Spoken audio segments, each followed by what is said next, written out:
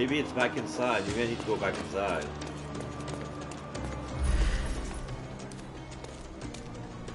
Because I do not see the blood anywhere.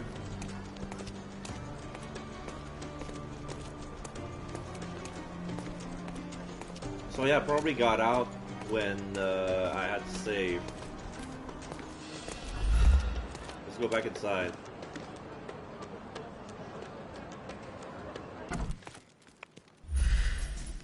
Yeah, John is here.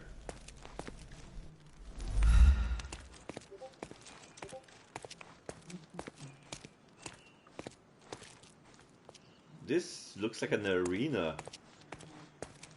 In other circumstances, I could fight here.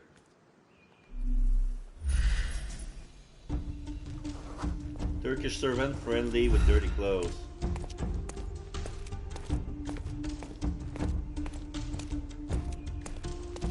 Somebody to talk to here.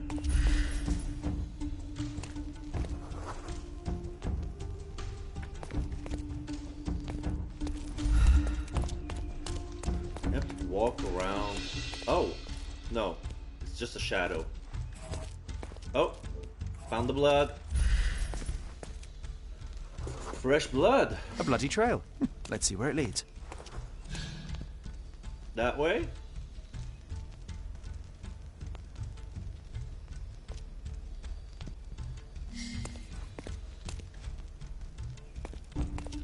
Okay. I don't see the blood. I had to find the first trace to follow the scent, if you will. So they went over there. They enter here.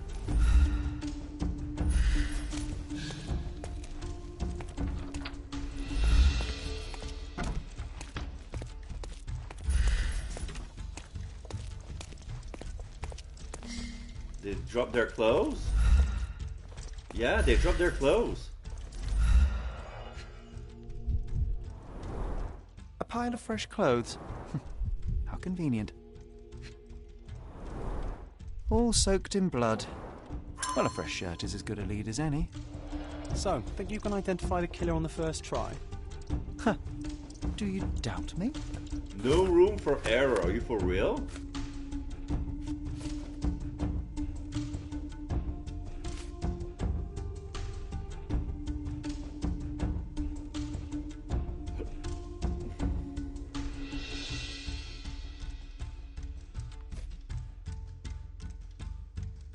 So I need to find the killer on the first spot. Okay, so what kind of clothes is that? I know it's fresh clothes, but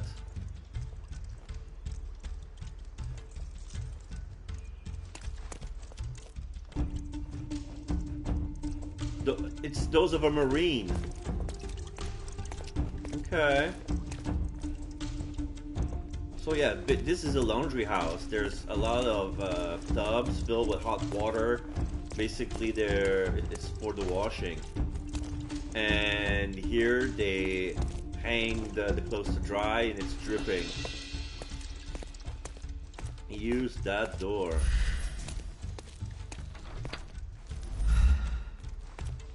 So the killer is inside here.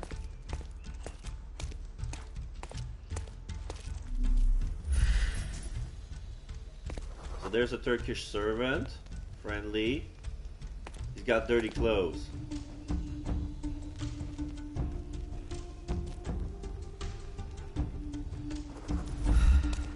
Okay. This one. He's wounded. There's a blow on the head. There's the clothes of a Turkish noble. Who else is there? There's this lady. Turkish maid, friendly, dirty clothes.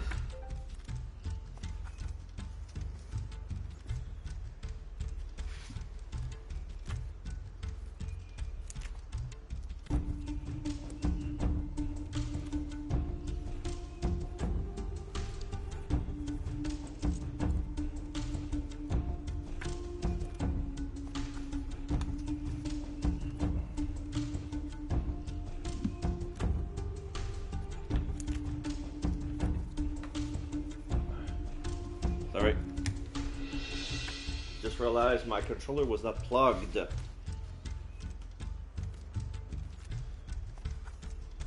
So let me review all the evidence. What do I have?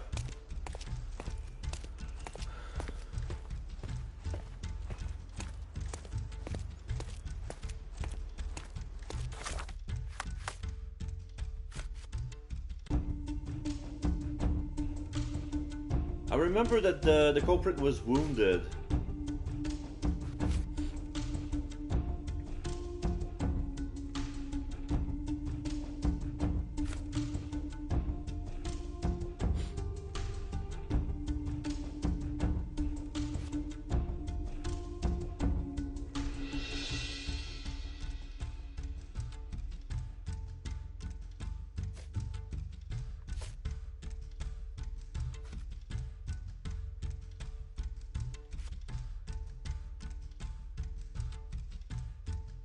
Yeah, the killer is still bleeding. So it's probably the one bleeding over there. So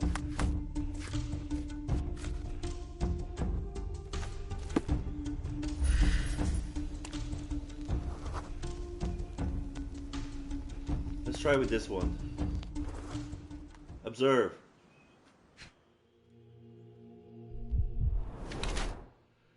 Hand over face, consumed by guilt or stress.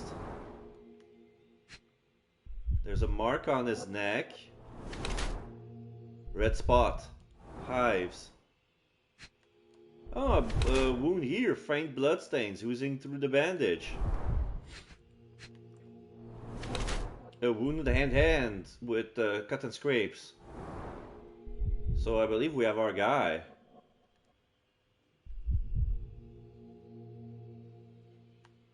Oh, scabbard is empty. The knife is missing. Yeah, because we have it. On edge or remorseful. It doesn't matter. This is the culprit. Judging by his ornamental sheet, he is the scion of his family, wearing a bloody bandage under his shirt. Due to the missing knife on his sheet, he's clearly the murderer. He seems that his heart is still racing and he's still wounded up from a fight. He's trying to suppress it, but his body gives him away. Yeah, he's on edge. He's not remorseful. Corporate is at the House of the Eagle. Drinking with ornamented sheets, the sound of his family. Blah, blah, blah, blah, blah. Looks like the consequences of his action are sinking in. Everything in his bearing indicates he's smitten with remorse for what he did. No, he's on edge. He's on edge. What are you staring at, you crazy woman? Confront him. So, here you are. The wounded eagle in its eyrie. What the hell? An Englishman here? Why are you wearing a dress? I understand your confusion. It's been Not a his turbulent toy. day, hasn't it? Do you have any idea who you're talking to, Brit? Indeed I do. You are the proud son of this house. Proud, but wounded. You keep it well hidden, but you're far too nervous to think straight. So please let me explain while you catch your breath. I am Osai, son of Hassan. You are on my father's property, and yes, you had better start being convincing. My name is Sherlock Holmes. I have every reason to believe that you were involved in the murder of Mark Ridley. Are you accusing me? Yes. Apparently, I disappointed Mycroft. I don't know why, but I guess I did. I identified the killer right away. Apparently, I did. So, let's see. Bloody bandage under his knife, missing knife. That's enough. Have you completely lost your goats? This is crazy. Ha! Certainly no crazier than the callow where you ambushed the corporal. What was the window of opportunity? Oh, maybe, let me sec. I'm gonna abort. Let me think about it. I'm gonna start over. So, oh, what was the means? What were the means of crime? The means. The knife. That's right, I am. I recovered the murder weapon. It bears an eagle crest, the same crest that is so proudly displayed within your house. And a proud house we are. My father speaks for all Ottomans on this island. Remember that. Oh. Regrettably, I failed to detect much pride in the callow way you ambushed the corporal. What was the window opportunity? The blackmail letter. It couldn't have been very comfortable for you inside that chest, waiting to catch the corporal off guard. Couldn't you find a better place to hide? You're a fine one to talk of tactics. You're dressed as a woman. If you'll pardon the metaphor, he was a fishbone that became lodged in your throat. You had a strong motive to see him dead. Yeah, the motive. The motive. Let's see. Sorry, I need to take my vitamin.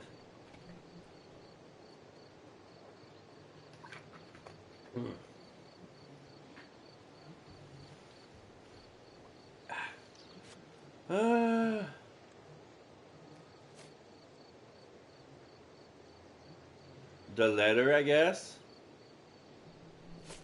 Jalen's letter.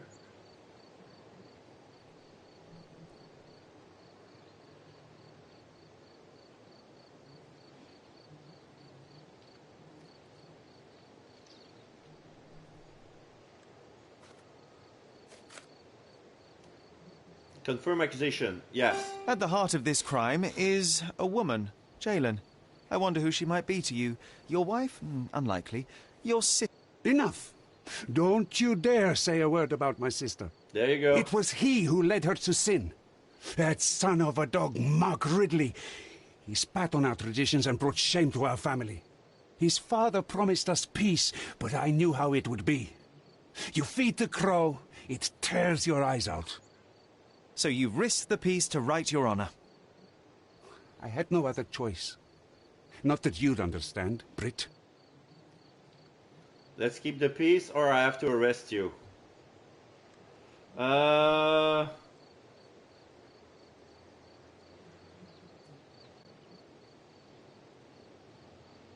that's not cool.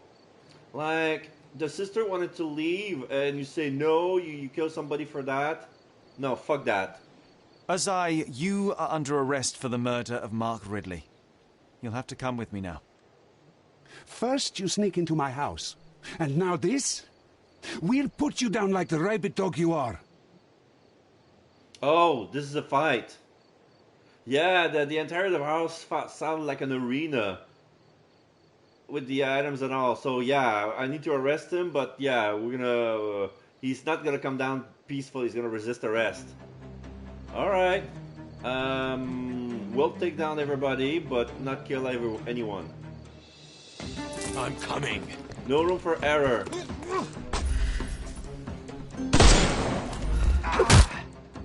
Key evidence collected, yeah, I know. Take a rest, my friend.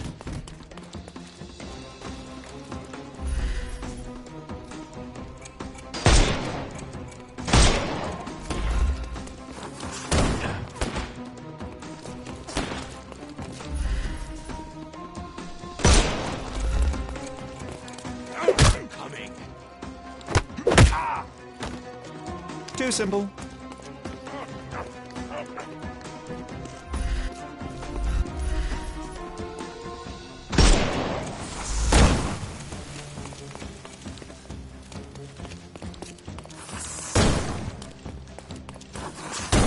The snuff's ready.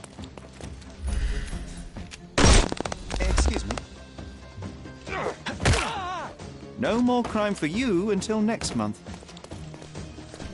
Give him the pepper snuff.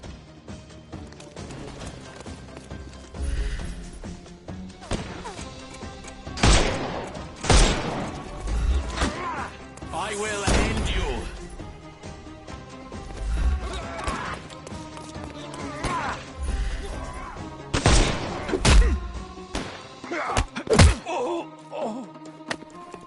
Don't cry, you'll live. The snuff's ready.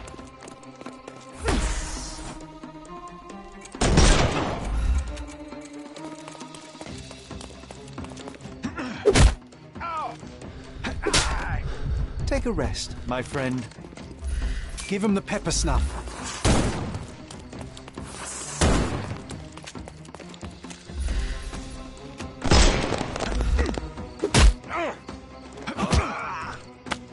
Don't bother, move. The snuff's ready.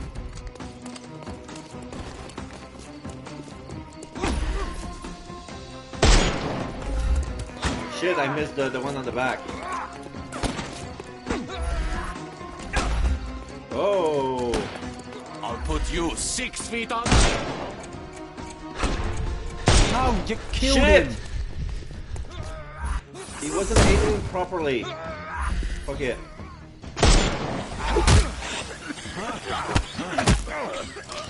Too simple. Give him the pepper snuff. Take a rest, my friend. The snuff's ready. Ah, I killed one. It's time for you to go to prison, Azai. Finger slipped. Come with me. I killed Let's 5 do so enemies. peacefully this time. You'll regret this, Brit.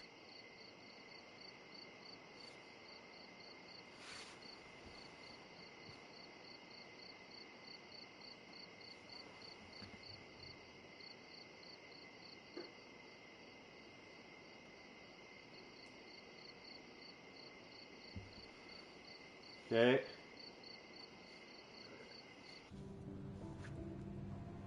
I gained only 8 Mangier because I killed somebody. Yeah. And John is disappointed a bit. So I guess this is complete. Get out of my face, Brit.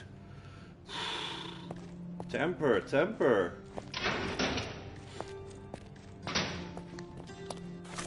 So I guess it's case closed. I need to report to Estevo. Which one was Estevo again?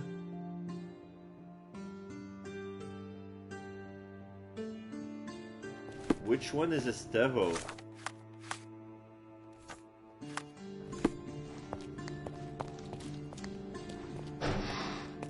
Mr. Holmes, I am in no position to reprimand you, but you should know that your unwarranted intervention will cost us dearly. Oh. I did what I had to do. The killer was brought to justice. I didn't expect you to be so narrow-minded. You have undermined your brother's efforts, and now we will have to face the consequences. Such is the price of law and order, Mr. Estevo. Everyone must be held accountable for their actions. Law and order? You are clearly oblivious of the bigger picture, Mr. Holmes. There is no point in us discussing it further. I bid you good day. You did everything right, Sherry, no matter what Mycroft or his henchmen will say. Great. Yeah. Don't give me shit. Like, if you don't want a scandal, like, don't ask for me. You want the truth gets out. That's how it goes. You don't snuff it out. All right. Splintered memory. Okay, so this is from a mother's love. So the Love, Death, and Cordona mission is over. So now I have these missions. Okay, so let's check the archives. Okay, so let's compare the missions that there are and what I need. Let's see. Ghost of the Past, check. Master of Disguise, check. Gilded Cage, check. News from Abroad, check. Okay, Heel Hunting. Heel Hunting, check. Missing Shopkeeper, yes.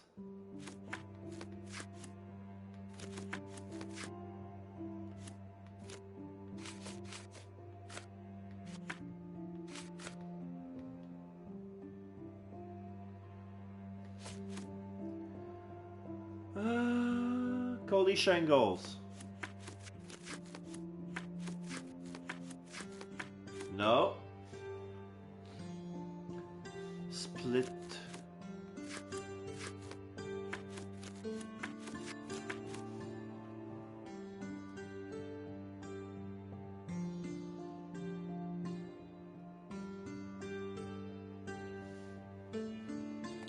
Ah, okay. I need to check this thing. I never checked those missions at all. Yeah, there's the Kalishan goes. So every time I complete one of those, I have to come back here. So yeah, this is why there was always a notebook on the police station. There was something to do here. So let's see. Worker's testimony. I was just sitting there, minding my own business, when the traitor hit the soldier and he crashed onto my table. How could I stay calm? So I might have grabbed a bottle and smashed it over the traitor's head. I don't remember anything after that. The other testimony. The sailor started pushing me around, although I didn't mean to spill my drink. I found the soldier who lashed out at me. Okay, I'm gonna reconstruct the barman fight. Yeah. Okay, so there are 3 suspects. Sailor was stabbed to death in a fight at the Golden Eel Bar, which is located on Scarlet Street in the Old City west of Sesame Street.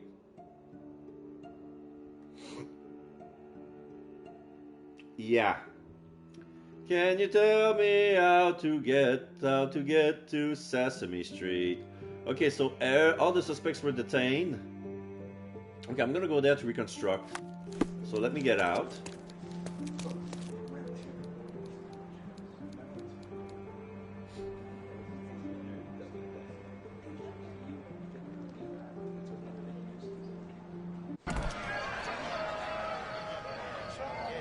Oh, these are the consequences. The Ottomans are protesting.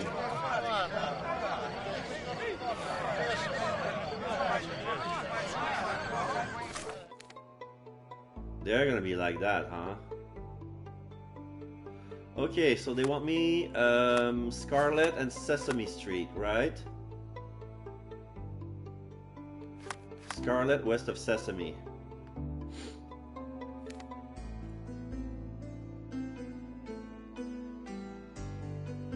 Okay, Scarlet. Oh, it's just in front of the Musca. Oops.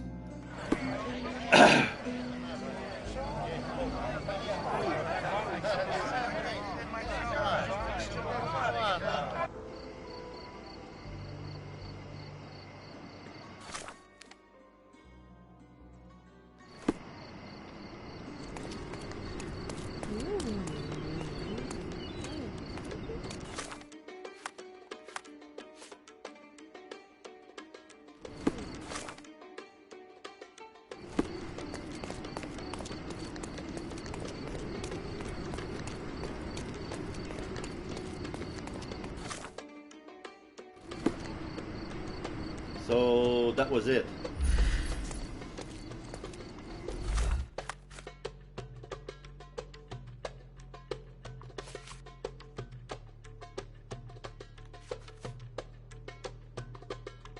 The trader punched me in the face and broke my glasses. It was my only pair. The Ottomans come at all of us. How long do we have to put up with them?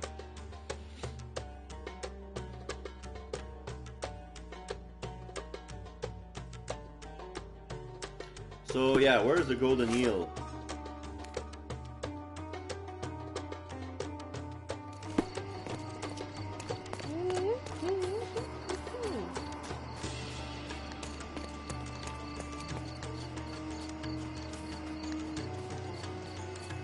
Am I still on Scarlet? Oh no, this is still Sesame Street. I'm in the wrong place.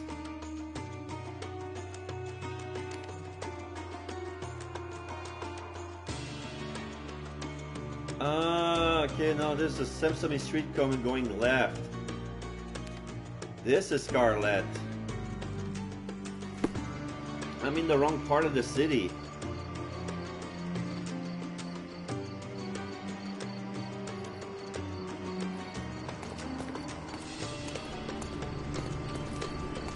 There's police presence. Where's the Golden Eel?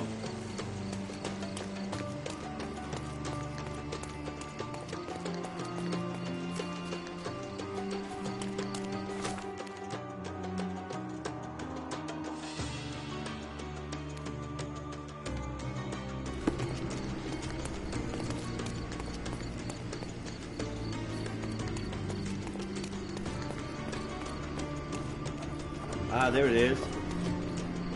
There's a parrot, there's an officer. Stark told me you'd be doing the legwork for him.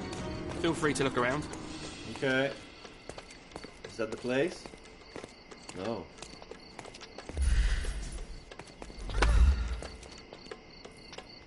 This is the Golden Eel, okay. It's that wall. Okay. Things really got out of hand here. So let's see, let's do reconstruction. Solid oak. It took quite a blow to break it. Okay. Shards of a broken bottle with blood on them. Okay, so this is the broken glass. Broken table. The glasses.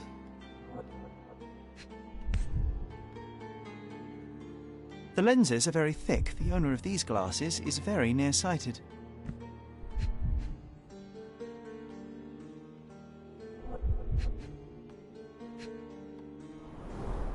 Someone must have landed hard on it.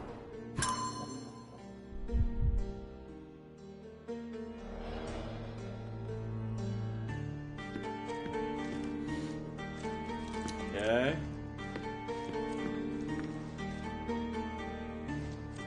Spilled beer led to spilled blood. An unfinished bottle of rum.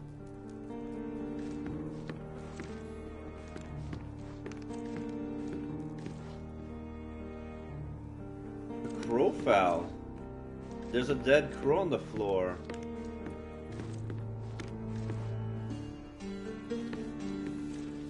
What would you like? On today's menu, we have stomach punching, head kicking, and the chef's special, throat slitting.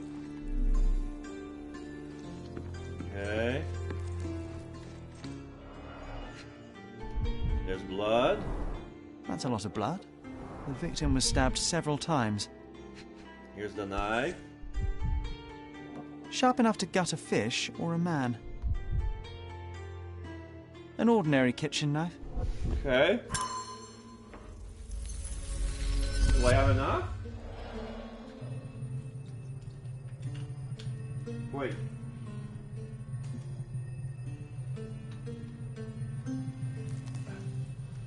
Have I checked everything?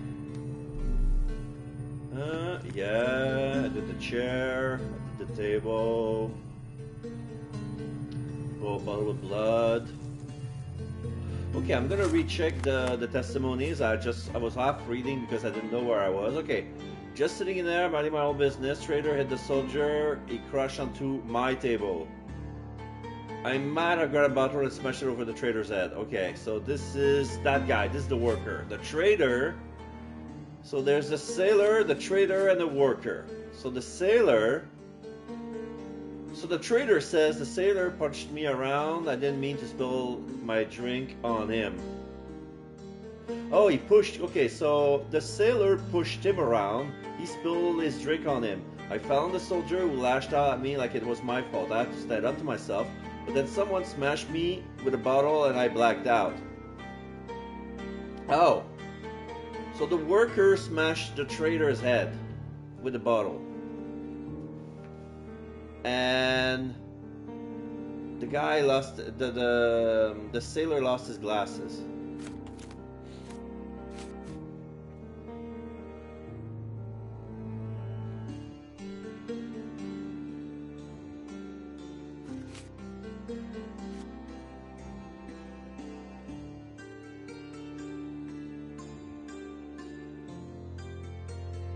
The sailor swung a chair at the trader but missed and hit the worker instead. But the worker said that he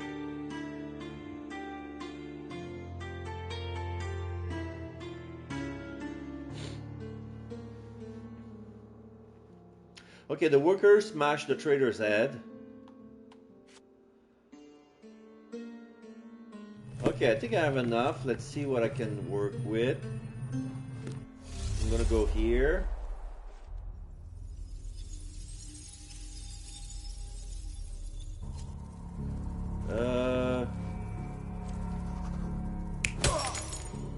No.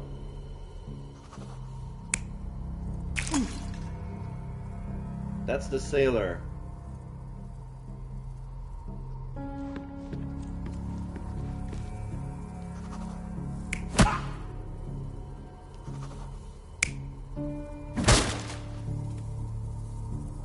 Did the sailor grab the chair?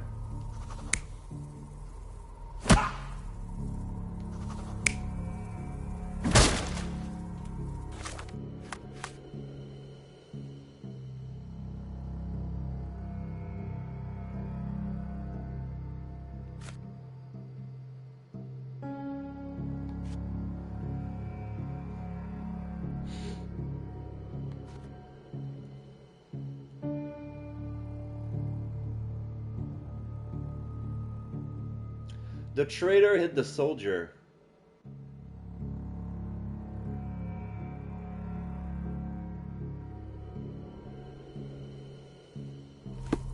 So, was it the traitor? No, the traitor punched, but somebody grabbed the chair. No, wait. Okay, so, yeah. The traitor hits the soldier, and he crashed into the table. This is... no. This is the worker.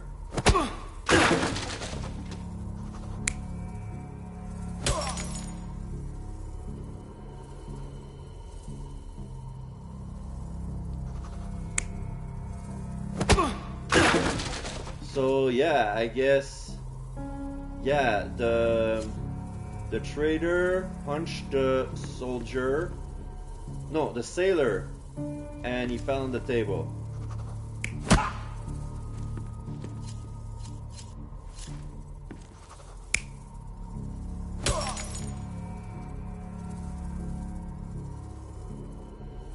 So this looks right. This is the worker who crashed the bottle on the traitor's head.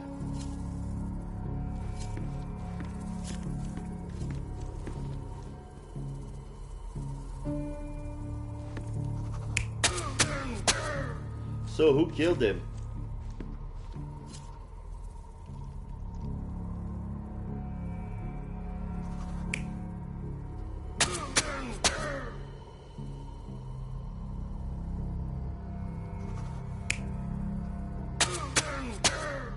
Okay, so no, it cannot be the traitor because he blacked out. So this looks like, yeah, the worker stabbed the sailor. Let's see.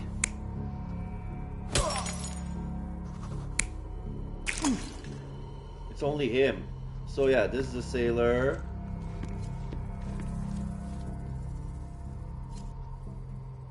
That was weird. Is there anything else?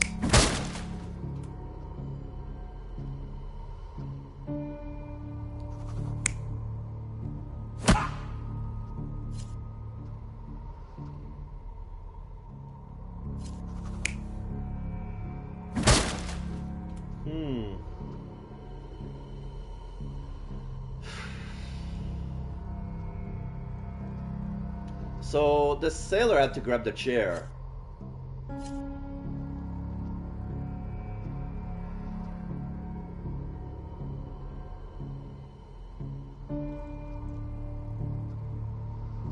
Let's see.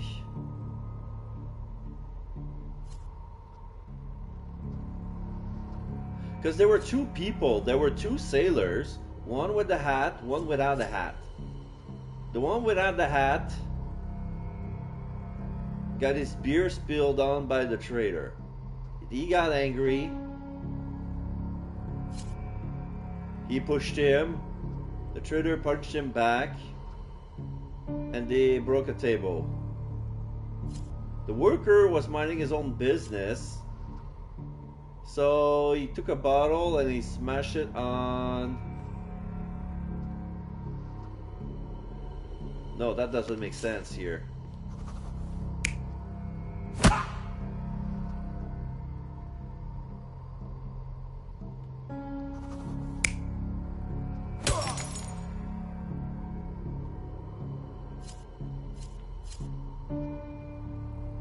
Yeah, the worker smashed the traitor, but then the sailor hit the worker.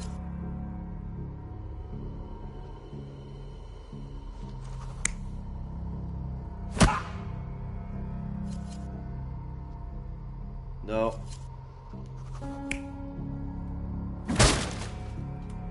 Okay. So, yeah, the sailor, the victim smashed the chair on the worker and he retaliated by putting a blade into his gut. Let's see if I'm right. You're not even trying, Sherry. Concentrate. Yeah, something doesn't make sense, but I'm not sure what. Let's see.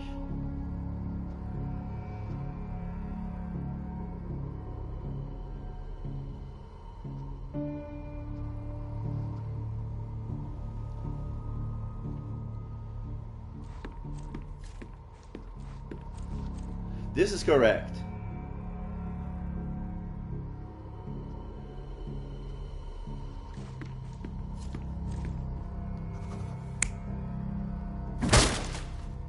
Cannot be the chair. So this is correct. This is where the mess is.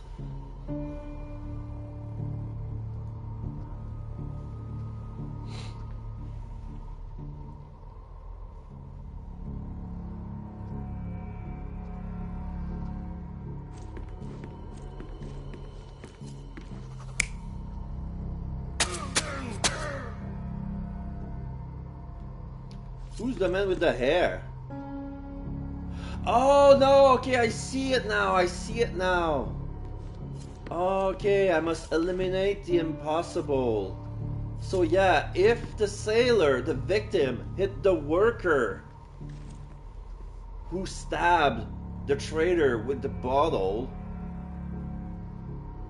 the worker could not have done it. Okay, so it was the sailor that who've done it, not the worker, because the worker was out by the chair from the victim. It all started when the trader accidentally spilled his beer over the sailor. Okay.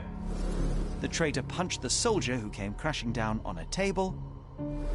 The worker smashed a bottle over the trader's head, then the sailor knocked the worker out with a chair. The soldier is the real killer. He wanted to knife the trader but killed the sailor due to his poor eyesight. Oh, I forgot that detail. I forgot that detail. The soldier killed the sailor, but he meant to stab the other guy, but he couldn't tell them apart because he was nearsighted. That was a slight detail. Yeah, I knew that the bad eyesight was to be taken into the consideration. All right, so this is solved. Okay, so I have to go back. Yeah, I'm done here. What's this? Oh, this is the smoking area. This is where they, this is the shisha zone.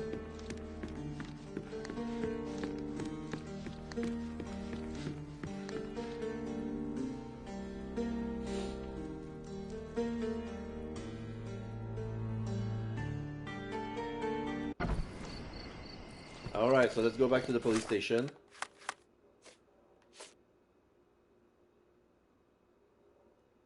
So, who do I talk to? What if the barman? Nah. Okay, so I have to go see Mr. Stark. Officer Stark.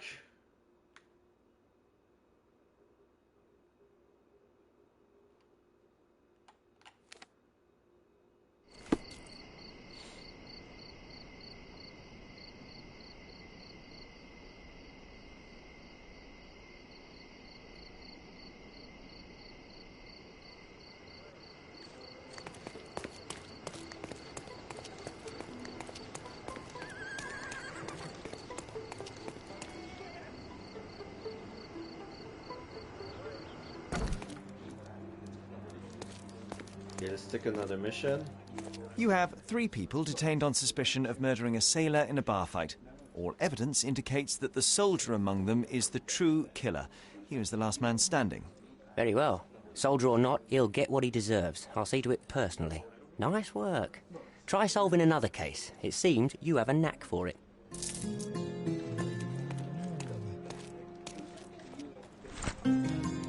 Splitting the loot. Okay, so what are we working with? 3 men were killed in a quarrel over the distribution of a bank robbery loot. The gunfight was reported at the northern end of Silverton, in the backyard of Engineer Lane, between Abernaut and Coalpit Street. The stolen property was not recovered. Case suspended due to inconclusive evidence pending further investigation. Victim profile: Roger Smiley, 42-year-old, previously arrested for theft, was wearing glasses, cause of death, shotgun wounds to the torso. Bill Devon, 34-year-old, previously affiliated with the Red Scars gang, cause of death, blood loss from a severed jugular vein. Identity unknown, around 30 years old, was wearing a hat, suffered a leg wound, cause of death, point blank shot to the heart. Okay, so, can I dress here? I need to change my clothes.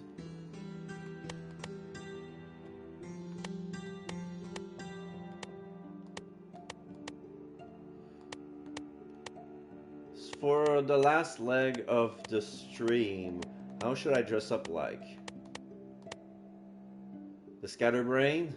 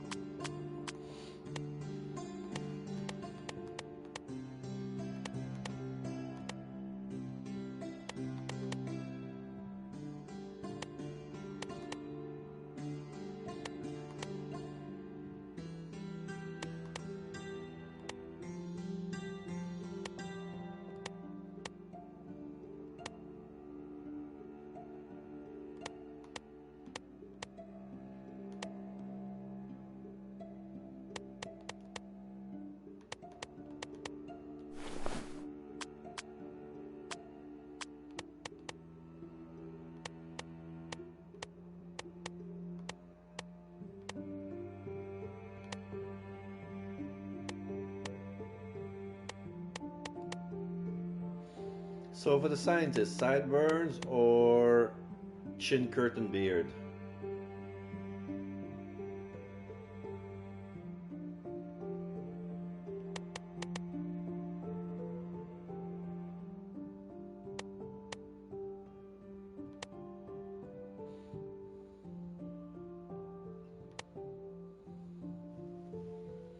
Okay, let's try this one.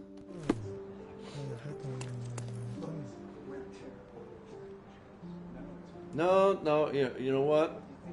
Modern chops. I like the modern chops better.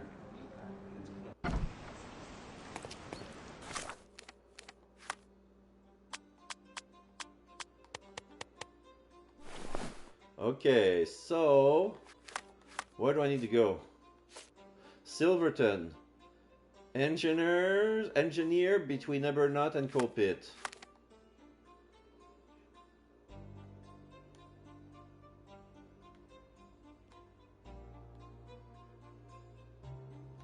Here's Ebernaut. Here's Coal Pit. Engineer. Far north. Okay. Sorry.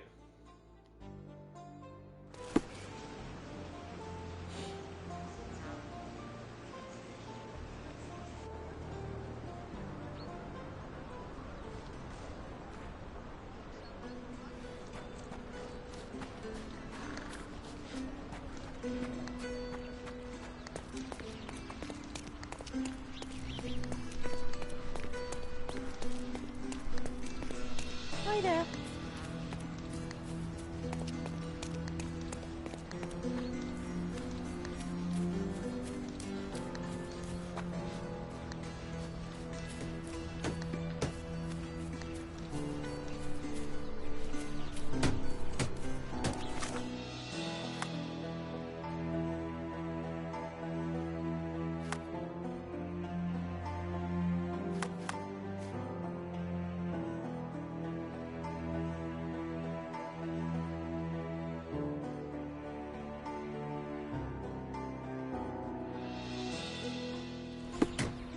So there was a gunshot over here.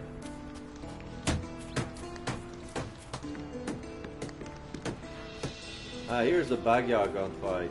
It's you again. Be sure not to miss any clues. Stark will piece them together, you'll see. Okay. Oh, there's plenty good. Let's start with here. Broken bottle, coins on the floor. Huh. Some loot has been left behind. Whoever took it must have been in a hurry.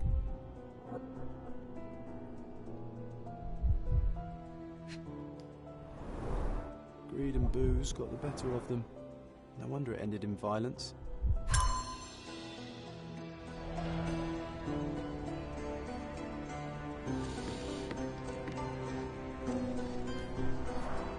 Pieces of brass tacks, piranha rounds.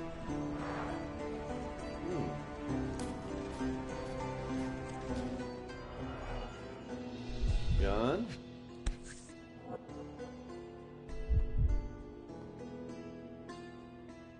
A brand new Colt, 45 caliber. Sorry.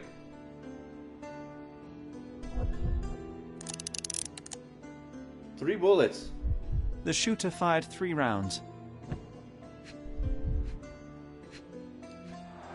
Bent glasses with cracked lenses.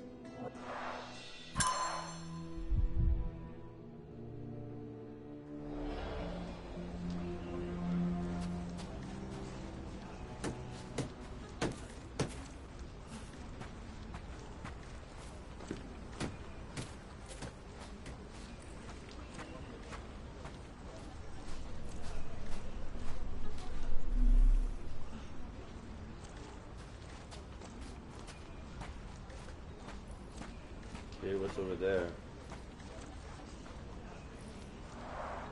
The man with the shotgun fired only 2 shots. Okay. Seems he was too busy bleeding to reload. Stuck deep in the wood. There's a blade stuck deep in the wood of this tree.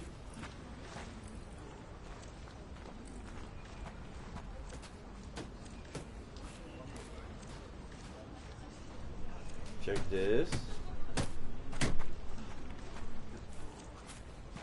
So what am I missing? Oh. Another smear of blood with another knife. Perfectly balanced for throwing. Okay. The blade is very sharp.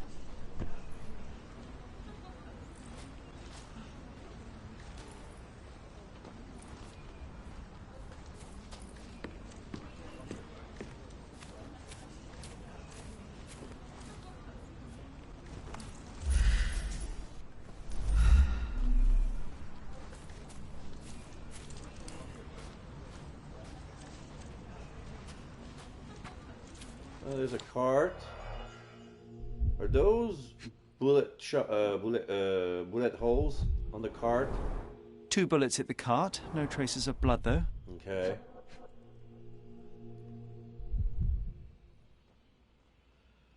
Blood on the wheel, though. Droplets of blood. Someone caught a bullet here.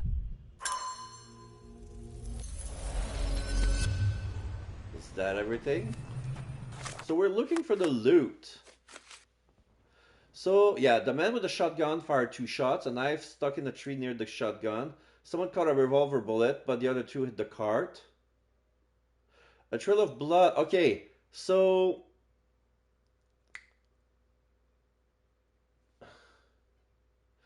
there's a pistol been fired 3 times. 2 of the bullets hit the cart, and the 3rd one hit the guy. The guy who was hit was the guy with the shotgun.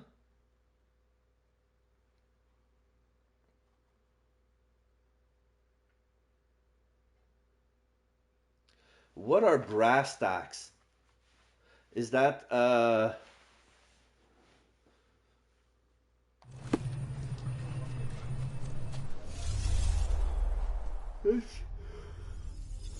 let's see what I can reconstruct from here. Okay, so there was a guy shot by the wheel. Yeah, like that. Shot in the leg.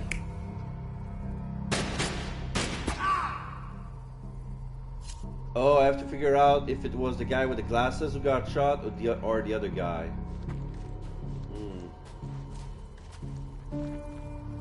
So this is the shotgun.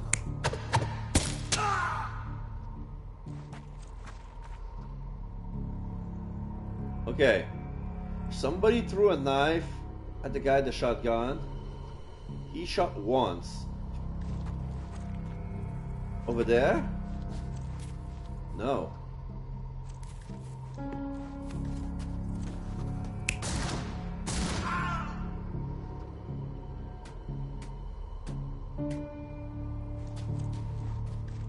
Okay, the guy who received the shotgun wound. Okay, so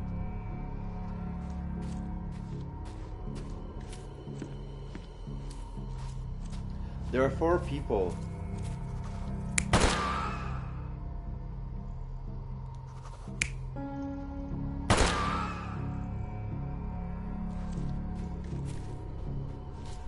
How can I tell which one had the glasses and which one has not? This is weird.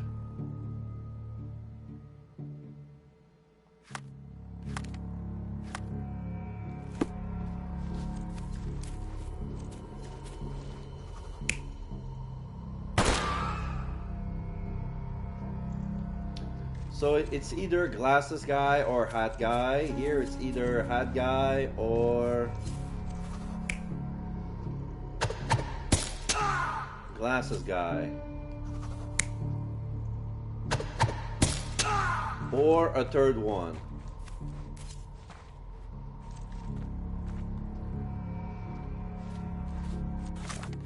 So where were the...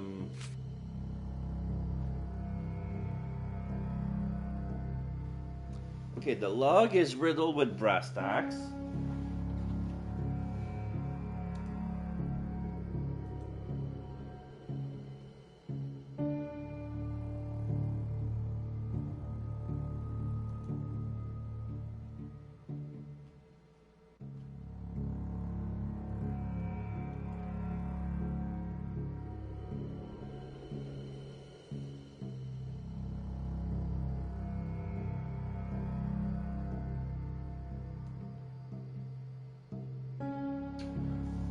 Okay, there was a broken bottle on the floor next to the money.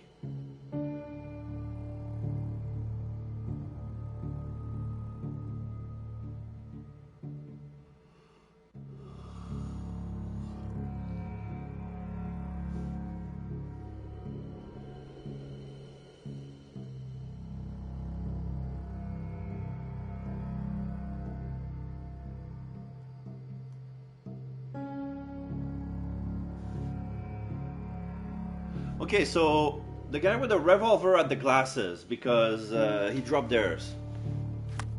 Okay, so let's see. Is this the glasses guy?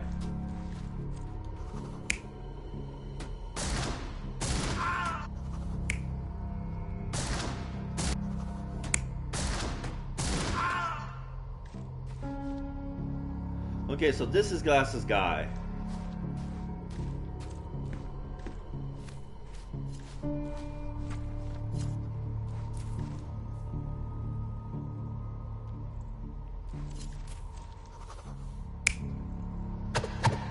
So this could be the guy with the hat.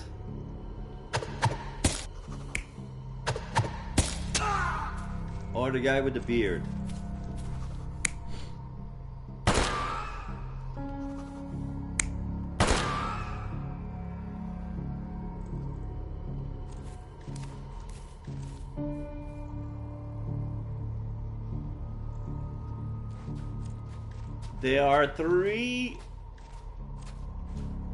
There are 4 areas, but only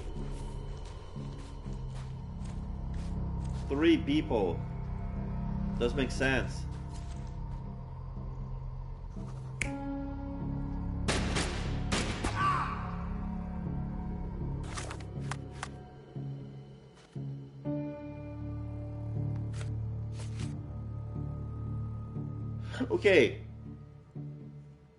Okay, so Glasses was hit by the shotgun.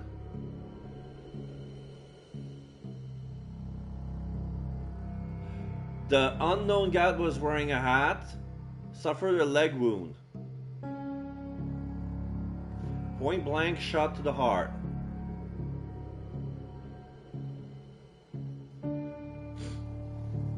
So the guy who got hit by the pistol was wearing a scarf. Like this. So this is the guy who got killed by who's got shot in the leg.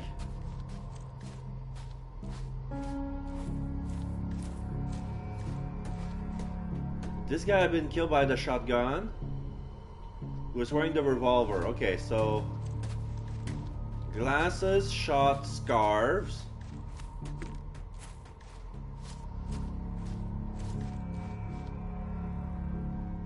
Scarves had the knife.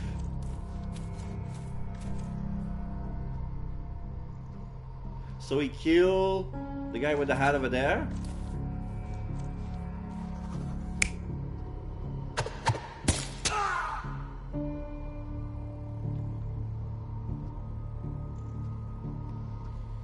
Oh, since he was shot in the leg, he bled out and died here.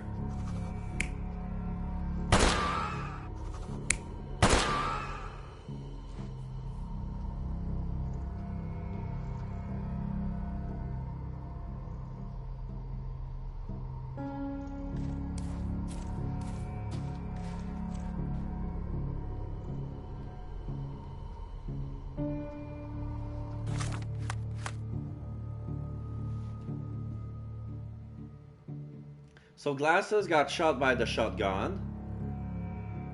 He had the revolver, and he killed the guy with the scarves, who got hit on the jugular vein.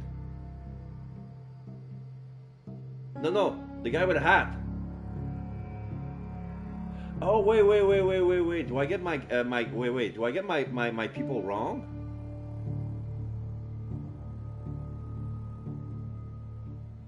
The guy with the hat had the leg wound.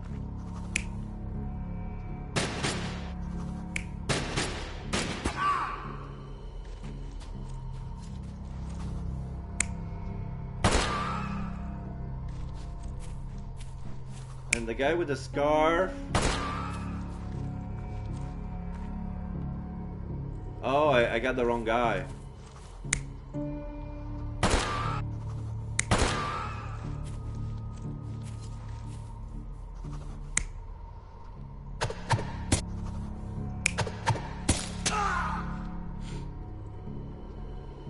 Okay, so the hat at the knife.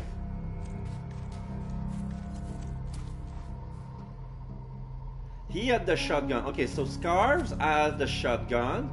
He shot Glasses. Glasses had the pistol. He shot Hat. Hat had knife. He shot Scarves. and he bled over there. Is that what happened?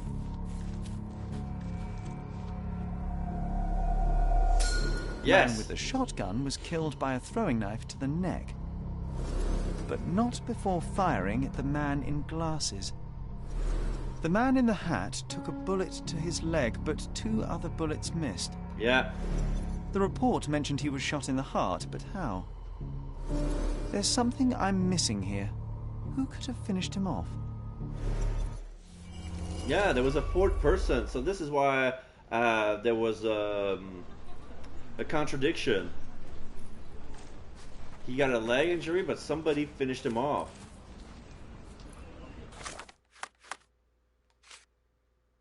The missing piece. There's something missing. Oh, size 11, reinforced A police boot. print. So that's how it ended. Ah.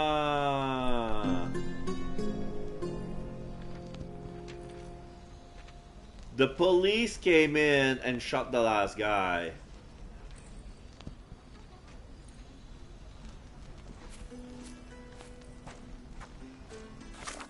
That's it?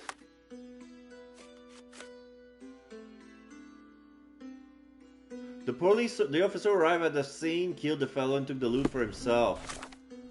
Typical.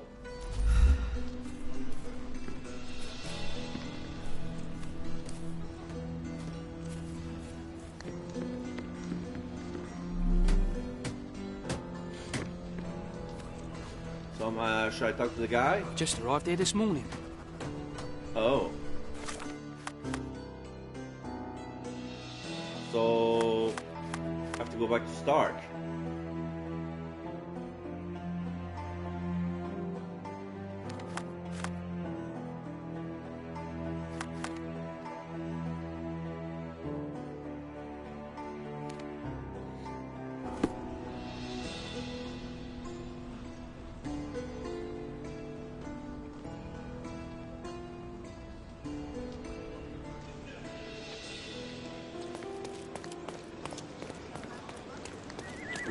Well, the riot calmed down. I just realized there's no more Ottomans.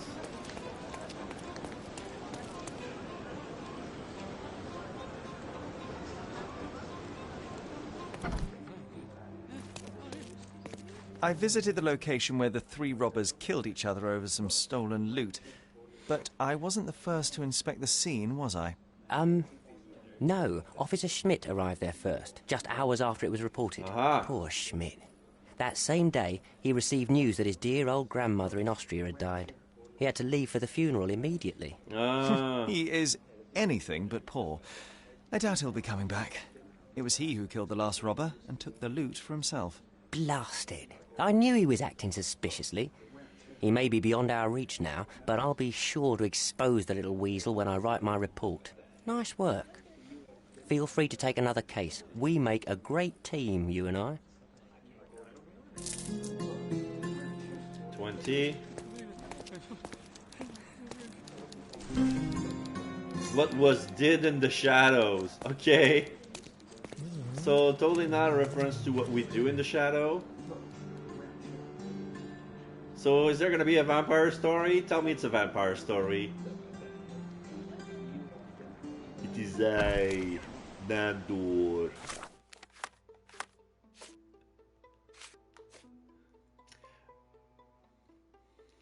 We drank the drunk people, but then the drunk people were on drugs. So now I'm a magician! I drank the drug blood. Yep, I drank the drug blood. Okay, victim number 1, John Bowden, 37 years old, graveyard keeper, blunt force injury to the head, 2 puncture wound to the neck. I was joking! Okay, fuck that shit. Fuck that shit. We're doing this. We're doing this. We're absolutely doing this. Alright, we have a vampire in our midst. Alright, so let's see. Vampire-y.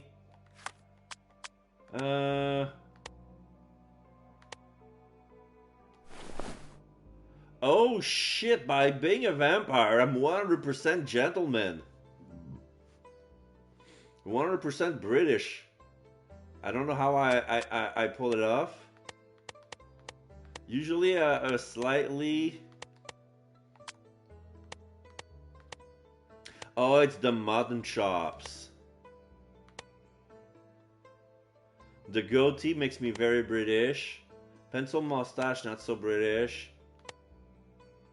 No facial hair. It's only with the goatee and with the mutton chops that I'm 100% British.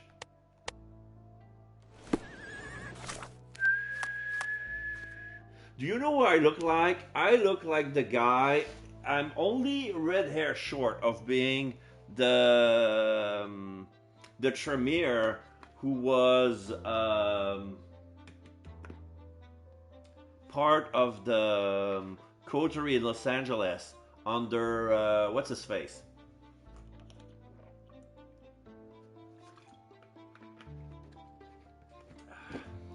You know, the bald guy with the red sunglasses.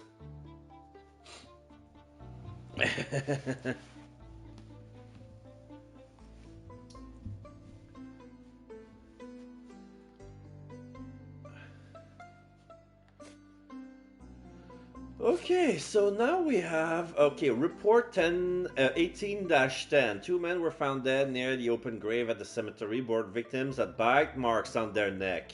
Okay. Victim, John Bowden, graveyard keeper. Sayed Hafez, assistant professor at Cordonia Medical College. Suspect, Emil R. Key Tanner, Camille R. Key deceased, reportedly a vampire. Witnesses, Leandro Barbieri, reporter, Joe Vagrant. Evidence points to the possible involvement of supernatural forces. Case is pending further investigation. So yeah, this is why this one is called What We Did in the Shadows.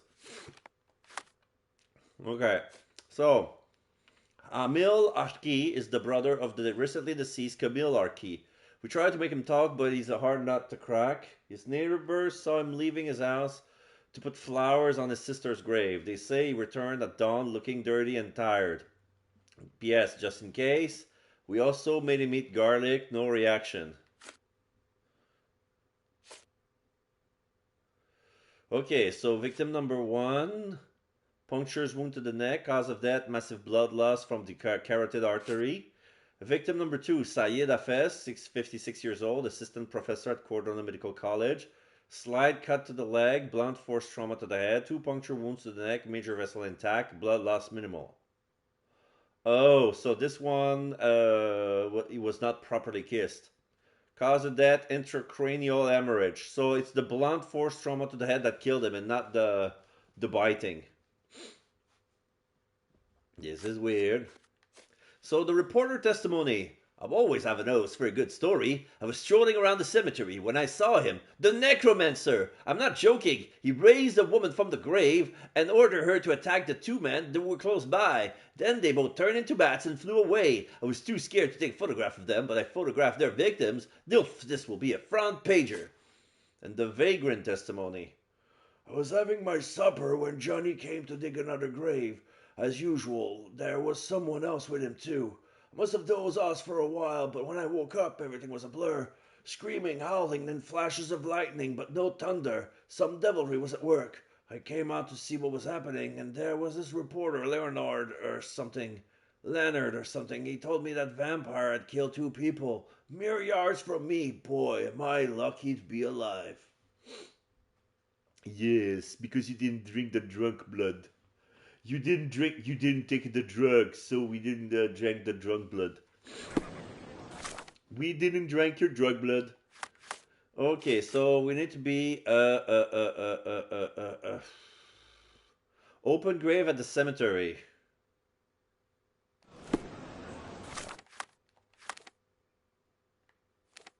There's only one cemetery. It's in Cordonia. Which one am I taking? The Aqueduct? Or... Nah, this is the fast. So I need to find an open grave.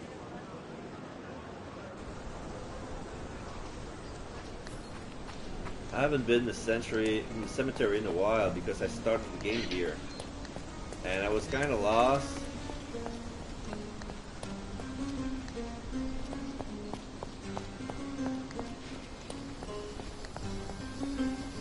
Here's more remains of the Emperor's aqueducts.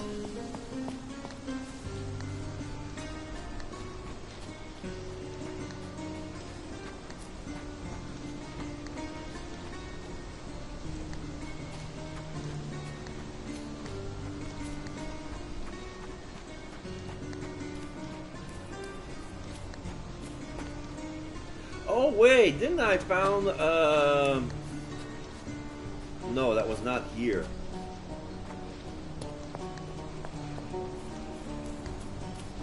That was in the forest.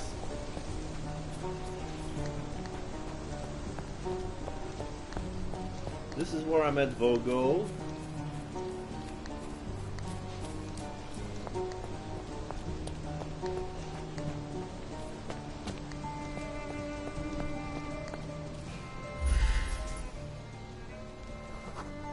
Yeah, the fisherman hates me.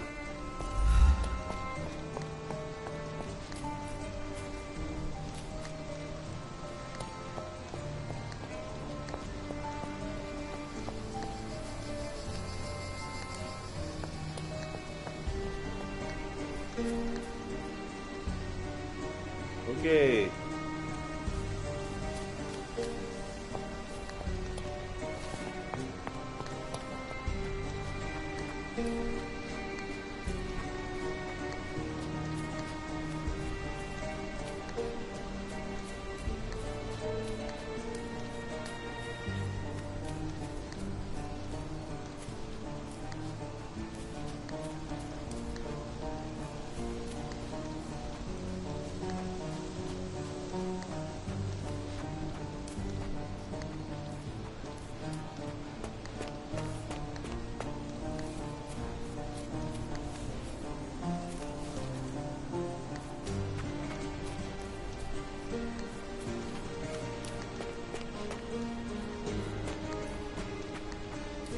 I'm seeing a lot of tomb, but I don't see the open one.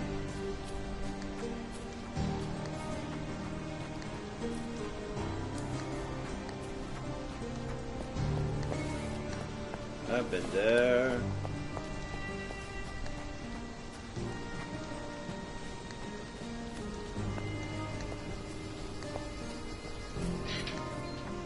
This is my mother's tomb. Rest in peace, Violet Holmes.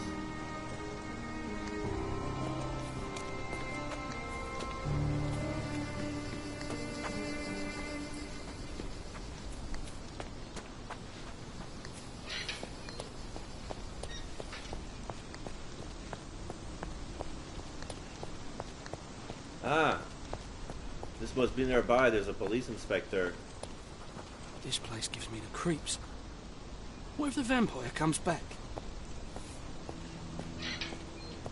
Around an empty grave. Here? Yeah, I see a basket The flowers full are of flowers. still fresh. Yeah. A hat. Fedora. This is a somewhat neglected and dusty hat. A rock with blood on it. The stone is rather unwieldy, so it couldn't be used as a weapon. Someone fell and hit their head on it. So this is the guy who died of blunt force trauma, who got bit on the non-vet. We're dealing with a very immoderate bloodsucker here.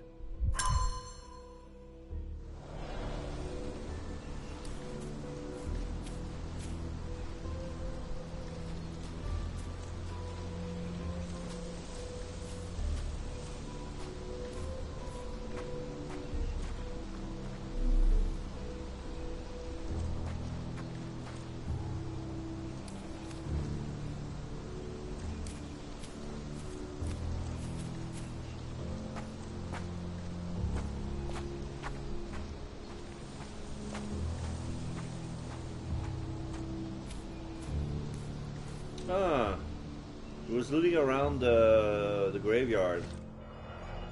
There's a shovel. The blade is bent from the impact. Some blood.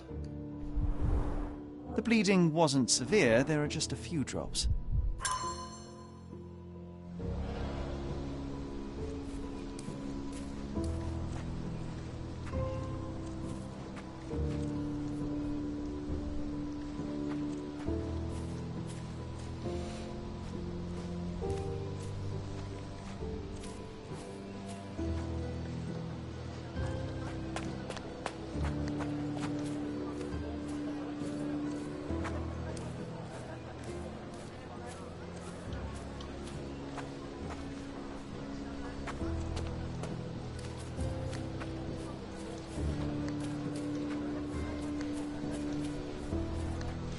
Oh. A bowler hat. An expensive hat with a few grey hairs stuck to the brim. Piece of cloth. Someone stuck in tore a their twig. trousers here.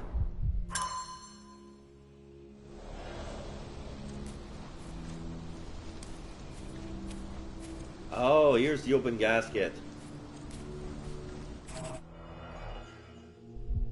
So, what's this bottle? The label is old. There's some wet stains, and the label is so yellow. It can be also and so old it could peel off at any moment now. It says 2S155. The label is illegible. Yeah. Clear liquid. Must I do a chemical analysis to see what's in it? Okay, so here we have some sort of empty space. Looks like a set of surgical instruments. One is missing. The scalpel.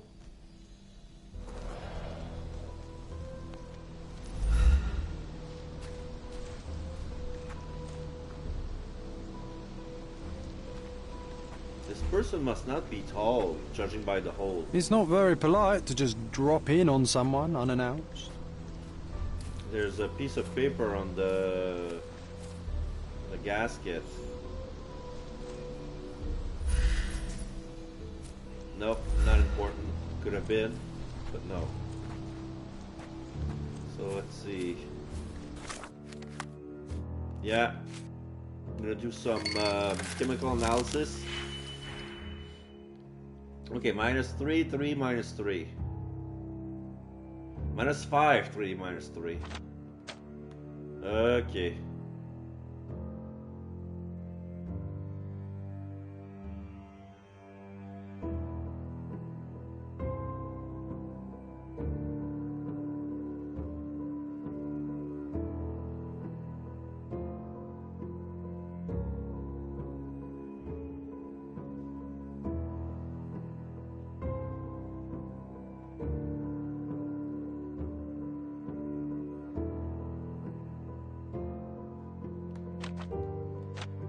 Okay, let's see.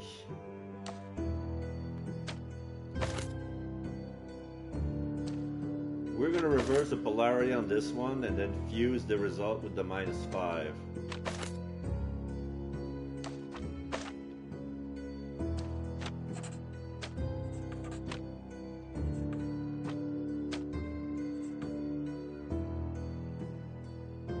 Oh.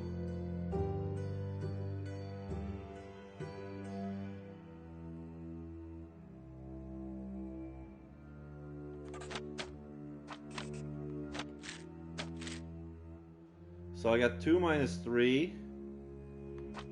No, that's not good. Let me start over.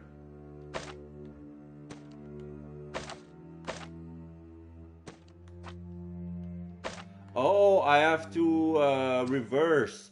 So I have to make a 5 -3, 3, and then reverse it.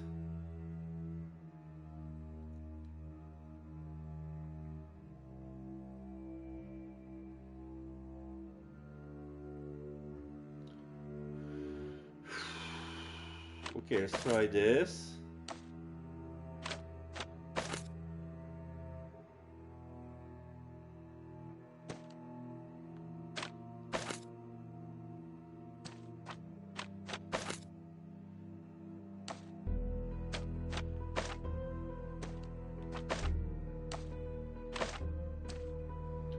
So we're gonna fuse them.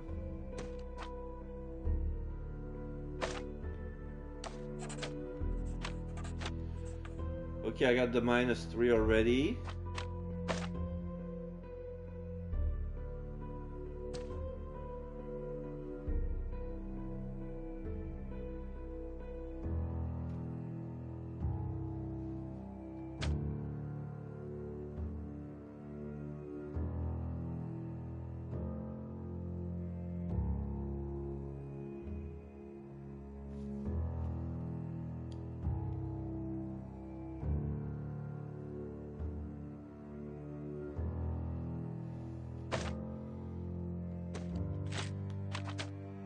Okay, so if I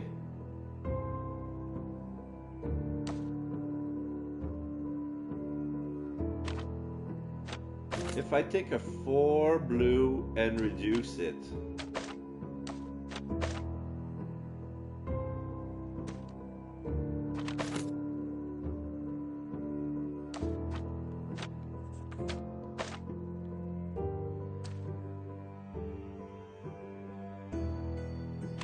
and 2 plus, no, that's a fusion.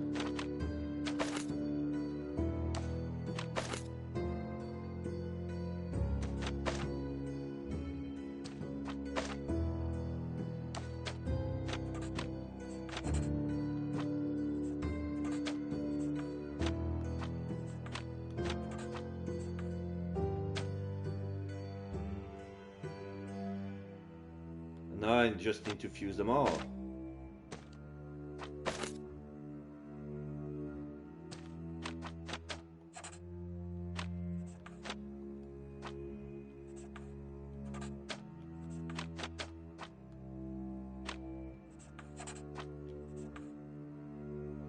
Oh, it's a boost.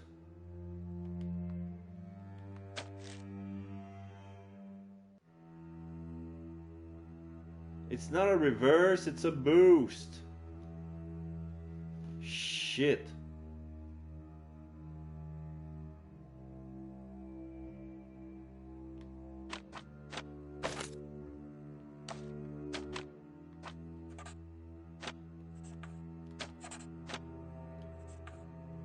I'm gonna reverse myself.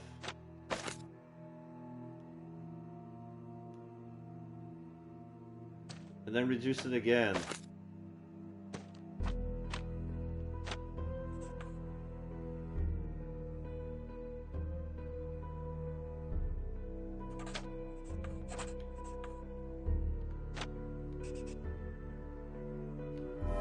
Alright, I got a success.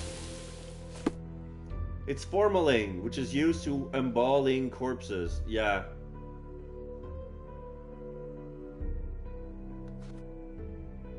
Shovel with a bent blade, few drops of blood nearby. Surgical instrument, one is missing.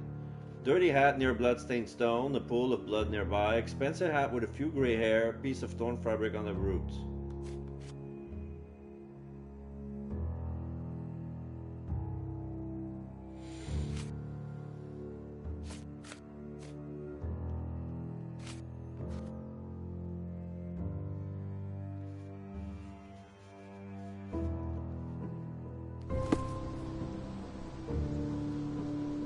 Then what?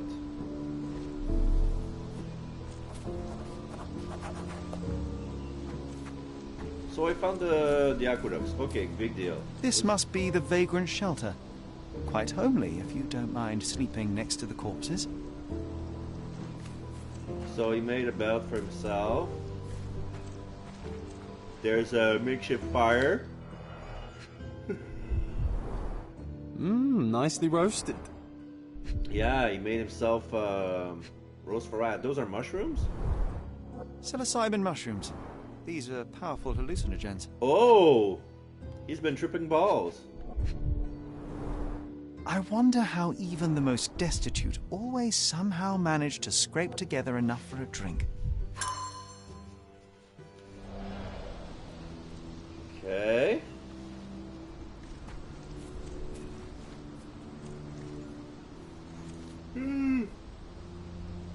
Somebody planted an apple tree next to a corpse.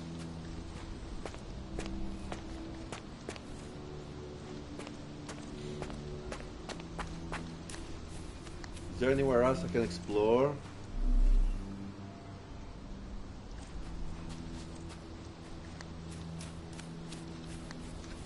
There's a kid playing around.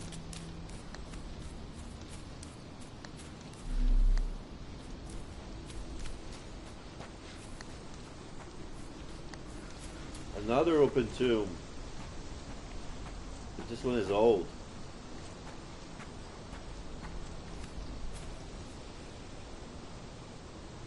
It's like made out of a stone gasket. The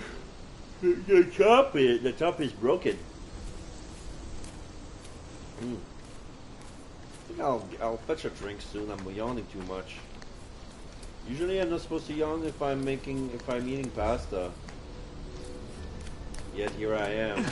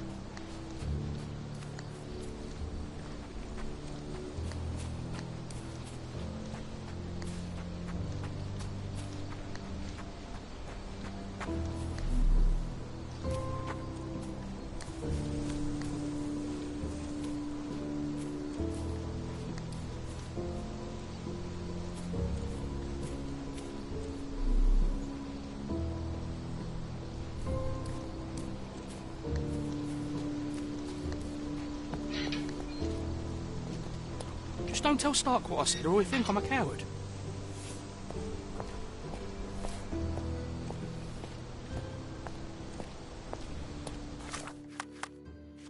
So what else is there to look? The vagrant supper of hallucinating mushroom.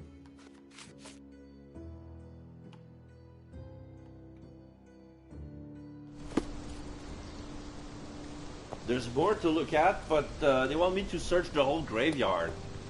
This is absurd. Because, okay, the police line starts here. Checked all of here. I never been there. Oh no, this is I was there. This is where I found the missing instrument.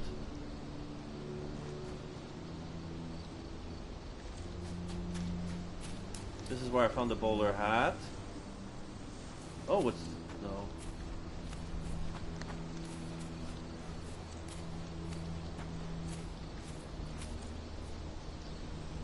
This is where I found the shovel.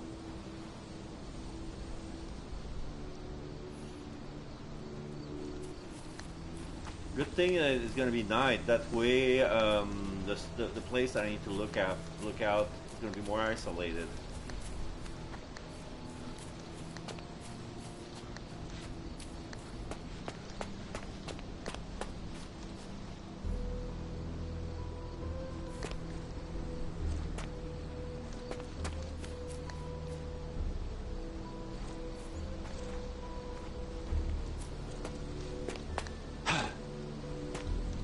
Okay, so this is the other limit. This is where This must be the vagrant shelter.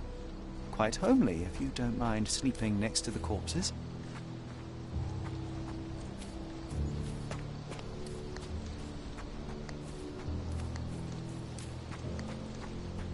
So the perimeter, okay, is over there. So this is also part of the perimeter.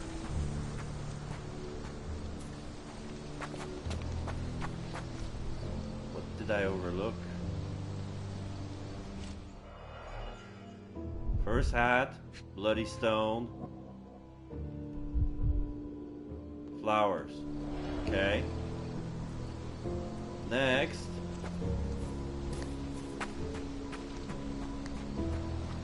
There was a shovel with blood. Next it was the open tomb.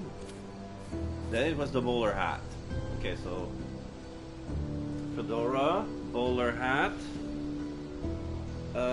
torn trousers, open gasket, and it leads to the vagrants over there. And this is where it stops.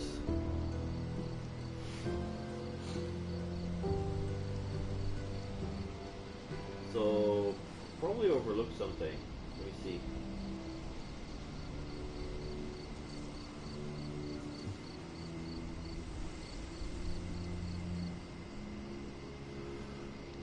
Okay.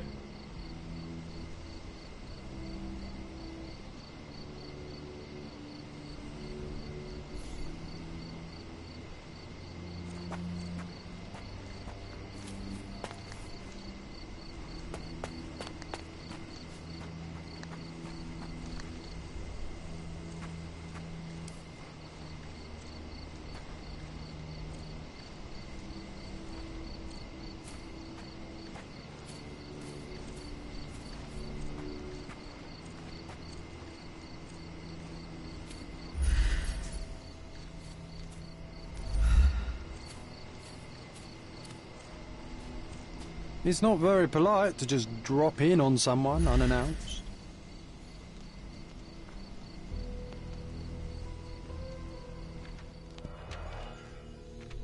Oh, I missed a clue over there.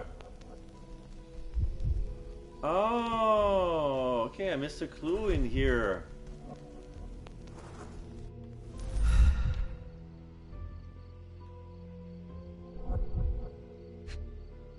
This is stupid.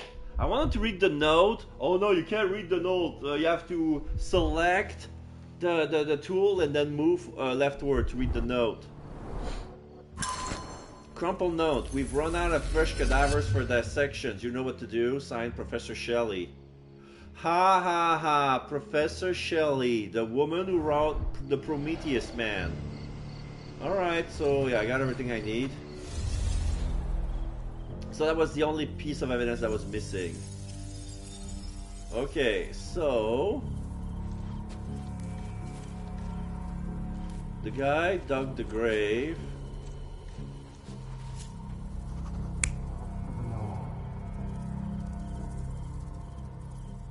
Who's that? This is the drunkard. He was there.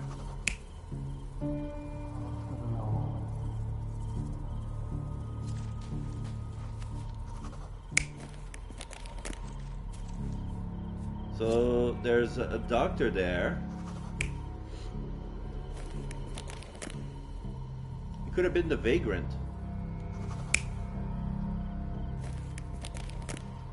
So it's either the doctor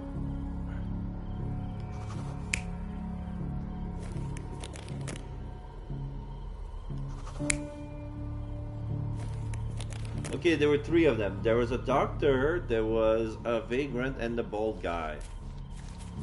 So this is where the vagrant came from. He had some mush, and he was stripping balls.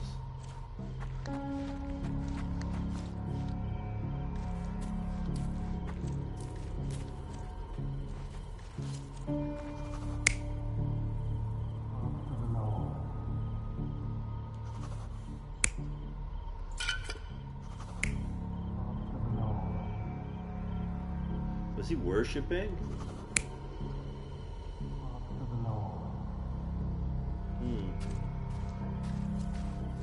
And then somebody drop a bowler hat. And this is where... Was it the gravekeeper?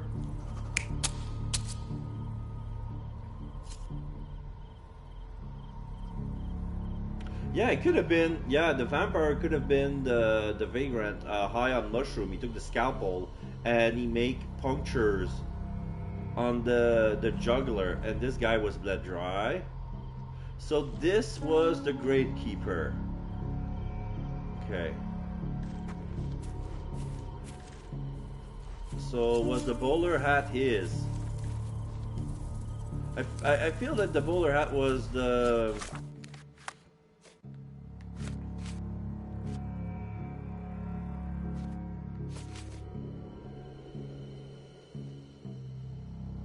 the reporters.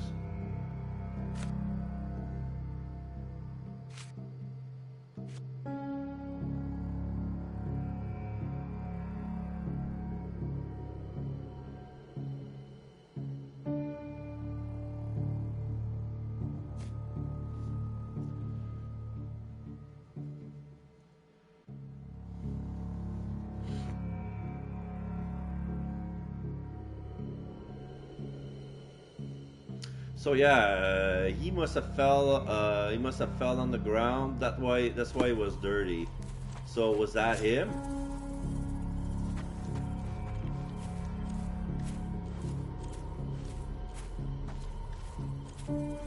Let's see.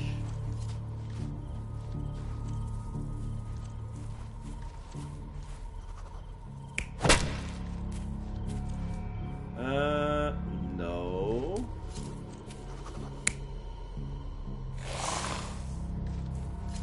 Not the vampire.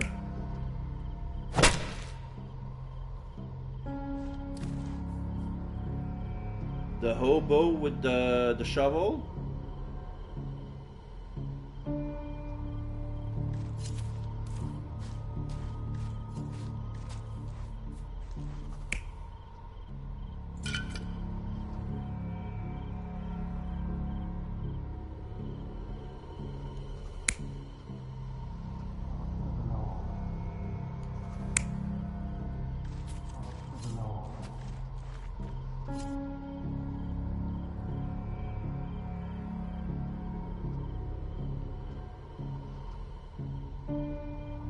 Okay, so this is the gravedigger. The gravedigger was wearing the fedora hat.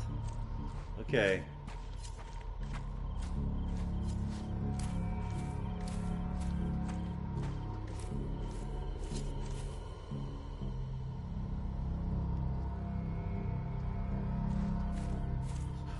So the guy who fell was the gravekeeper. No, there was somebody else.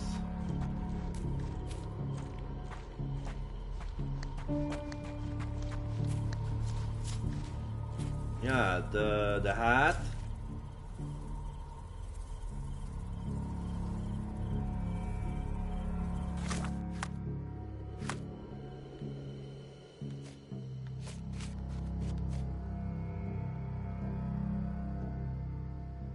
Okay, the second victim was Sayed Hafez, an assistant professor at Cordona Medical College. Cut to the leg, blunt force to the trauma, 2-puncture wound. Okay. So he got a cut to the leg, blunt force trauma with the shovel, and then 2-puncture with the... That was him, right? No. This is the gravekeeper.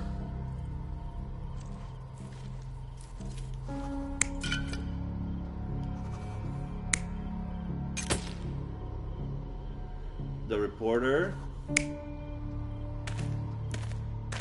Oh, the bald guy is the brother who came to bring flowers. Okay, flowers to his dead sister. Yeah. For some reason the flowers were left here. So he went to the sister's grave.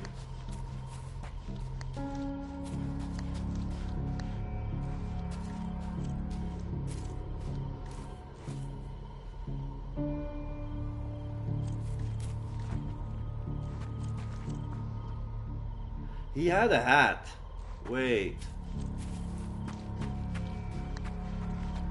Here he didn't have a hat.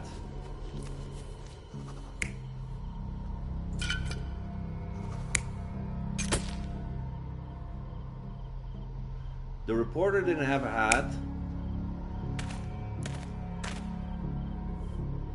So this is correct, but this is the gravekeeper, but he dropped his shovel over there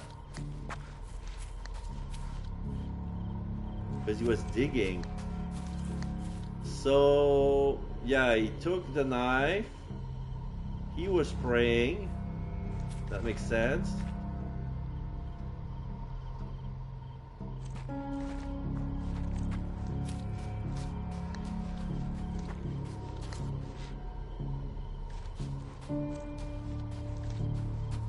But this is where the brother died.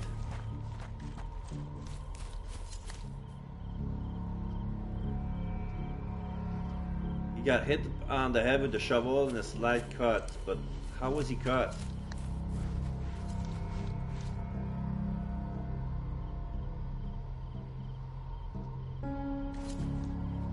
So...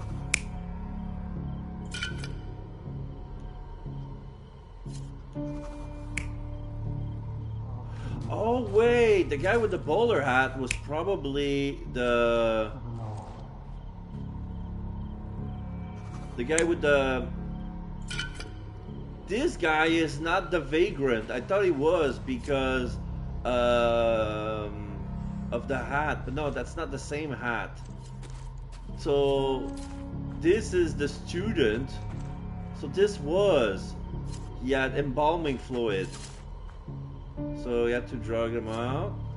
So yeah, the vagrant had a blinder hat, not a bowler hat.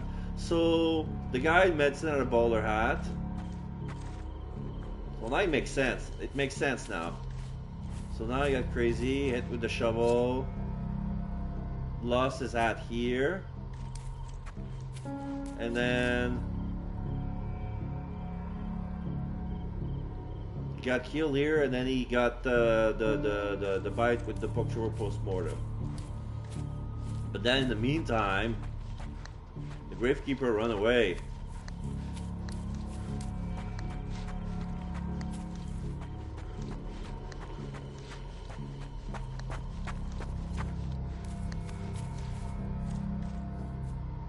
So who was this guy?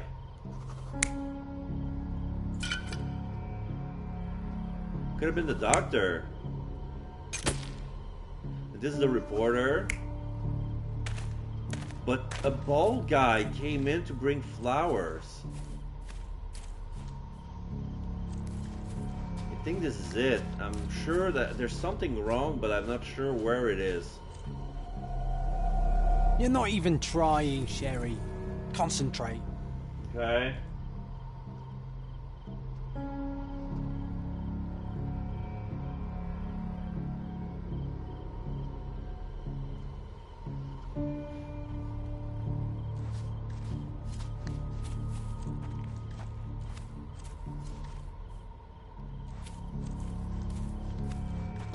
Sorry.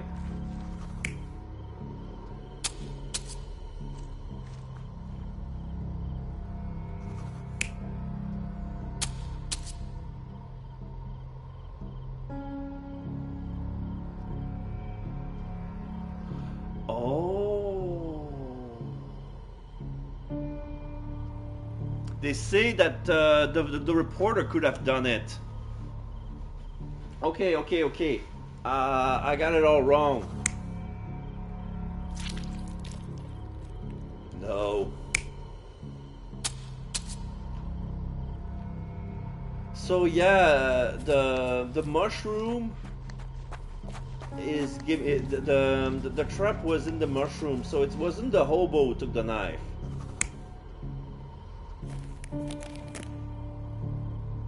It could be the man with the flowers. And this is the reporter.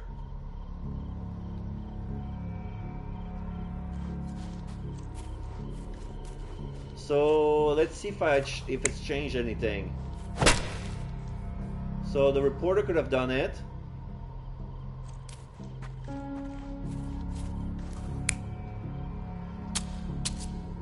This is bald guy. Reporter.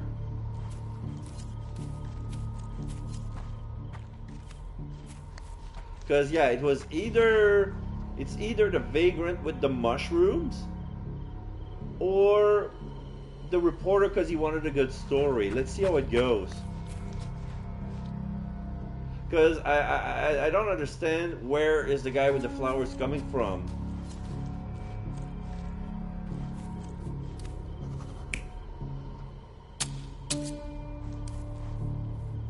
So yeah, it could be him here. Or the vampire. Bald guy. Vagrant. Reporter. So let's see what happens if it's a reporter. So this is correct. A bald guy came in for the flowers. But then Doctor was here, the bum was over there, tripping balls.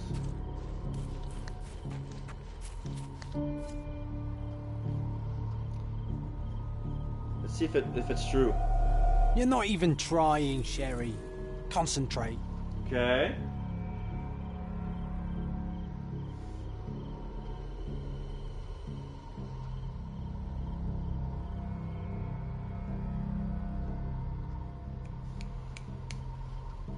Who was the man with the flowers?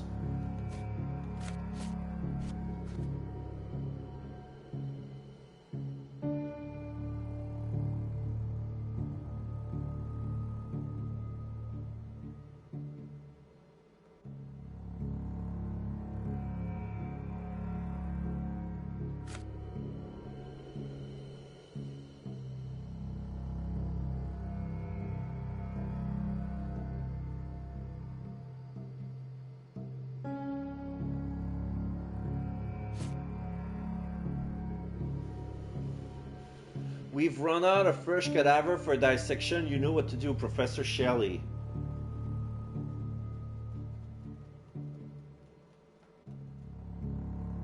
So yeah, this is basically the vampire rumor is basically a story to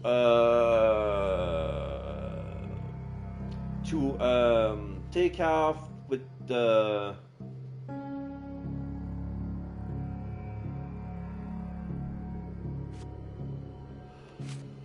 way. Yeah. The doctor, yeah, I was wondering, what would there be a doctor with embalming fluid? It's to take the corpse away. So there's no vampire in this story, basically. It's just like a story to explain why the bodies are missing. So saying that it's a vampire would explain the disappearance of a missing body because, oh, you just turned into a bat and ran away. So the reporter is in on it with the doctor or the professor.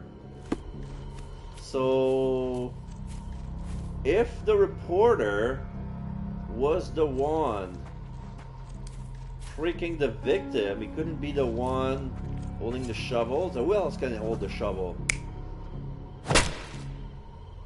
The bald guy?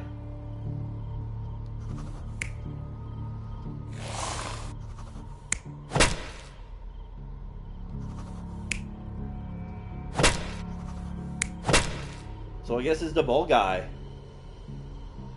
So yeah, the guy came in with the intention of bringing flowers, but that was not his real purpose. That's why he left it at the entrance. Okay, so the bald guy with the reporter were in on it. So the guy was here to knock the guy out, and the reporter would prick them in with the scalpel.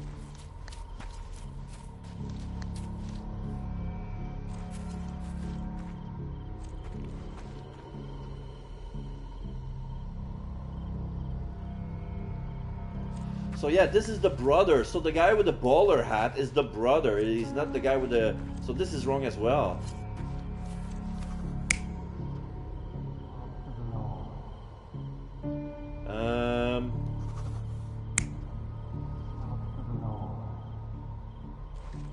So yeah, the bald guy may pretend to be a necromancer, but he's actually a guy working for the doctor. So the journalist would be there. Kill the guy with the bowler hat, which is the brother of the victim. But then he moved. Is this correct now? I hope it's correct now. Because I'm running out of ideas. You're not even trying, Sherry. Concentrate. Okay, so...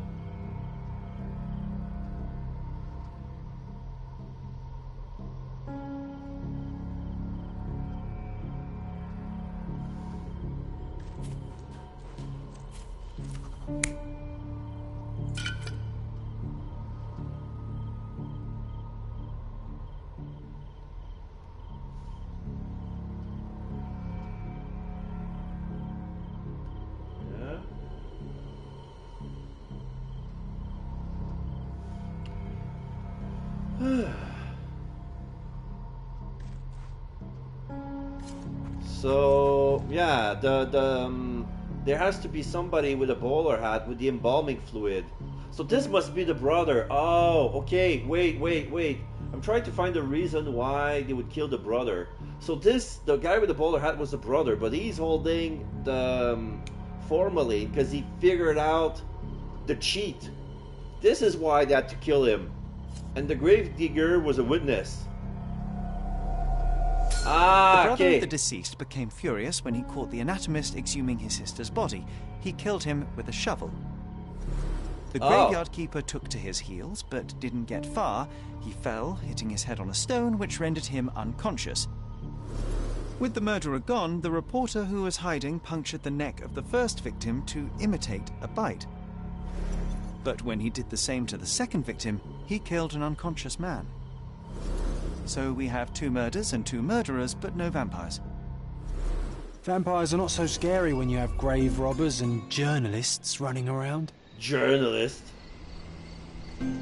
Okay, I found all the evidence. Okay, this was a hard nut to crack because there were 2 murderers. Like, the gravekeeper ran away but hit his head on a stone. Because it was an accident, but he was unconscious. And the reporter, like, blamed this on the vampires. Alright. So I was kind of correct. But this was a tough one.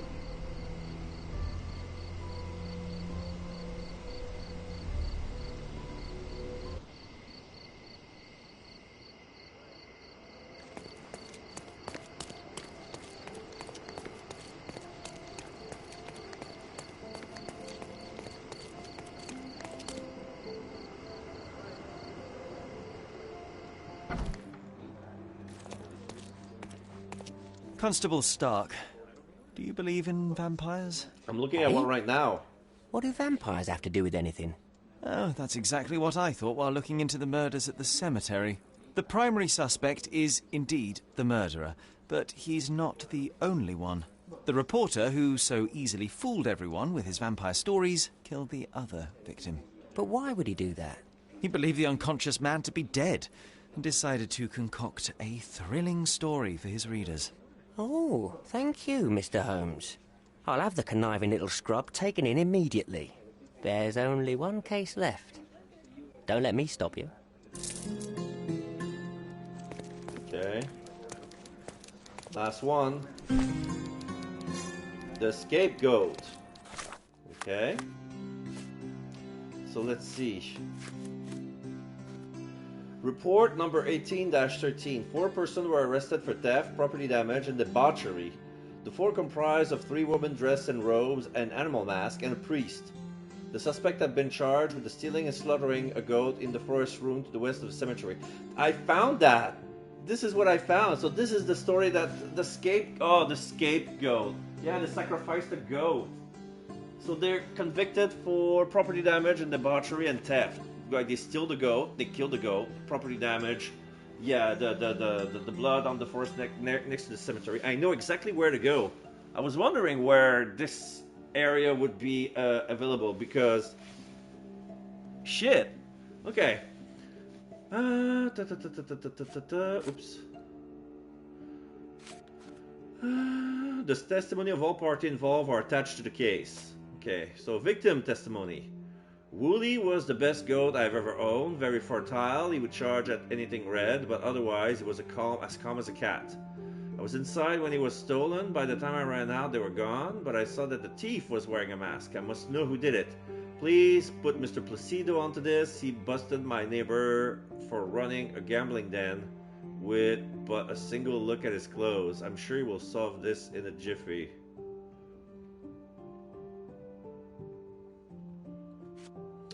Priest testimony. So the priest was still tipsy. I came to the ruins to save these lost souls and stop their boring ritual. I found them dancing and I hid in the bushes, only to gather courage, mind you. I didn't see any goats. Then one of them stumbled, I gasped, and they noticed me. The one who fell tied me up, and the other, in a lion mask, forced me to drink wine. I don't know where the third woman was, but when they stopped tormenting me, the goat had appeared. Okay. So, woman number 1. This is the woman with the green ox mask. So the woman in the green ox mask is limping. I couldn't steal the goat even if I wanted to. I sprained my ankle during the dance. It was the priest who brought us to the goat. He may be all holier than thou now, but he clearly wanted to join our bacchanalia. So yeah, it was a note to Bacchus sacrificing a goat. The woman in the red lion mask, large bruise on her side. I broke an amphora with very expensive wine because of that goat. He was probably rabid. Bird should have known better than to steal this crazy animal. I've had enough. This is the last time I take part in these rituals. I already have 3 lovers. That's more than enough. And then we have the girl in the blackbird mask. We gather to perform a ritual which would make them men desire us above all else. Yeah, basically this is what it's for. We were dancing when we noticed someone spying on us from the bushes. It was a priest. I ordered the others to get him drunk. No one must witness our ritual while sober because it insults the god of rapture. About the goat, it was Lion's responsibility to bring it to the ruins.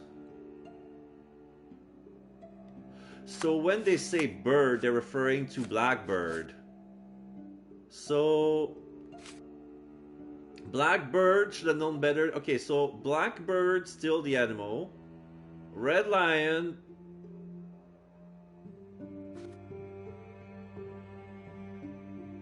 was in charge to bring the goat to the ruins, and she was carrying the wine, and the goat broke that. The green ox is the one who tripped during the dance and discovered the priest. Okay. New location, Forest Ruins. I know where it is.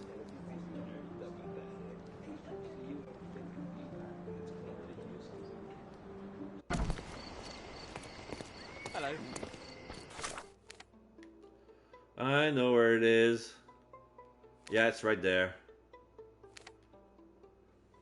I feel much better now.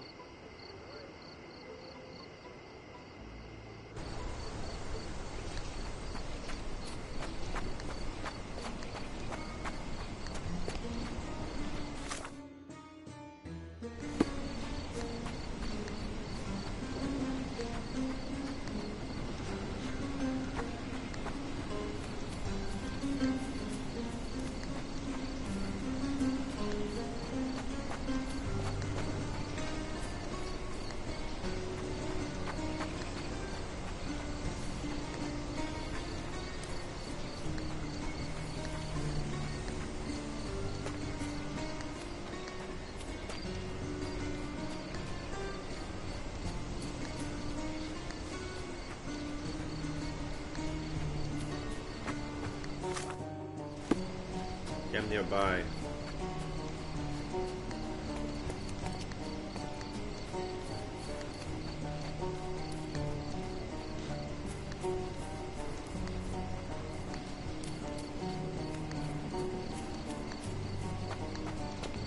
And this is it.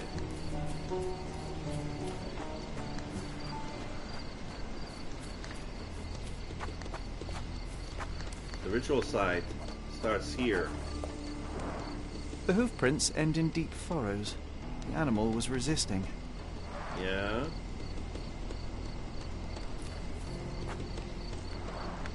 What a waste. Is that a skeleton?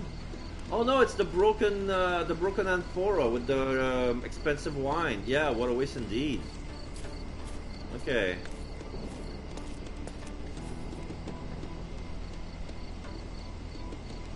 Another jar with spilled wine. The rope is soaked with wine. Yeah. Is this where they tied the goat?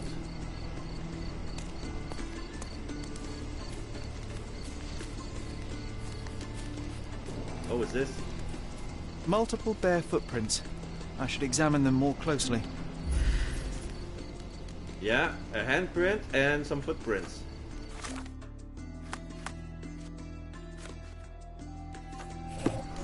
Overturned stone. Palm prints.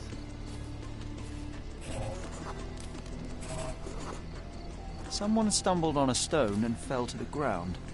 Oh, this is where Green Ox tripped. This is her footprints.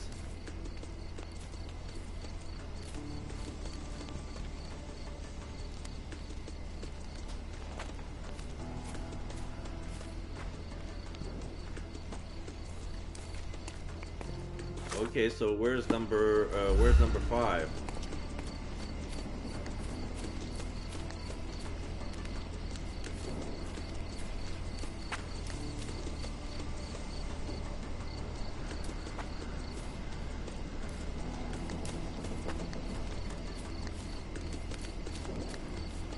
Oh, this is where, yeah, a rosary. This is where the priest was hiding.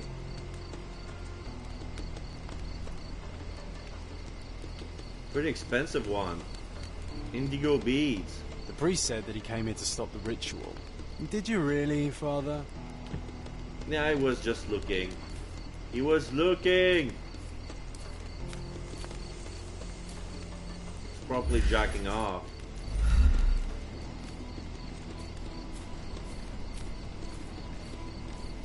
I found this. This is 3. Where's 5? Because this is 6. Okay, let me look for 5 after that. The goat was torn to pieces. Ugh. Savagery.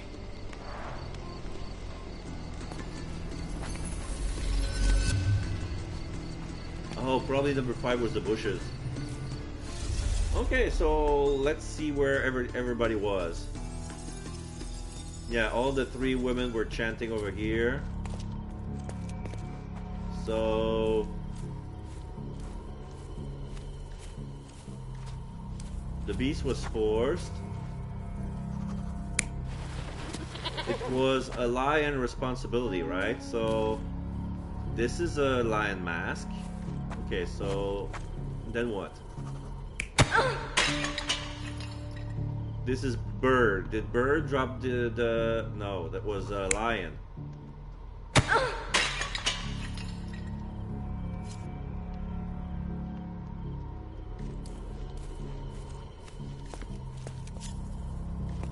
Yeah, lion was in charge. No, yeah, it's bird. Okay.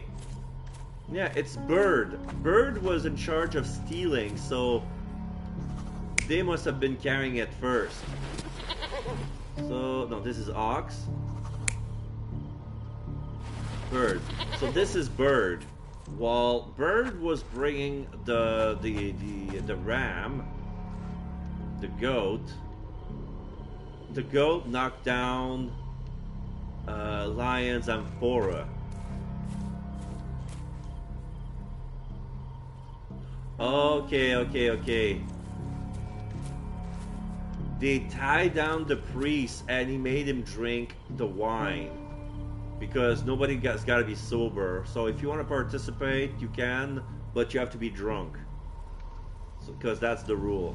So lion was in charge of the wine. So yeah, lion was feeding the priest along with green ox or black bird.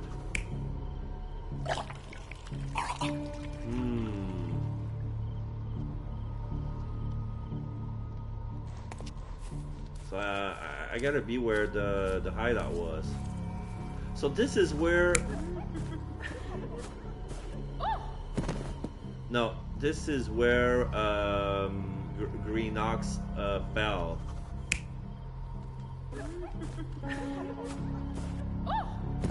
No. So yeah, Green Ox fell. The priest was there.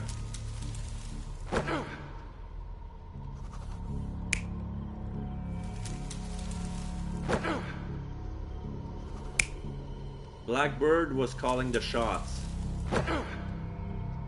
Okay, so Blackbird was calling the shots.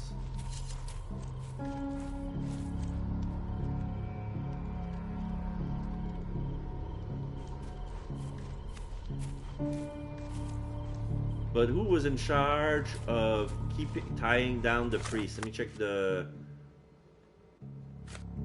testimonies again.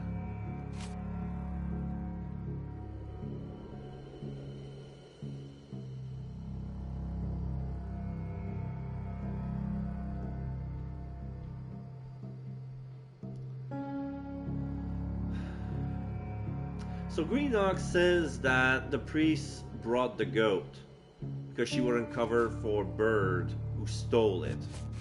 Because Lion snitched. Yeah, Lion is the snitch. So yeah, he has a large bruise. Okay, so she got the bruise when the goat rammed her and broke the amphora.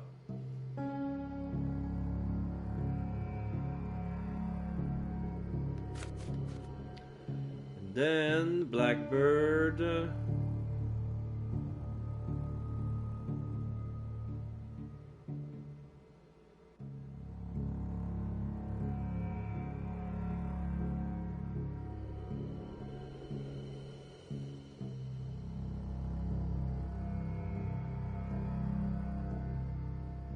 So yeah, Green Ox and Blackbird are lying because they're trying to cover for each other. So yeah, Green Ox says, "Oh, it's the priest." Bird says it's Lion. Lion says it's Bird. And the priest.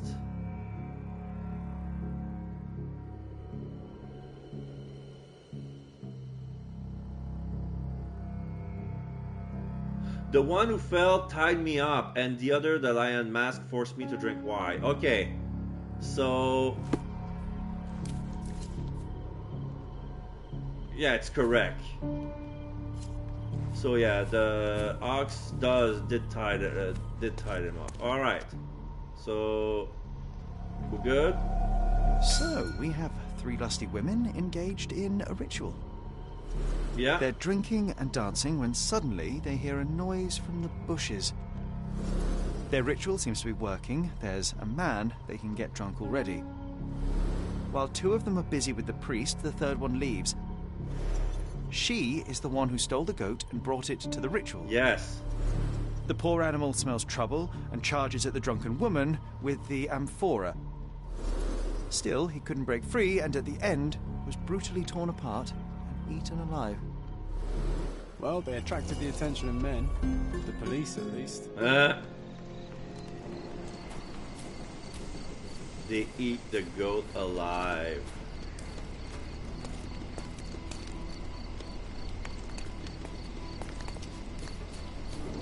You could have at least finished. Can't wait to get back to the station away from this smell. Okay.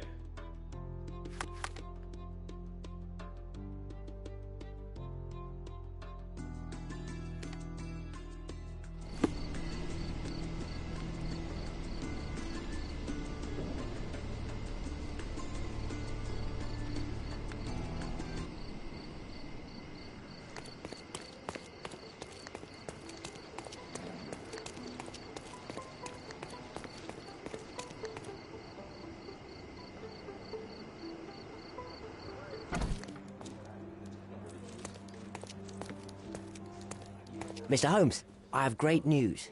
Our recent accomplishments have earned me a promotion. Good for you. Sergeant Stark. It has a nice ring to it, hasn't it? Congratulations. Please accept my congratulations, Sergeant. Your part in solving those cases was invaluable. Come, Mr. Holmes. Your part was just as important. Not without my guidance, of course, but you did an excellent job. Anyway, I'll be moving back to the office space. My days at this blasted desk are almost over. I won't be scapegoated now. Good for you, I suppose.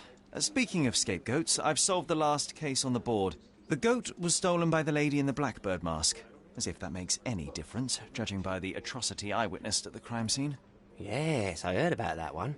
The things women get up to these days. Ugh. Well, I'm glad to have been of service. Now I have other matters to attend to. Mr. Holmes, if I may be so bold as to make one last request. Do you remember that I told you that our chief inspector has been missing for a few months now? Oh. My current task is to establish his fate. I've tried to make sense of his last case, but it's a convoluted mess. I would really appreciate your help. Of course. Fine, you have me intrigued. Thank you awfully, Mr. Holmes. Tell me what you know. Tell me everything you know. I don't know much. Just that it's connected to a gang called the Hive. Placido has been after their leader, the Hive Master, for years. But otherwise, I can't make head nor tail of it. Here, take the key to Placido's office. You might find some leads in there. Thank you. So is it Placido? So is it Chief Inspector Placido who has vanished? From what I've gathered, he was a good detective. Ain't that the truth? He was solving cases like shelling peas. Without him, things have gone downhill. He was a crotchety sort, always grumbling, fussing, taking his snuff by the handful, but I, for one, miss the old boy. Very well, I'll see what I can find out. One thing is certain. It's a dangerous business. Be careful, Mr. Holmes. Child's play. Solve all the case for the police. So now I'm doing the plan B. Plan B double E. So what am I working with? The key to Placido's office. Okay, so I have to go to his desk. I know where it is because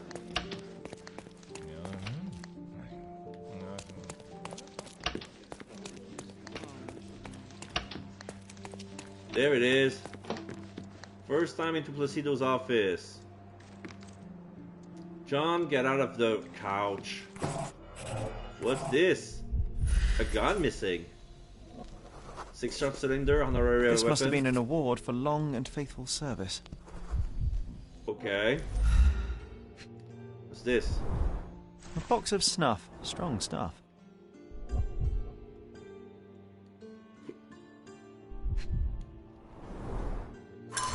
A newspaper, the Cordona Chronicle, May 1877. Hive Gang Police Rave. Is the Hive Master dead? For Police Inspector Luciano J. Placido, the night of the May 13 ended in gunshot, a blazing fire, lost comrades, and the label of hero. After investigation lasting several years, Inspector Placido led his squad on a raid to shut down the operation of the infamous Hive Master and his crime syndicate, the Hive, the largest of the gang's warehouse, also dubbed B Yards, was raided in miners' hand. Although the operation was thoroughly planned, the police encountered serious opposition and were outnumbered. The gang set the warehouse on fire, ambushed the officer, and engaged them in a gunfight.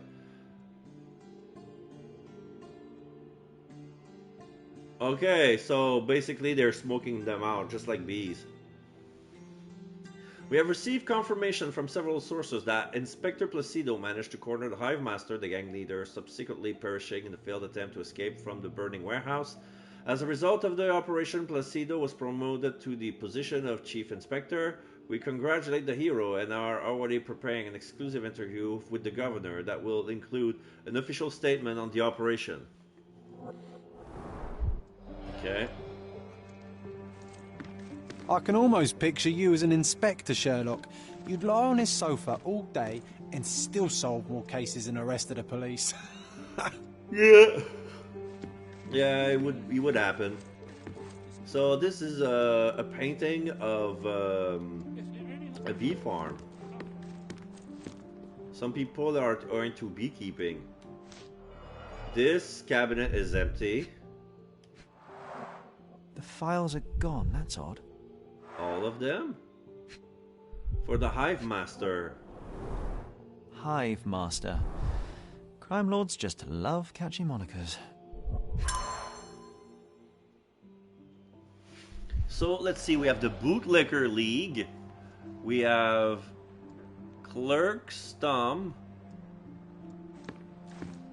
The Blue Face. Pierre Brigard.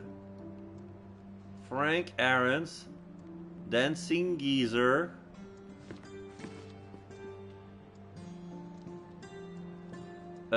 Scarlet in a Scandal in Old City, the Old Grave Ritual.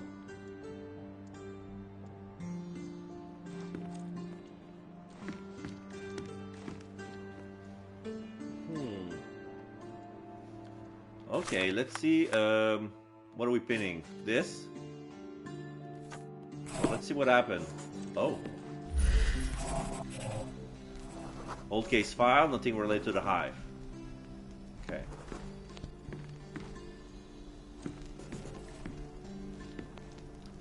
A lot of things. Stack of books, research paper, and adventurers books. Okay. Fingerprint, loose frame. Aha, secret compartment. Is that a human ear inside of a formal tank?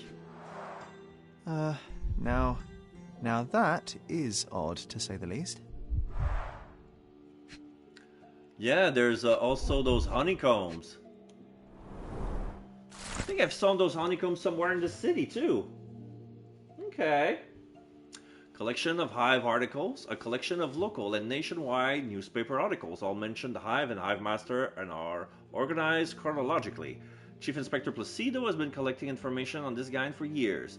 May 1875, exclusive, new crime syndicate sweeping Cordona. January 1876, buzz-off, eluding weapon smuggler, the Hive supplies Irish nationalist. October 1876, Hive Master mystery. All we know about the underground gang leader. May 1878, police corruption controversy, an officer spilled the truth. June 1878, no more free speech, independent newspaper raided by police. February 1879, the Hive stings again, 5 civilians dead, 10 injured. Wait, those are after they were caught. What, is Placido the new Hive Master?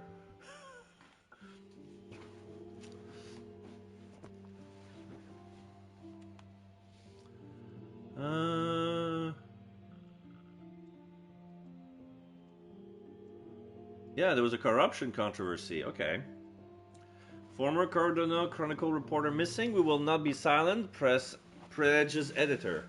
December 1879, police corruption charges are dropped all of a sudden. Okay. This is sus. What's this book? Notes on the Hive Master.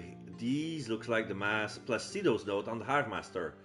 The last page reads, Beatrix Queen, the City Hall's record said Miner's End, 1877. Same year, same district as the gunfight. Was he right under my nose all along? The City Hall record said Miner's End, 1877. Beatrix Queen. Let's take the ear, Sherry. It'll bring us luck. You'll see. Good lord, you can't be serious.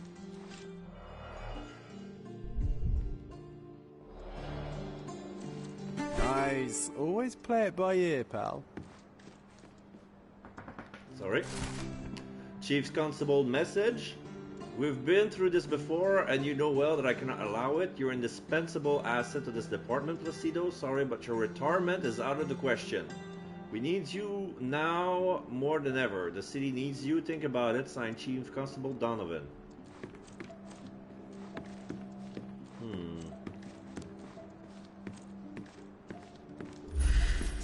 So I've been looking for more stuff. Oh, they're gone because I found what I needed to find.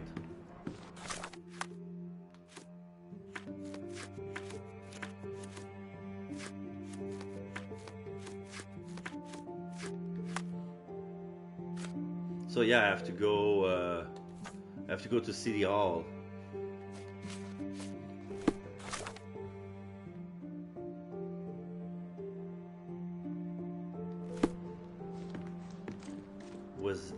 Is this everything?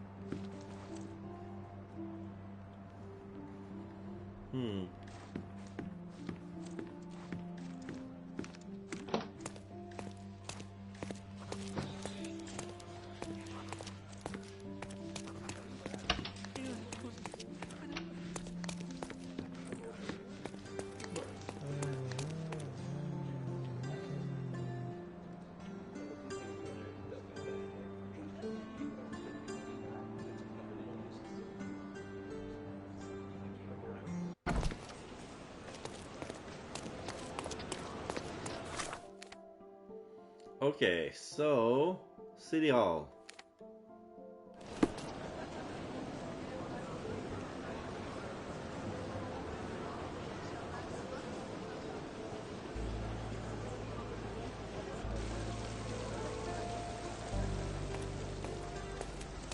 Guests of Cordona, the treasures await you.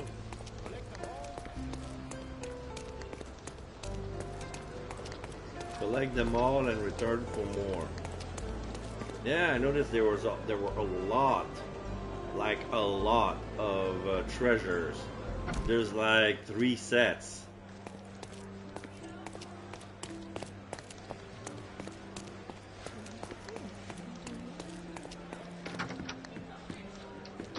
Okay, so district. Miner's End. Period. 1800s.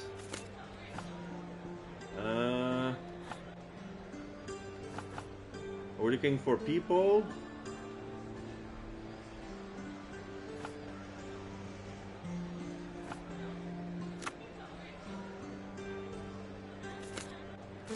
Yeah. Property of B Queen. Queen Beatrice. Business entity registered in 1877. Document filed for closure in January 1880. Property registered in the name of warehouse in Miner's End, sold in February 1880. Distillery in Miner's End, shut down in February 1880. Villa in Grand Surrey, auctioned off for charity in March 1880. Warehouse on Miner's End, currently for sale, located on Clay Street by Stephenson Bridge to Silverton. Miner's End, Clay Street, got it. Okay.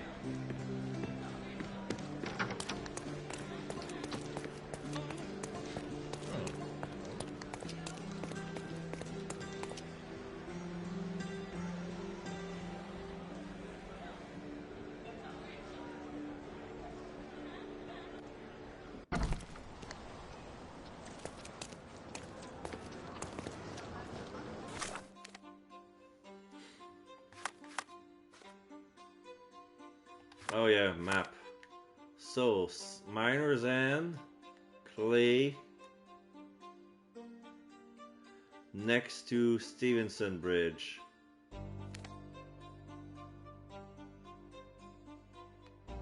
There's, well, I guess there's the old warehouse nearby. I just have to go take Clay and go up north until I found that.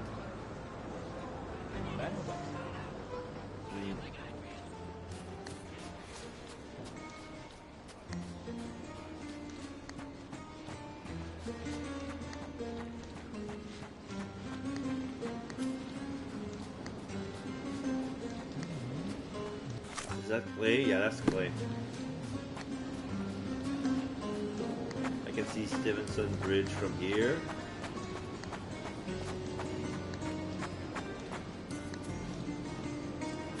Oh, that's a freaking...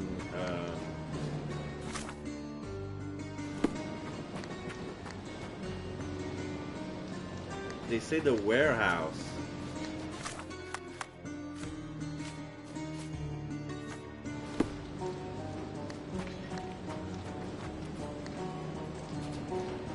Is that the warehouse that's for sale? You have to take it from the other side.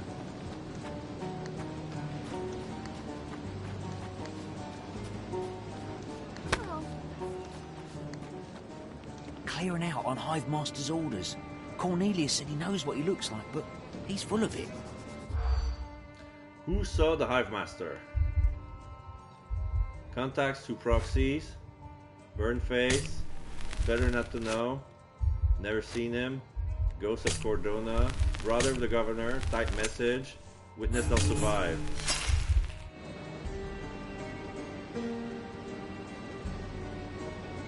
Clearing out on Hive Master's order.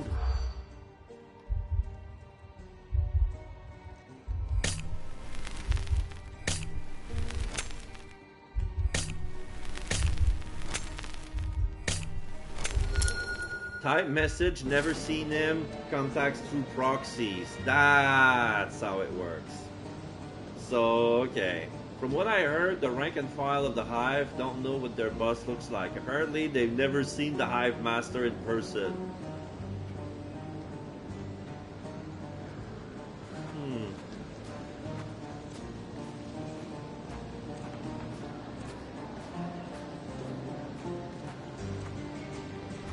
What are those?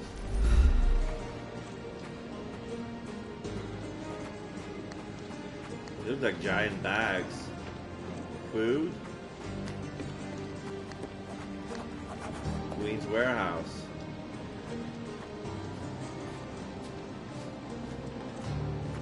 There are some chaps inside, and they're armed. Be careful, Sherry. Oh, okay. So it's one of those raids. Let's see, is there anything here? No. Alright, so, time for a little action.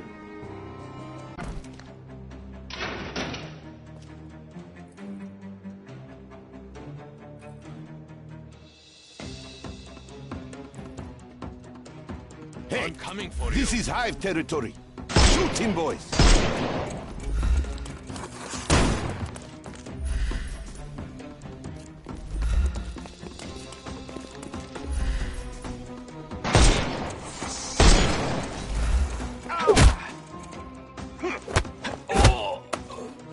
Too simple.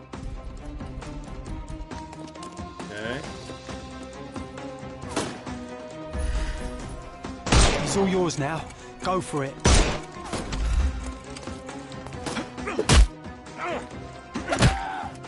Take a rest, my friend.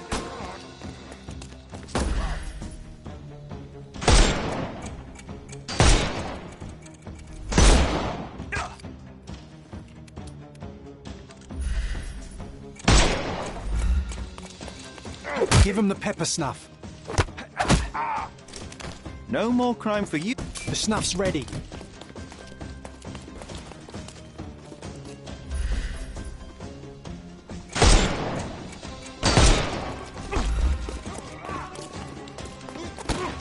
Whoa!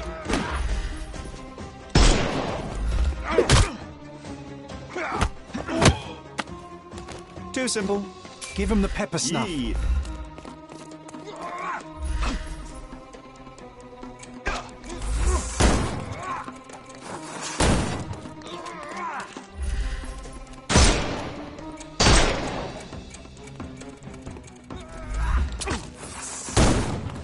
Just die.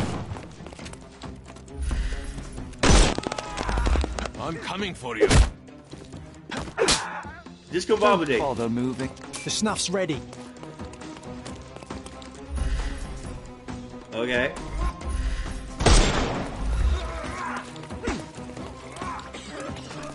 Are you for real? He fell Take a for rest, it. my friend. Give him the pepper snuff.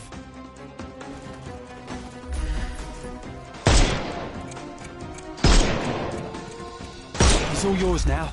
Go for it. Hey, no! Overcome him. Don't. I don't want to be there. I don't want to be there. I don't want to be there.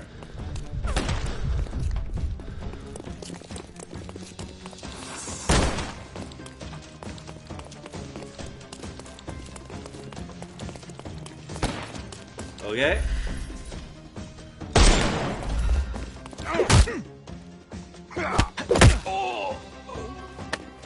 Too simple.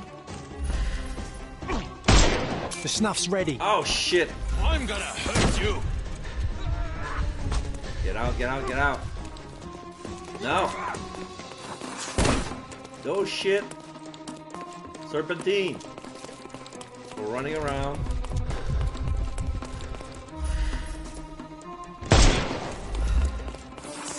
I'm coming for you. Discombobulated. No more crime for you. Give him the pepper snuff. Okay.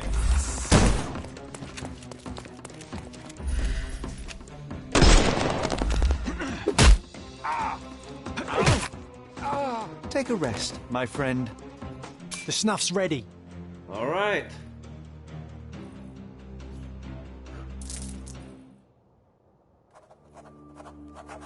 Now to inspect all this.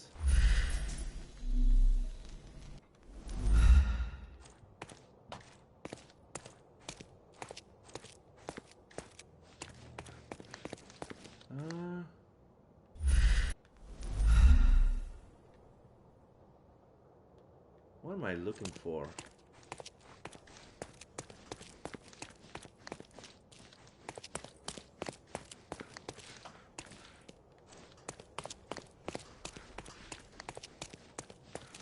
Oh, a desk. Hmm?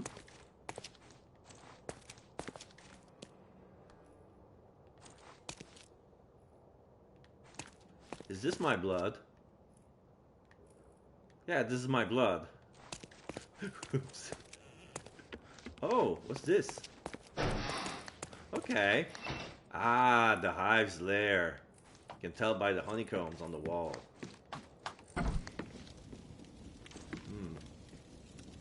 Okay.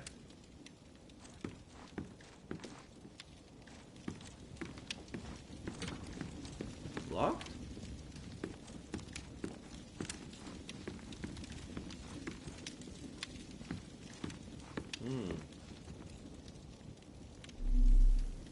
Yeah, but what else? Huh. What a convenient way to pull the wool over the eyes of the customs house. So many rifles. My God. I suspect these are ammo.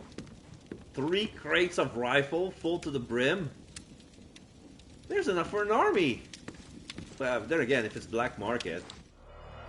Okay, what do we have here?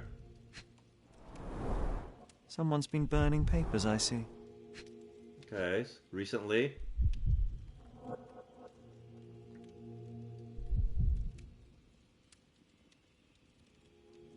Oh. A piece of paper remained. Let's see what they were burning.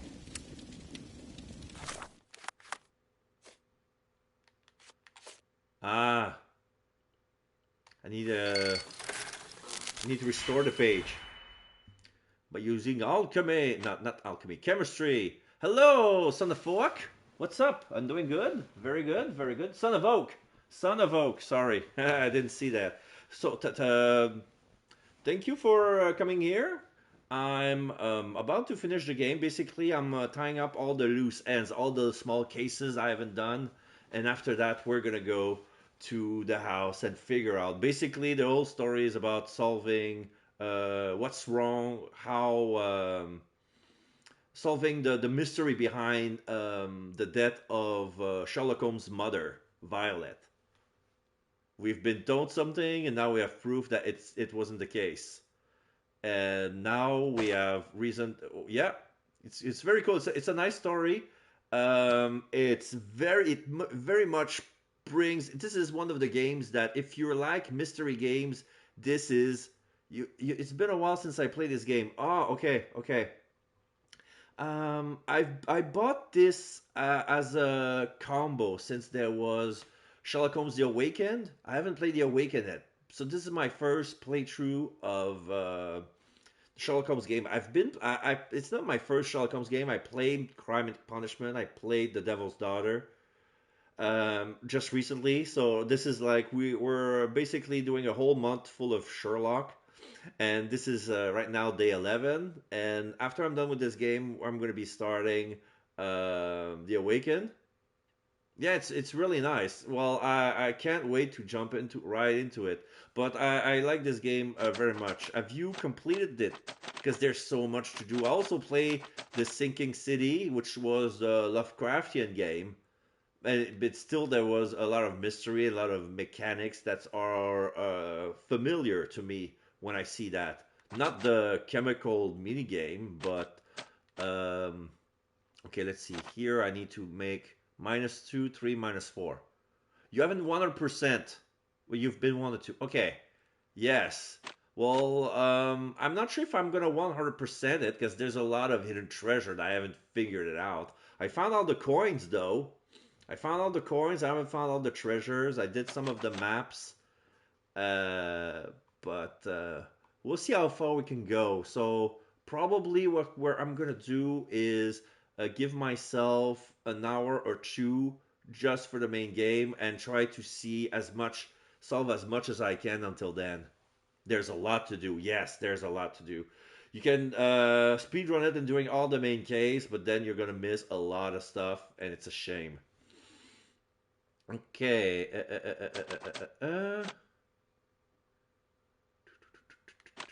This I can reverse. There's this one, but I need one more.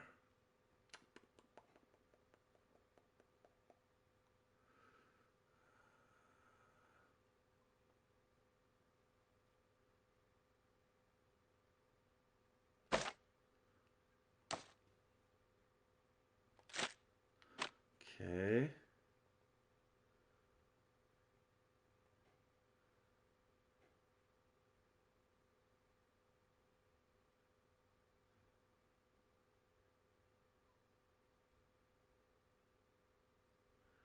Hmm.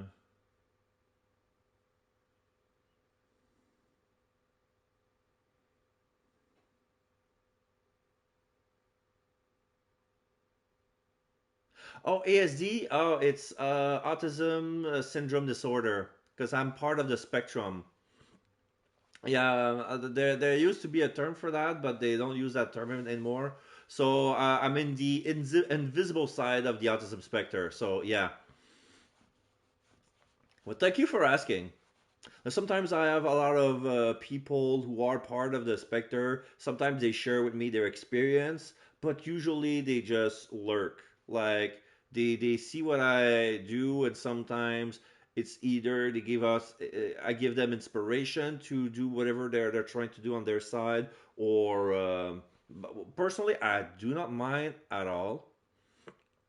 Basically, I'm trying to build a community around talking about anything pop culture or geeky stuff. Like everything is permitted here. Like questions I ask to all my followers is basically, what is your favorite type of geekdom? We can talk about anything and everything here. This is a safe space for everyone here. So let's see. No. I can always do that, the reverse thing for this one. This is gonna be solved.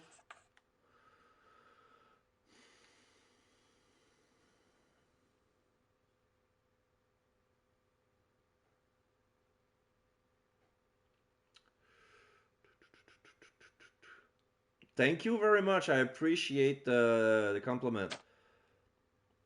And I always glad, even though I'm focusing very hard, you never bother me. You can talk to me about anything. Don't think you're a distraction. You're not.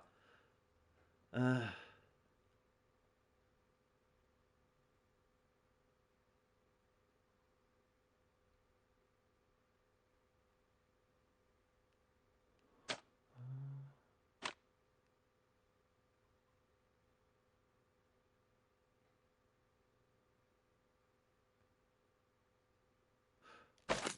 what if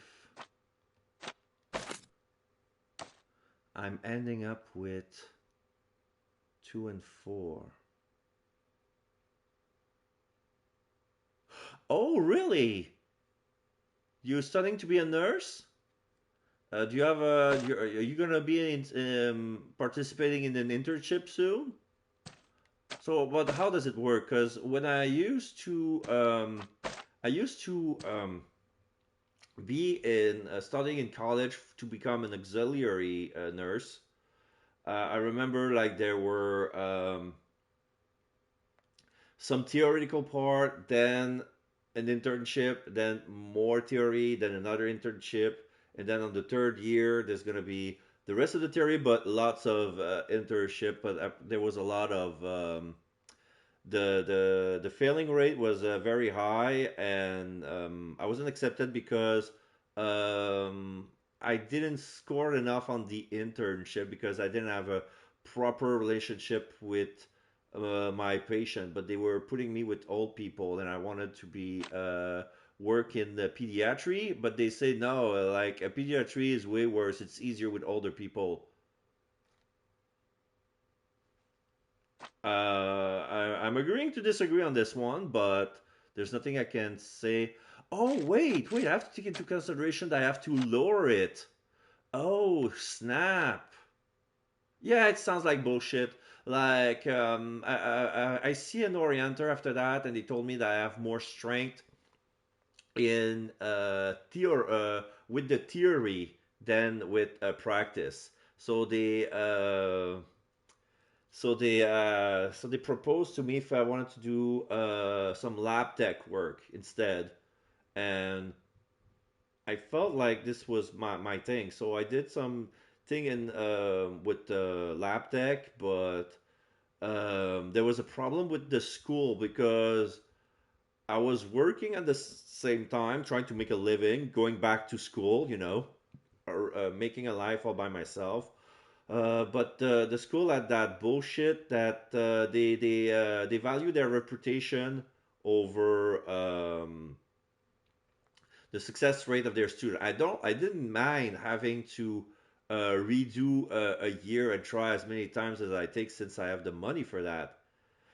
But they wanted result. They wanted like first year graduate for their reputation because they were well renowned to make successful people in that health department. Like it was a very nice place, but the school kicked me off the program. So fuck them. Here I am. Yes, it's very demanding. Like it's not like there's a shortage of people in the health area, especially during COVID and even after COVID. But they cannot form like people they value, not worthy or stuff like that, because they want to make sure that they try to handpick the best people possible, but then they're gonna put them with so much work, so much pressure, and they think I'm not gonna be able to assess all that. But anyway, but that happened way before I had my diagnosis. Like if I had it back then, it would have been a different story. Like there's some teachers that, oh man, if I knew you were like that, I would have treated you differently. Like I would have prepare. Yeah, it was ugly. Anyway, so in actuality, they want me to do a -3, 4, -5. I just realized because I have to lower one rank and I cannot remove that part of the equation. So if it's a -3, it's fine. I can just reverse this one.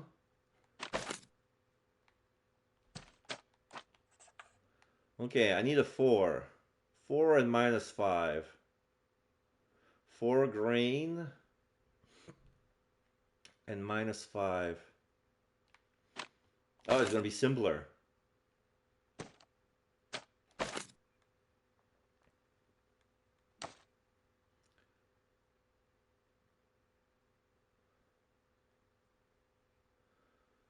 Okay.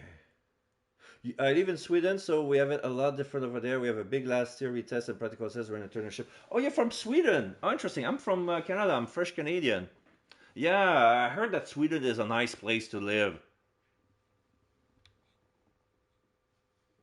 I'm a big fan of practical test during our internship. The theory one can do however many times we want. It's just that you have to wait like a month or so. I'm pretty sure you can do the practical one as many times. Yeah, you did the big theory test last week. We don't get the result before the 24th of November. So I'm just waiting for the result. Yeah. So you've done well the school, so now you're killing time. Great. I'm pretty sure, like, I'm crossing my fingers for you. I really hope that you'll get it. Sweden is awesome. I would love to visit Canada. It's a nice place. Canada is a nice place to visit during the winter. There's a lot of interesting stuff to do. But mostly it's during the there's a fun thing to do during the winter and during the summer when you want to visit the coastal area, the beaches, the fisheries and stuff like that.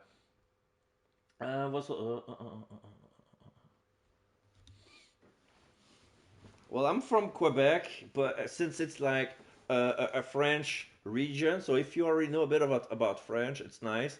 And the province of Quebec has the same as much population as Finland. So sometimes we compare ourselves to Finland for some stuff, you know. You like the cold weather, would probably go during the winter. Yeah, of course. I mean, Sweden is pretty much north itself too. Yeah. Okay, so plus. No, this is fuse. This is plus. Plus. And another plus. And then reverse again.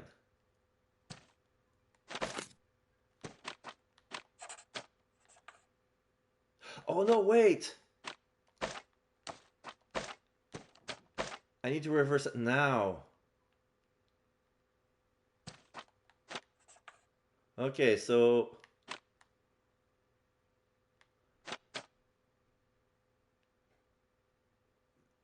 this I need to boost and reverse.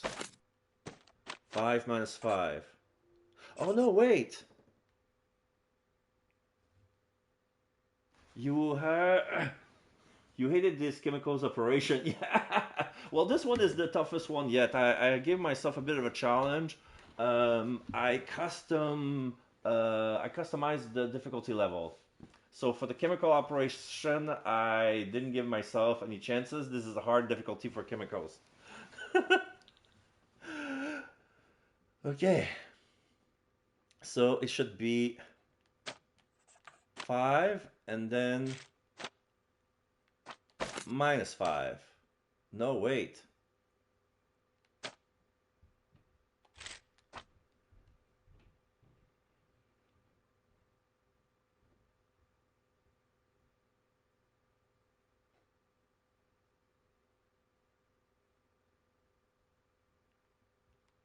If I put the minus first, yeah, 3 minus 3. Then if I lower it by this, it's going to be back to minus 4. So here, I have to do the same. If you like the Sinking City, you will definitely enjoy the Awakened. Yeah, of course. Well, I enjoyed the Sinking City because I'm already a Lovecraft fan. I love the Cthulhu mythos. This is exactly my kind of horror. So yeah, I need to be minus 1. I need to be minus 1. So I got minus 3. I got 4. I can fuse them already since that part of the equation is done.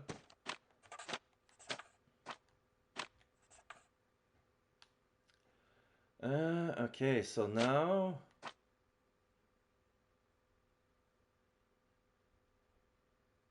it's like I need to divide it. But what happens if I divide?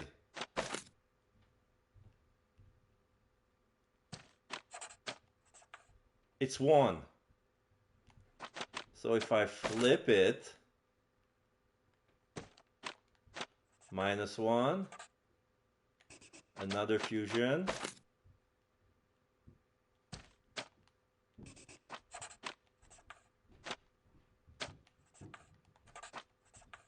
There you go.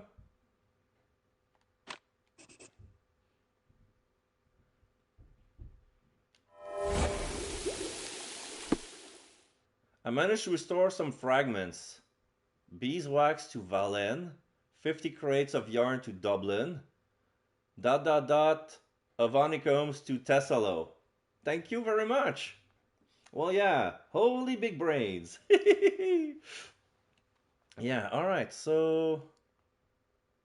Valent. This must be the city. Valencia in Italy. Dublin is in Ireland. And Thessalo must be in Greece.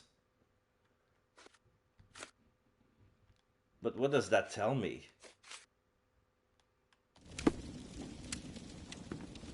Okay, so I need to check the rest of the...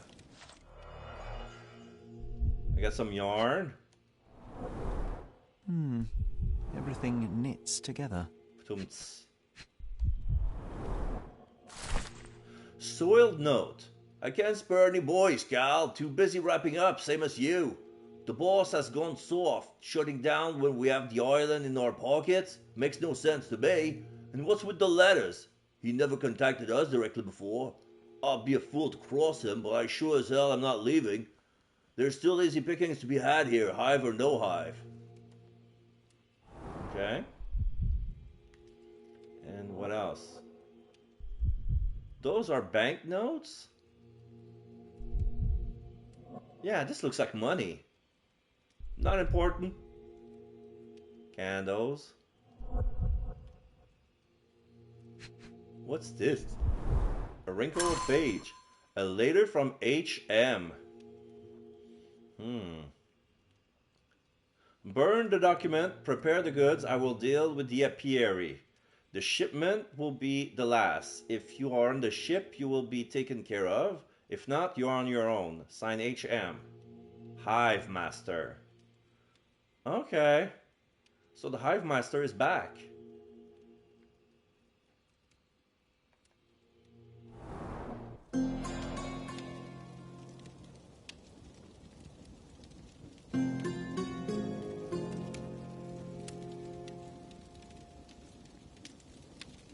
So I knew it.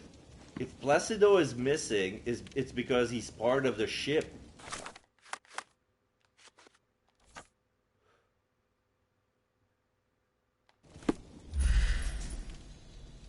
So what else am I missing?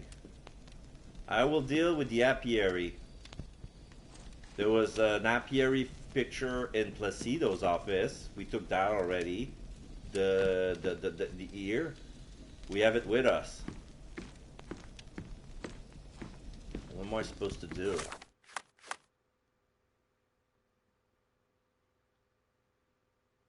They talk about a shipment. Oh, I need to talk to people. Oh. The guy's outside. Oh, wait, I need to dress. Alright, where's my bum costume? Alright, so I need to look like a gangster.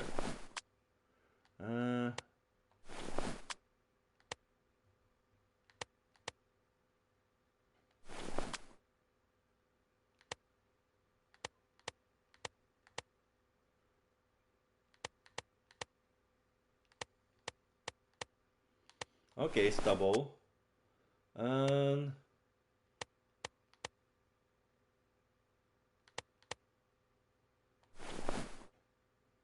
Okay.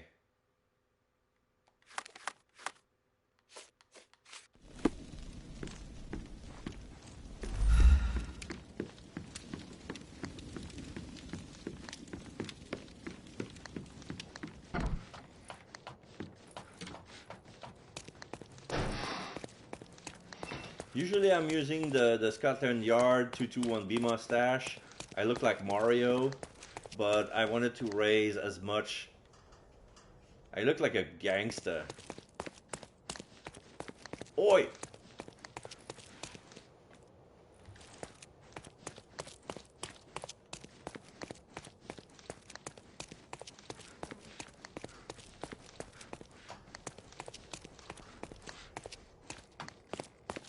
Where's my exit?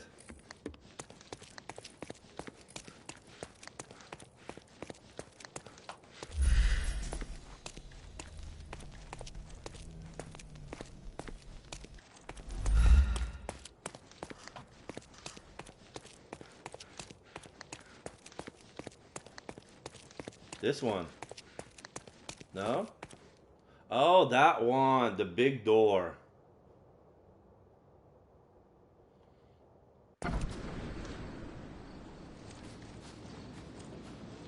Is there anyone still around, or did I arrested everybody?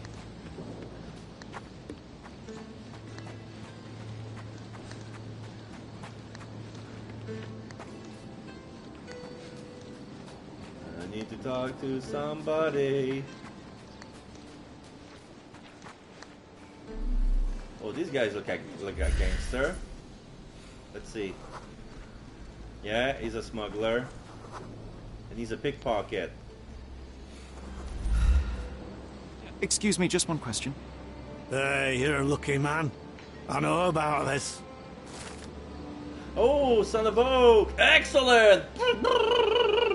Thank you for the follow, Son of Oak. So yeah, the question we ask every followers here: what is your favorite geek fandom? Could be video game, could be movie, could be music, could be comic books, could be literature.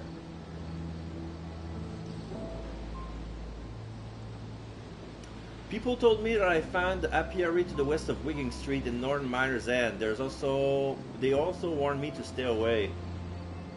I've been to the apiary in Miner's End. Oh. Harry Potter, interesting. I'm a Potter fan myself. Despite whatever J.K. Rowling says, I find Hogwarts Legacy interesting. It's pretty hefty for a game, I must say. You're a hardcore Sly Cooper. Yes, Sly Cooper. I was at school when the Sly Cooper series came out, but I liked that series a lot. So...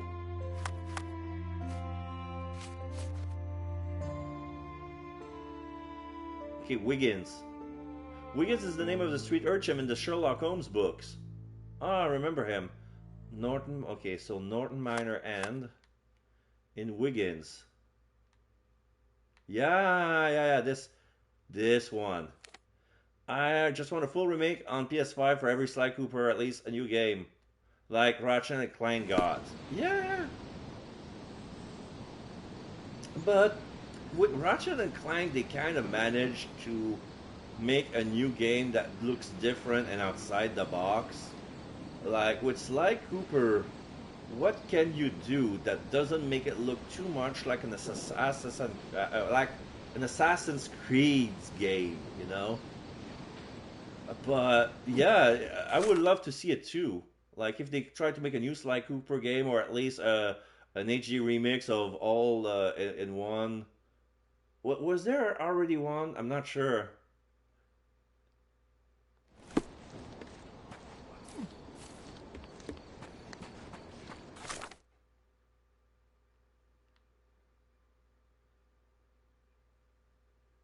Yeah, they have. Yeah, they did make an HD remake on PS3.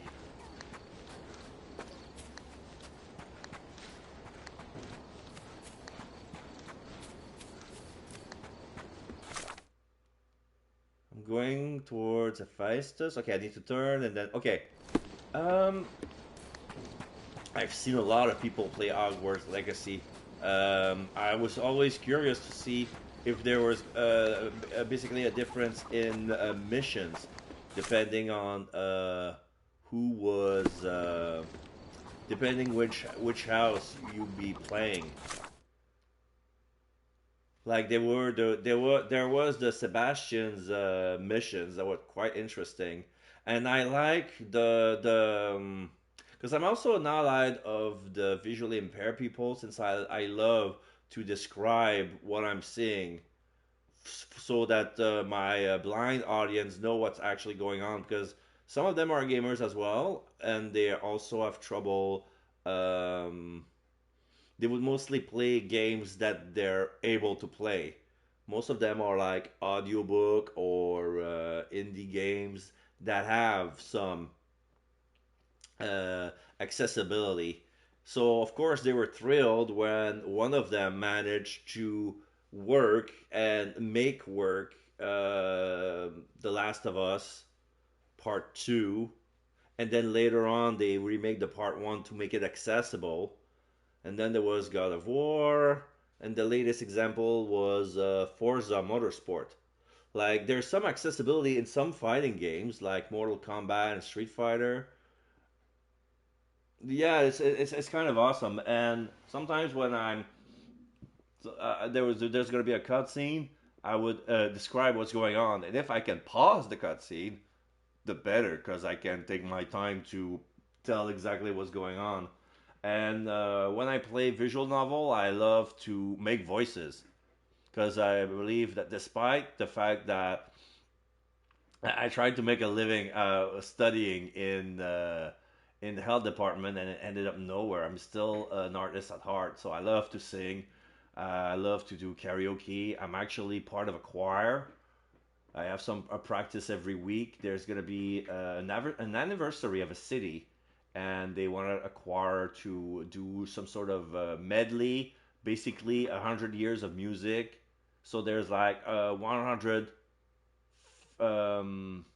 French song, but they're like tidbits of it, like between 30 seconds and 1 minute each. Otherwise, it's gonna be for a 5-hour show. If we were to make 100 songs times, it's like full songs. So it's it's pretty awesome. Yeah, I know who Jacksepticeye is. Back when I had to pick up, there was a lot of the first generation of streaming gamers. Like there was Markiplier, Jacksepticeye, PewDiePie. They're doing quite okay, but sometimes I don't like when they overreact too much, or when they play a game once and then they comment on top of that to, like, they have time to make a reaction or find something funny. Like they make for interesting content, but I was looking for something more honest. I don't know, like raw gameplay. Like I was more interested in raw gameplay than edits of, you know. But yeah. So yeah, I'm doing like big descriptions. Like yeah, I can see that it kind of looks like what I'm doing. Kind of looks like what Jacksepticeye was doing as well. I can fully understand. Jack and Mark have been better and more calm nowadays, but they definitely take. Yeah. But well, Mark is also making some clips and movies. Like he's always trying to reinvent himself. And even though I don't always follow his work, I kind of admire the effort he's making to record. Right now, he's making a movie as we speak. Kind of like Angry Video Game Nerd did back in the day. Yeah, he's putting a lot of work. But if you're asking which are my favorite people do I like to follow, my favorite YouTuber, I would say it's gonna be anime related. It's gonna be the Trash Taste Boys, like Joey the Anime Man, Giguk, and a bit of Sea Dog VA.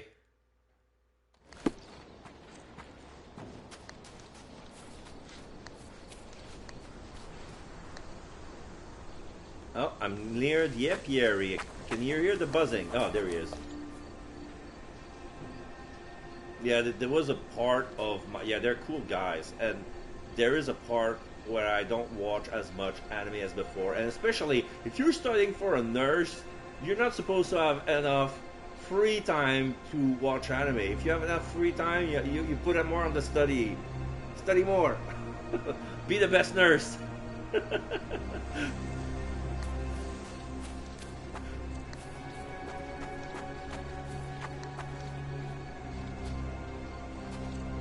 Alright, what am I gonna find here? There's some sort of auspicious aura here. The only full anime I've watched was ReZero. Oh yeah, that's a classic. I highly recommend ReZero as well. I never watched the second season. Right now, I just finished Mushoku Tensei. It was one of Giguk's recommendation, and I understand why. Because I'm not an isekai fan. But if there's an isekai you need to watch, like, yeah, Mushoku Tensei is a good, it's a good pick. For this season, I want to probably watch. Is it MF Ghost? Like there is a new spin-off off of the initial D universe. Since I'm a Eurobeat fan, like I'll probably Get watch off me! Oh. Sherry, don't even think about breeding these nasty things. Ugh. He doesn't want me to be close to the bees. Yeah, I used to, when I was studying, I put myself some Eurobeat to keep my brain awake. And I was, I did the good of my study while listening to Eurobeat to keep me awake. And keep me, like, hyped. And it's better, personally I find it better than coffee. Because coffee, caffeine, not necessarily coffee, because there's also those energy drinks who has caffeine in it. But the way those drinks works is it's kind of like a bank. You ask for more energy, they give it to you, but you have to repay it with interest. So what happens is like you end up in a never-ending cycle of drinking more and more caffeine, and it's not good for you. At the end of the week, when I'm done drinking caffeine or whatever, I take like a full day for myself for resting. I can sleep up to 12 hours because it's the interest, you know, of that energy. And after a while, I just became insensitive to caffeine. But as soon as I quit caffeine, and I restart to take another energy drink, it picks back up. So it's all about moderation. Yeah. Alright, so let's go inside the apiary, see what's up with the bees. Are they hiding another clue? What secrets do they have?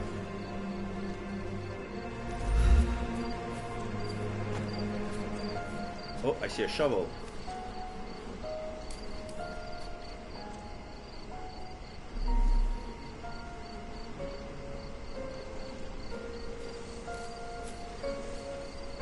Oh, you decided to show up now? Get off me! Sherry, don't even think about breeding these nasty things. Ugh. Oh my god, if only you've seen other Sherlock episode. That one part where he made his own apiary in his roof. I'm also watching a lot. Oh, Jujutsu Kaisen. Yeah, Jujutsu Kaisen, because my friend recommended it. Spy Family. Yes, another good choice. Probably gonna watch them now when I have some time. Well, I think that Jujutsu Kaisen is interesting, but it feels like because when I was in my big shonen phase, I watched a lot of Naruto. Now that Naruto is over, okay, we have to replace it with something else. That something else can very well be Jujutsu Kaisen. But when I'm watching that, it feels like Naruto, but with better graphic, better fight scenes, better hype. Not necessarily better story, but you know. But yeah, Jujutsu Kaisen, it's a good anime to recommend for people who never watch shonen, who wants to see what the deal is about. Like I just finished Attack of Titan as well because it was a big wait. It's finally over, like after 10 years. Because when I started Attack on Titans, it was like the first season was very well underway. So when I finished the season 1, it was already on the last episode. So then I have to wait like 2 or 3 years before the second part. It was only 6 episodes. It felt like it was very disjointed. So I didn't appreciate I didn't appreciate my experience watching Attack on Titan. But it's a good story, so I would recommend it as well if you watch it from start to finish, to see if you have a better experience than having to wait as much as I did and being underwhelmed for this part or that part or whatever, you know. Yeah, it was annoying indeed. Spy Family, I haven't watched it, but I heard a lot of interesting comments. I'm probably gonna watch it too if I have the time, but right now my priority is keep up on the other shows that I put on my back burner. Like there are a lot of shows I need to look it up. Like I know my Crunchyroll has a watch list of 3 pages long. I'm probably gonna watch some shows, drop some shows, but yeah, there's a lot of old shows that I want to see, and some of anime movie like. There's a lot of people that say, oh, go watch One Piece Red. Okay. I probably will. Yeah, it's cute. Yeah, the little girl everybody wants to protect. Was it Anya? The little girl is called Anya, right? Like, if I would watch it, I would watch it for the dad. Oh, now I remember why. I didn't hook up on Spy Family. When I heard it for the first time, it feels like, because it's a couple of spies who are pretending to be a family because it's their work. They're like 3 unrelated people, but they are spies, and they have to be a family undercover. Now I remember why I didn't want to see it, because I said that back then it looked too much like Black Widow, and I still had Black Widow on my system. So I was like, no, I'm not ready for Spy X Family yet. But I'm pretty sure I'm going to watch it soon. But yeah. Yeah.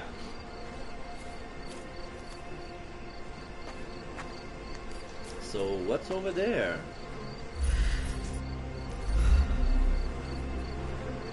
Nothing. I need... I found the apiary, the music picked up, there's a shovel I cannot interact with.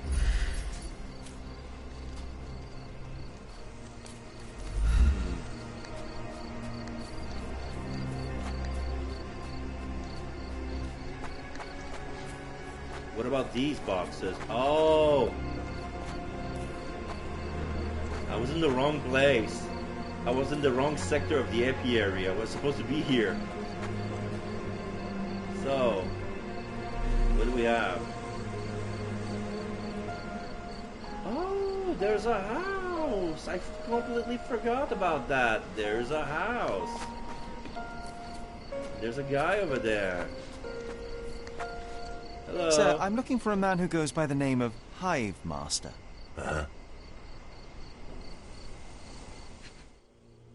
Is that him? Alright. What can you tell me, sir? Tilted hat, hiding the missing ear. Oh! Yes! His ear is missing. That's him!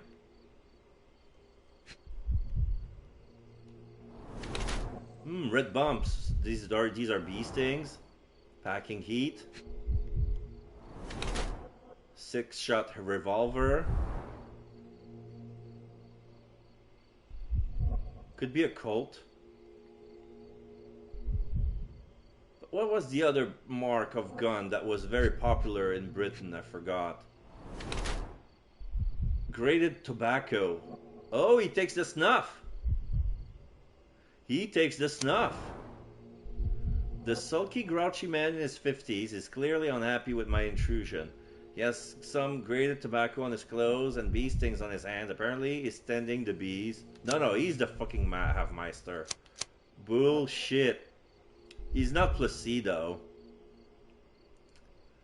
But he could be both. He has some grated tobacco on his clothes. Apparently prefers to kill the life. Has some tend to the bees. Pulled the criminal string so far. Hiding a missing ear. Carrying Placido's revolver. Because... yeah, he's carrying Placido's revolver.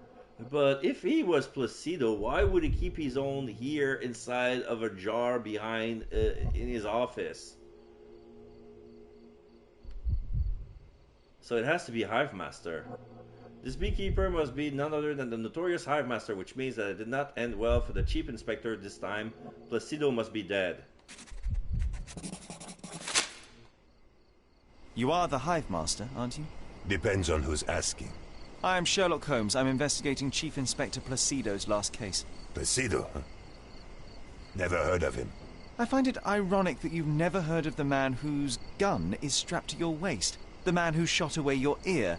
It might almost be amusing the way your tilted hat quite emphasizes the wound. Yeah. You know what's amusing, boy? Your allegations. Take my advice. Turn around and walk away.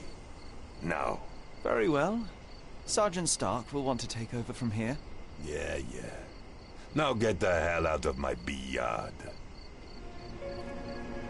You pronounce it like a beard, billiard. Billiard. Get out of my billiard. All evidence collected? No key evidence. Are we done? Oh, I have to talk to Stark. Oh, I'm assuming that he's dead since I found the... Okay, so that's how it works. That's how it works. Okay, then. Alright, newly appointed Sergeant Stark. Let's go kill yourself. Trying to avenge your Chief Inspector Placido.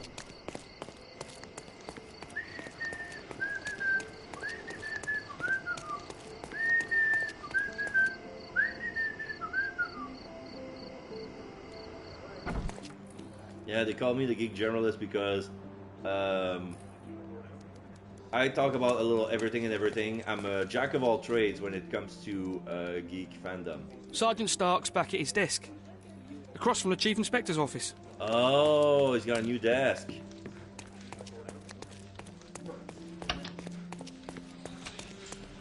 Hello. Any news, Mr. Holmes? Placido is dead. Chief Inspector Placido can be presumed dead, but I've tracked down the man who killed him. The Hive Master.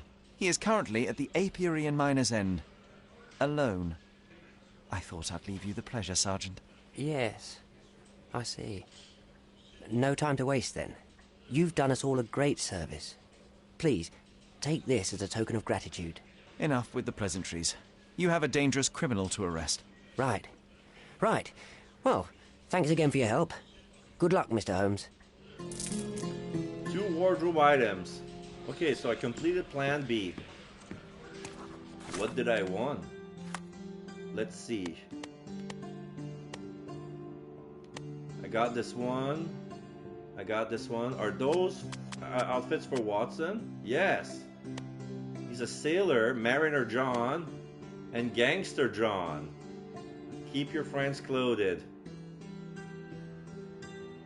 This is weird.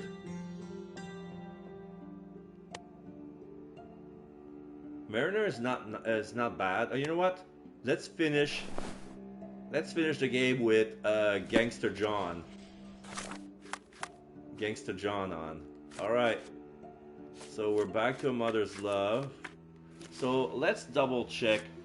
I never completed Led Zeppelin for some reason. Okay. Okay, let's get out and finish this.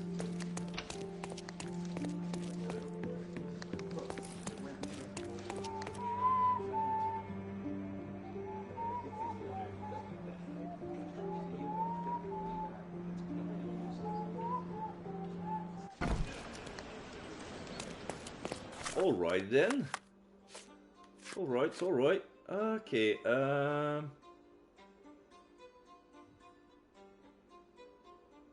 oh yeah, the terrorists who wanted to take down the airship. Yeah. Sesame Street and Scarlet. I was there. The entrance to the yard is behind an archway with a horse above it. Okay. So it's gonna be another Raid. Okay, so Sesame and Scarlet. Here's Sesame, here's Scarlet.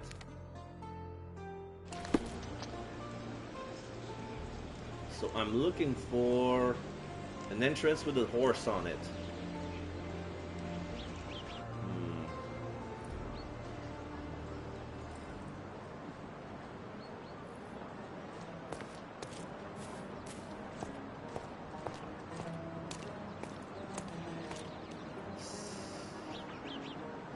Corner, the corner. I'm on Sesame. Okay, so I'm already on the corner of Sesame and Scarlet.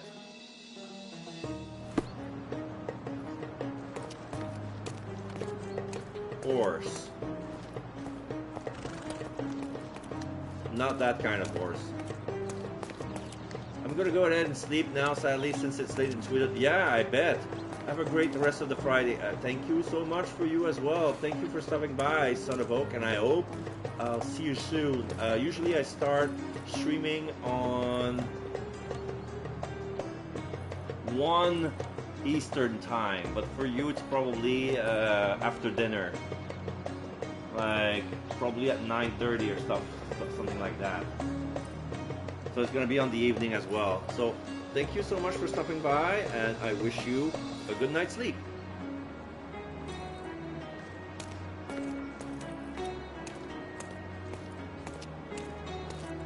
Big hearts to you too.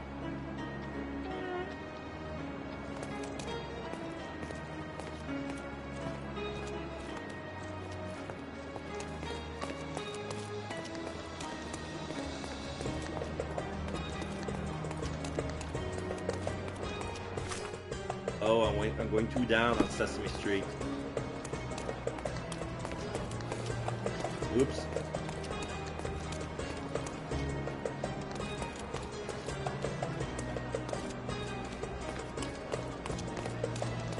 Can you satisfy my curiosity? It's illegal to disturb an officer without a good reason. Ask someone else. Okay.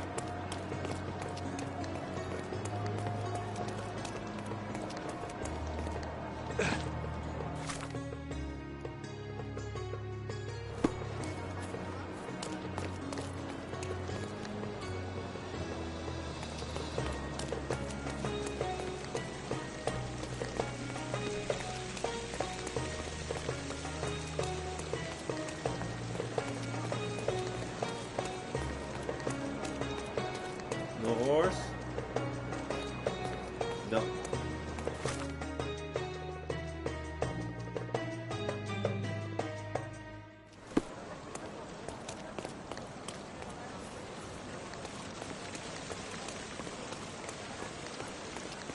Yeah, straight next to the golden eel.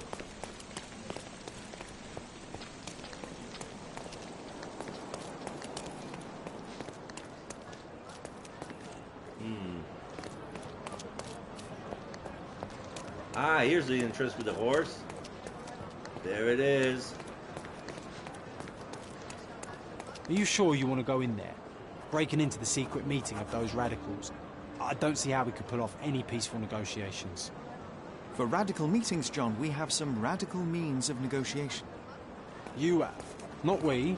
Remember? Be careful out there. All right. And no killing.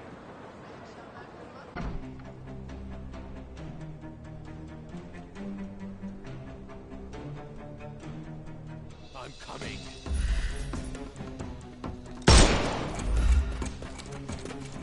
I couldn't miss the party. Too simple. Take this! Yikes.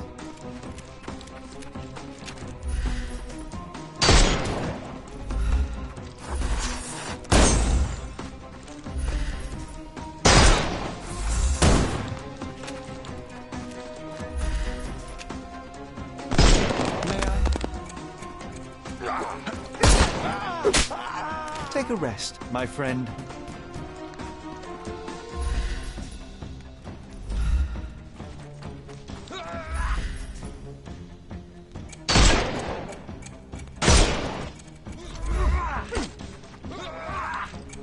Give him the pepper snuff.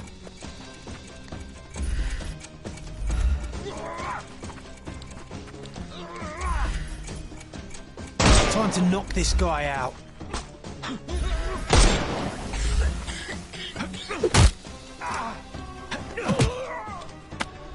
Do some. The snuff's ready.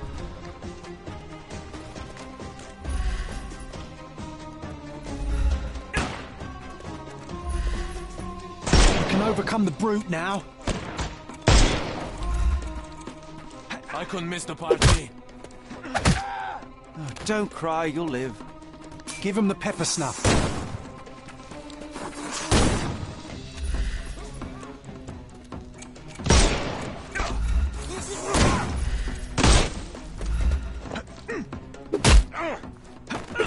Discombobulate. Take a rest, my... The snuff's ready. Oh. Come on.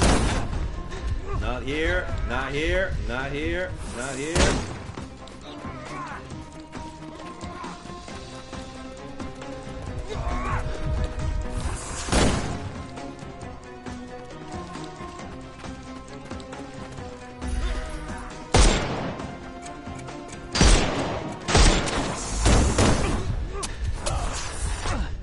Couldn't move at the same time.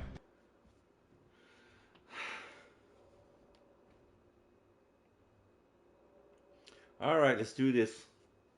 Let's start over. But this time, we're gonna do it right.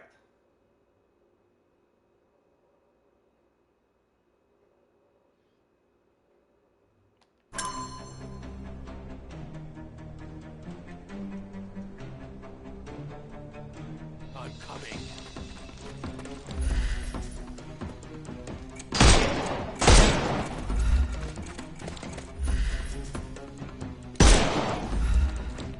I'm coming for you.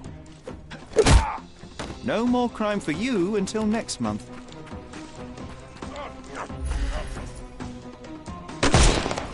Terribly sorry. Don't cry, you'll live.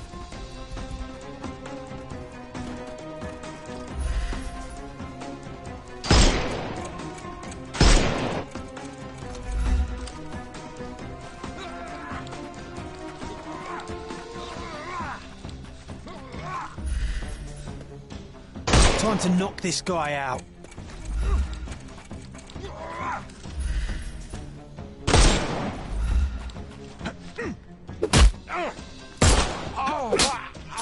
No more...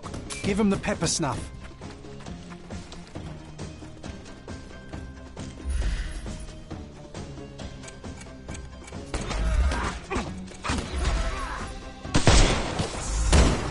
I'm coming. Too simple. Oh. I will end you.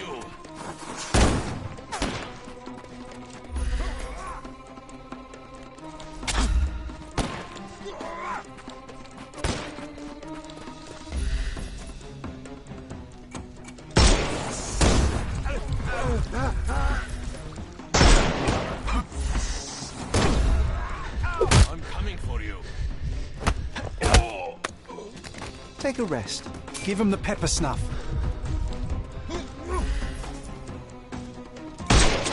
Overcome him, don't... I didn't hit the bottle? Okay. I'm coming for you. Apparently I didn't hit the bottle.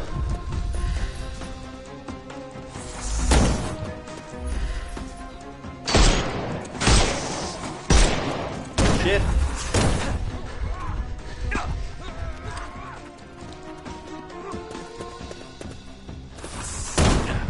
Shit. At the same spot. I think at this point, I'm not gonna fuck around with more than 3 people at once. Like, I need to use the pepper snuff more often. I know I can use it, but...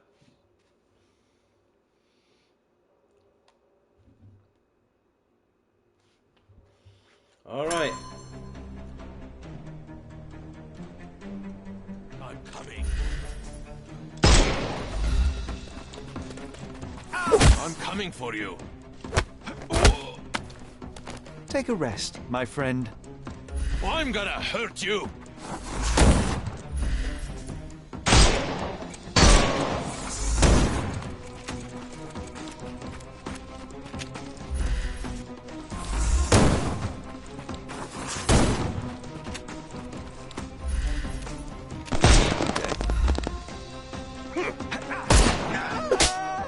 Don't bother moving. You've lost.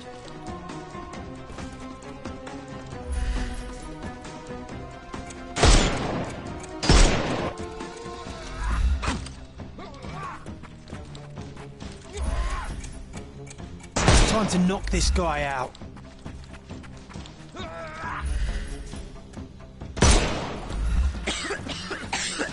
The snuff's ready. Oh, don't cry. Give him the pepper snuff.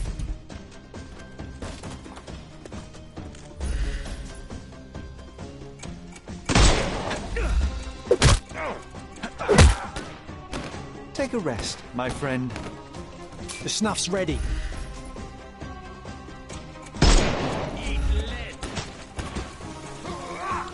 Overcome him, don't rush. I'm coming for you.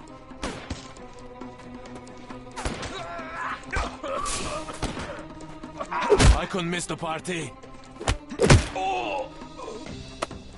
No more crime for you until next month.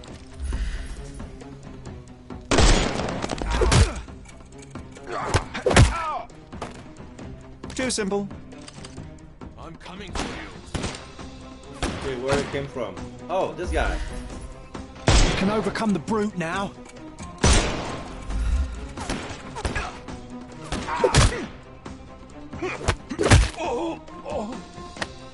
Take a rest, my friend. Give him the pepper snuff.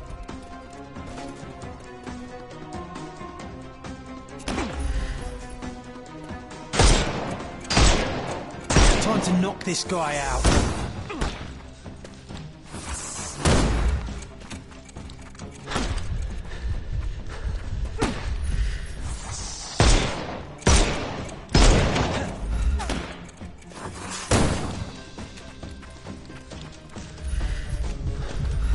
I will end you. Is all alone?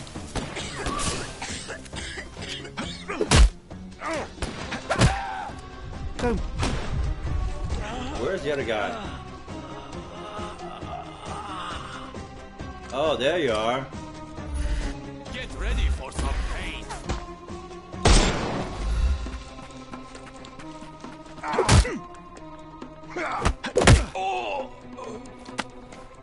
Don't cry, you'll live. So yeah, it was close to the finish. Why does this make me feel as if we're the invaders on these people's land? Because we are. We came in peace. They put up a fight. Next time they'll think twice. Peace and trust can win the day, eh, Sherry? At least I'm glad they'll see another one. You did well. Now, let's check the yard. I want to learn how they were planning to shoot down the airship. We'd better make it quick. The noise you've caused here may bring us more trouble.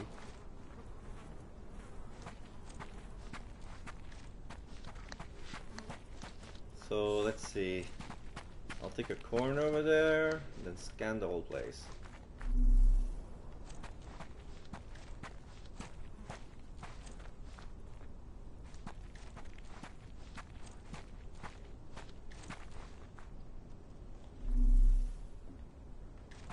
There's probably some doors I can... Oh, no, there it is. What's this? Firework? A map of Cordona.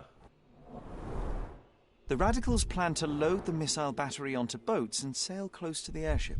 Ah, yeah. The plan depicts a positioning of the airship over the Cordona shoreline and the ways in which it might be approached by sea from Old City. Yeah.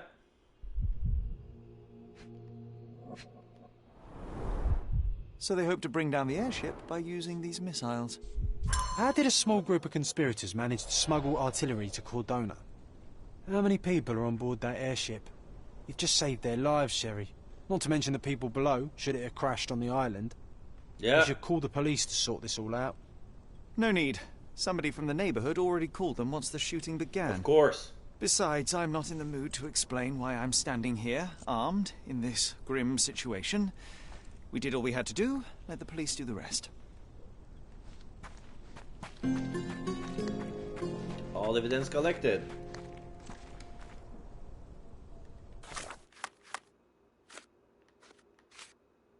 Case closed? No, it's still there. Missile battery, Russian military rocket of the Zasyadko system. Ironically, the same missiles were used in the Russo-Turkish War of 1828 to storm Turkish fortress. These missiles were old design. Yeah, they look like fireworks. The conspirator had to take the battery very close to the target if they wanted to hit it effectively.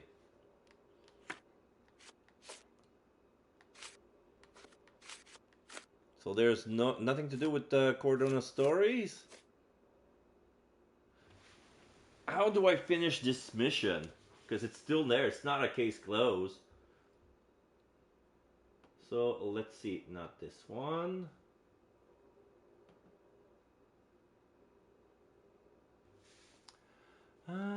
Did Siren Song?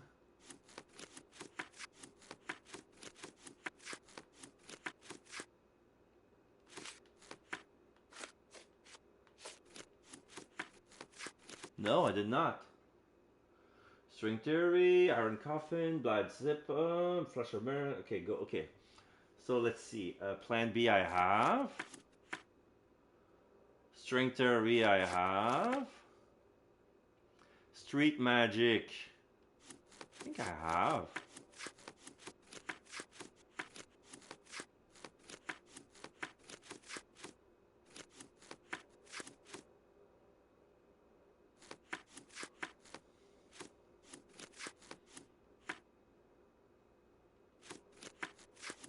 No. So Siren Song I haven't done. Street Magic I haven't done. Iron Comfort I have. Blindsided I have. Silence is Golden I have. The Hand Me Down. This is what I'm doing right now. Okay, let's finish this.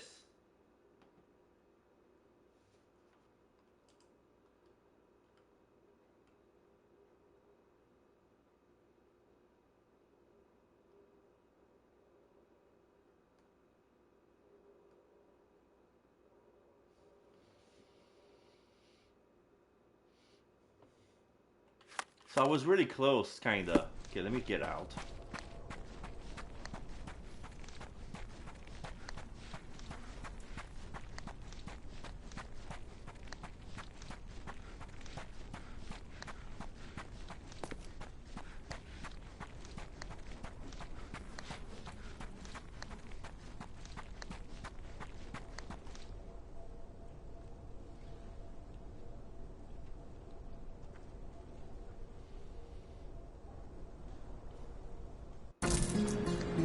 Ah, the Led Zeppelin complete. I had to leave. Okay, so case complete. Okay, so it's over now. So now I can do, okay, history. Yeah, the Led Zeppelin.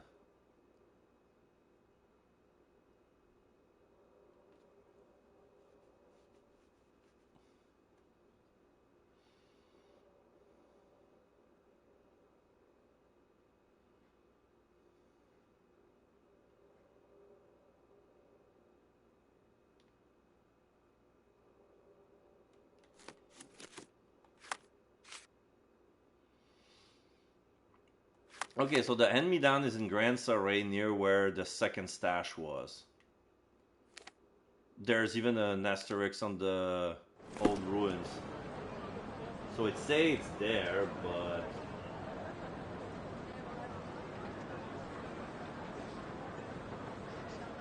So I overlooked one of the trees, apparently. Let me check.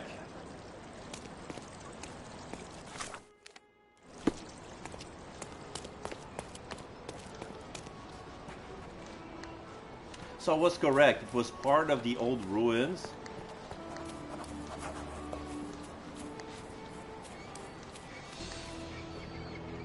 It never loaded. Are you for real? When I was there, it never loaded because I had to leave and come back. I never came back. Because I was already there. Oh my god.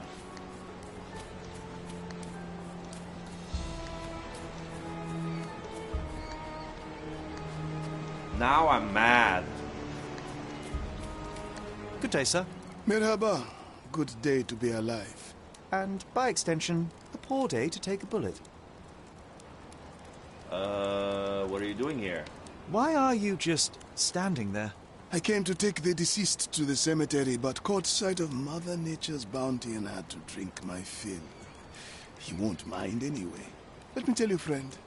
The sweet sea air, the calming whisper of the waves, it's a salve for all ills. So what happened here? Do you know what happened here? Officer said there was a duel, shots fired, and then that fellow took his last breath. Reminds me of last year. So the inspectors have been and gone? Huh. Of course. Police don't let an undertaker do his work before they've finished theirs. So what happened last year? You mentioned a previous incident. It was in the old city ruins. I remember the deceased was very rich. Front page news, very, very rich he was. But a coin makes a poor shield, as I always say. And who needs it when a view like this is free? So do you know who was killed? Who died? Oh, no, mister. It is not my place to say. Not your place. Nonsense. As you say, he won't mind. Death with dignity, that's all we can hope for, sir. He doesn't need his name out there. Okay. We're done.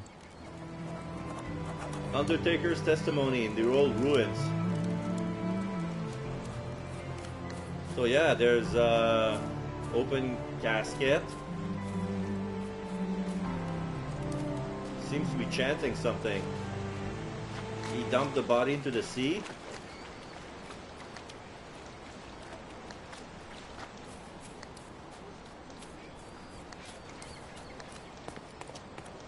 This man is no more. He's ceased to be. He's expired and gone to meet his maker. He's a stiff. Bereft of life, he rests in peace. You know the rest. Yes, Monty Python. This is the next duelist.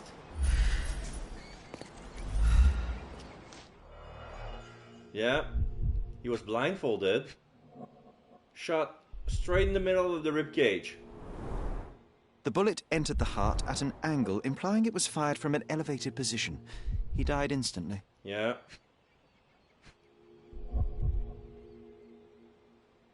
John, stop poking at the dead. Predictably, the rumours were exaggerated. The blindfold is intact, with both eyes unharmed. So that's the gun he was using. A Webley top-break revolver. Webley. Yeah. How many bullets?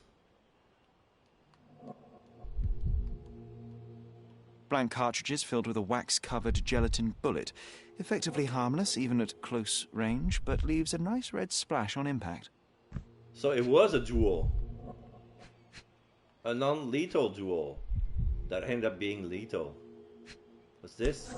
A key. A key for a birdcage? I'll take it. Okay.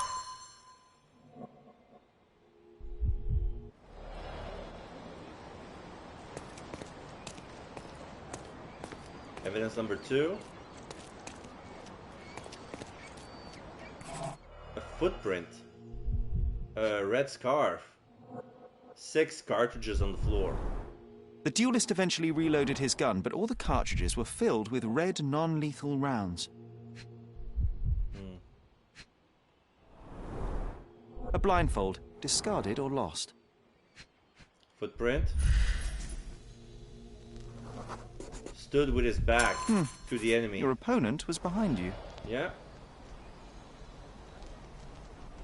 He was shooting over there.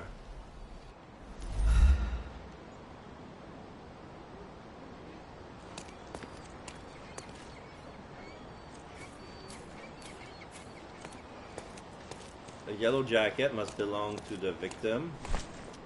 Duelist suit. Oh, I can take it. Are you for real? Oh my god, I look like Dick Tracy. I'm gonna change my hat. Something less.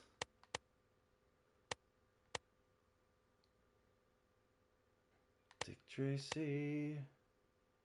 I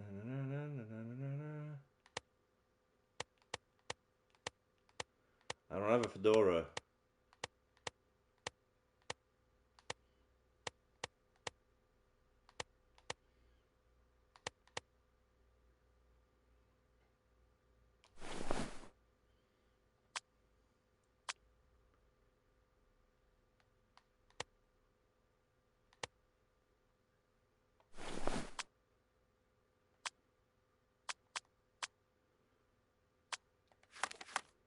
Now I really look like a Dick Tracy character.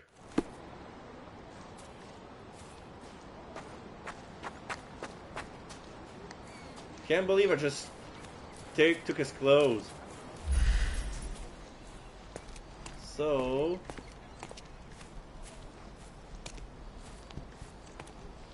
Oh. The silver hand riddles.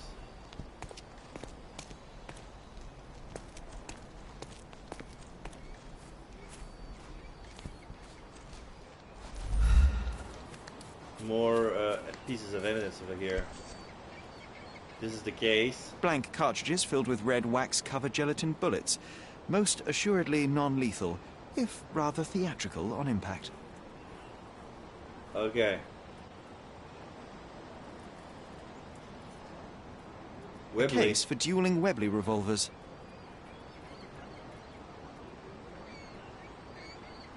Oh, missing a corner. The corner of the box is broken, likely from being dropped.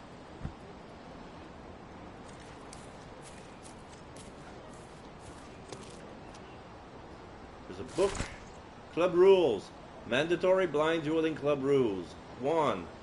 Do not talk about the blind dueling club. 2. Never miss an opportunity to practice your shooting skills. 3. Do not shed blood at duels or other club meetings. 4. Do not talk about the blind dueling club. Duel oath. We, the undersigned, hereby declare that this duel shall be subject to and bound by the blind dueling club's strict code of honor. May the winner be crowned blind champion. Signed, E versus S and JD. Witnessed by HF, VC, honorable referee and head of the blind dueling club.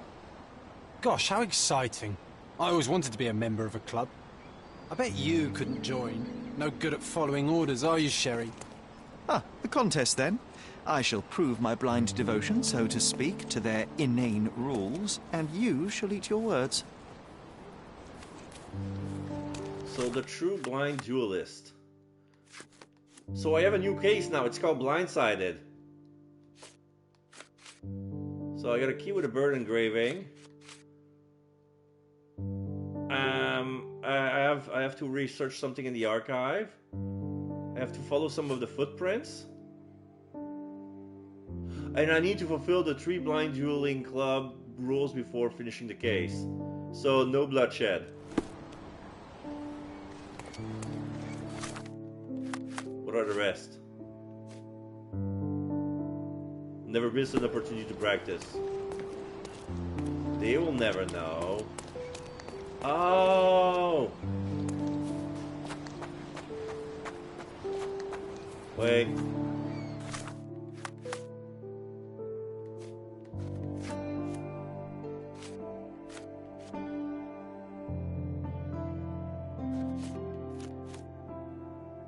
Beyond the Joke, that's a DLC, but I haven't checked it yet. I want to finish the Enemy Down first.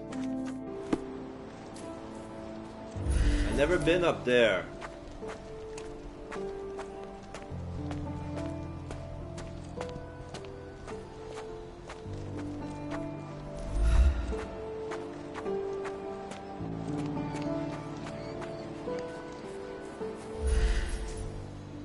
Oh, another gun. Somebody shot from here. A Lamat revolver, .42 caliber. Lamat? Yeah, this is not a duelist gun. One chamber is empty, the others are filled with live rounds. Yeah.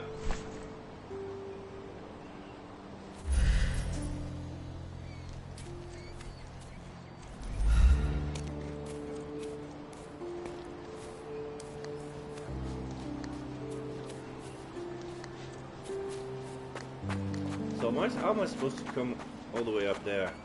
I need to find a way. Where was this?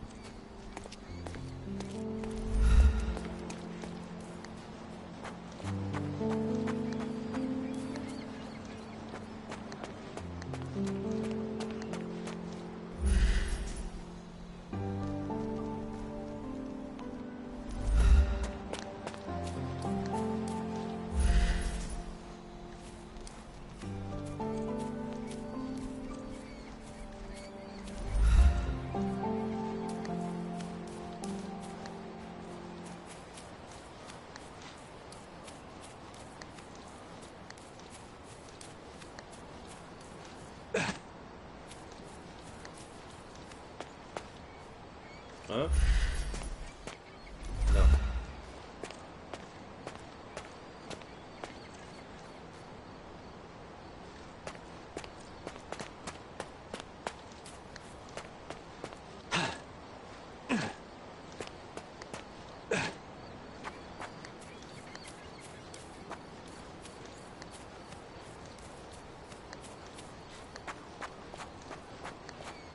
Ah, there it was. It's the treasure is not at the old ruin. It's a lone tree. It has to be alone. So this one. There's a stash. Then you move the stash, there's a magnifying glass. Wait, what? Is this Mother's magnifying glass? How did it end up here? What happened? Sherry, you really need to learn to let miracles happen. The whole world is one big, unresolved, chaotic miracle.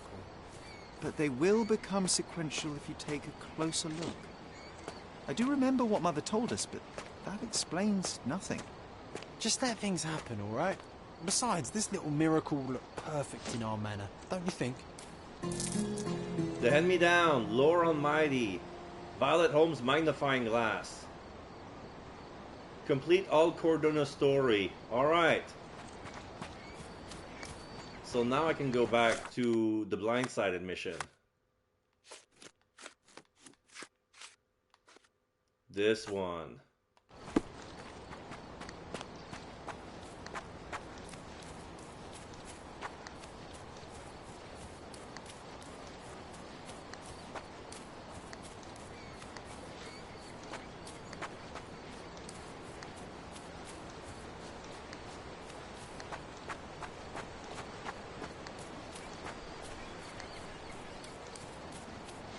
Where am I? Oh no, it is the correct path.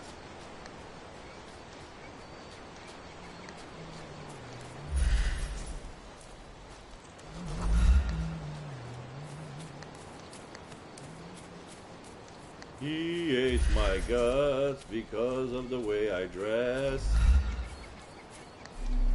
So what else is there in this? I haven't looked.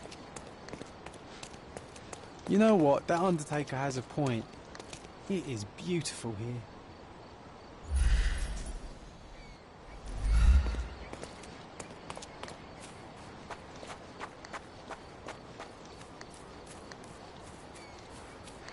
Oh, there's a speck of blood.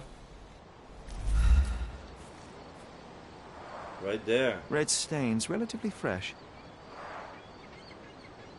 So that's not blood, that's wax. Because the duelist spotted him. Alright, let's reconstruct this baby.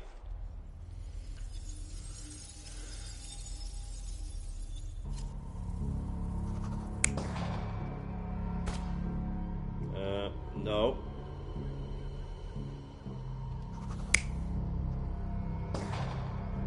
Yeah, the death was instant, so he died like that. This guy...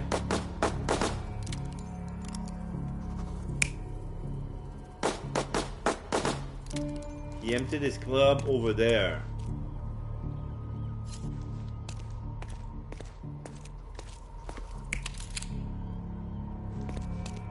No.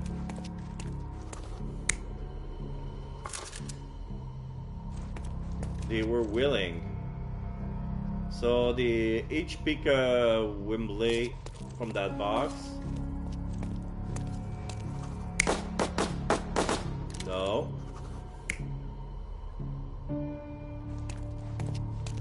Oh, he probably went up. The referee did it, but he went here.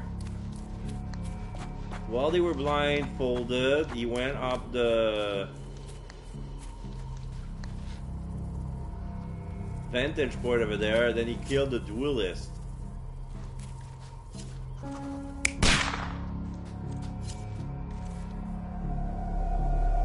Yeah. The victim was killed by someone up on the wall. It may have been the referee who took advantage of the duelists while they were blindfolded.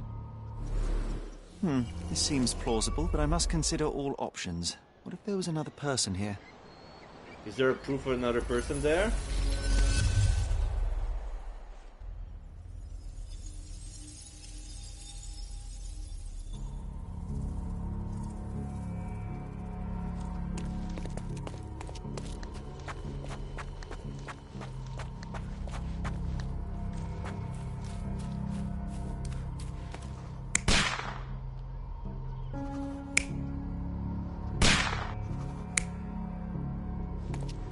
Okay.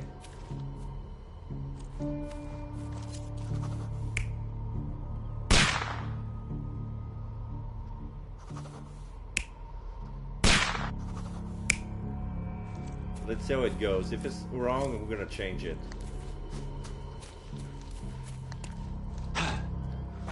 What proof that I have that there was another person there? Yeah, maybe the referee was there and he's like, oh no, my ears. No.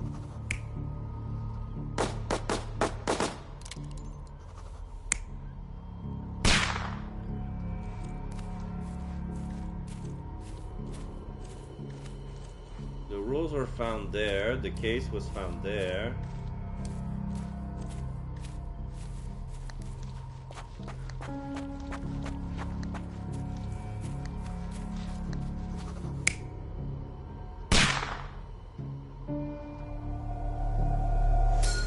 The victim was killed by someone up on the wall. There may have been someone else here, a fourth person waiting for an opportunity to strike.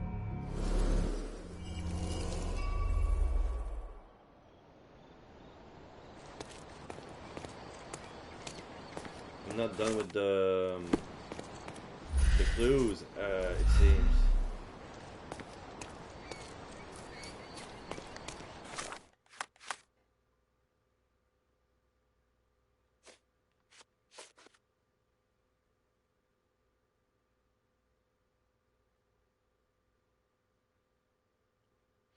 Okay, people are talking about the man who was killed in the old ruins at the southwestern side of Grand Soleil. Both his eyes were shut out. No, they weren't.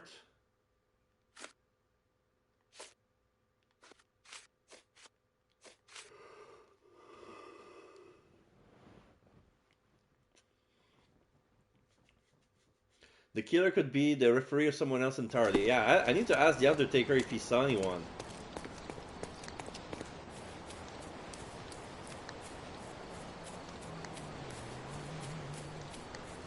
Sometimes I think beauty can blind you, or you can be blind to beauty, you know? Did he see it all around him, do you think, before he covered his eyes and drew his pistol?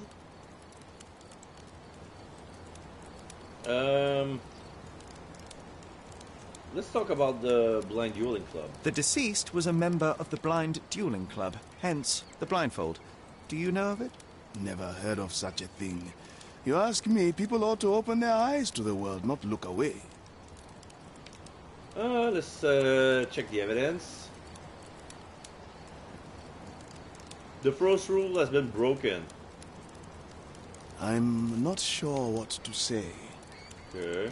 There is more to this case than meets the eye. The victim fell not to his dual opponent, but a hidden marksman in the ruins. Abandon your oversimplistic ideals and tell me the name of the deceased so his killer can be caught. Ah, that is wrong, to be sure. Okay, the man's name was Eric von Staub. I heard the officers say that he lived in Scaladio. At last. You may return to your vacant stare. Oh! Oh, fuck! I lost the jewel. Okay, I lost the jewel because I broke rule number 1.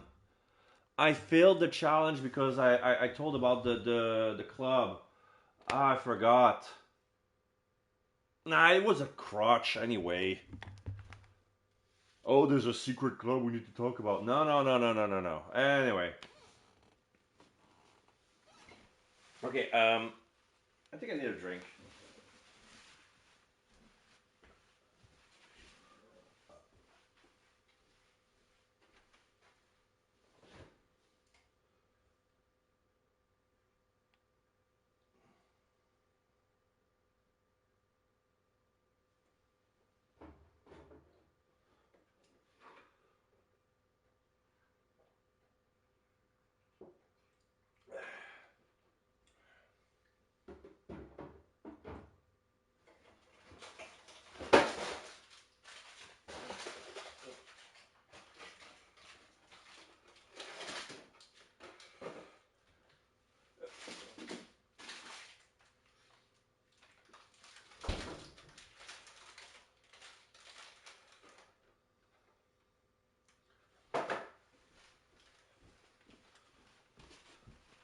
Sorry about that. There are some brownies that I need to eat because they say they're gonna expire soon. But as I just stood up, I need to go to the bathroom. Be right back.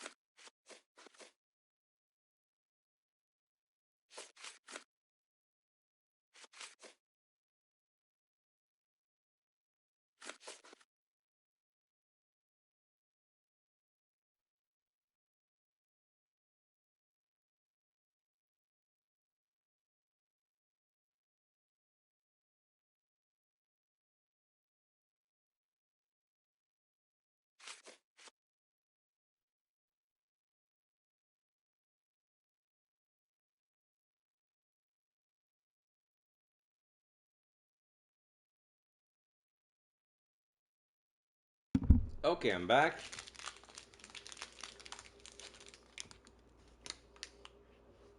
Trying to figure out where to look. So I guess I need to go to the newspaper and to City Hall to identify a guy.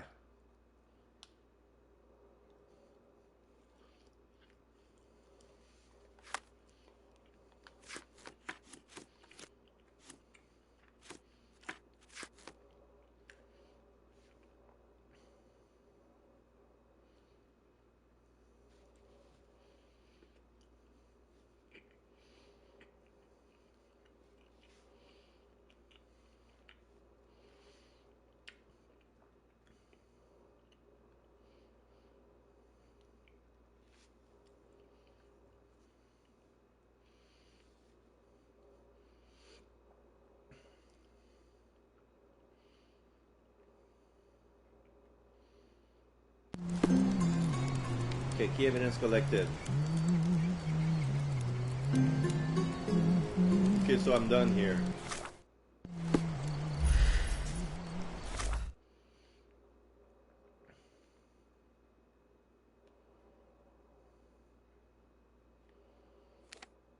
Okay, so let's go check the article from the newspaper.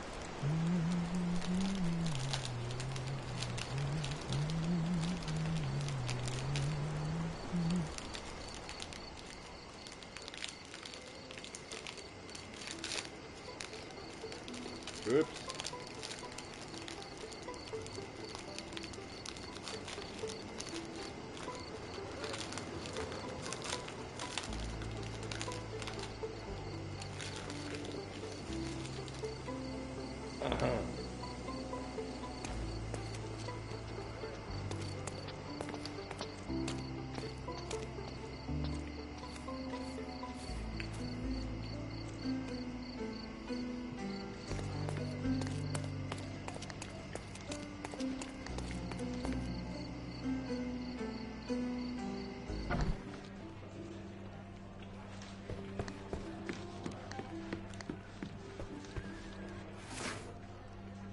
Okay, blindfolded victim.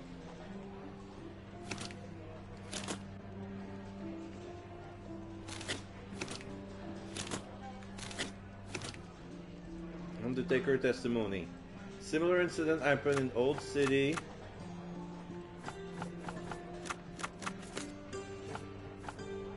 Front page. Last year. Or current year.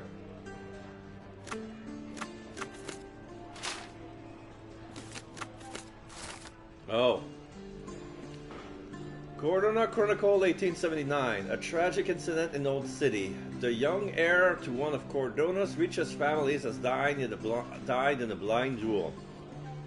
During the curious incident, the victims, who cannot be named until all his family are informed, stepped in the wrong direction, falling off the cliff to his death. The survivors have expressed their deepest regret and sworn to never duel again.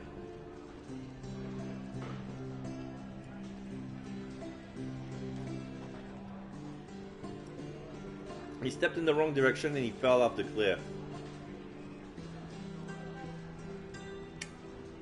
It says that it's similar, but it's not really the same. Okay, so we're done here.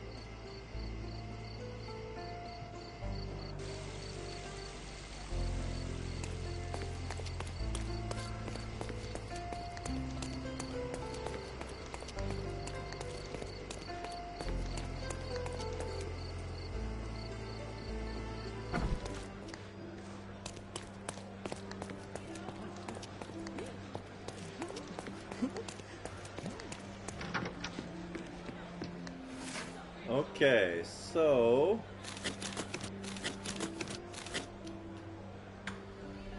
we're looking for a citizen.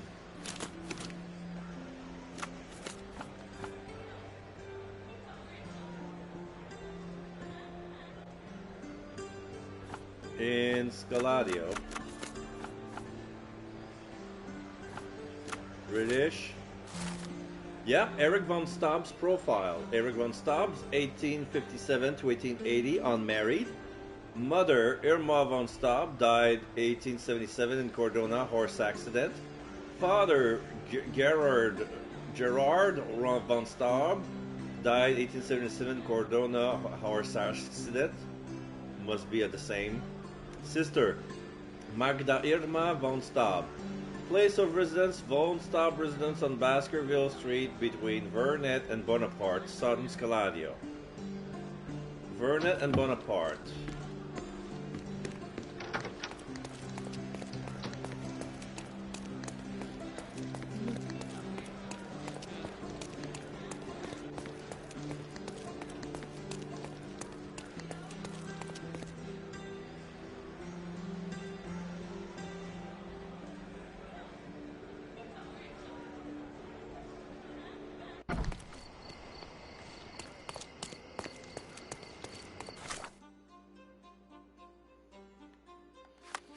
They said Bonaparte, Baskerville. Baskerville between Vernet and Bonaparte.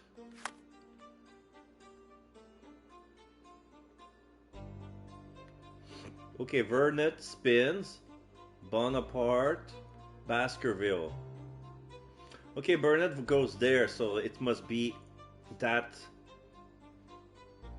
small piece of street right there.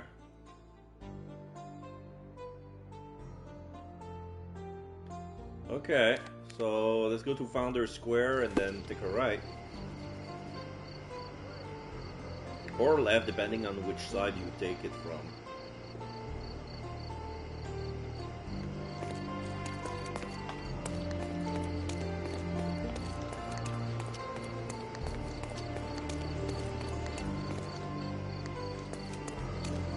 Wait.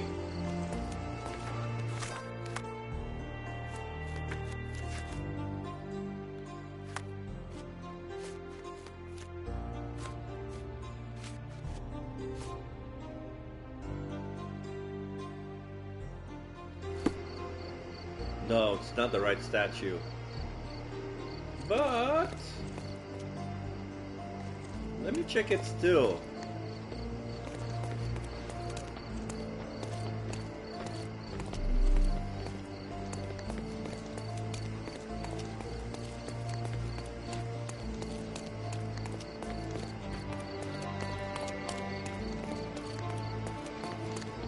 Oh, that's the cab.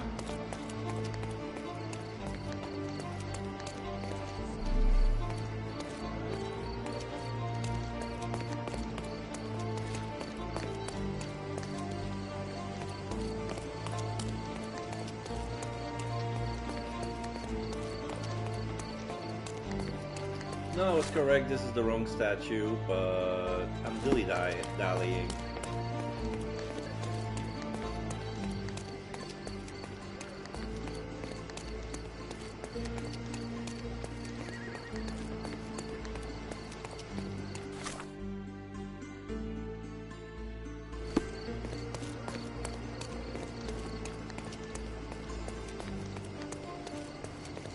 So one of them is the Von Staub residence. Yeah? This one?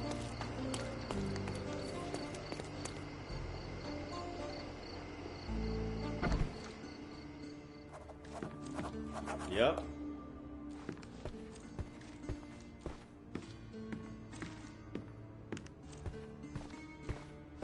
Miss von Staub is awaiting the police, sir. Perhaps you might visit on another day.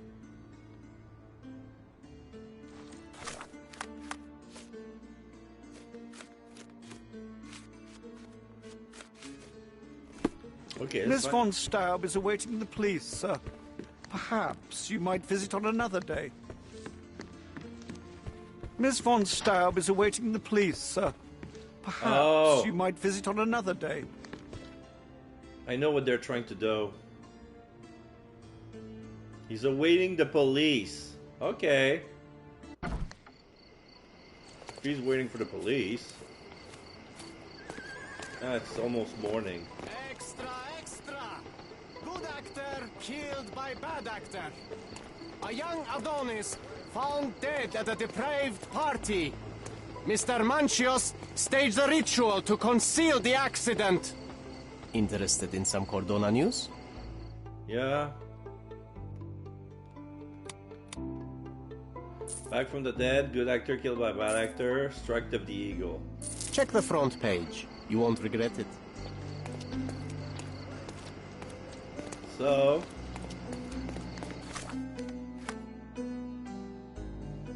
time to bring the cop costume.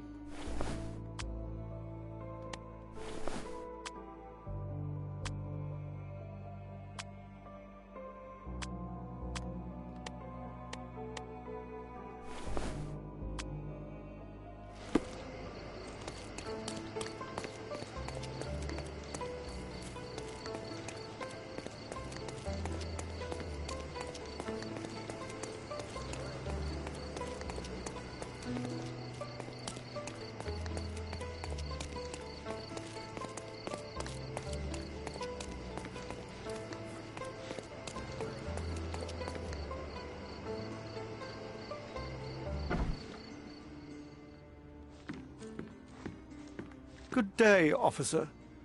Miss von Staub awaits you in her boudoir. Good day, miss. I regret to disturb you at this tragic time, but could you spare a moment? Oh, officer. I've been waiting. Is his body still in that horrible place? A horrible place? I should introduce you to the Undertaker. But first, you and I shall get to know one another. Okay. Pale, looks pallid.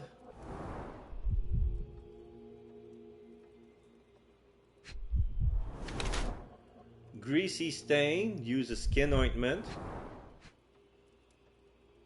What's wrong with her wrist? Purple mark, recent bruise. Yellow mark, old bruise. No ring? No, there's a red stain, dried red paint. That was paint? And she has a black ribbon. She's in mourning. Yeah, she's a black dress. I knew that she was mourning, but I didn't know that. Oh, okay, she's also wearing the black ribbon.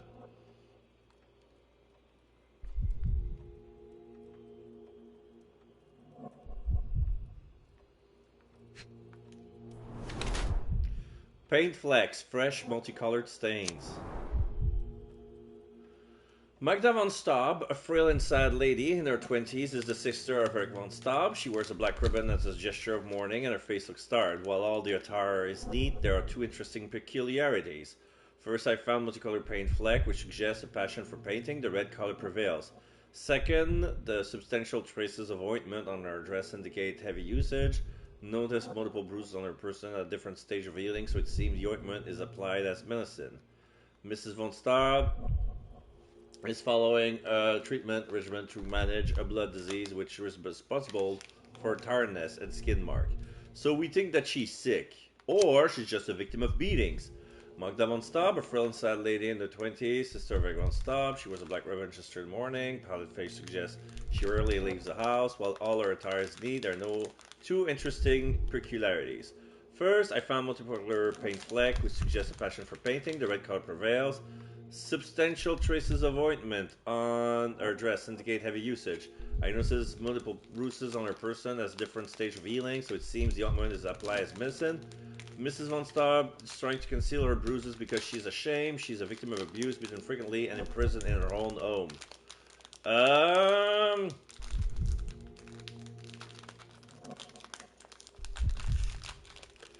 Like, yeah. Like, I don't think those bruises are made because she's sick. Sorry.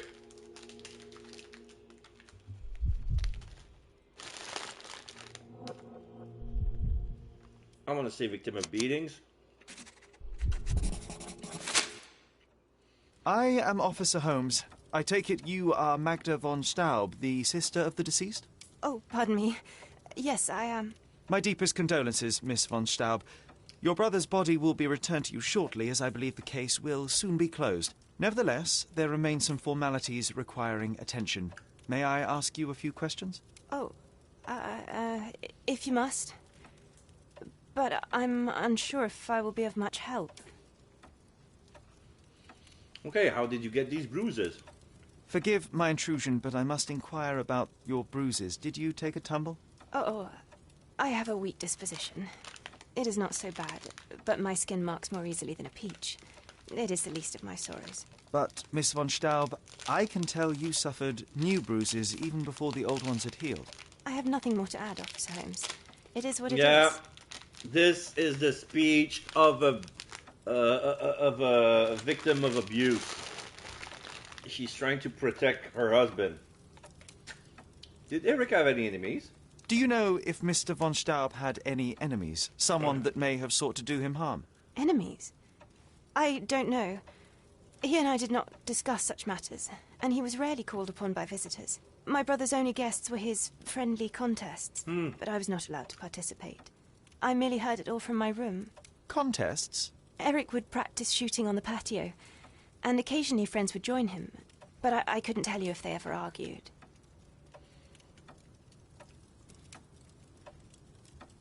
You have an alibi. Where were you when your brother died, Miss von Staub? I was here painting Eric's portrait. My God, you could have asked the servants. Alas, I needed to hear it from your lips. Yeah. May I take a look at Mr. von Staub's room? His personal effects may prove invaluable in our understanding of the case. Please do. Here's the key. All right, 3 evidence updated. Thank you.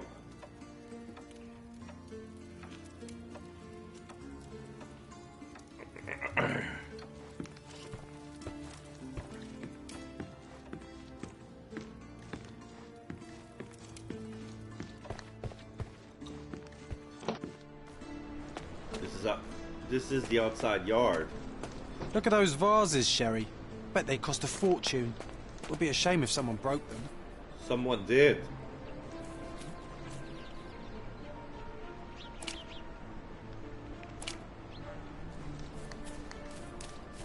Someone will. Why is my gun?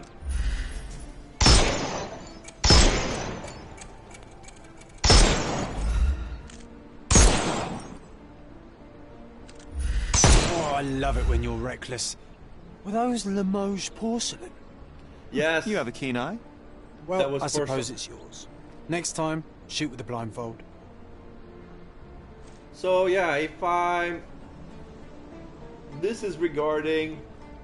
So if I kept my mouth shut with the Undertaker, this would be step 2 of completing the quest. So basically, I'm a policeman. I'm shooting Limoges porcelain for no reason. Oh, you won't understand. I'm part of a secret club. Never miss an opportunity to practice your shooting skills. This is another reminder. Another reminder. Rule number 2.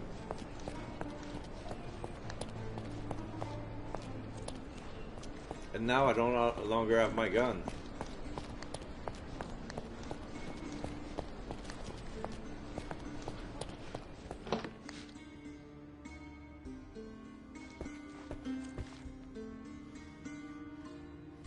There's a cannon in the hallway. I'm not kidding.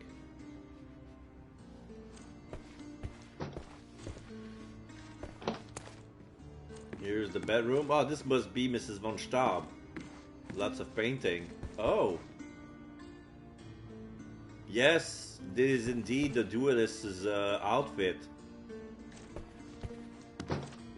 Yeah, they want us to get in pretending to be an officer, because if I were to get in with Mr. von Staub's clothes, she would have recognized them. A handsome portrait of Eric. Miss von Staub does have talent. Is that a crop?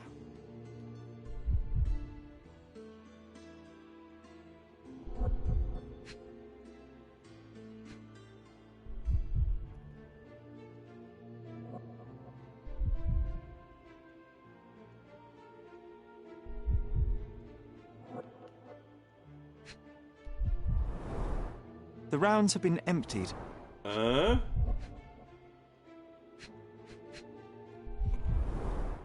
The black paint looks thick. It's been mixed with something. Oh! Okay, we're gonna take a black paint sample, but get this. We're gonna prove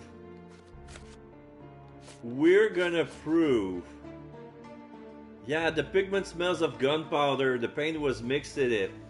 Yeah, like she emptied clips and she mixed. So the black is made with gunpowder.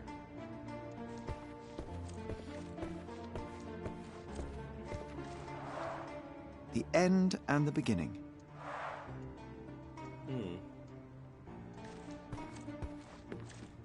She covered the locked windows with paintings, but the atmosphere remains oppressive. Sad home for a young woman. She covered the locked windows with paintings, but the atmosphere remains oppressive. Sad home for a young woman.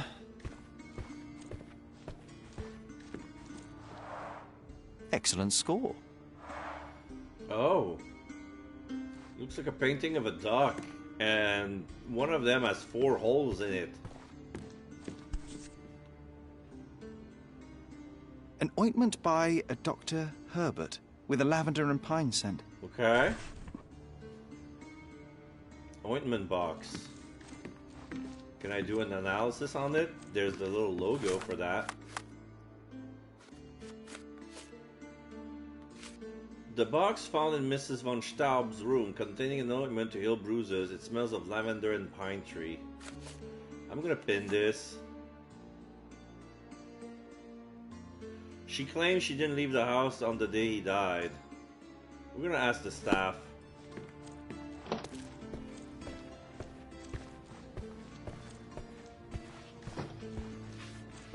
Can you satisfy my curiosity? I'll gladly tell you everything I know, officer.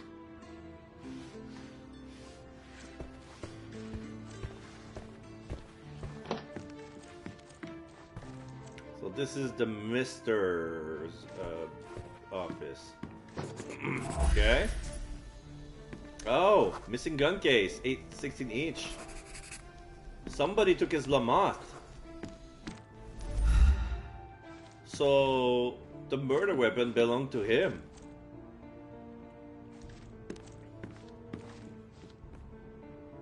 There's some rifles. More rifles. Some are missing. Maybe it's an incomplete set.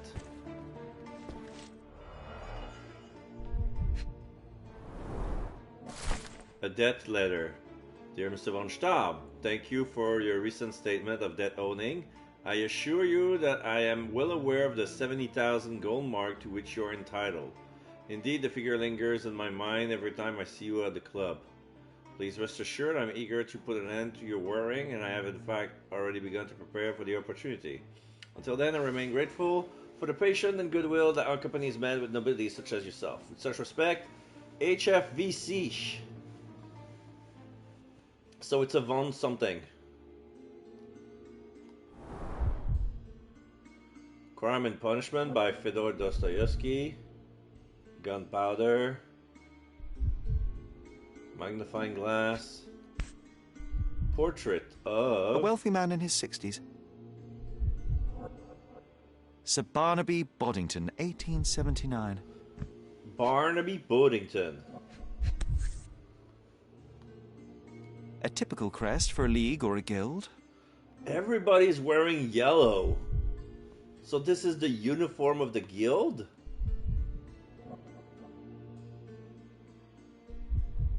Club headquarters.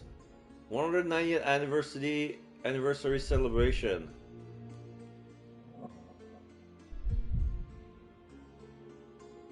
A tip. Club headquarters, 190th anniversary celebration. Picture of blindfolded man. Key evidence collected. Letter to Mr. Boddington.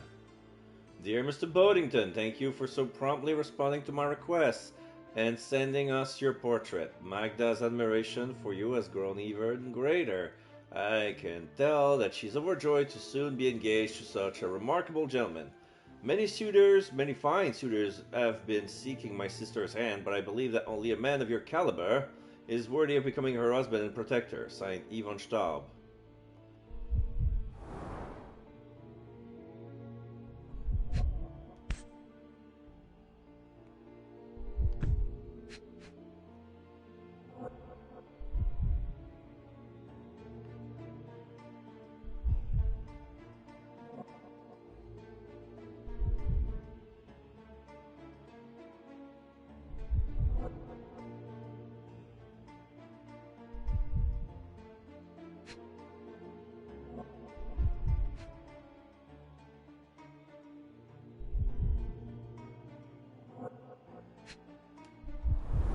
Car. Oh, that says mail. Official German correspondence, dear Mr. von Staub. We have received your application and recommendation. We will study your profile and credential and of course inform the honorary consul you applied to be his successor. Yours faithfully, Maximilian Gunther, German Foreign Office.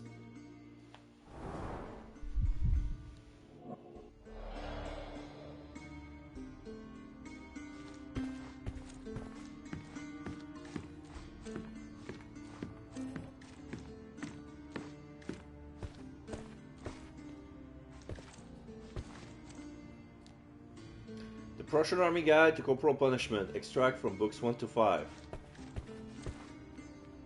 Rare gun. More rare gun. What's this?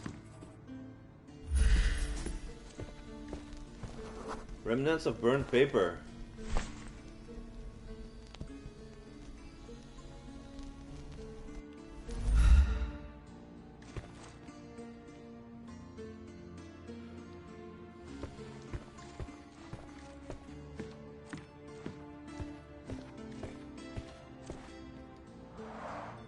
This whip is well loved and well used.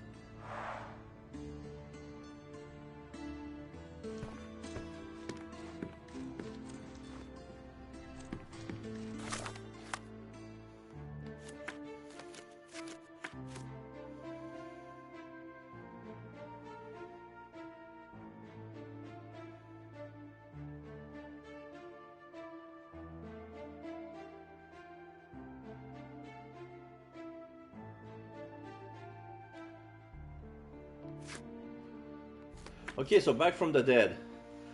Okay, so this is the article that I've, the case I've completed. After being presumed dead for nearly 6 months, Chief Inspector Luciano J. Placido has been resurrected in dramatic fashion. According to police sources, the Chief Inspector faked his death in order to go undercover in the criminal organization known as the Hive. His goal, to dismantle it from the inside. The Hive is infamous for weapon smuggling and associated violence that has led to the deaths of dozens of British citizens. The dramatic decline in their activity within recent months seems directly linked to the Chief Inspector's success undercover. Sergeant Nathan Stark, who has taken over Chief Inspector Placido's unsolved career in his absence, was promoted to Inspector in recognition of his exceptional work. In a statement, Chief Constable Donovan said he was thrilled to have Placido back on duty, claiming that there is a lot to be worked. There is a lot of work to be done. The officer of the hour respectfully declined to comment. Good actor killed by bad actor. Police stormed the Manchio's mansion yesterday, uncovering a depraved soiree and the beauty of one of Cordona's most beloved beauties, Fabio. In a sickening twist, the young Adonis was found on a basement altar, surrounded by occult inscription drawn in his blood. Several attendees of the gala were arrested, and upon further investigation, police determined that the strange circumstances of the death were the killer's attempt to hide the truth. A source with knowledge of the... A source with the... Sorry. A source with knowledge of the situation tells us it was manslaughter and that the owner of the house, Mr. Kurt Manchios, was unintentionally killed the drug actor in an act of self-defense. Were it not for his attempt to hide the crime, he would have walked free. Instead, Mr. Manchios now faces 2 years in jail. Only 2 years? Shit. The sudden death of Mark Wrigley, son of General Arthur Wrigley, has shaken Cordona. The police already have a suspect under arrest, none other than Ozai from the House of the Eagle, a pillar of the old city community. Tension between the British military and the local population has increased, with already a dozen deaths from multiple clashes on the street of the old city. Fuck! Authorities are working to de-escalate the situation, but it's unclear how long they will be able to maintain order. Could this be the end of our island fragile peace?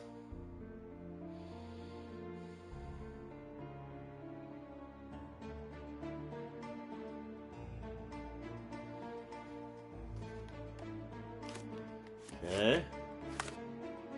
So, picture of blindfolded men. I need to ask this. I need to analyze the burned letter.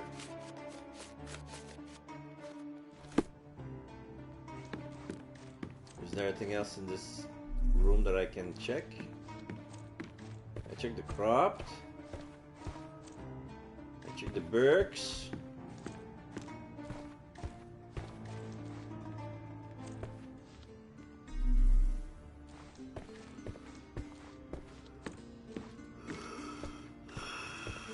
Sorry.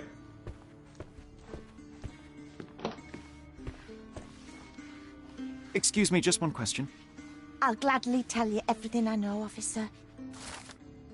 The servant said that Eric always left by foot when wearing his yellow outfit. That's all they know.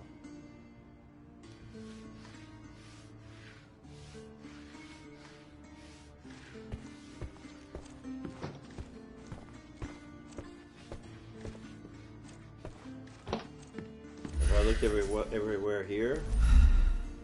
Oh no, there's one, this I need to check out. Oh, I need to end by a ×2. So my result must be 4, 6, and 2. 4.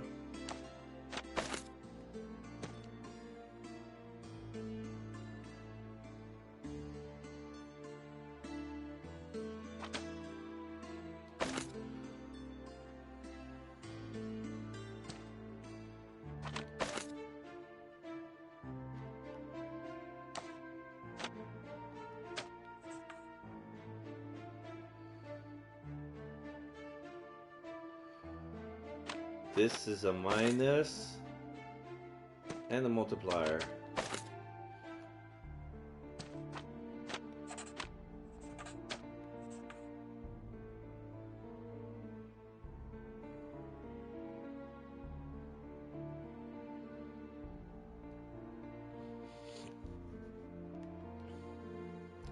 So 3, I'm gonna add it up and multiply.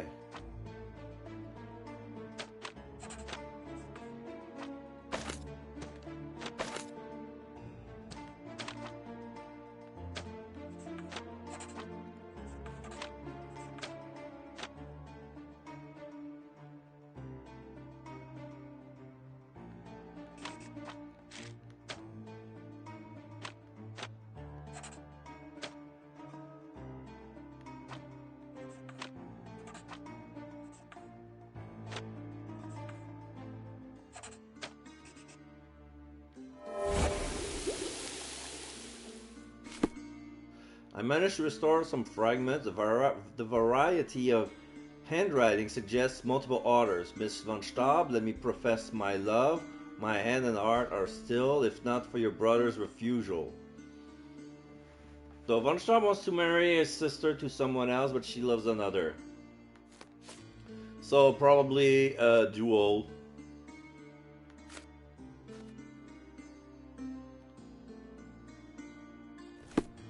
So let's ask someone else.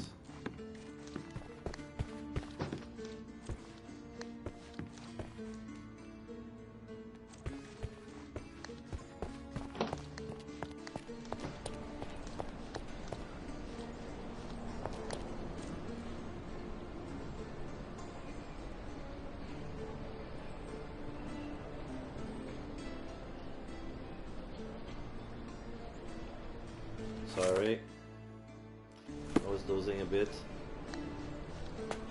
It's too late for an energy drink, but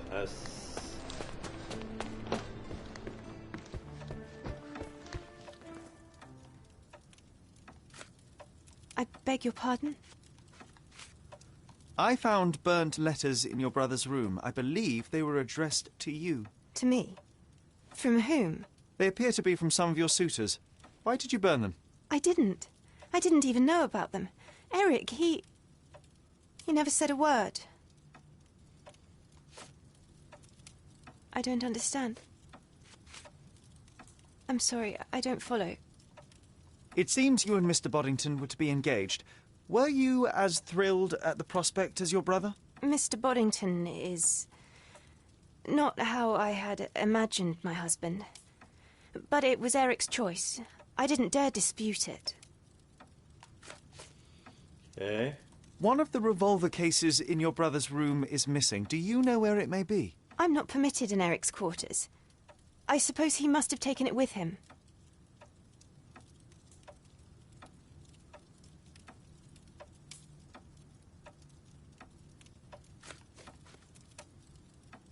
I don't understand.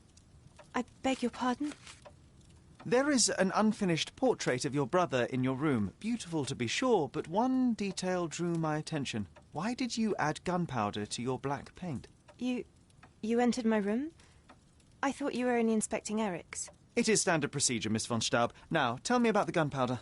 Eric's art was his shooting, and this painting is my tribute to him. It felt appropriate. We're both artists in different ways.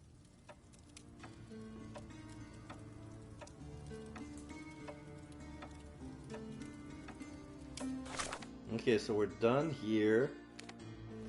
I haven't found all the clues. Because there's someone else we haven't asked.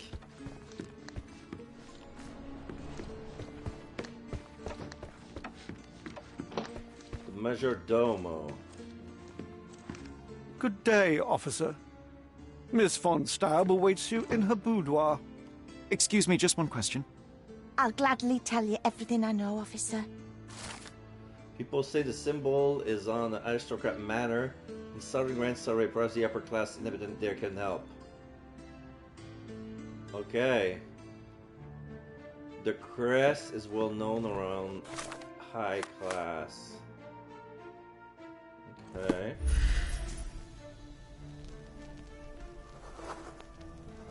Good day, officer.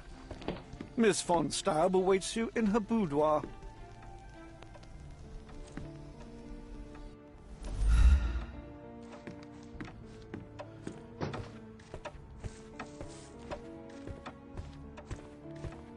It's probably because I'm tired. I didn't know there was so much to do yet.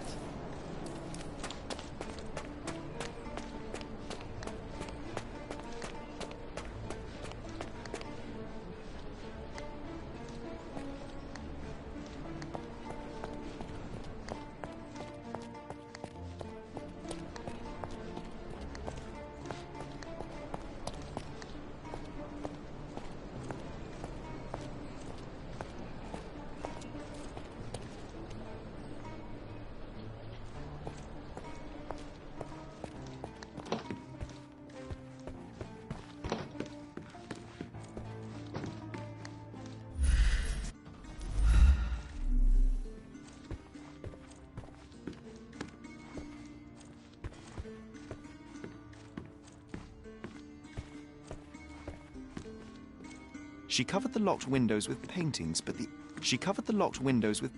but the She covered the locked windows with paintings, but the atmosphere, the end and the beginning.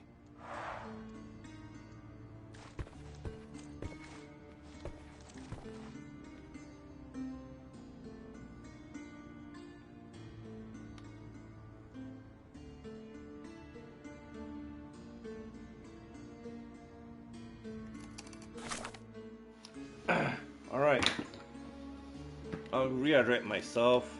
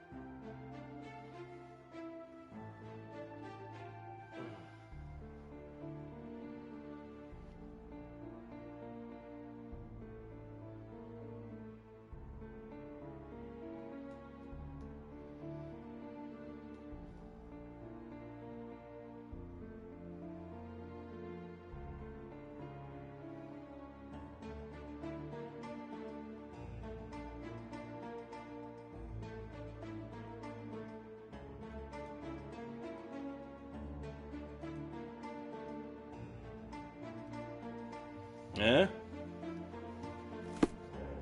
Sorry.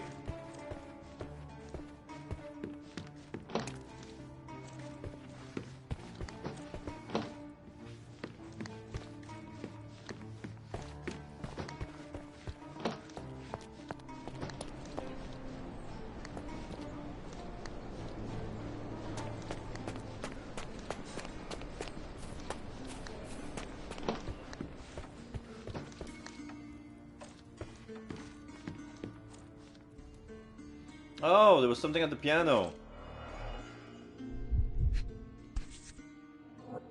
It appears the parents are dearly missed. Mm-hmm. German. Our beloved parents, 1875, Baden-Baden. Rest in peace. Baden and Baden.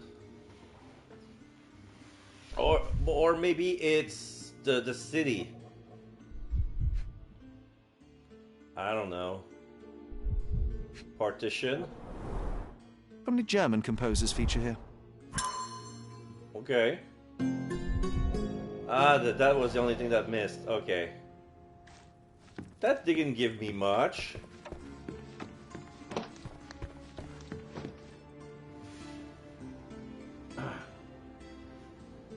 All right. So.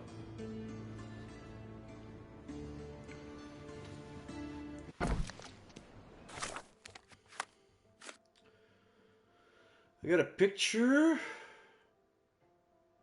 I got to interrogate higher class. Southern Grand Surrey. And then they're still beyond a joke. So these are the two missing cases. There's probably going to be another case that I overlook, but for today,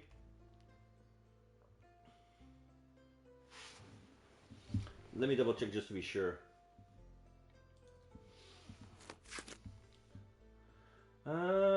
Yeah, Siren Strong, I didn't find it. Street Magic, I didn't find it. Flashes of Merriment, I did. Ghost Hunter, I did.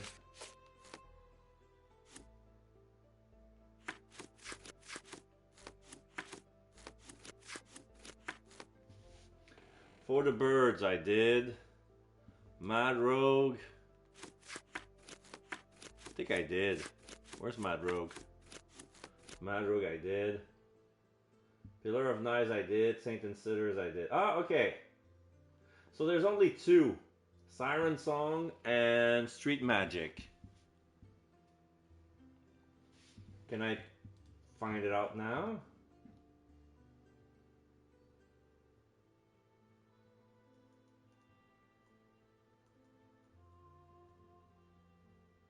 Okay.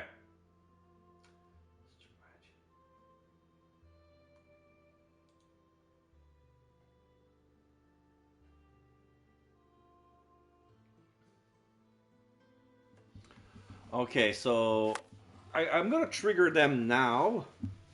I'm gonna trigger them now, and I believe I'm gonna finish the rest on another day because I seem to be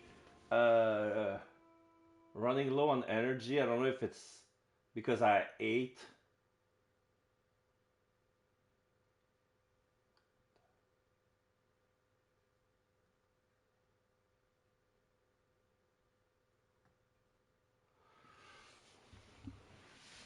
What's this? Oh, Stonewood Manor. Okay, so I'm already in Scalado. Okay, wait. No. Okay. So I can trigger the one in Scaladio. It's over.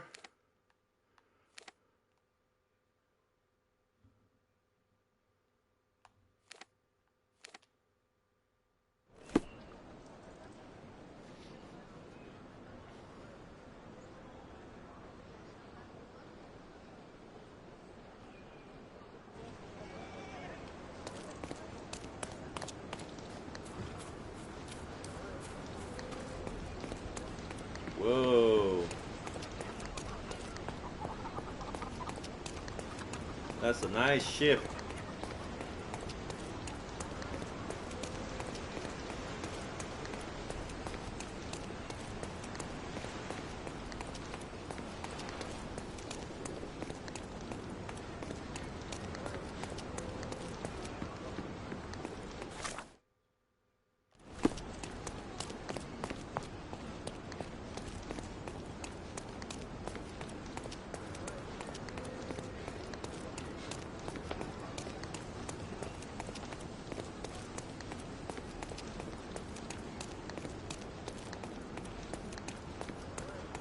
Wait.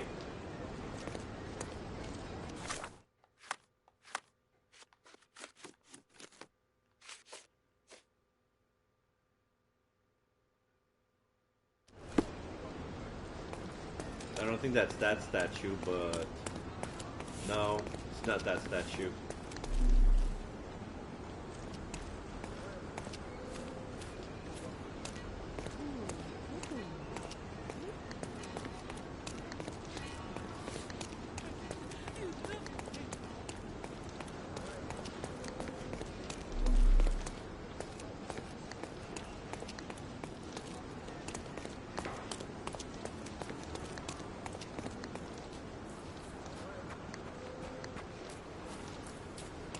Where I was.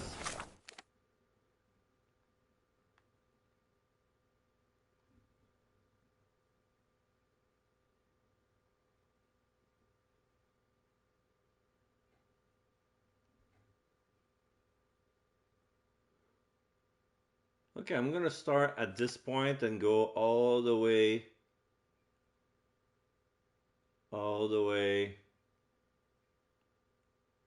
to the bridge until I found something. Because they say that it triggers on Harbor Street, but they don't say where exactly. It just says Scaladio. But Harbor Street is a mighty big street. Yeah, it's that street over there. Taking that street.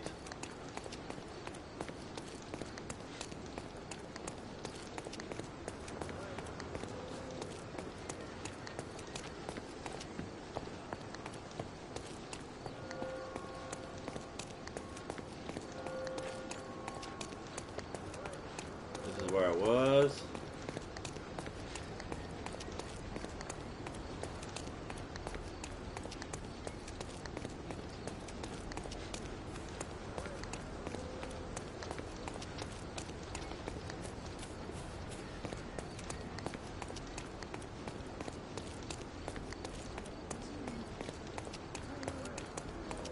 I'm looking for two men.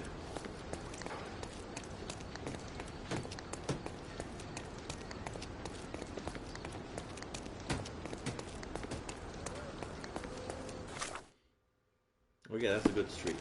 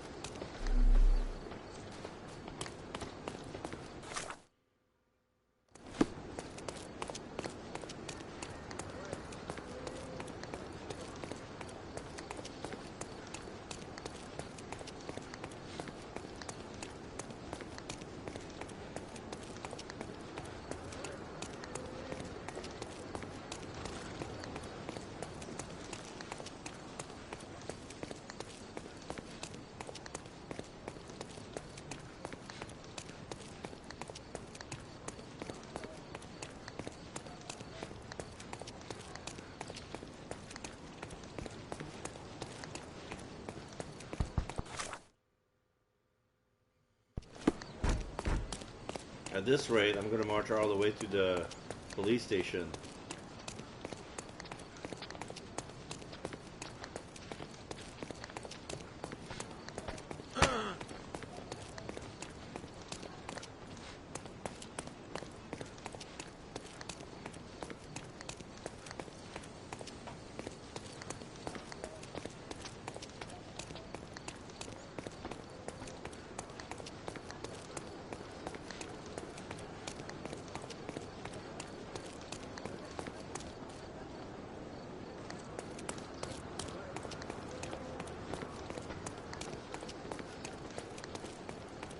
And that's the police station.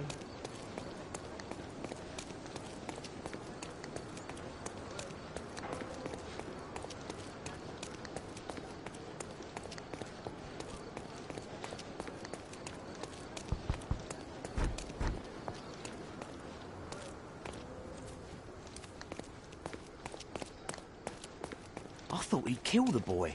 I've never seen Giorgio so angry. I hope the kid's safe. What happened to the boy? Old acquaintance? Called a liar?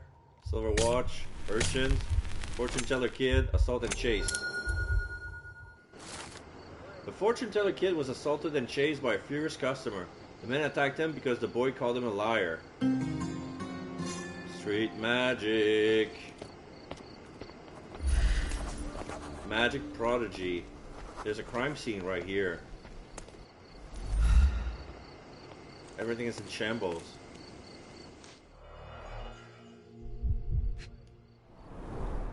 Let's hope no one's been hit by this smooth mineral.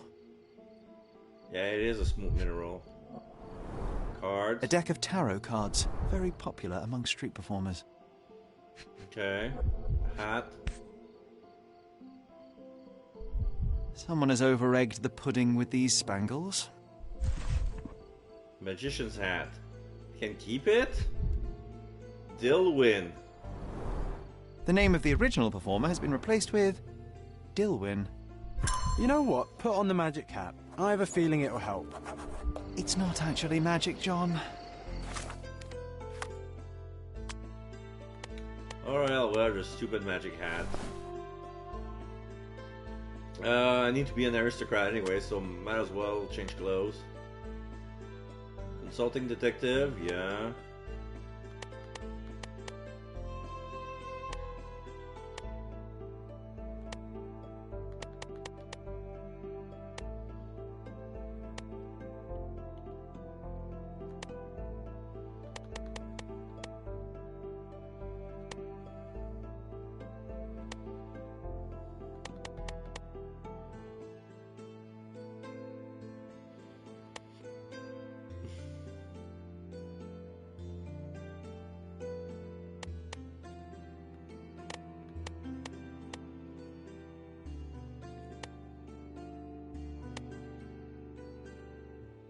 It goes well over the servant's livery. I'll wear this. Keep the mustache. I'll keep everything.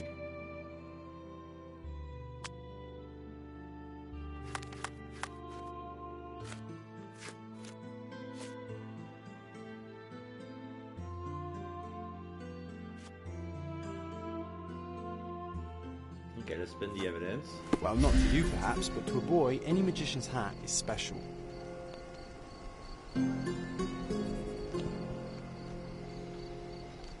Found some footsteps. He went that way.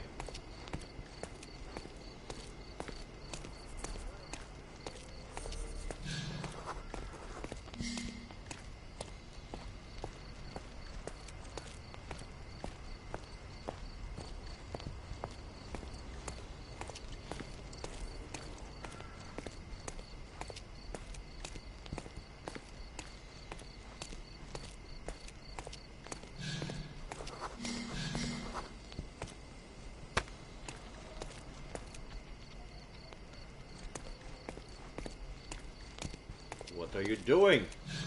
I don't know about you, but I'm ready to relax. Anyone else want in? No? Great.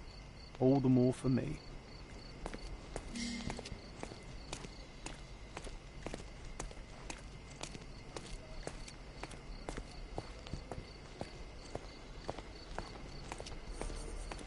Should have known better than to join.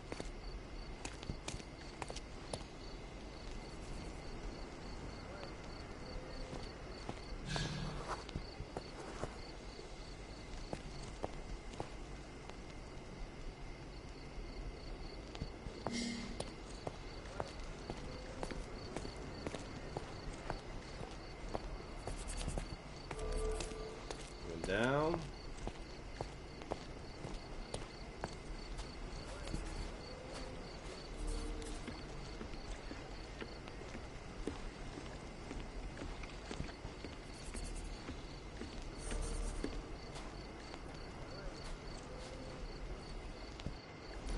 That's him. It's all right, boy. You can come out. Your pursuer has been intercepted by Cordona's finest. I didn't do... Hey, that's my hat you're wearing. I know it is. I followed you from your magic stand. Are you okay? I'm fine. You should keep the hat. It makes you look like the amazing Alonso. He's the best magician around. It never suited me anyway. Is that so? Let me take a look at you. Hocus pocus. Talk to Dilwyn with his own hat.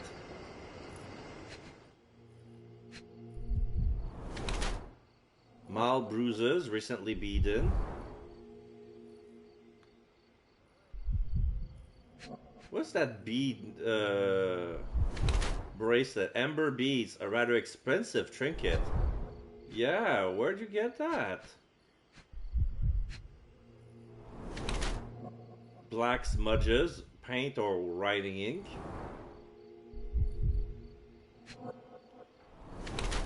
Baggy old clothes, several sizes too big. He's a street urchin, of course.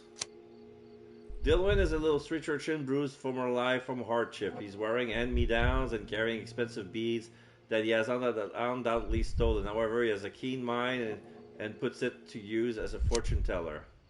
I don't think it's a poor rich kid. Dilwyn comes from a rich family, but wear rags clothes as discretion is bruise of a badge of honor. He's been kind. His keen mind craves a challenge for his school teacher cannot provide. Fortune-telling antics are his only way to stave off boredom. No, it's a street urchin, and he's doing fortune-telling for a living and scamming people. You're skinny, underfed, and bruised from a life of hardship, but you stand straight and proud. You do what you must to survive. Fortunately, you were blessed with a keen mind and have put it to use exchanging insight for income. Commendable for someone so young. Nah, you got it all wrong, mister. That's okay. Nobody can see like I do. Clearly. So, tell me, why did you call that man a liar? Because he is. He told me he's a lord. But no lord has calluses on his hands and sour cabbage stuck in his moustache. He came after me. He caught me with a fist. Nasty bugger. What did you expect? You embarrassed him in front of his peers and he couldn't admit it. Of course he would lash out. You must be careful how you deploy the truth, Dilwyn. It's a potent weapon, as easily turned against the speaker as it is brandished by him. Yeah, well, the truth is what people pay me for. I simply notice things others don't.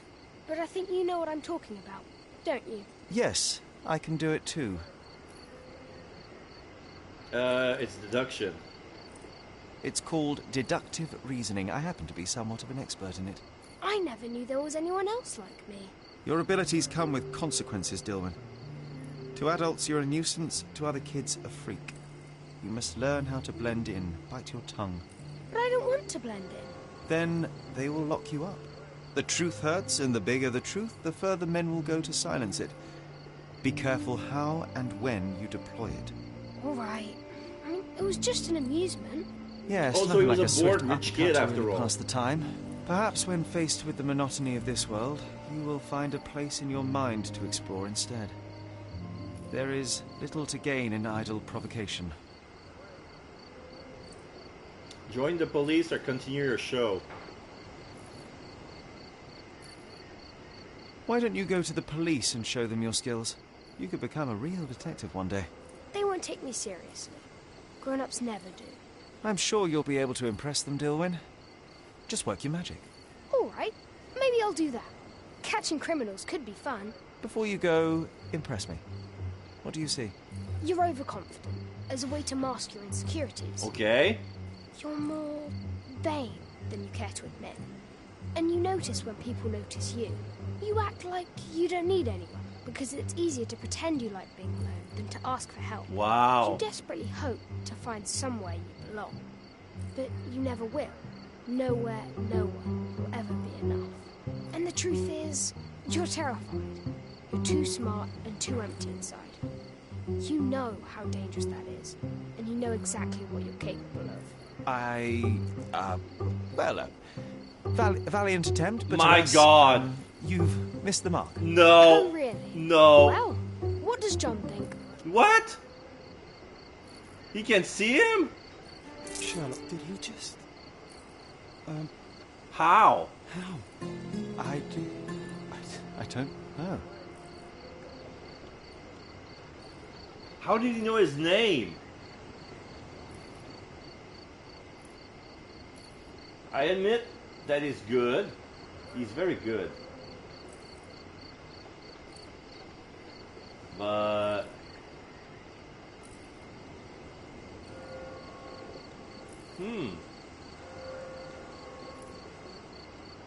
Alright, so... I hope the siren song is just as fast. So, this is Silverton. I don't need the hat anymore. Silverton. Drinking Dutchman. Where was it? There it is. So where exactly must I go? They say they heard people drowning. I'm gonna find out where.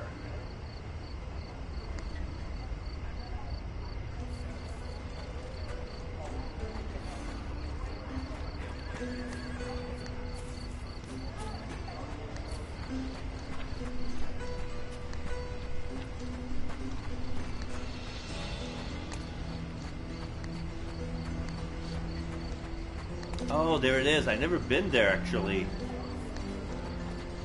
I was warped next to it, but I never been there because I couldn't identify. There it is, a drinking Dutchman. Another sight.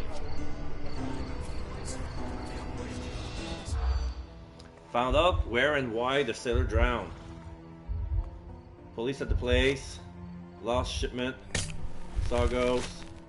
Beach by the cemetery. Selling moonshine. Harbor. Work of a siren. Ships arrive. Okay.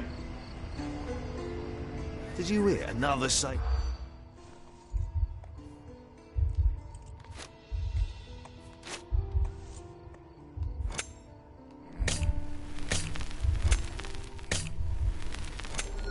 Beach by the cemetery. The sailor was found drowned on the beach by the cemetery. People are talking about sirens, but that's just superstition, or is it? New location, drowned sailor. The siren song. Alright. So let's check this new place.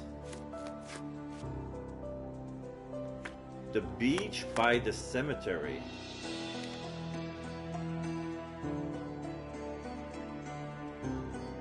Oh, that beach. Okay, I'll go to Cordona Cemetery, then backtrack all the way to the bridge, then take a right.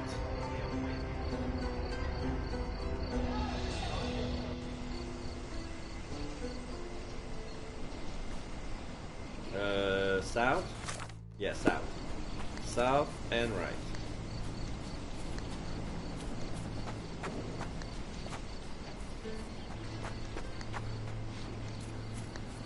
Okay.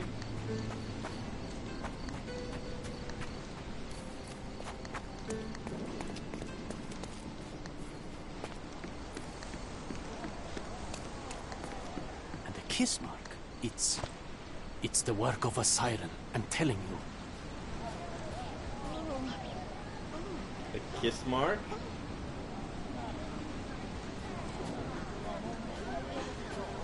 What's happened? Oh, who is it? Here to gawk at the bloater? Not at all, officer. Perhaps I can help. Help with what exactly? Solving an accident? Fellow drank himself to death, literally. Case closed. It's not the first case, neither. A few days ago, another drunken sailor drowned himself in a fountain. And what about that other sailor? What can you tell me about the other sailor? Nothing to tell. Some rich chap complained about a dead body in a fountain. Wasn't me who inspected the scene, though. Should have gone easy on the bottle, if you ask me. They get to shore, they start drinking like fish. Too bad booze doesn't make them grow gills, eh? May I look around? I would like to take a look around. Go ahead. Just don't disturb the evidence, all right?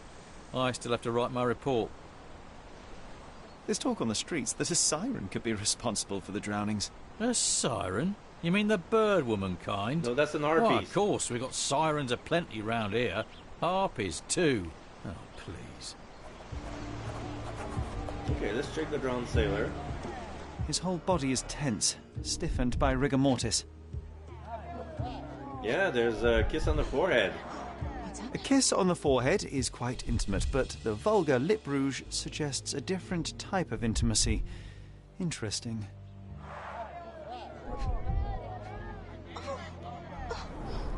The face is frozen in a contorted smile. What's going on in his hand? Some sort of tattoo? His fingers are clenched as if he's clutching to life even now.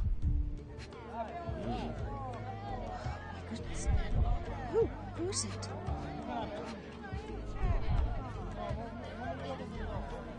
He drew a tattoo of a bottle of liquor on his backhand.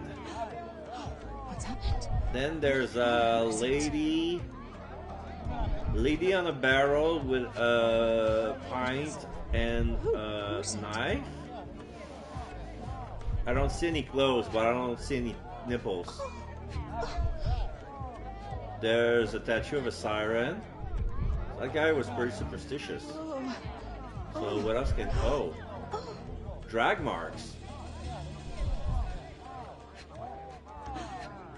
His shoes look clean. Worn, soaked boots, size 8. Something smells fishy here, and it's not brine. Okay. So we have a shoe size. Officer believes it's an accident.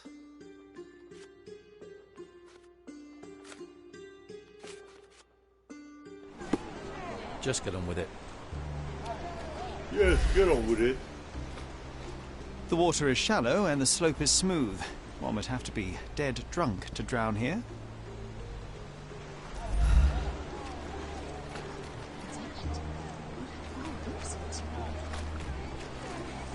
A lot of steps. It's a good thing the tide hasn't washed away the tracks. I should inspect them more closely.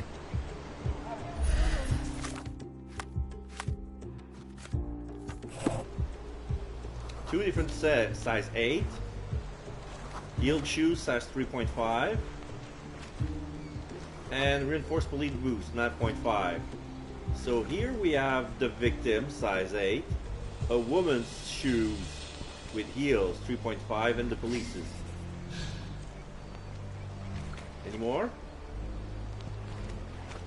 Nope.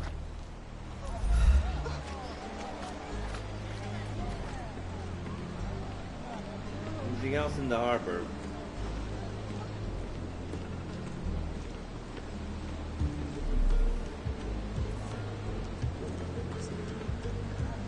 Oh, was this? Oh.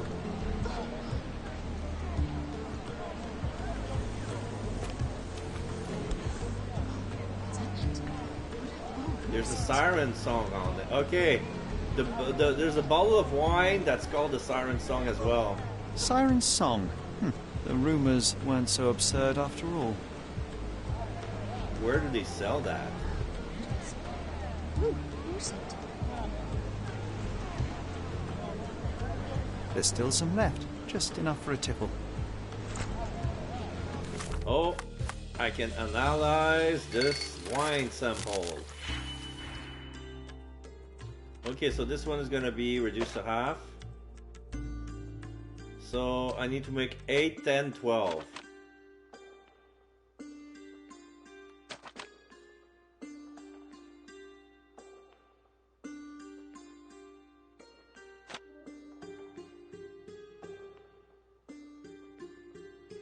Okay, the green's gonna be easy. I just switch the polarity and multiply by 2.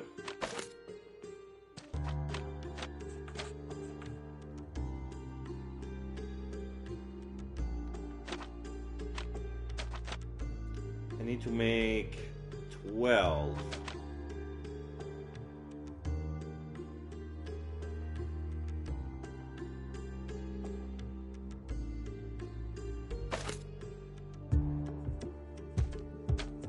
I'll take those two. This is going to be multiplied by 2 and the other is going to fuse.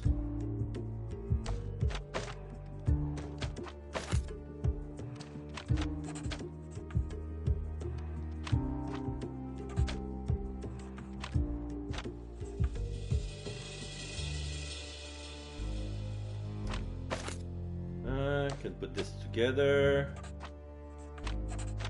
All I'm missing is 8.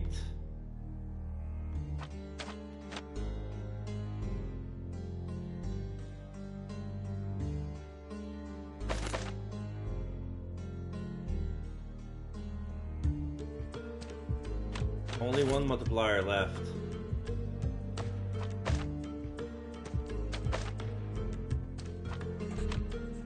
Six.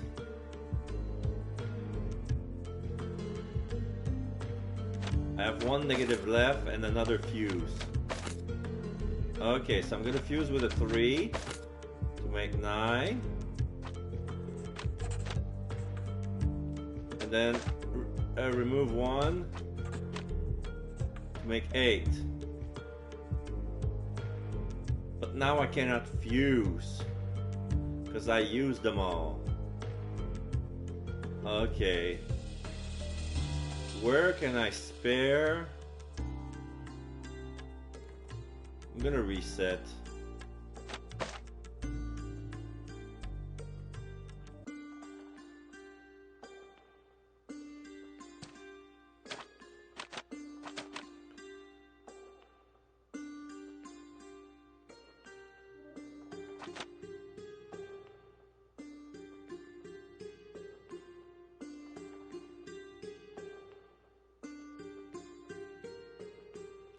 Okay, so this one I can multiply.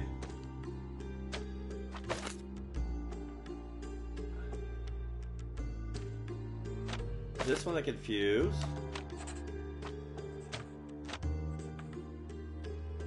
Then I can multiply by 2. And then fuse with another.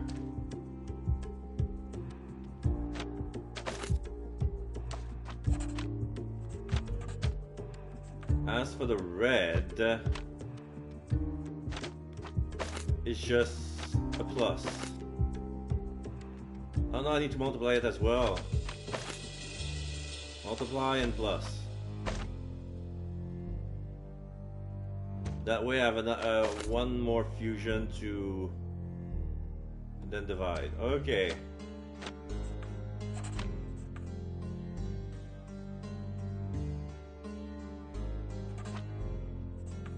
Wait.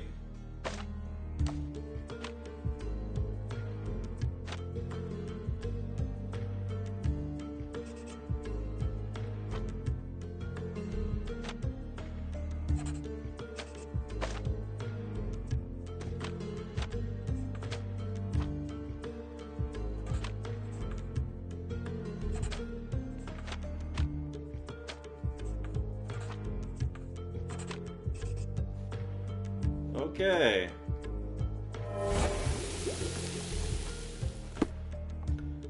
Cyanide!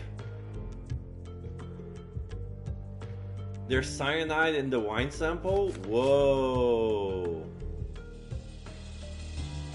The sediment contained cyanide. It turns out he was poisoned. Didn't the copper say that fellow drank himself to death? He wasn't wrong.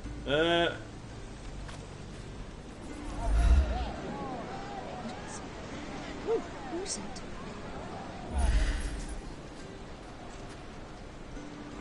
He's making a patty cake. Who's it? Just get on with it.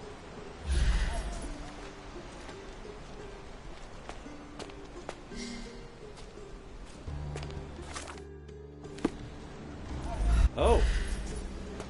There was a track. Oh, I see the marks.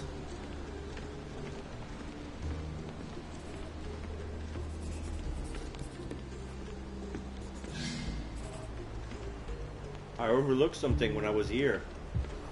The trail ends here, but it stood there for a while.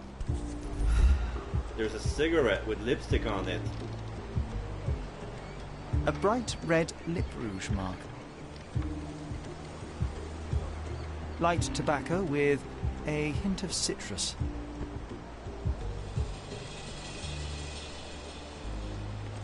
Interesting. Anything else?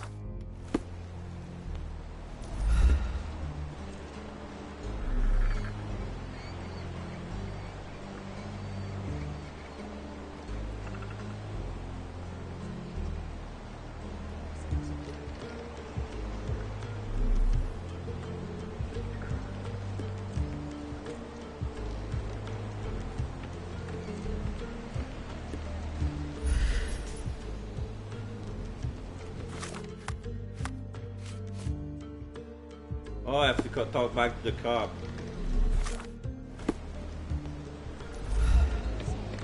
Who's it?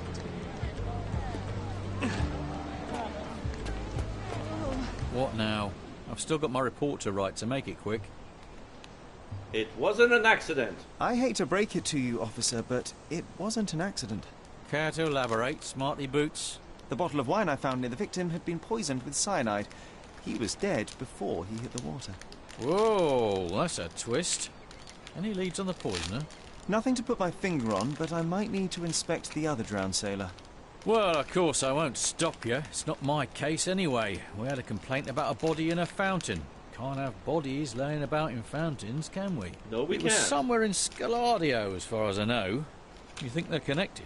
That is what I intend to find out. Thank you.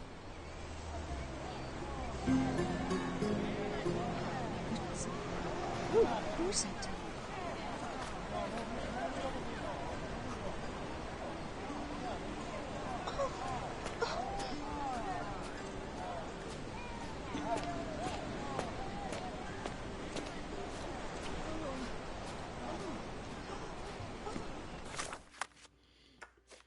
Oh, I need to check the archive. I need to check the police archive to look for the other dead bodies in Scaladio. Okay.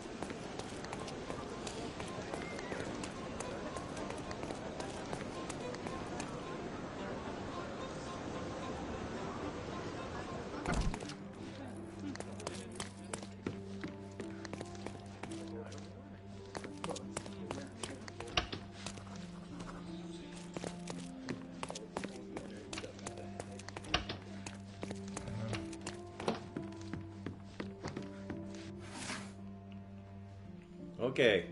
We're looking for suspects.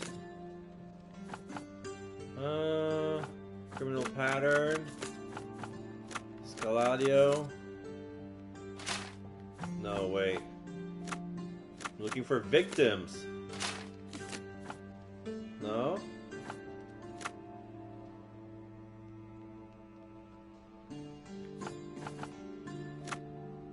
Maybe a violent crime?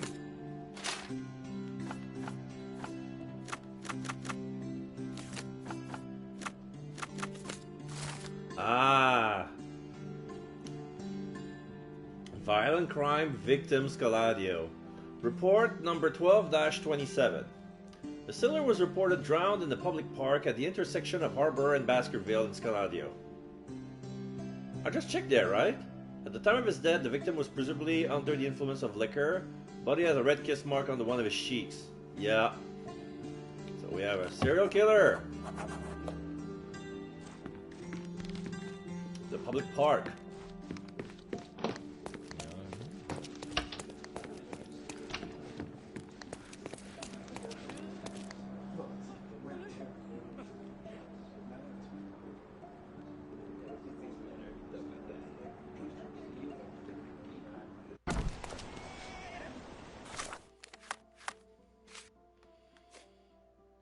So, Arbor and Baskerville. Public park is right there. Because I'm already on Harbor. Yeah, Baskerville is just right next door. It's right next door.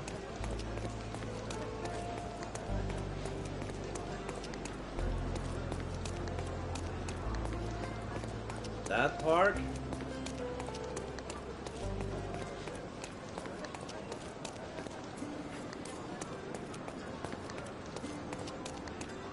Looks like a private place.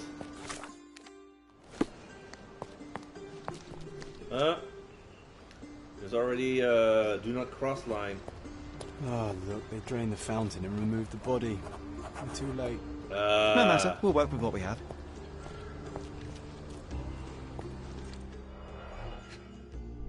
Cordon Chronicle. Last week's newspaper, the front page reads, "Sky is the limit, Governor funds Arsenal's second airship." Eh? Broken bottle? A broken bottle with no label. Another stub of cigarette with lipstick on it. Light tobacco with a hint of citrus. The same.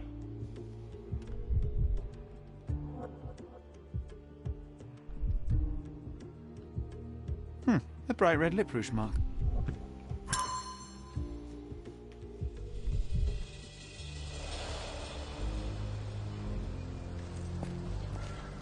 So let's check.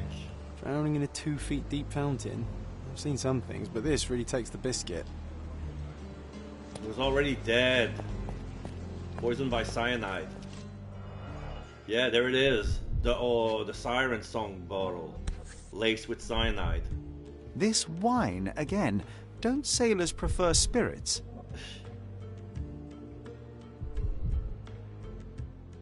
Drained to the last drop. Yeah. More cigarette stubs. Ugh, the litter bin is right there. Yeah, it's right there. A hat. The victim won't be needing his cap anymore. I might as well take it. It's true that I need a sailor cap for my uniform, but yo!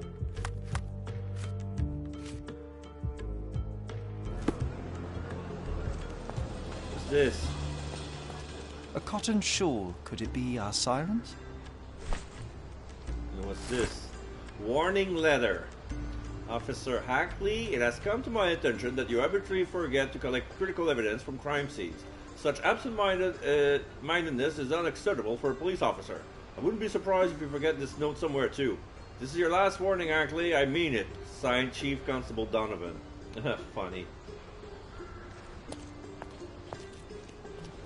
You do a shitty job. You leave enough evidence for someone else to solve the case for you. Yeah, open and shut case. The man was drunk and he drowned himself into the fountain. Case closed. Now I can go home and fuck my Asian wife. My hot Asian wife!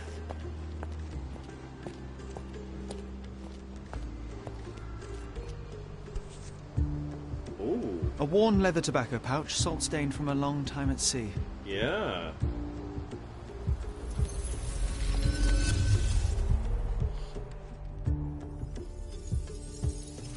So,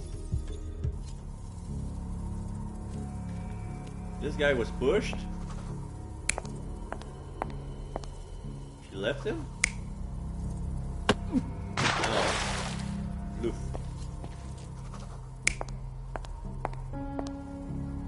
She probably left like that, but let's see what else. This is where she drank. Chug, chug, chug, chug, igloo, igloo, igloo, igloo. Il est des nôtres. This is where she kissed. Does that make sense? You're not even trying, Sherry. Concentrate. It's true I wasn't trying, but let me check the choice of answer. She was reading the journal.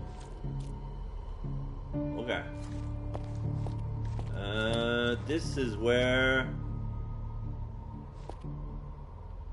they smoked.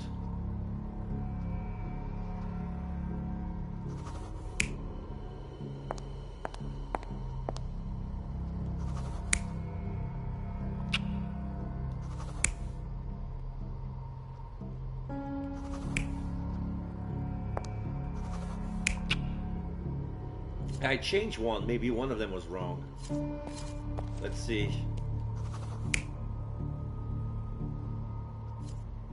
No. No. The girl didn't drink. Yeah. Chug, chug, chug, chug. So what else happened here? She walked away? No. Yeah. Let's see if it works. You're not even trying, Sherry. Concentrate. Okay.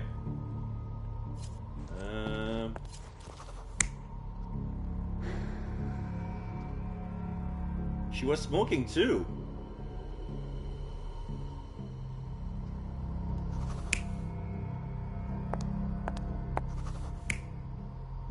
No, she was smoking. That's where we found the cigarette.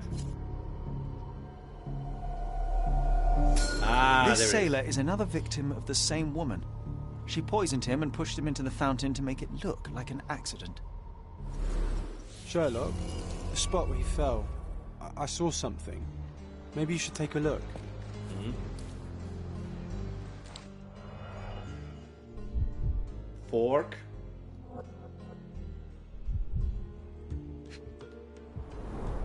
Blimey, the great detective is baffled by a piece of cutlery. Broken bottle. What's that? Venetian copper soldi. Authentic, but worthless. Okay. Broken glass.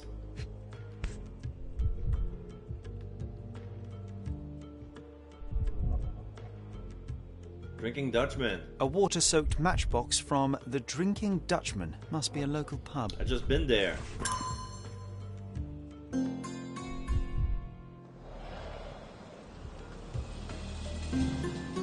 Is this where I need to go next?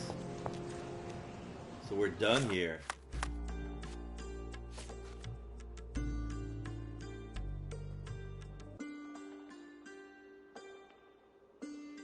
I know where the pub is. I've been there. It's right there.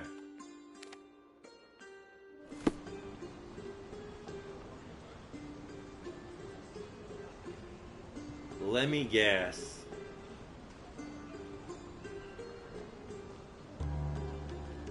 The sailor hat is not a coincidence. They want me to dress up. Alright, let's see.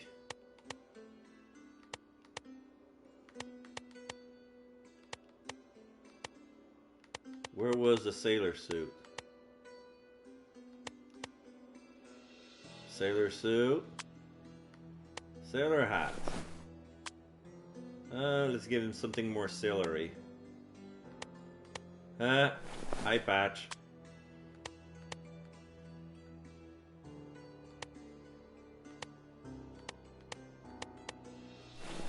Okay, this makes more like a captain. And the makeup.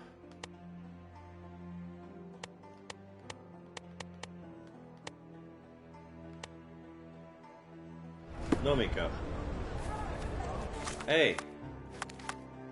I thought I dressed up like a sailor. Oh, I didn't press X. Oops. Alright, now I look like a real sailor.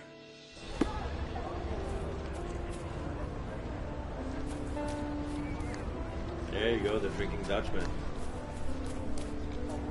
They want me to ask around, eh?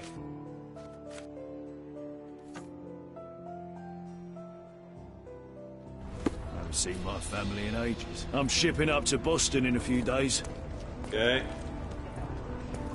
Do you know anything about this? I don't know, but I'm sure there are others who'd be glad to help a fella in uniform.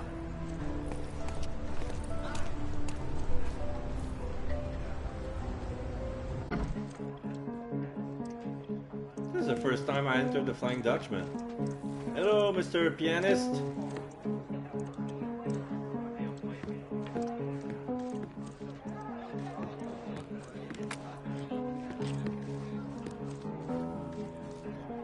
Could you help me? I don't know, but I'm sure there are others who'd be glad to help a fella in uniform.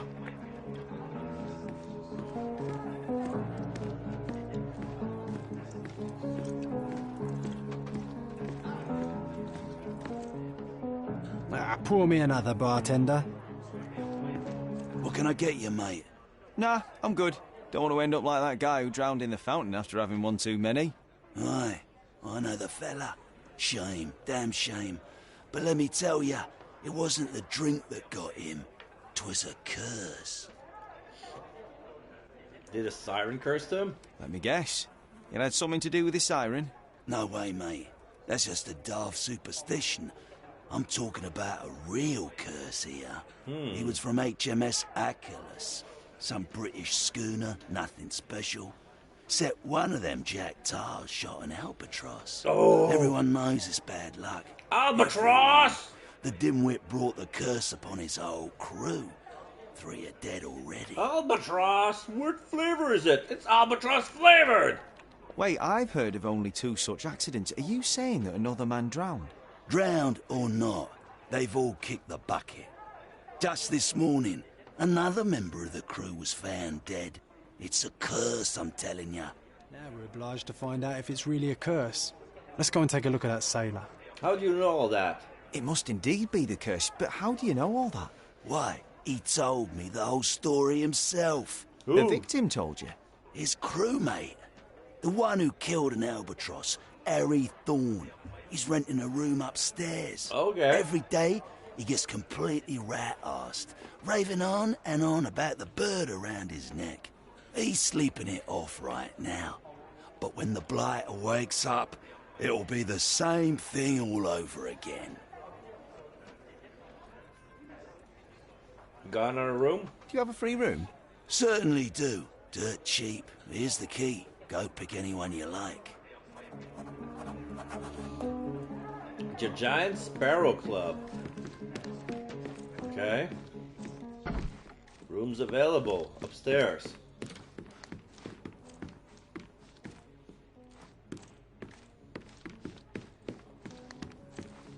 Can I check this one? Oh, the smell alone makes me feel groggy. A lot of dust in this room. Yeah, the guy's sleeping. He's out cold. No use trying to wake him. Guilt-ridden mariner. Oof, he's really gone on a binge. Oh, we receive a letter with a kiss mark on it. No address? The same as we saw earlier. She's pretty free with her kisses. Perhaps too much for her own good. Letter from Elisa. My dear Harry, you probably don't remember me, but I remember you. How could I ever forget our shared night of passion? Now that you're returned to Cordona, why don't you visit me at the Garden of the Lights? You won't regret it, I promise. And don't you worry about the money. You are my very special client. Thinking of you, signed Elisa, of course. They went to the red light district. I visited the Garden of the Lights before stumbling upon this mission. And this is the crew. The photo of the cursed crew. Here's Thorn, and right next to him, our first drowning victim. Okay. Crew of HMS Achilles, Cordona, 1879. Now we walk into a trap, guns blazing. The game is afoot, Sherry boy. Well said. I think I'll borrow that line from you, old chum. The game is afoot. Okay, we found everything here. Yeah. Let's go to the guard. Okay, I need to get out of the... I'll keep the sailor uniform.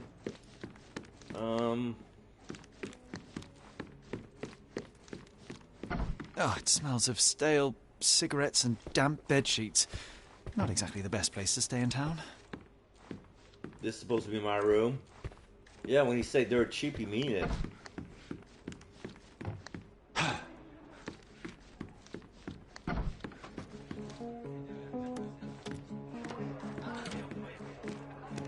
Call me John the Cannonball. Do you like my moves?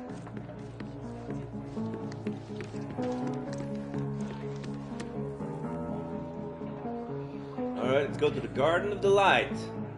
Let's keep that uniform. We're gonna be a hit with the ladies. Alright. So we got a serial killer hooker. Where was the Garden of the Lights? Oh, right there. A stone throw.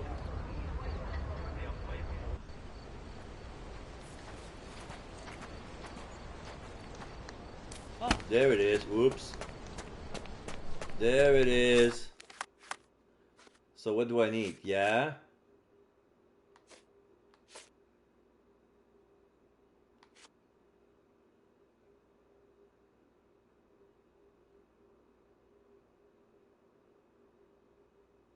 Oh shit, we need to check the that guy in the alley. Yeah, this is good, but we need to check behind the Giant Sparrow Club in Scaladio. Shit. So where was the...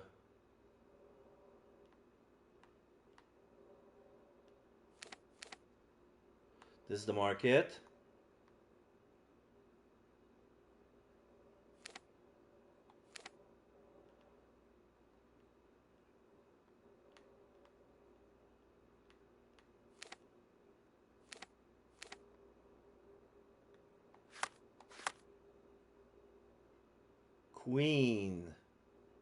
Queen near the intersection with Gloria.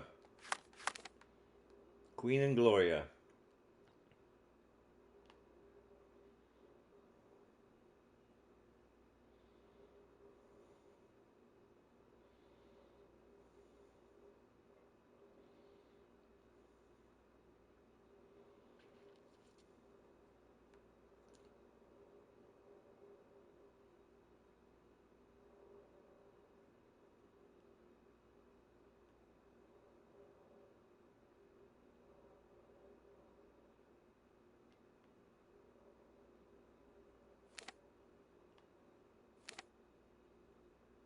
There it is. Alright, City Hall.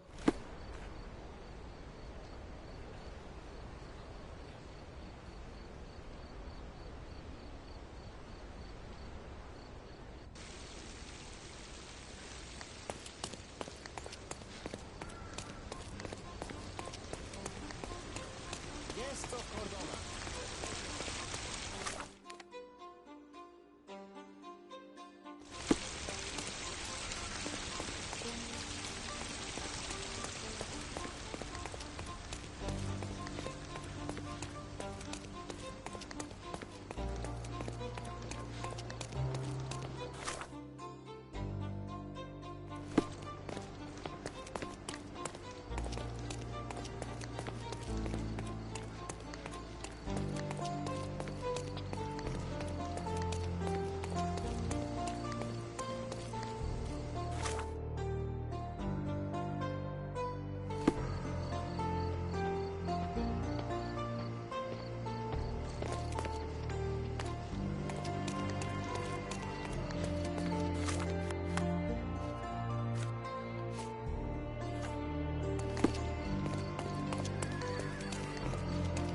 alley behind the Sparrow.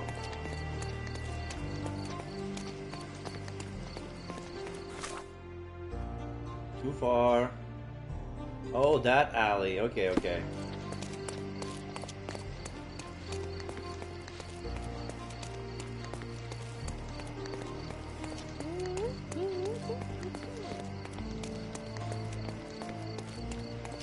Ugh, this place stinks of urine and cheap alcohol. There it is. Well, if it ain't Mr. Smarty Boots. Guess what? You were right about the poisoning, but this time I'm ahead of the game. Congratulations. We've got another homicide on our hands. Same method, same everything. See for yourself.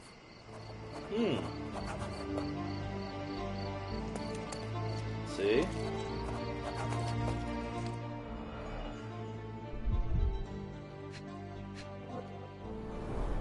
Sharp, bloody rock stuck deep in the mud. The officer must have rolled the body over. He suffered a head wound. There's caked blood in his hair underneath all the mud. Not same everything.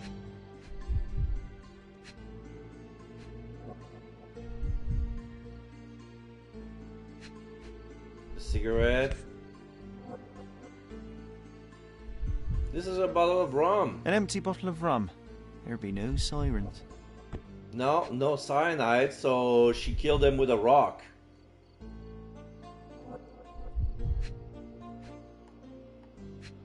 See tire tracks. Looks like he slipped. This was clearly an accident. Wait, what? Oh no! Is he part of the list? Let's see.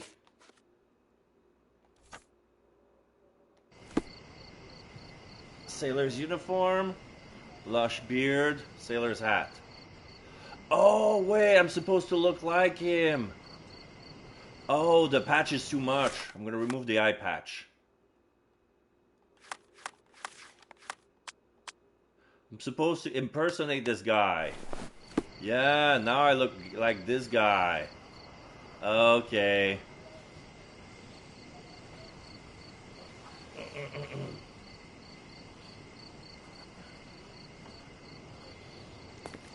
No, I don't think he's part of the four. What did I tell you? We've a killer on the loose. I knew it. That may be true, but this here is very clearly an accident. The victim slipped and hit his head on a rock. I would have thought it obvious. Oh, you've got to be kidding me. I thought I had all this sewn up. Oh, you wanted to but be you so just ahead had of to the come along game. and make me look like an idiot. I hope you're happy now, genius. Just move along. So it was a curse after all. The curse of clumsiness. I hope it's not contagious. Another dead sailor. Curse correction. Yeah, investigate the third accident. Yeah. So yeah, this accident is irrelevant compared to the other, but it's just to say that, oh, it's not always like a pattern. You see a pattern, oh, it's everywhere. And now the cop thought that he found something, but at the end he just found what he accused the first sailor of doing, which is sad.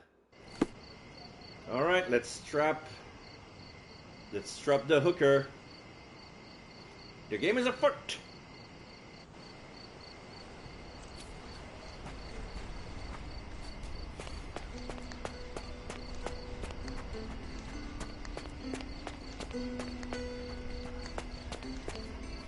So, just waiting for anyone here to recognize me. Oh, I gotta talk to them. Are you Elisa?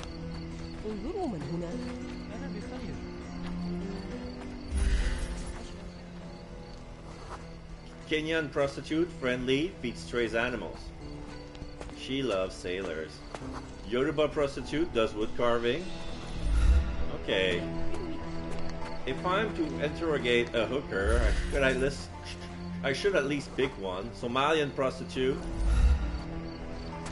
There's a lot of people who like that chocolate flavor. Am I right?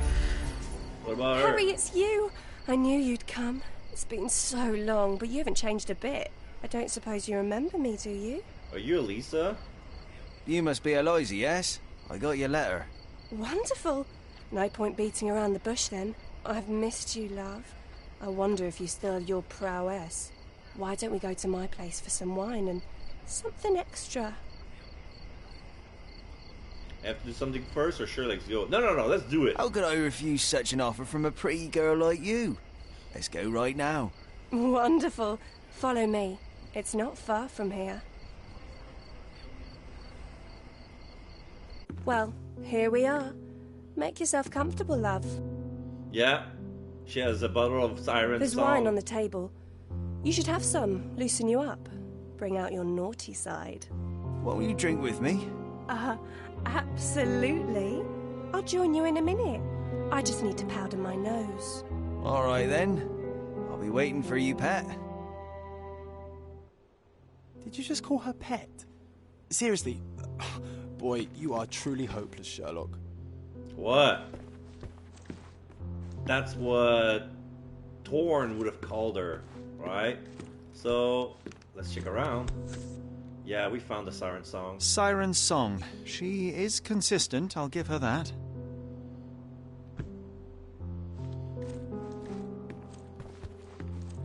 I wonder if we can produce an antidote. Like, if we knew, like, okay, we're gonna go in. There's a shisha.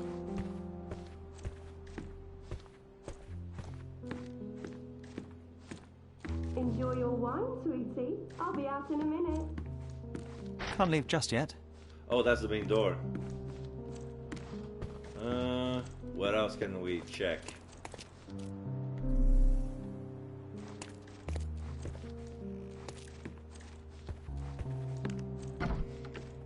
Oh. Okay. Hurry up, she'll be out any second. I know. HMS Achilles, Friday, 5 p.m. She prepared for their arrival. Uh-huh. The beloved child of a rich family. Really?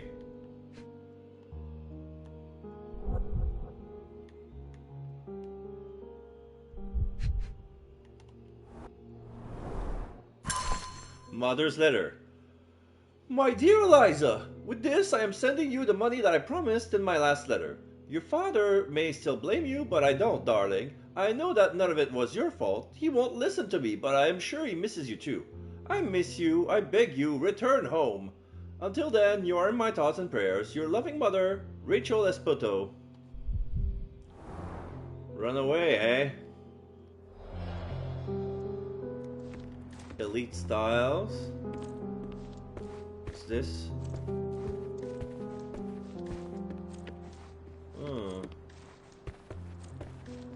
Come on, hurry up.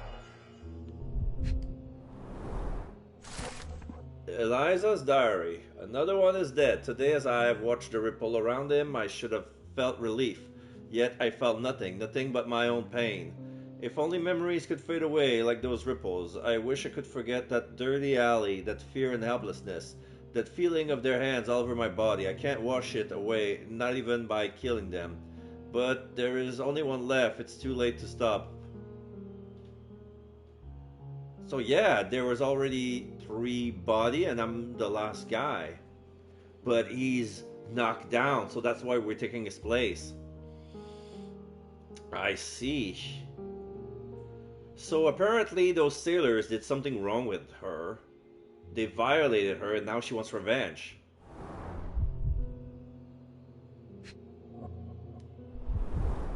This lip rouge looks good on her. Just saying. Yeah. She wants to be femme fatale. She's smoking citrus-flavoured cigarettes. The dots connect. And that must be the bottle of deadly cyanide. White powder with a bitter almond-like odour. These are no smelling salts. It's cyanide. Yep. Oh, here she comes. Of course. Sorry for making you wait, sweetie. I hope the wine has kept you good company. Okay, so... do I play along, or do we bust the roll already? Oh, yes. I needed to wet my whistle real bad. But the bottle is full. You didn't even take a sip. Come on, drink it. I insist. I have to decline. I believe the contents may be detrimental to my health. What's happening? He changed his accent. It's time I drop my act. This beard is false. I'm not Harry Thorne. Oh, I see. You're from the police then, yes? Here to question me? There's no need. My name is Sherlock Holmes. I know that you killed Thorne's crewmates, and I know why. Well, Mr. Holmes, you can save your breath. I won't deny a thing. But please, stop tormenting me with this farce. Do what you must. I won't, but you have to stop. So I'm absolving her if I choose that. I don't want to turn her in. I mean,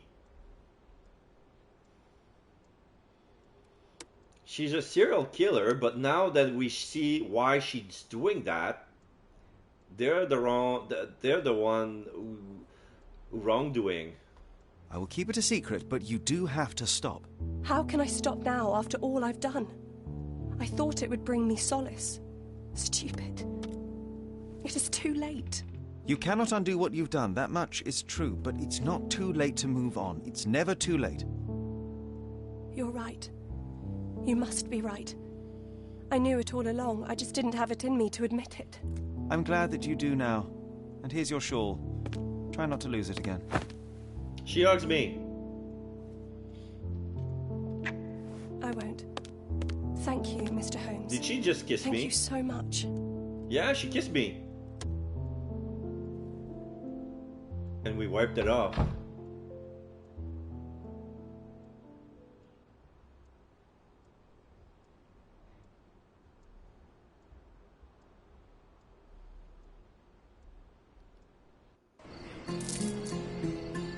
Siren song complete. 40 Mangier. So yeah, now I have more energy. So yeah, I can finish. Okay, blindsided. Yeah, the picture of the blindfolded gentleman. Okay, so yeah, I need to dress up like an aristocrat. Oh. No, I need to dress up like them. I have their uniform. This is why they're showing me the picture. Yeah, I took a bullet in the eye. What about it?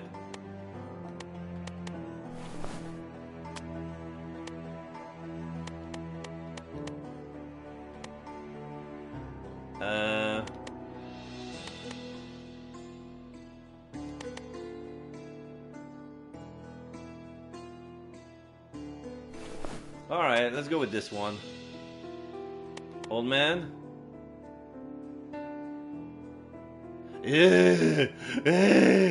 Oh my god, we look like a monster. The old makeup doesn't do any favor to us. Alright, so yeah, we're dressed as... Okay, so Sutton Grand Saray.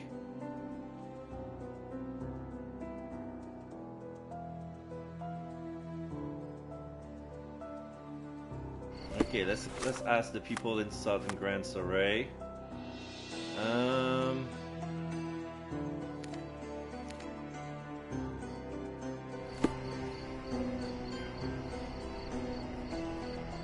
Yeah.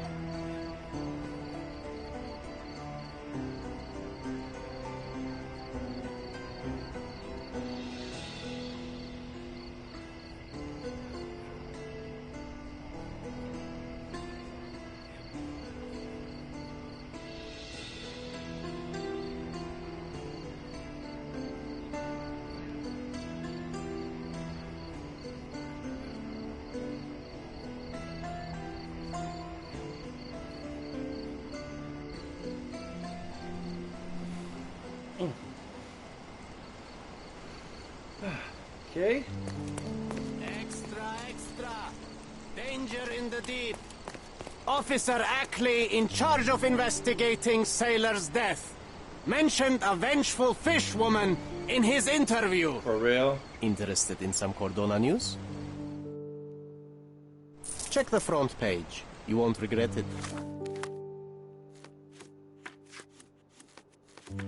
The drowning of 3 seamen has struck fear into the heart of all those that live near the water.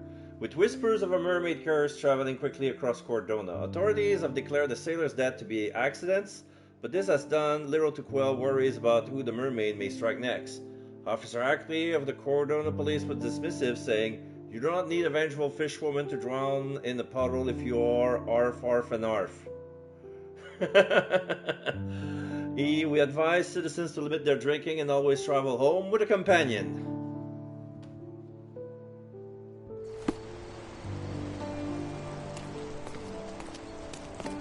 Alright, any British colonel?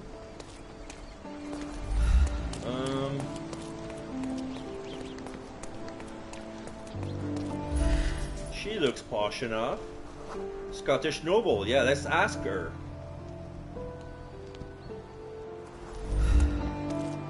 Can you satisfy my curiosity? I'll help you, sir. You have my full attention. I was told that the crests represent an honorable club on Baskerville Street between Saul's Row and Silent Way. Access is exclusive to members only. Baskerville between Saul's Row and Silent. Okay. Baskerville between... Okay, Saul's Row, Silent Way, Baskerville. Okay. So let's go here. Let's go to the Church of St. Nicholas, which is the nearby point.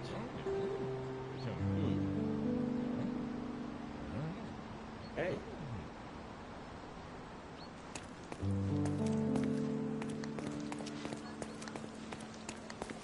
Is that...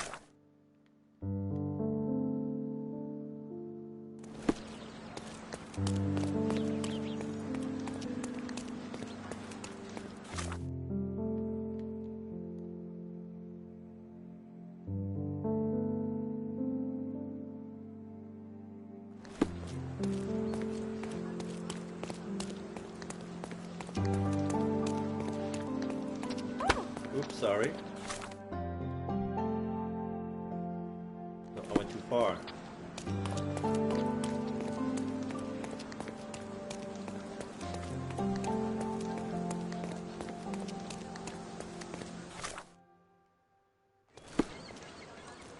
So, was I correct?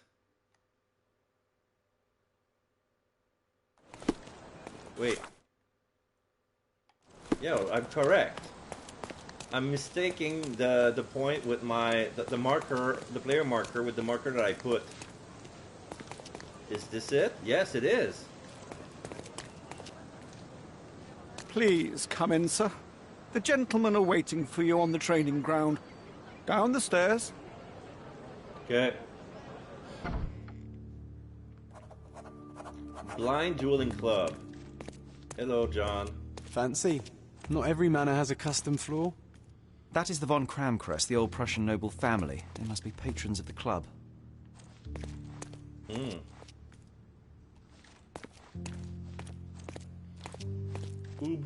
Übungssaal. Good. Alois Werner von Kram, 1795 to 1844. Das Adlerrausch. Adlerrausch. Okay.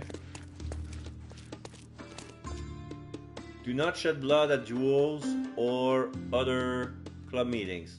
Also, this is where I must respect law number 3.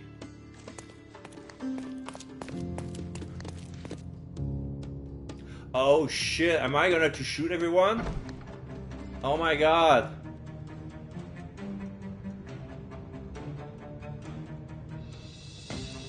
I'm raiding the club. They know I'm an intruder. Shake a leg. Get him. We can overcome the brute now.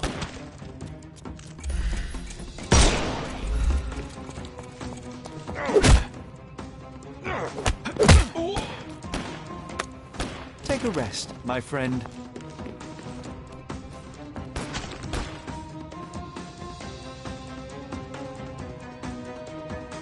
Where Where is he shooting from?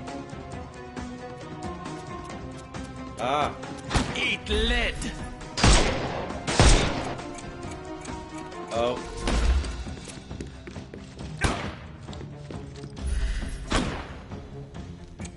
It's all yours now. Go for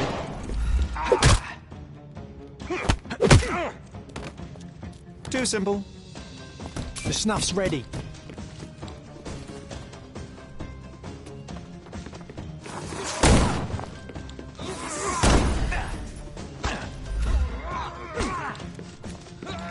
Dodge this! Okay.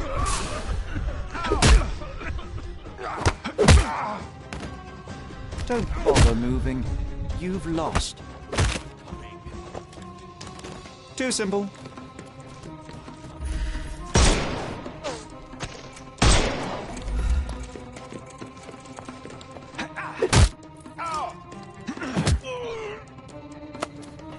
Take a... Give him the pepper snuff.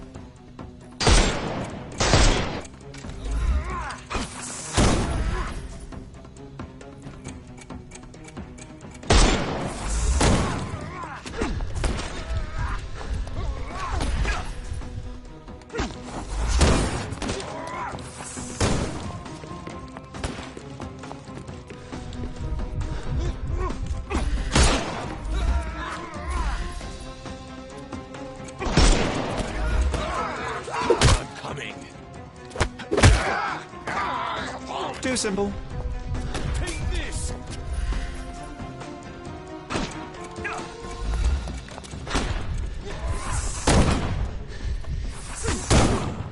Couldn't move. Alright, let's try this again and try not to kill anybody, even though I broke the first rule.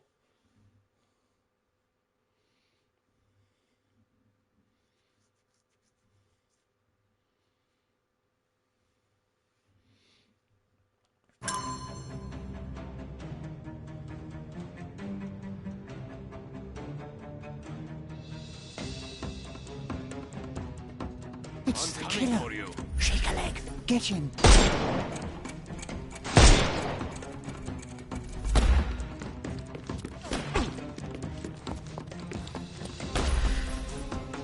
Time to knock this guy out.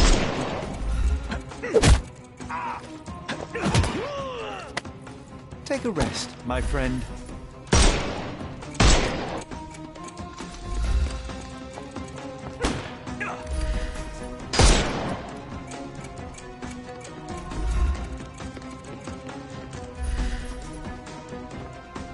It's all yours now. Go for it.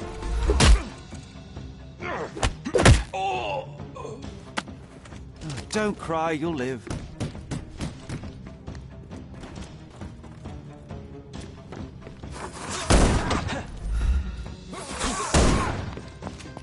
The snuff's ready.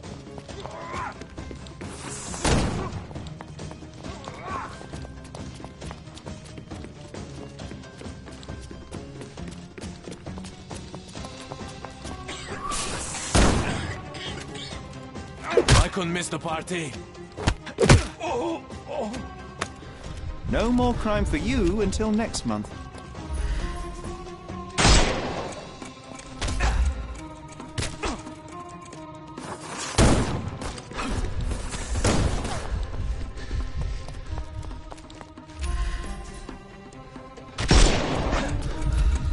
I'll put you 6 feet under.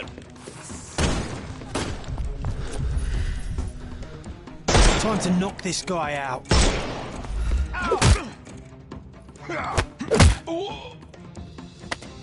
Don't bother moving. You've lost.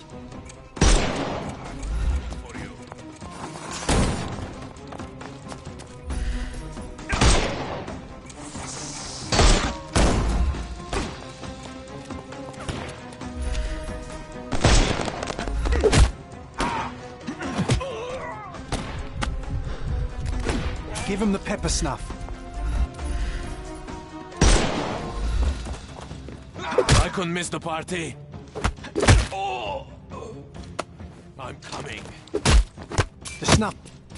I'm coming for you. I will end you. I couldn't miss the party. No more crime for you until next month.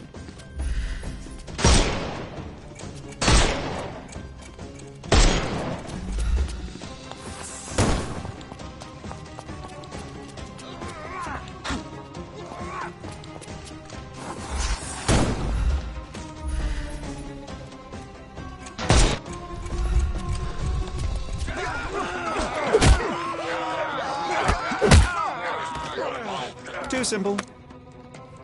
Oh, don't cry, you'll... Give him the pepper snuff.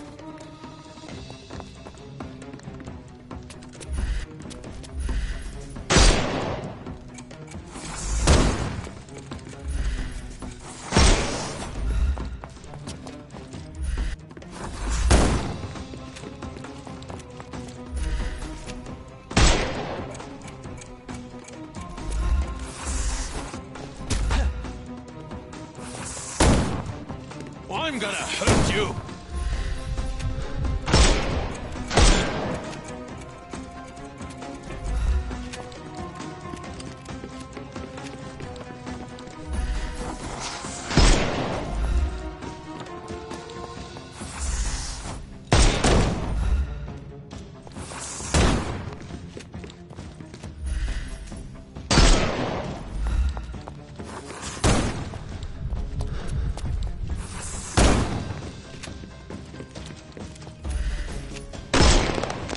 Hello there.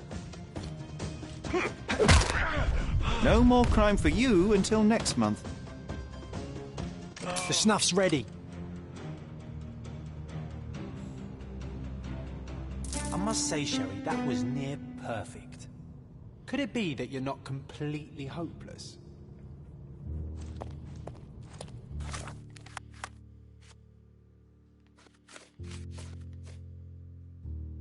Okay, I couldn't resist mentioning the blind dueling club. The first rule has been broken, the second rule has been satisfied, and the third rule has been satisfied, yeah.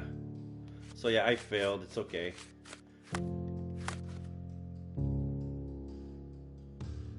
So, case is not over.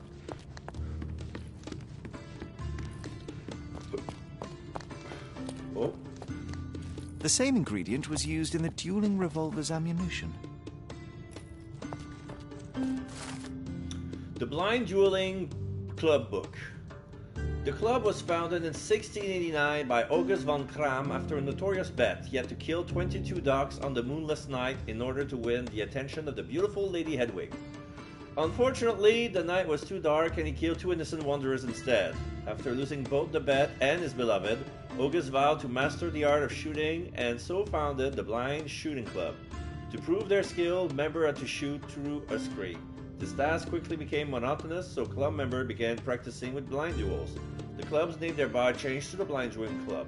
In 1777, after the death of one of the members, important change took place, including the replacement of real bullets with homemade blank cartridges. No shit! No shit! The club split into several houses and exists now in different countries to keep the tradition of German sharpshooting alive. Yeah, it was a tradition. Like, it's true that between 1689, like during the 18th century, duel by pistol was in fashion among middle class and upper class noblemen, and there was a lot of rule. Like, for those who remember Hamilton, like, there were more than 10 commandments. There were like 25, and it's true that there were like 20 rules that enable everybody to change their mind. It's not too late to back down. Like, you can just talk it out, and like, there's always a mediation between all the steps. And yeah, there would be like a doctor nearby, but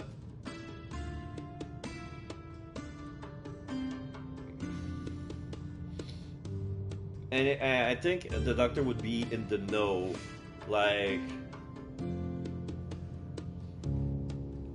Anyway,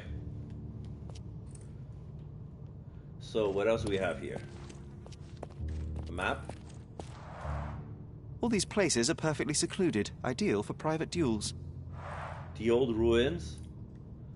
This is the wood between. This is the forest north of west of Miner's End. There's one in the beach of Grand Saray, not where the old ruins are, but in the southeastern part. And then there's the beach part in Old City. These are dummies.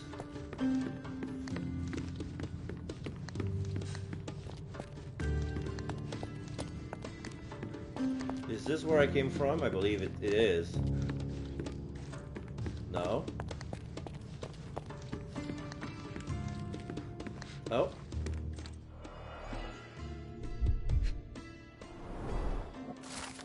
Collection of telegrams.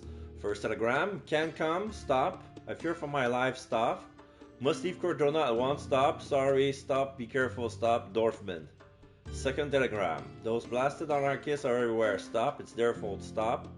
I shall come to our emergency assembly at once. Stop. And I'll bring my gunmen. Stop. Hasenkamp.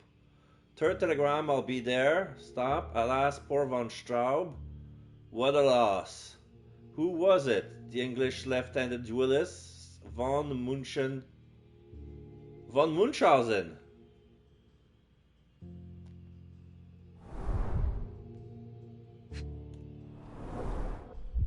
A nice apricot aroma. Marillen schnapps, I presume. Half full. Schnapps. Peach schnapps. 2 glasses with dregs of alcohol. Should I pour us a drink, John?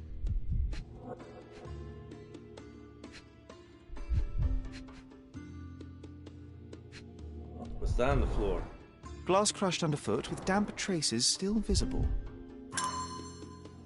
The other club member. Okay. I was engaged in a fight with 2 members of the blind dueling club and won, but it seems there was a third person. Couldn't go far. Is it worth looking around?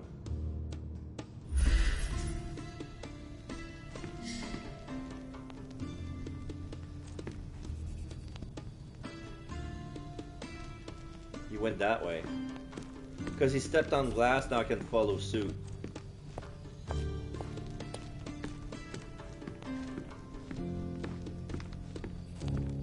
A symbol. Fingerprints. A secret lever.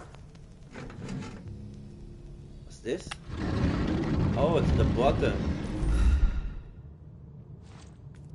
What move?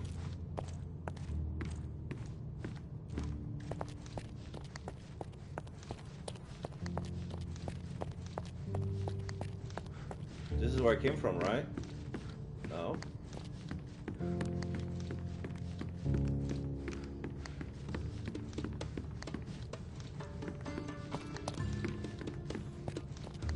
That door open. This old case, this old locker room move. Okay.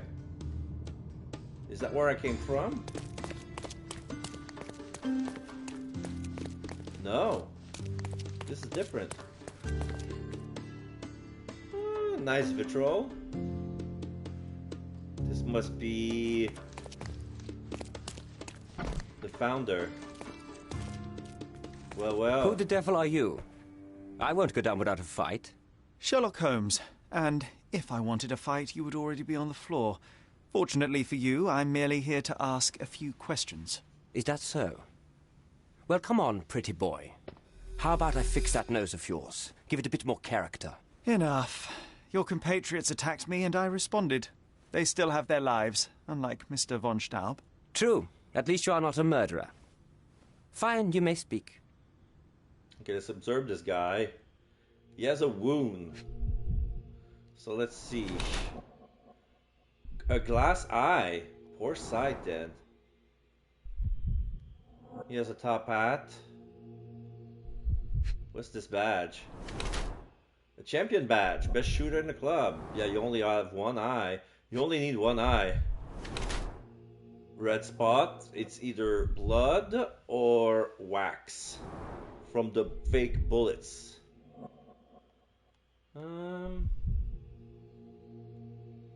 Let's see. Signet ring, the Von Kram crest. What's this piece of dirt? From the old ruins. Valuable witness or possible suspect. This is Heinrich Fugen von Krampt, the head of the Blind Dueling Club. He descends from German nobiliary, as his rich signet ring attests. Suffers from very poor sight, though he conceals it well. Turns his disability into a strength by becoming the blind shooter club champion and wears a badge to prove it, of course. Taken as a whole, these traits suggest a confident and prideful personality. Oh wait, probably he was the judge. He was there. So, I think he's a valuable witness. Taken as a whole, this trait suggests confident, prideful personality. His yellow club outfit bears evidence that he was at the fatal duel. The dirt on his knee is the same as at the ruin, and the red spot is one of his sleeve is not the result of any recent fight. Furthermore, his initial matched the signature of the referee on the duel oath that explained his nervousness. Yeah, Von Kram. Yeah, HFVC. It seems that Mr. Von Kram knelt on the ground while trying to help Erich von Staub. That explains the dirt on his trouser and dark red spot on his sleeve, which is Erich's blood. You're a valuable witness. So you are Mr. Von Kram, one of the club's best shots, the referee of the deadly duel, and witness to Mr. von Staub's murder. Incorrect. I am the best shot at the club. Heinrich Fugen von Kram. But how did you know I was there? Your clothes, Mr. Von Kram. The dirt on your trousers confirms your presence in the old ruins. And your jacket features a bloodstain from your attempts to save Mr. von Staub. That is impressive. It is merely inferential. Now, a few questions, if I may. Be my guest. I have nothing to hide. Okay, provide evidence. I don't know what you're talking about. I've never seen this before. I don't know what you're talking about. I've never seen this before. The picture of your club? Oh, I've never seen this before. I don't know what you're talking about. I don't know what you're talking about. I don't know what you're talking about. It seems you owed Mr. von Staub a small fortune. A fortune to you, perhaps, but a trifle to me. Our debts ebbed and flowed. In our next contest, there was every chance I would win it back. Erich was too concerned about all that. Frankly, he often lacked the demeanor of a nobleman. His progressive tendencies could be grating. I've never seen this before. I've never seen this before.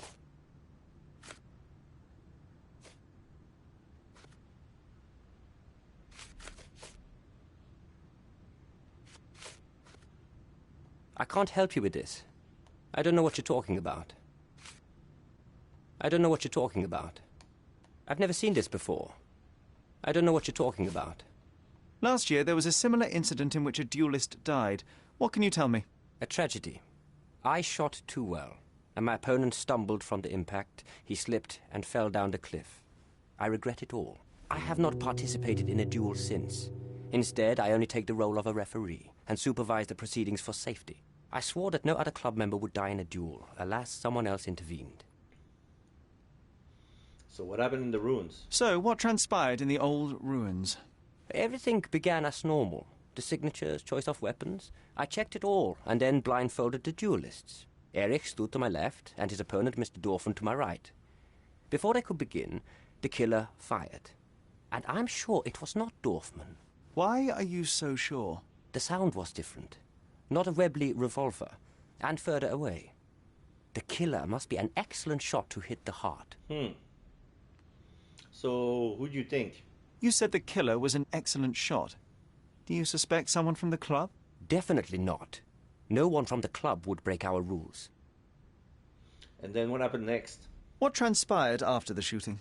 I heard Erich cry out and fall. Mr. Dorfman turned and fired at the killer, but I shouted at him to stop and help. I tried to save Erich, but it was too late. He was gone. And where's Mr. Dorfman? I'd like to speak with the other competitor. He left the island. Mr. Dorfman was sure that the killer was after him. He is innocent, I assure you. Indeed, from his position it would be impossible to fire the bullet at such a downward trajectory, but he was a witness. Shame.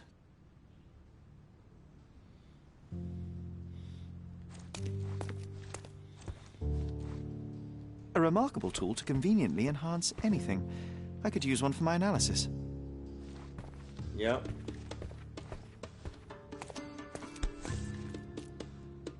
Addressed to Heinrich von Kram and written with a nervous hand. Arrived just yesterday. Eric, having a von Kram is the position of honorary consul is the only way to earn the respect of other countries. Your name is too small for the state position. My noble Prussian family is the guarantee that the Empire can and will stand above all of our nation. Signed, Henrik Fugen von Kram. Eric's response was written on the other side of the letter. Henrik? Good grief, what nonsense. Your family line has been corrupted by excess. You are the last and best example of this decadence. This fin de race, a dying breed. Our empire needs better men, stronger, more modern. Do you truly believe such a superficial person, burdened with debt, gambling in his blood, should be entrusted with the responsibility of the state? Moreover, have you ever known a cripple to be held up as the figurehead of this country? I am the only legitimate candidate to replace the German honorary consul in Cordona. Spare yourself the embarrassment and withdraw your candidacy before your weaknesses are made public. Sign Aaron von Stab. Oh. Von Kram as a motive.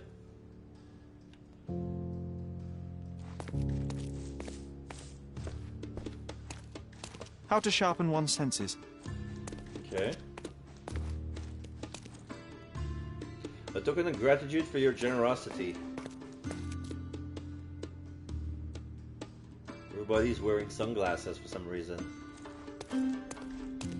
It's like their eyes has been burned from the picture. Von Kram family donates 5,000 thaler to the Coil Children's Hospital, 1865. Oh.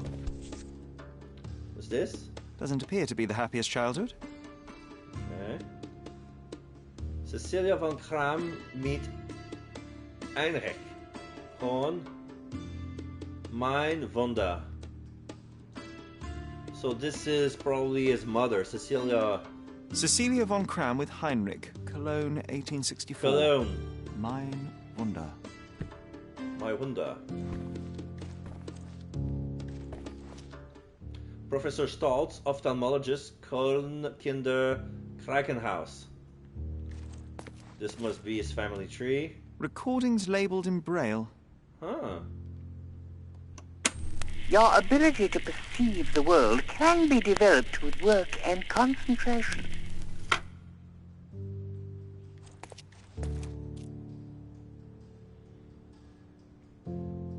So let's see. We have Alois Werner von Kram with Hendrik Fugen. Ah, the Fugen von Kram. Franz Josef Fugen von Kram, married to Wilfred. Then we have Gerben Frederik Fugen von Kram, married to Cecilia von Wrangel. Then we have Cornella, Olga, Elmina, Federica, and Henrik. 1854, 56. Okay.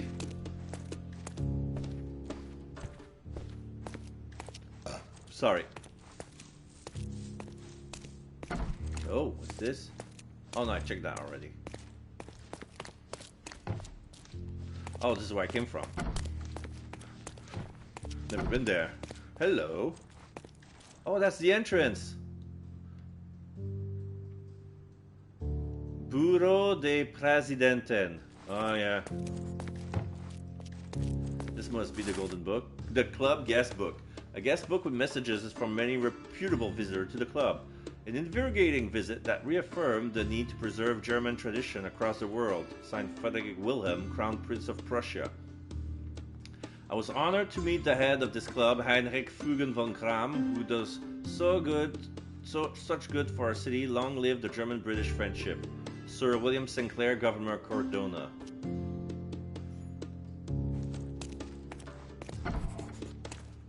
Wait. Personal letter and... Okay. Can talk more. You and Eric were competing for the position of honorary consul, yes? Quite the title. We were, but he stood no chance. Only a true nobleman could take such a role. Difficult for him to contest it now. Yeah. You noticed more at the duel. There must be more you can recall from the day of the duel. I wish. My eyes make me a poor witness, I'm afraid. Yes, your blindness. An affliction since childhood, one presumes. No scars on your face, and you carry yourself with confidence. I'm starting to see your worth, Mr. Holmes. But this limitation developed your other senses and made you an excellent marksman. So, tell me, did you notice anything else? I do recall a floral smell. Something artificial. It was sweet and fresh and came from the direction of the killer. I don't know what you're talking about.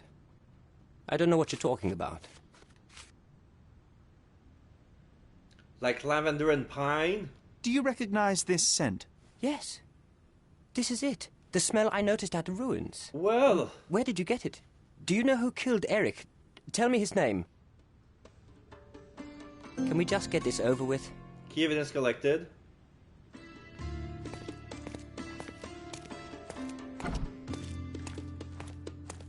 So it was a she.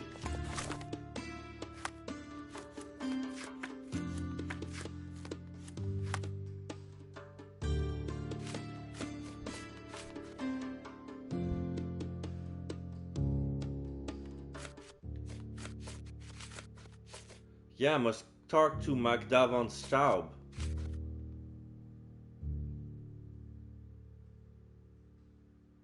The red would prove that she was there.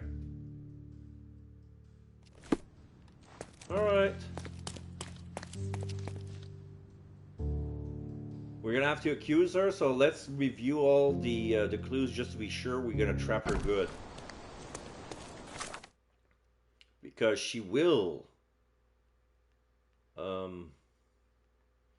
defend herself. So where was it? Ah, the Wenstab, okay, the Wenstab is, residence is right there, okay.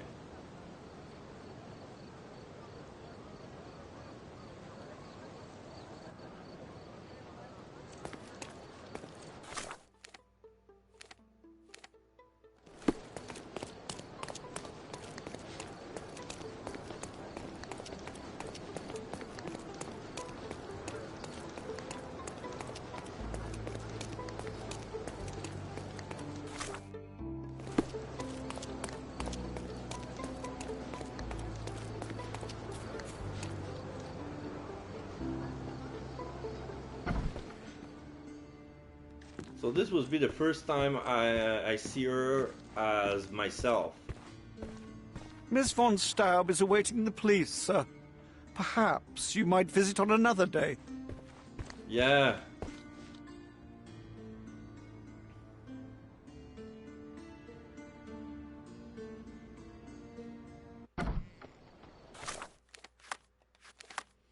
Alright, back with the cop uniform.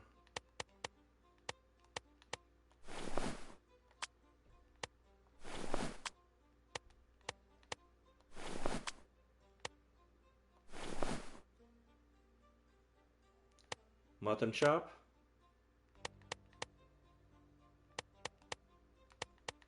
No.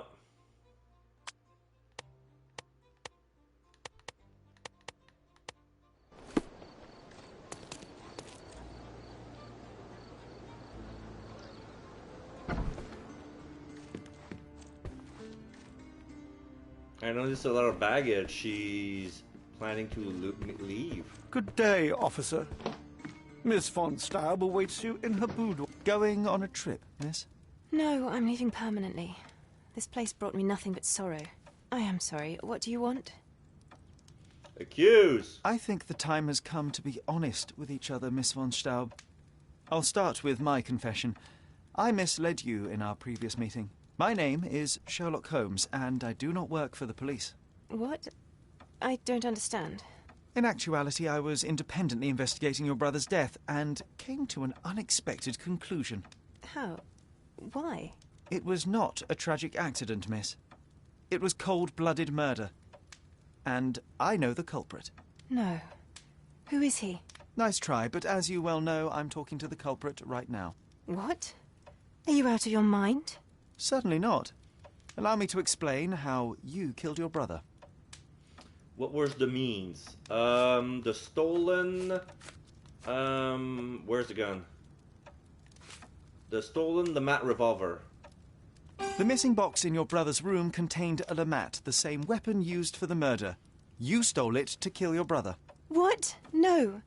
Eric was obsessed with guns. I bet he simply left that revolver somewhere else. Yes, it was left somewhere else. The crime scene.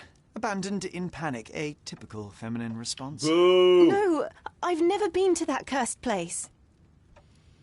You don't have to be misogynistic about it. What was the window opportunity? Oh, no, club rules. No, she wouldn't know that.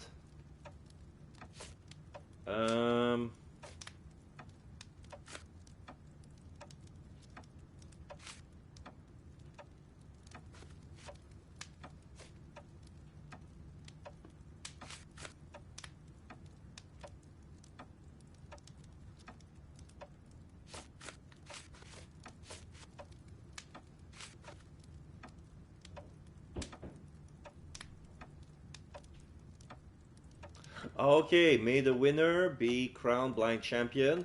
We see EVS, this is Eric von Staub, and GD, this is Dorfman, and witnessed by Heinrich Fugen von Kraus.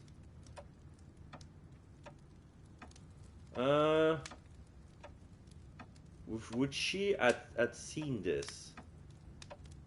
None of that makes a whit of sense. Yeah, she doesn't monstrous. know. She doesn't know. Yeah, I'm gonna abort. Because there's no way that she would know about the duel. A moment, if I may. Yeah. This is torture. Yeah. I think the time has come to be honest. Okay, so the knife. The missing box in your brother's room contained a LeMat, the same weapon used for the murder. You stole it to kill your brother. What? No. Eric was obsessed with guns. I bet he simply left that revolver somewhere else. Yes, it was left somewhere else. The crime scene. Abandoned in panic. A typical feminine response. No, I've never been to that cursed place. Okay, a proof that she was in the... No.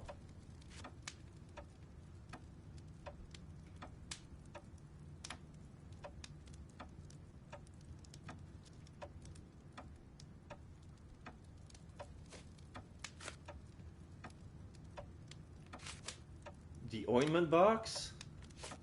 No, wait. What was the statement? He noticed a floral scent at the moment of the shooting. You hid behind the wall in the ruins. None of the others present could have killed Eric from that position. Both the duelists were blindfolded and Mr. von Kram is ill-sighted. So nobody saw anything? Your imagination has run wild. Ah, but you forget one thing. A blind man's other senses grow stronger. Mr. von Kram detected a lavender and pine scent. That of your ointment. You're taking the word of a sightless man. This is monstrous. What was the motive? Oh, the burned leather.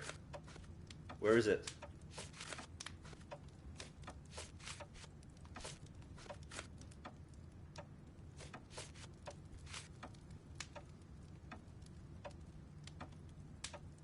Confirm accusation? Yes. I cannot endure any more of this nonsense. Eric was my brother, and I am in mourning. All that is left is your confession. All that is left is your departure. Take your garbled theories elsewhere. The law is the law, and murder is murder. You should have sought freedom through more civil means. The sickness of men runs deep. You dare speak to my civility. You dare tell me what I must endure. That evidence of yours will prove nothing, and then I will show you what it means to be uncivil. Did I just fuck it up? Okay. She's in jail, but I gave her the wrong evidence. So the case is closed, but yeah, Watson is not happy. So now all there's left is Beyond the Joke and the Mother's Love.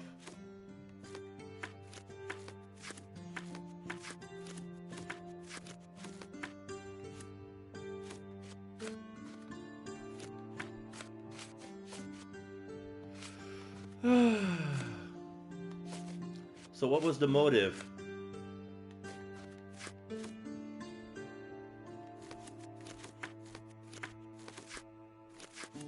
Where is it? Oh, there it is.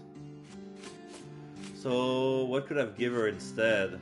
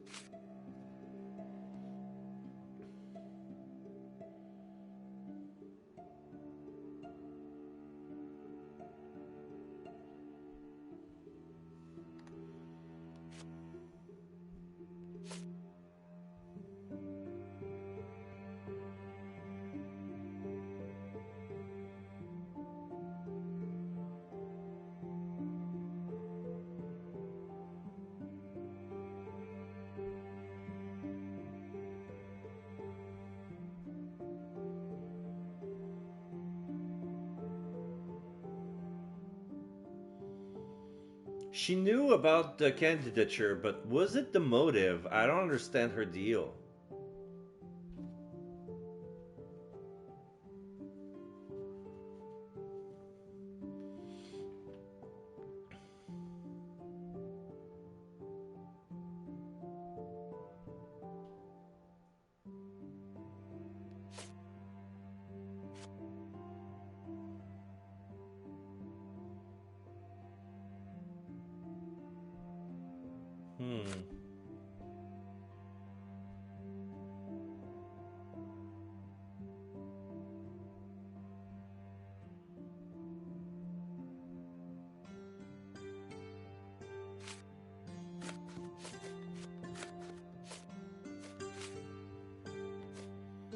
I have no idea what I could have done wrong. Let me check.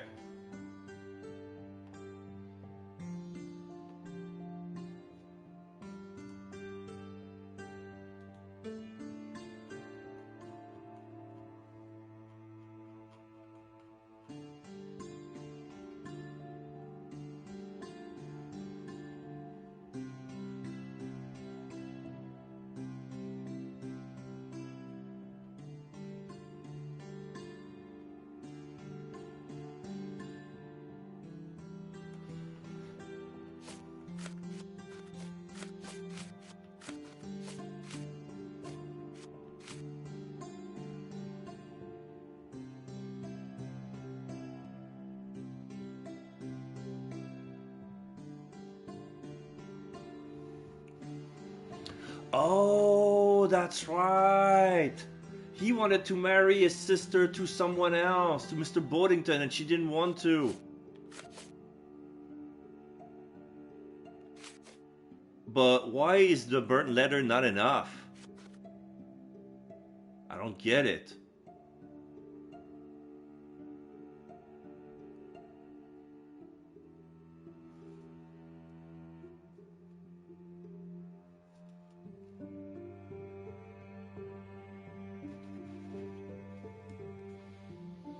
Okay. I slipped up a bit, but yeah, that doesn't prove anything. This is just Eric's burning letters. All right. Let's go take Gruber, Gallifrey, Belvedere, Bonanza. Amazing Alonso. We just talked about them. We just found the little she guard. didn't deserve that. She just wanted to be free. Where's your compassion?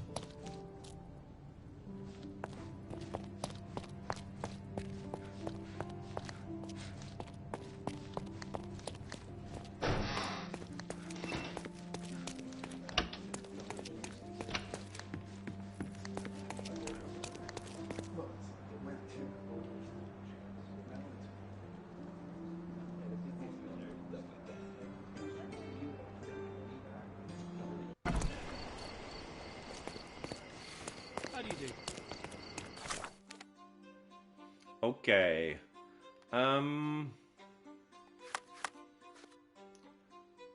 Gallifrey between Belvedere and Bonanza.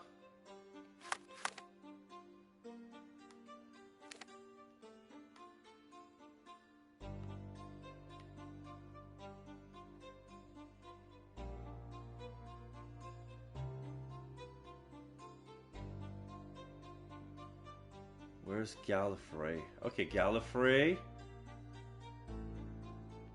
Belvedere. Somewhere here.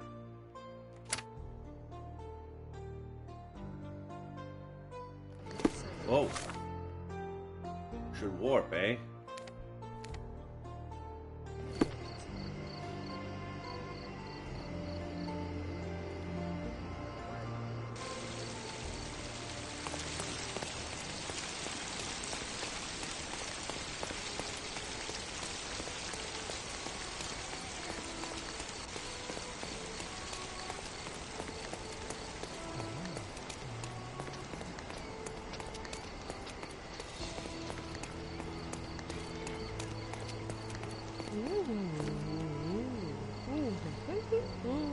Beauty parlor, is that one of them?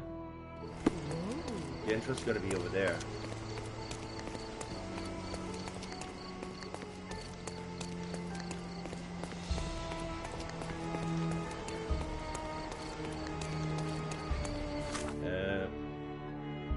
Yes.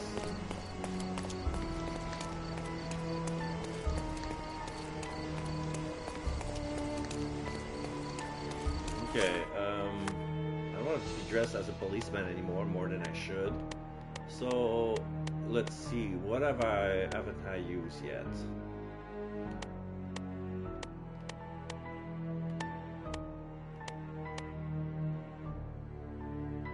A fish casual. Yeah, I'm gonna look like a clerk.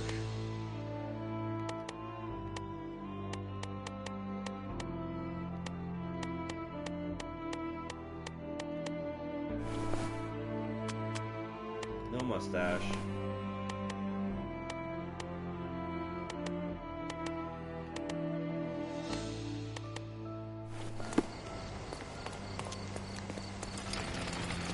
Ransare Ristorante. Okay.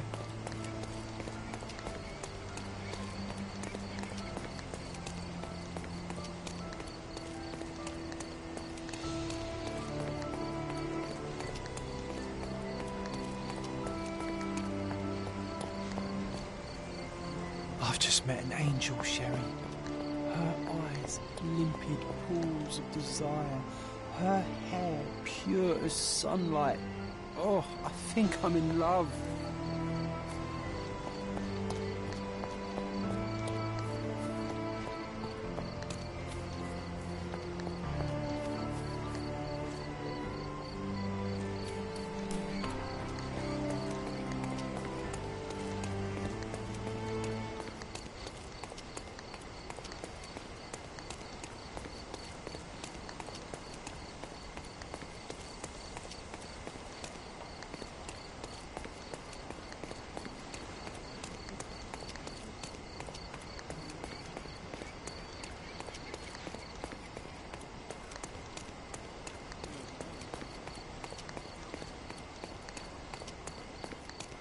that a residence? I don't think that's it. Oh yeah, the amazing Magic is all Alonso. the rage these days. Yeah, the Gruber residence. There it is. I accidentally stumbled upon a restaurant for some reason. Okay. Hello, ma'am. Who do you think you are, barging in here like this? Another hack writer from the Chronicle, here to mock my misfortune. I will not tolerate your lampooning. I have no intention of mocking you, and I am no hack writer. My name is Sherlock Holmes. Holmes? The name sounds familiar. Are you perhaps related to that brilliant young man, Mycroft Holmes?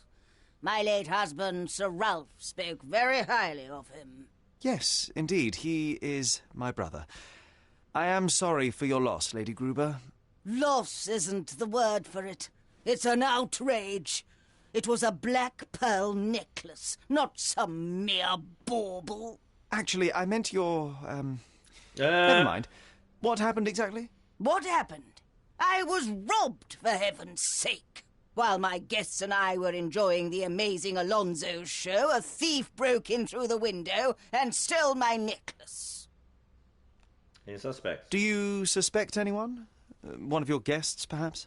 Good heavens, no. My soirees are strictly for Cordona's creme de la creme, very far removed from the debaucheries of that libertine Lady Calf. Do I suspect Lady Vaughan, the governor's own cousin, or the Right Honourable Lord Crane, or Lieutenant Colonel Wolfe from Dorset? Preposterous! What about the show? It was a magic show, yes? Oh, yes. Alonso turned cards into butterflies. An impressive spectacle. Everyone loved it. Lieutenant Colonel Wolfe became so excited he had a coughing fit. I had to send him to the guest room to catch his breath. I'd like to take a look at the crime scene. Please go ahead, Mr. Holmes. I haven't touched anything whilst waiting for the police. Those laggards do take their time, don't they? Yeah. Gruber residence. Okay.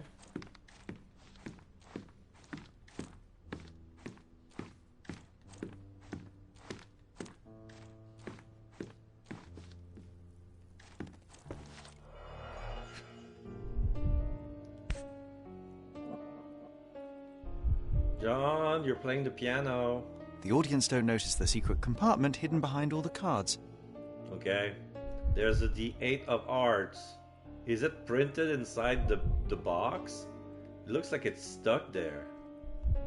Pushing this button swaps the upper and lower compartments and releases the butterflies. Yeah.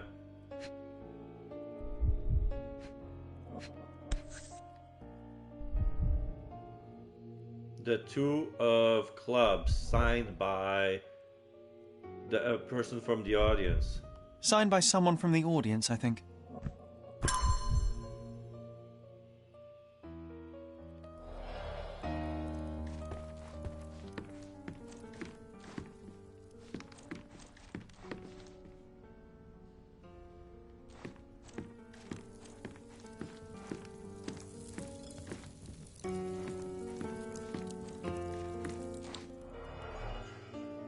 Bullets.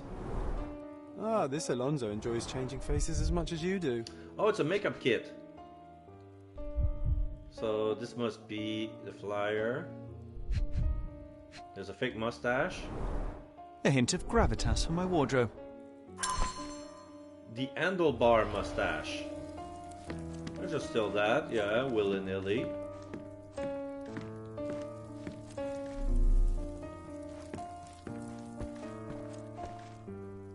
Oh, the butterflies are still fluttering around the room.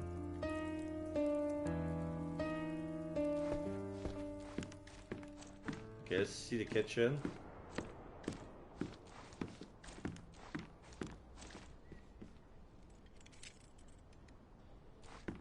Nice hors d'oeuvre. Those are shrimps. There's a concat, some salsa. Are those radishes? Radishes and salsa, for real? Okay.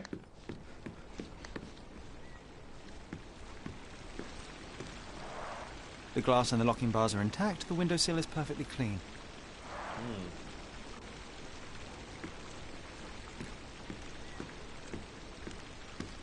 So the Lieutenant Colonel Wolf had a coughing fit and had to enter into the guest room. Is this the guest room? Yeah, there's a 8 of hearts. These cards are carefully arranged. The thief is trying to tell us something.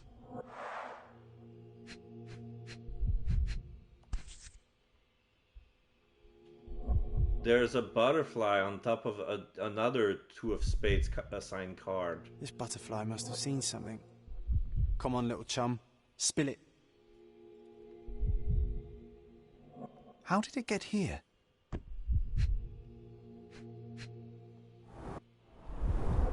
All the other jewellery is untouched, but why? Yeah, they took the jewels from that room alone.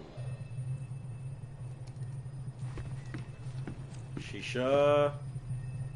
Well, that's a big pile of shisha. 1, 2, 3, 4, 5, 6, 7, 8, 10. There's more in This bedroom looks more like a treasury. Or a dragon's lair. Even asleep, she's guarding her precious hoard.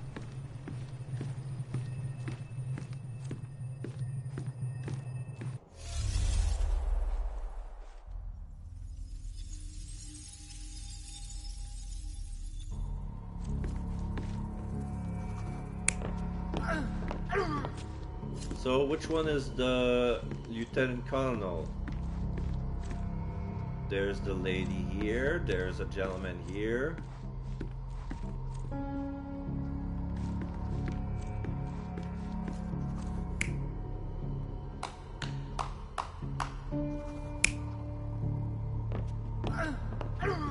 No, that was him.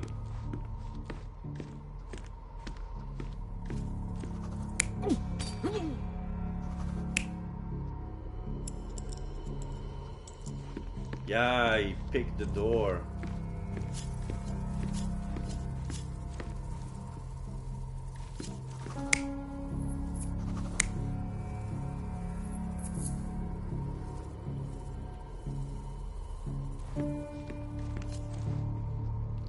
So did he tamper with it, or was it somebody else?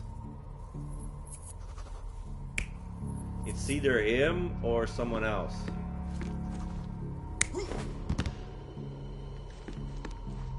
Somebody came from the window? No, he came out.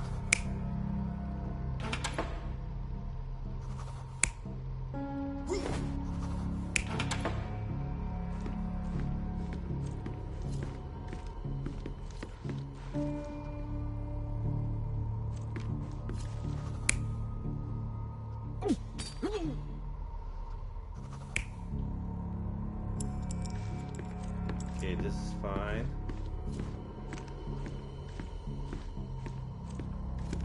Should be fine.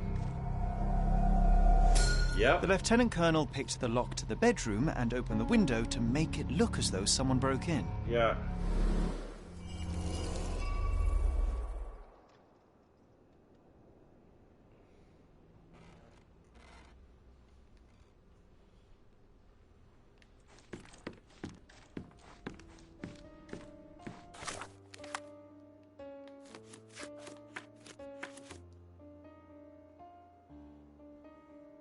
Amazing Alonso asks an audience to sign a card of their choosing. He shuffles the deck so that the selected card remains on top and places it inside a box which has a secret compartment containing butterflies. By pressing a secret button, the magician swapped the unsigned card for butterfly and released them, much to everyone's amazement.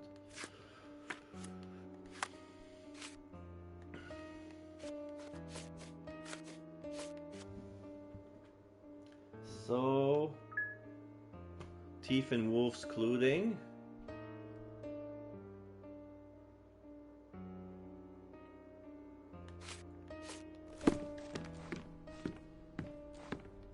The thief didn't break in through the window, as he would have you believe, Lady Gruber.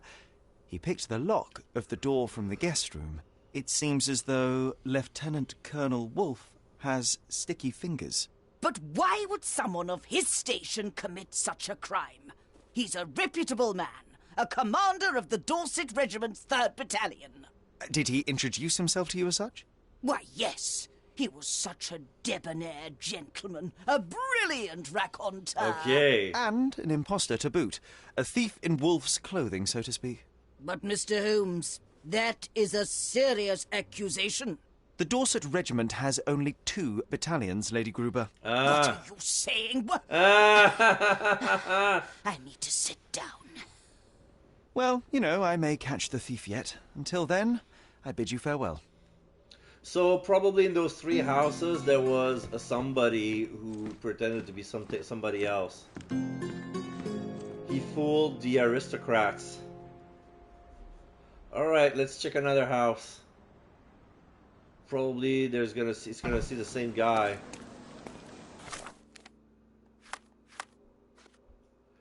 So Lane residence, Saul's Row and Joy.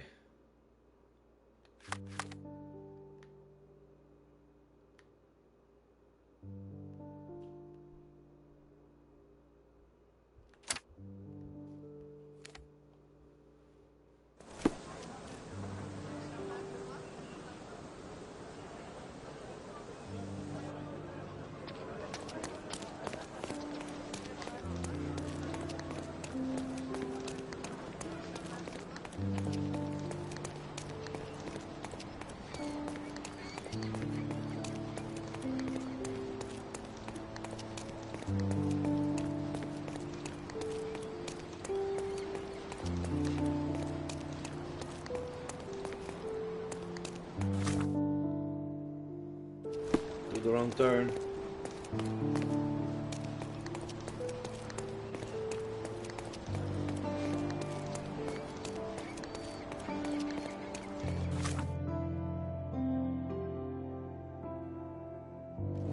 It's one of those houses.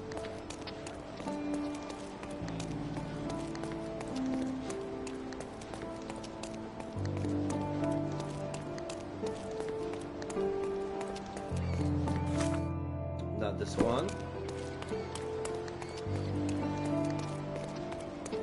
Greeting.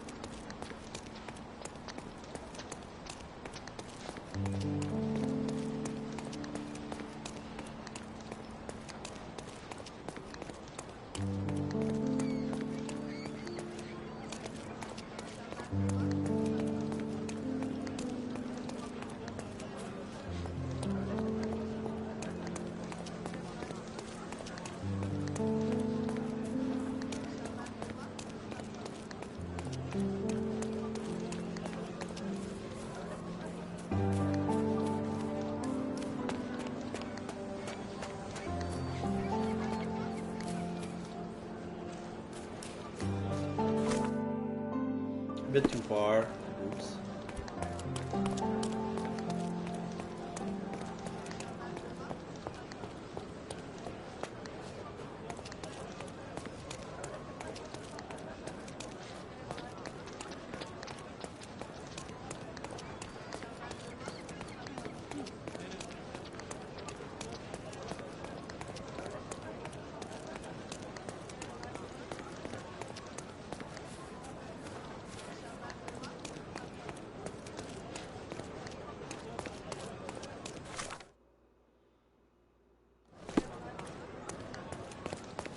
So this is the hotel, and the house next to it.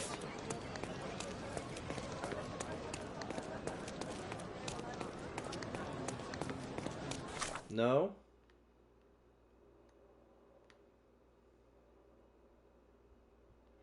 Maybe further down. It's between Saul's Row and Silent Way, or Saint Saul's Row and Bonanza. It's between Saul's Row and Joy.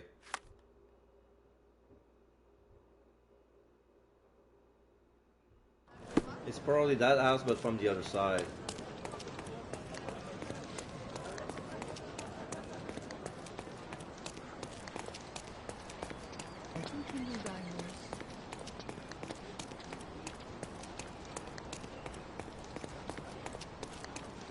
No.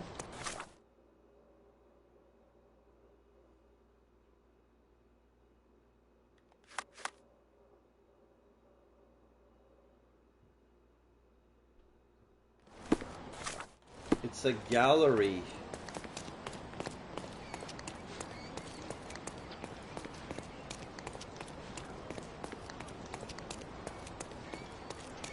No.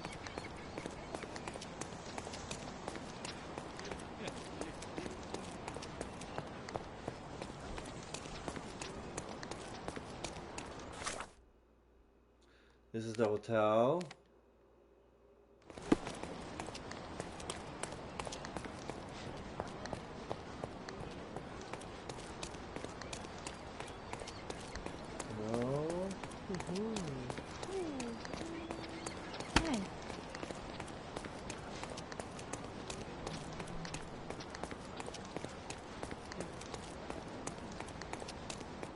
I checked the shops already.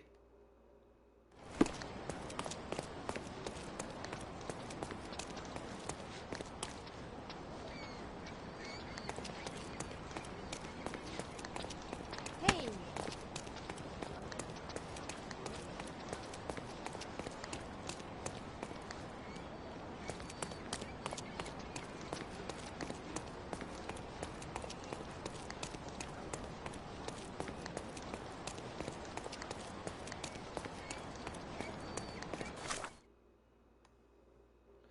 And I'm back here.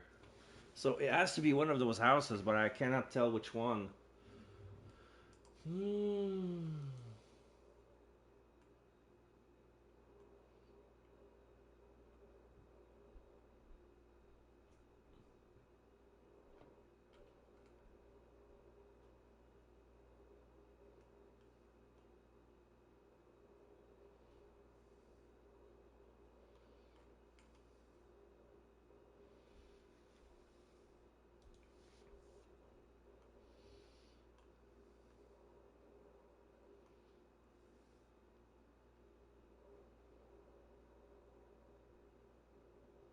Oh, the Led Zeppelin is was a DLC case as well. I didn't know that.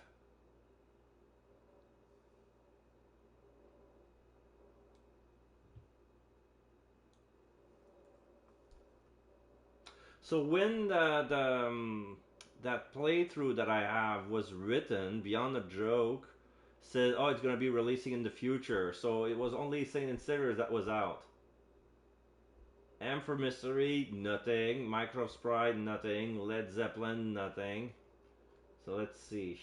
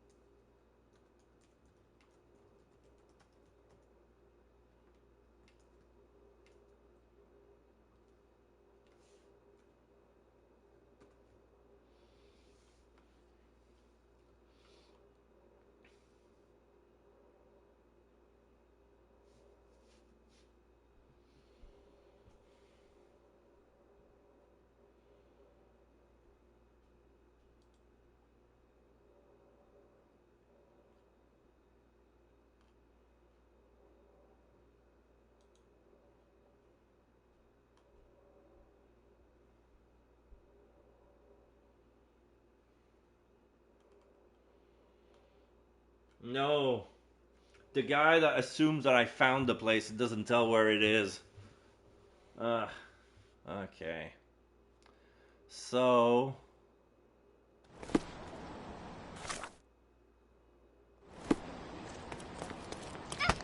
Sorry, kid. It's not that house. I'm gonna have to mark that. Not that house, not that house.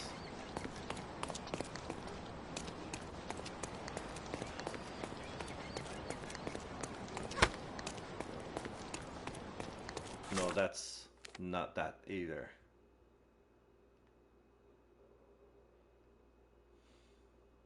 Oh, wait, what if?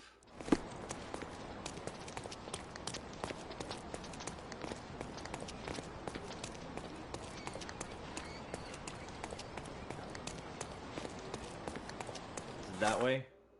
Yeah, okay.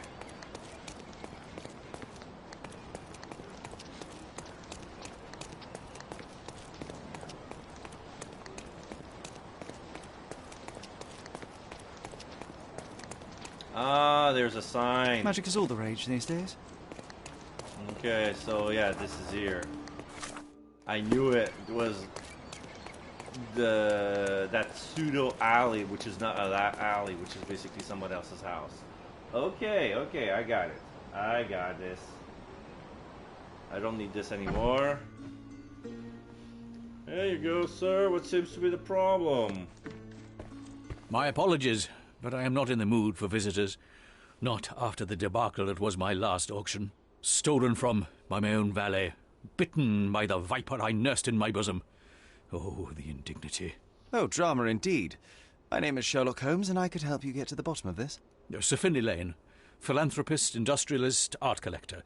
It is a pleasure to meet you, Mr. Holmes. I suppose I could use your help, if only to confirm my suspicions about Vincent. Okay. Tell me about Vincent.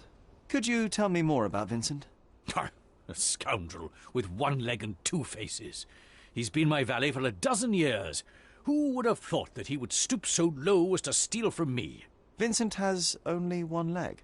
He lost his right leg in the Crimean War, but despite his age and his peg leg, he's actually quite spry on his on his foot. I took him in, gave him a job, and this is how he repays me. What exactly happened at the auction? I intended to sell the gem of my collection, Cordona cypresses, to fund an orphanage. God knows we need to take some of these poor waifs off the streets. To entertain my guests before the bidding, I arranged a magic show. When it was over, I went upstairs to the gallery, and it was gone. The cypresses were gone. Oh, what about the show? Did your guests enjoy the show? Oh, yes. The amazing Alonso is well worth the money. The orange trick was nothing short of amazing. Interesting. Everyone was completely enthralled. And why do you suspect Vincent?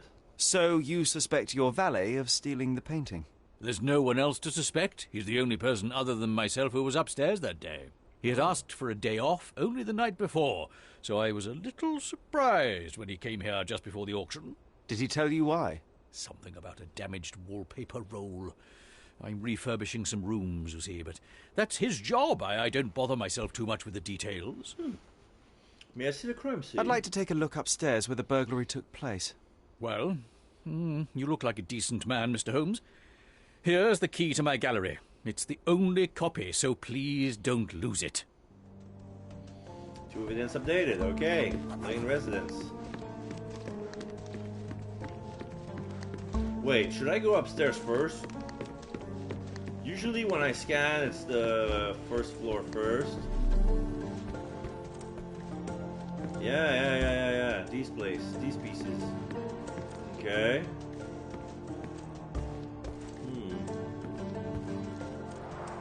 Pretty big for an orphanage. An ambitious project. These must be the names of the contributors. The next lot is Sherlock's Unmentionables. Do I hear £500? 400?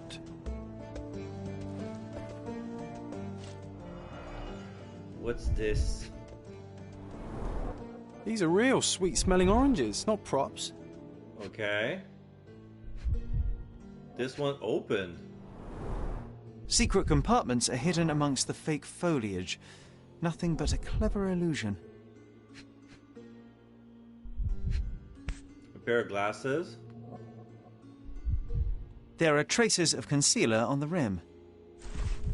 Concealer? Oh no, I have Windsor glasses. Apparently I can have it now. Okay. I got the Windsor glasses. Fake foliage. Is there a button somewhere?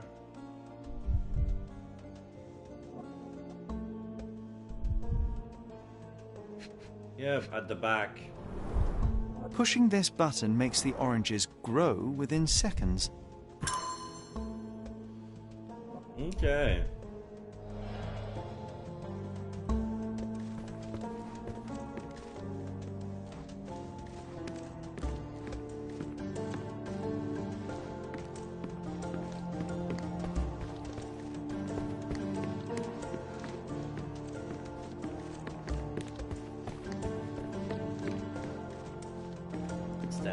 Statue.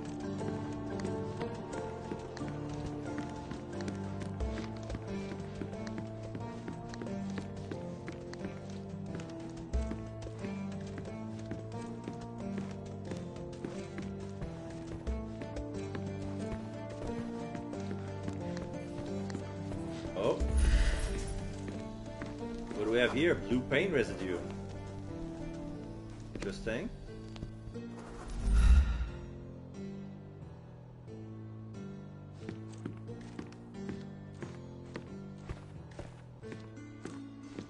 Gallery.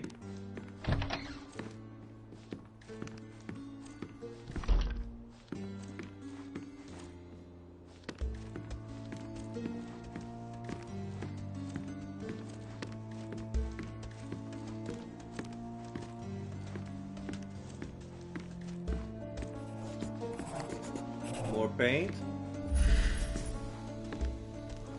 Slight scratches caused by a firm, flat object.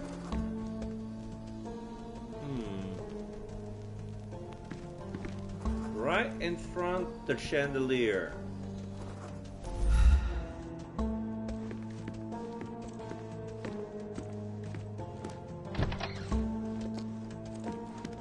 Is this a scene? There's a lot of art everywhere. Well, this is a fire hazard. A pile of newspaper and you put an oil lantern on top of it. Oh.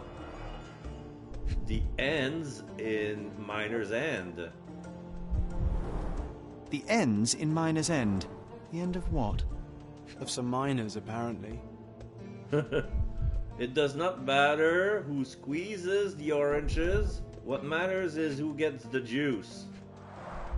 It doesn't matter who squeezes the oranges. What matters is who gets the juice. Cordona cypresses. Angelo Ricetti. Cordona cypresses. Angelo Cicchetti, 1840. Cicchetti, 1840. 40, okay.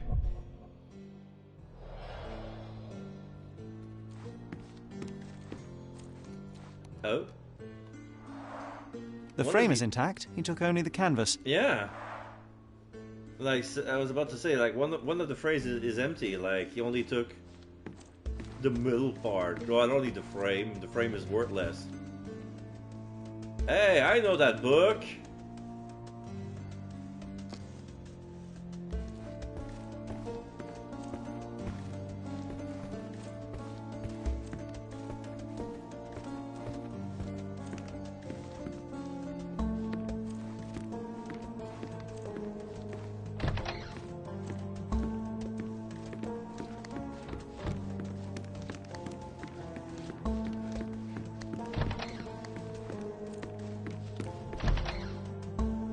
There's a lot of newspaper on the floor. Someone spilled the paint.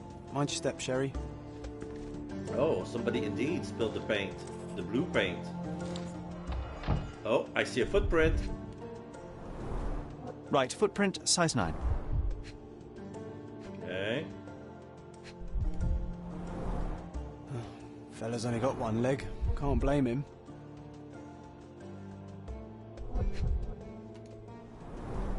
The paint splatters on the plank and floor don't match up. Eh? Not the same shade of blue? What's this? Empty space, missing wallpaper roll. Okay.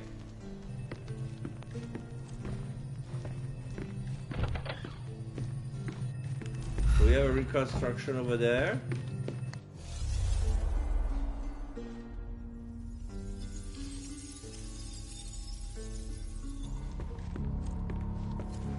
So let's see, who was there? Oh, the scratches from that plank over there. But this is the end who has that blue stain. The other end has the one with the flat scratches.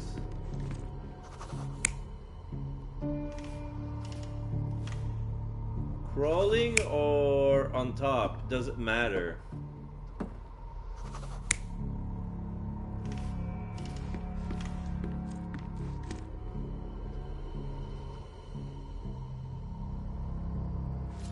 Unless the culprit has one leg.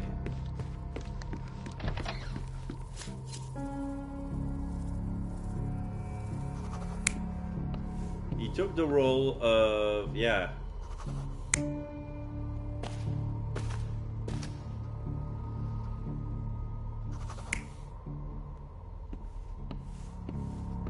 Could be both.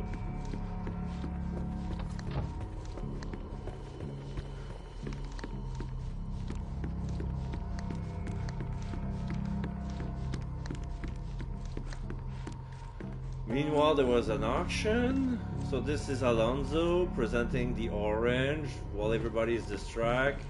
There's an accomplice who would go up and steal the... okay.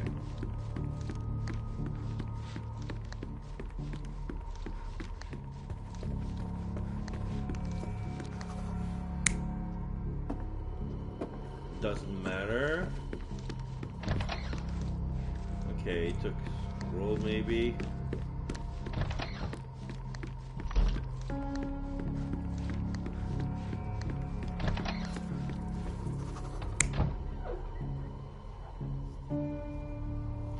Would he bother roll that here?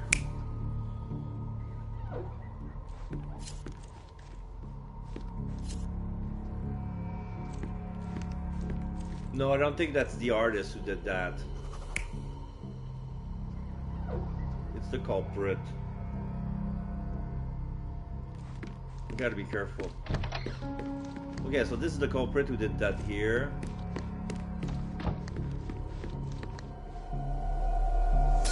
The thief entered the house disguised as Vincent, removed his fake peg leg, and walked across the plank to the gallery where he stole the painting. Yeah.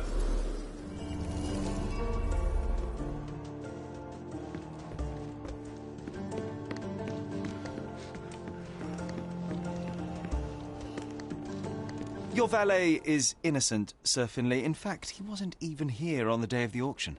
But I saw him with my own eyes. The man you saw was disguised as Vincent, with both his legs present and extremely capable. As you were engrossed in the show, he walked across a plank to the gallery right above your heads. An acrobatic feat of no mean proportions. My good old Vincent, in truth, I didn't doubt him for a second. Do you know who the brazen thief is? Not yet, Sir Finlay, but rest assured I will find him. I would be much obliged if you'll recover my painting, too. Just think of all the urchins who would get a chance at honest work. Work? Wait a moment, I thought you were planning to fund an orphanage, not a workhouse. Bah! Workhouse. What an outdated notion. The orphans will be fed, clothed, and educated. Oh my God! Yes, they will also learn an honest trade. What's the harm in that? Surely it's better than picking pockets and begging on the streets. It's child labor. With all due respect, Sir Finlay, this is exploitation of child labour, no matter how you look at it. You're entitled to your opinion, sir, but the fact remains the painting belongs to me, and what I do with it is nobody's business but my own. Thank you, and good day.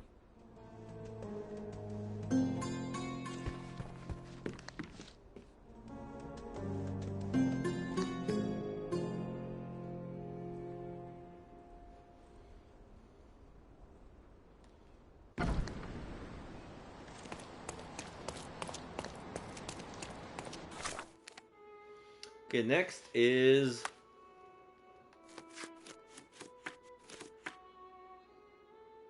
So, Amazing Alonso has a special apparatus to make a small orange tree grow fruit before the audience. The orange are hidden in secret compartment among the fake leaves. By pressing a secret button, the magician sets the device in motion. The oranges appear to grow within seconds, much to everyone's amazement. Yeah. So, the last... The Calf resident, Baskerville, north of the crossing, with Silent Way. Baskerville, north of the crossing, with Silent Way. So...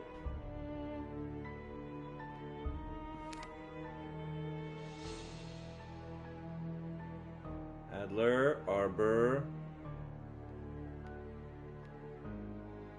Nope. 2 north. Baskerville and Silent Way. Right there. So this is Lane. Where was it's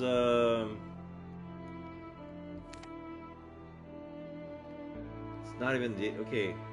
Here, Gruber.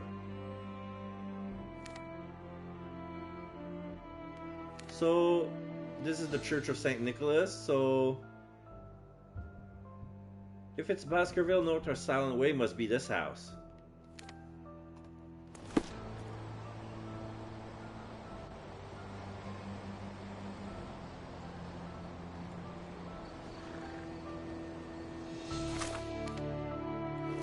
It's my turn.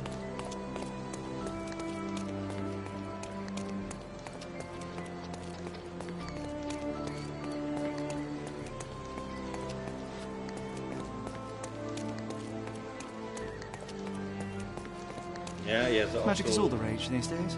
He has the flag card over there.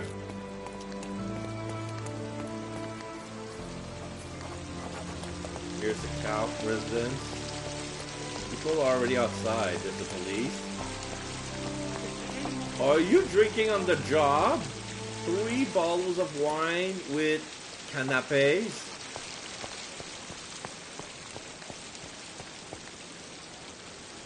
Well, aren't you a dashing young man?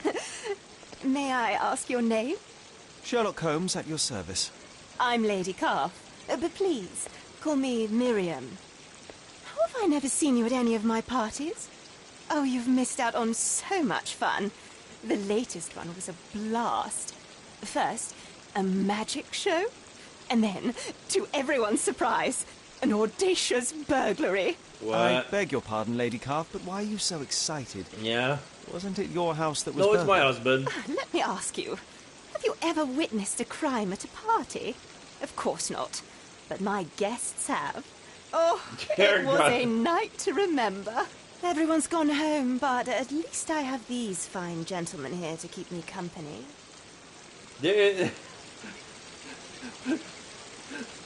So, her guest is gonna have bragging rights. This looks quite lax for a police investigation. I'm sure the officers are eager to sink their teeth into the case, but I thought a small aperitif wouldn't hurt. Nothing like a little champagne to get the brain working, I say. 3 bottles of champagne for 3 officers. Could you be more specific? What exactly happened? Well, there were drinks and hors d'oeuvres, Yeah. followed by more drinks, of course. Of course. And then we gathered to watch the amazing Alonso saw himself in half. Oh, it was breathtaking. Saw himself in Some half. guests had to be revived with smelling salts. Then I invited everyone upstairs to see Abel's collection of curios. And there, someone had stolen Abel's treasure. Which one? You mentioned a treasure. Frankly, I have no idea what it is. Some kind of shell the size of a dinner plate. Didn't look that valuable to me. Huh. Abel brought it back from America, a place called Massachusetts or something. You mean Massachusetts? Yes, Massachusetts, that's what I said. He's been strangely obsessed with it ever since. Locked it inside a Massachusetts. chest like some treasure. Poor Abel, he's going to be so upset when he returns. A shell the size of a plate. Is it like a fossil? Who is Abel? Your husband, I take it? Yes. My Abel is a famous, what do you call it, astrologist. He travels the world, digging up saucy sculptures, old Oh my chamber pots, God. that kind of thing. You boys and your silly hobbies. Astrologist. I'd like to take a look upstairs where the burglary took place. Certainly, be my guest. Such panache. You have to see it to believe it. Okay.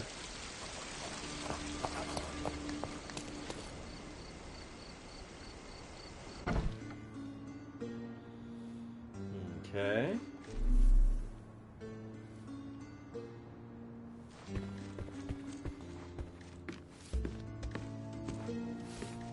Maid is brooming.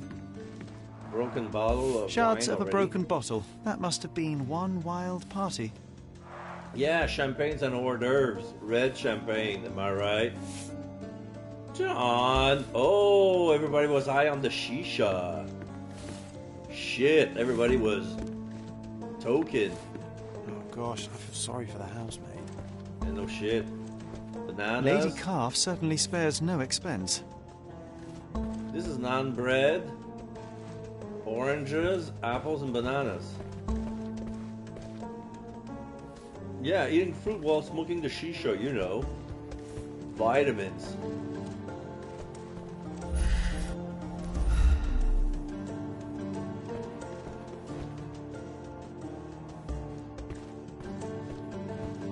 There's a phonograph. More wine. 3 boxes full.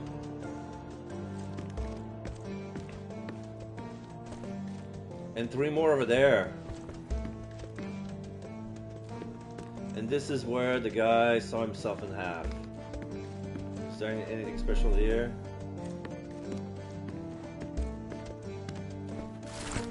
Lady Calf's Party Marathon. They say Grand Soirée is the district that never sleeps, and they don't lie, especially when it comes to the Calf residents. Lady Miriam Calf, wife of the acclaimed archaeologist Sir Abel Calf, has hosted 10 parties this month alone, and she doesn't plan on stopping. With her spouse away on an expedition to Mesoamerica, Lady Calf is hosting yet another lavish gala, this time featuring Cordona Best Entertainer, the amazing Alonso.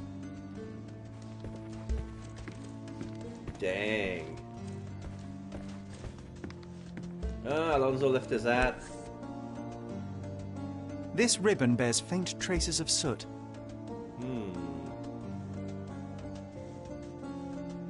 Short brown hair without a root. Well, there ain't any rabbits in this hat.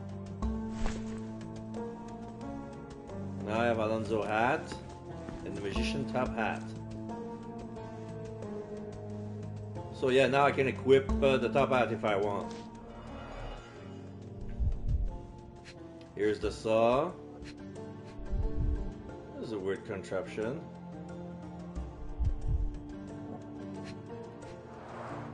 An industrial-looking saw, I imagine it's fairly loud.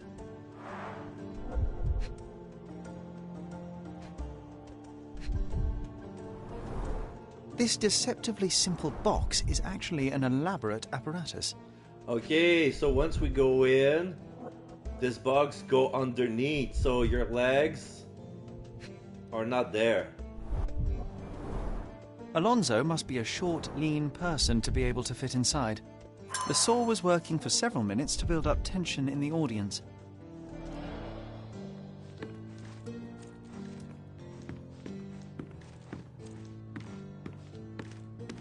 So let's see where the legs go.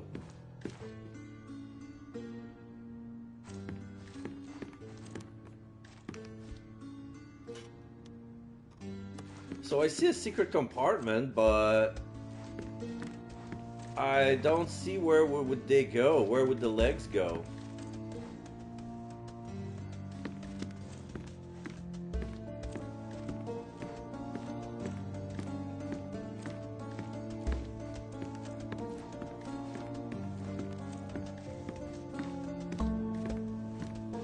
Okay, let's go to another room.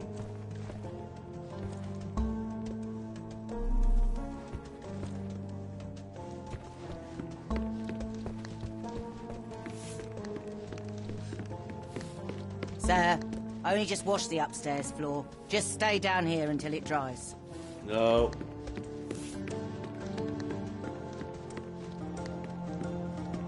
There's a fan. There's a follow spot that fell here.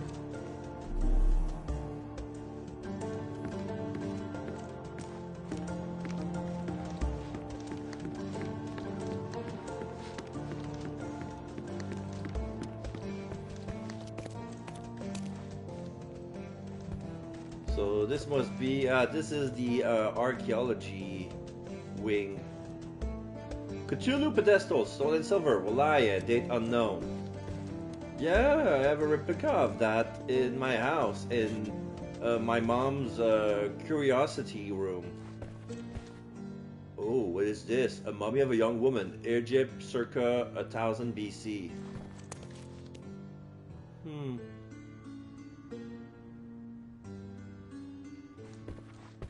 Buddha statue. What's this? Tribal totem, expedition to Central Africa, 1875. Okay. Map of the world. Things on the floor.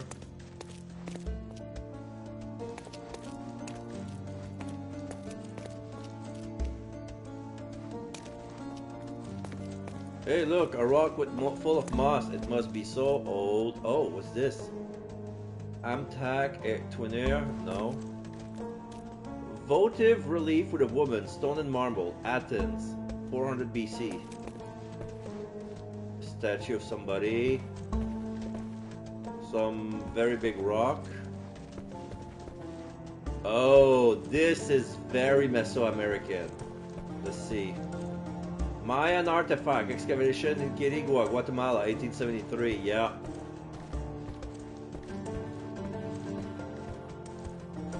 Crocodile's head. Oh, another sewing machine. I'm not half bad, am I? He left another memo. I'm not half bad, am I? You have to admire the gall.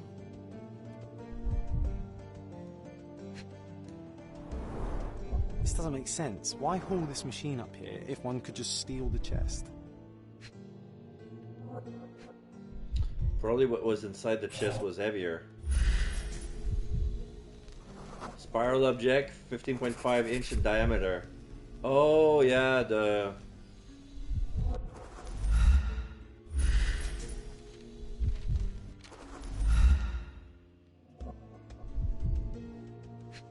a leaf. It looks like a leaf from a fruit tree. Botany's not exactly my forte, but it could be a pomegranate, possibly? What if it's a leaf from the orange tree from the other room?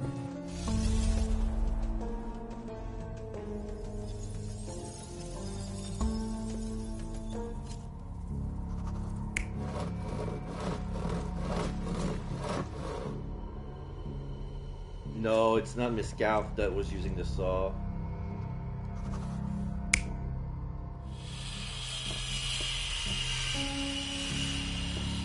Anything else?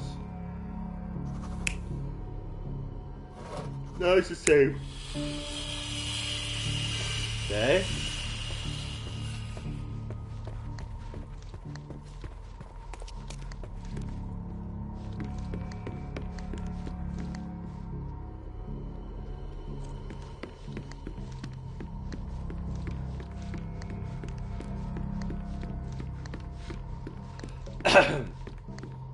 So we can go downstairs.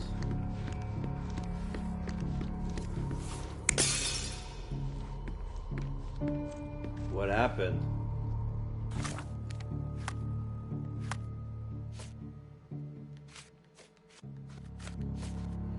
Leaf of a fruit tree.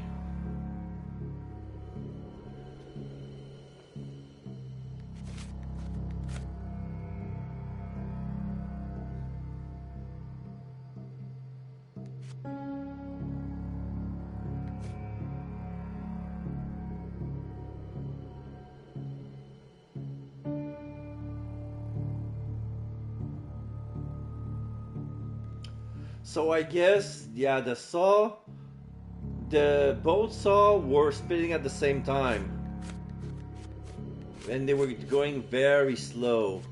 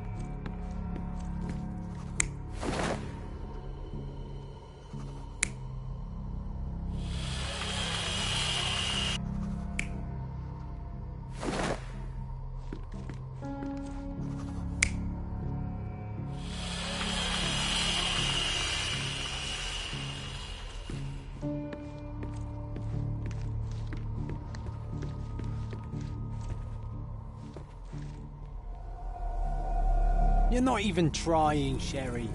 Concentrate.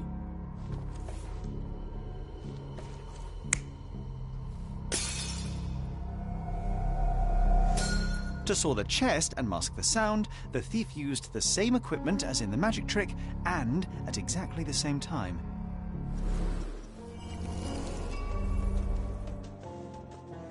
Okay.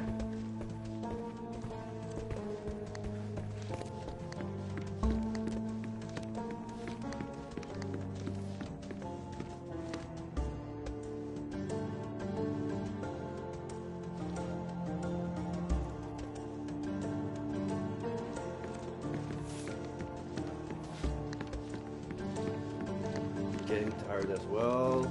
But it's getting late. I wish I could finish this game today. One little push. I'm almost done. I'm almost done. Can mind with a little more time. Alright.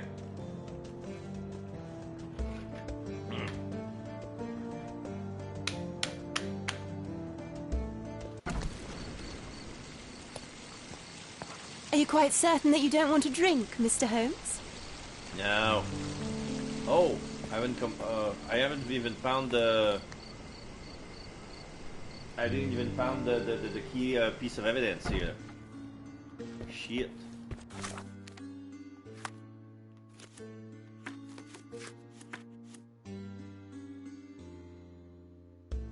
A second person inside the box to be the legs.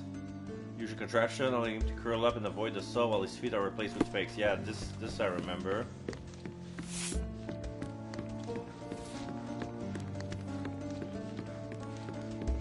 What am I missing?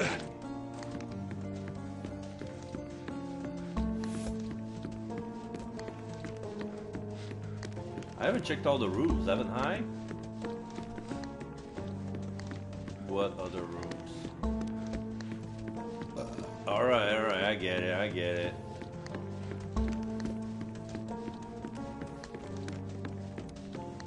This painting is crooked.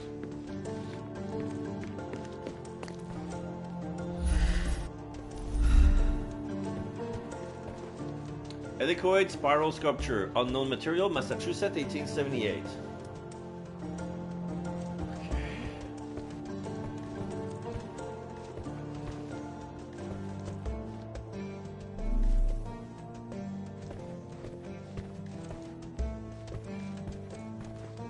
Everyone. Oh, I haven't checked the middle table.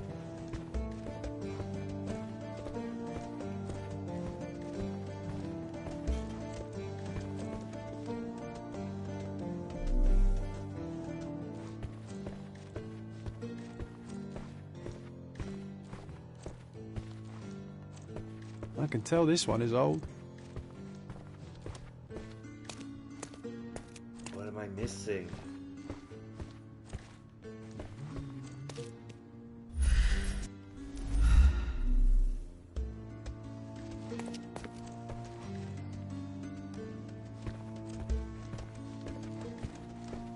Checked everything here.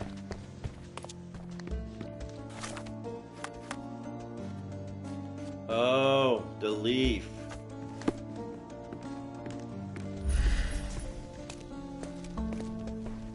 Found the leaf here. I have to go back outside to find the... Okay, I got it. I have to go outside to find the matching leaf.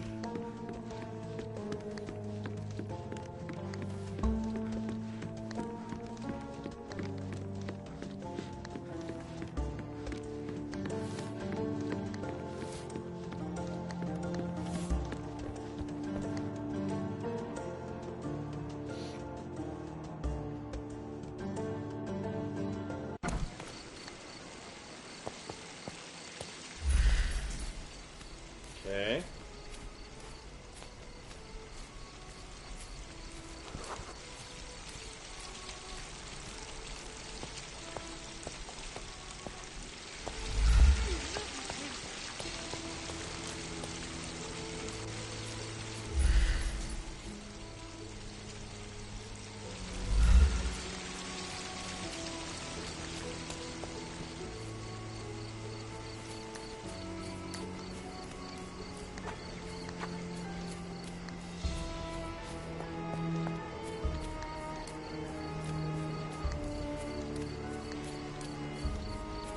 While John is leaning over there, probably he has a clue.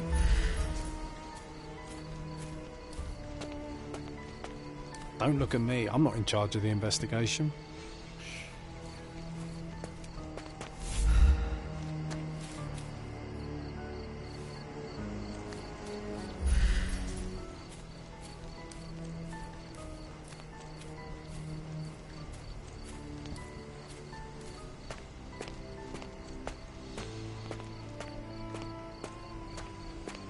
There's a shed. Some clothes. Some pots. That's it.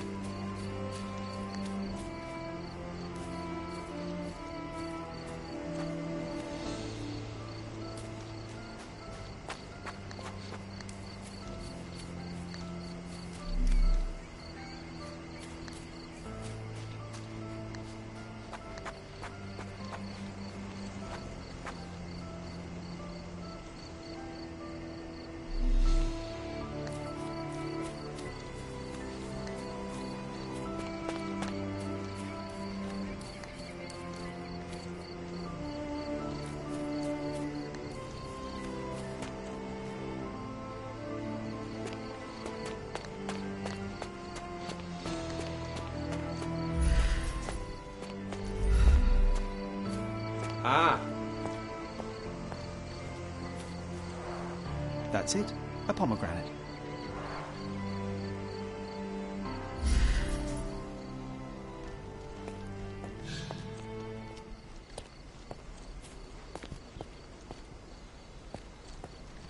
A ladder.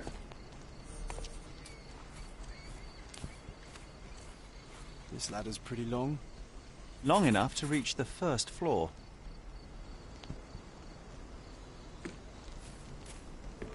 What else?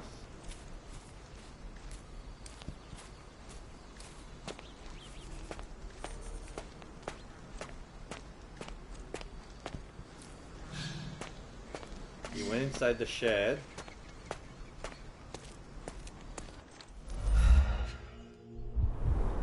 These gardening clothes look dirty, but those aren't grass stains. It's paint. These are fake.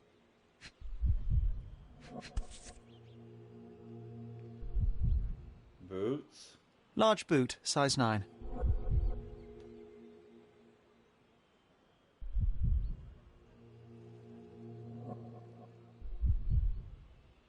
The rubber is very thin, too thin for actual gardening work.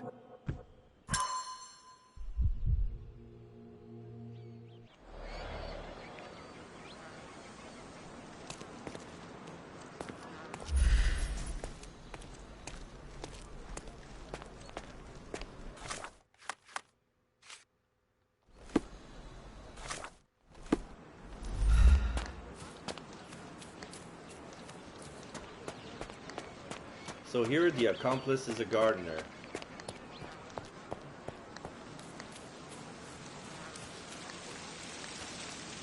I can tell you how the crime occurred, Ma'am, but first, if you'll indulge me, you don't have a full-time gardener, do you? No, I don't. Why, do you think the lawn needs mowing? Your lawn is perfectly fine. I just wanted to confirm my theory. The thief was disguised as a gardener in order to blend in with the servants. He used a ladder to climb up to the first floor and later escape.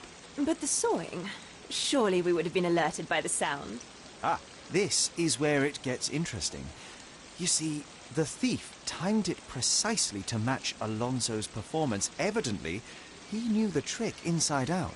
Golly gosh, that makes it even more extraordinary. Mr. Holmes, you are a delight. You absolutely must come to my next shindig. I can't think of anything I'd rather do less, but this investigation is far from over. Farewell. So, I have the key evidence, so how can I connect them? It's not like I have a lead.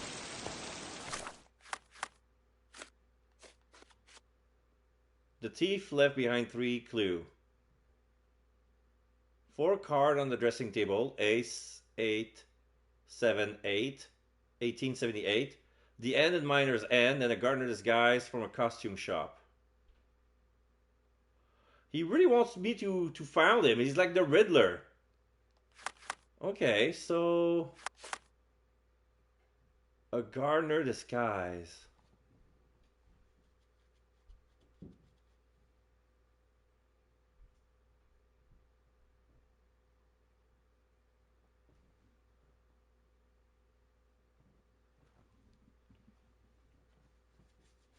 I'm gonna go check City Hall.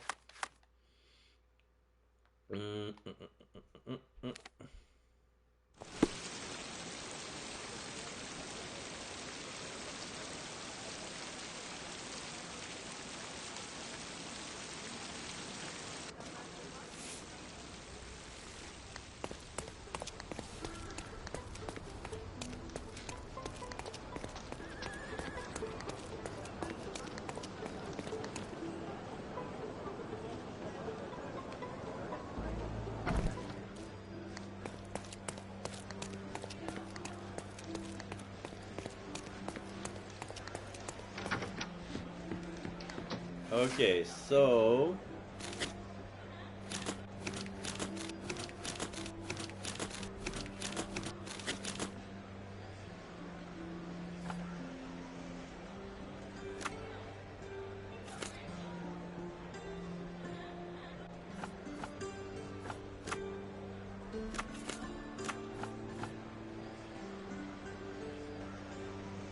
occupation.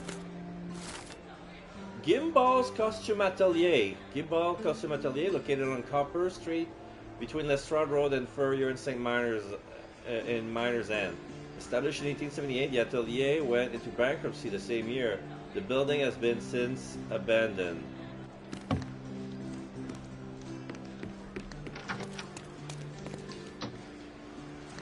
I found that while I was strolling, mapping the area.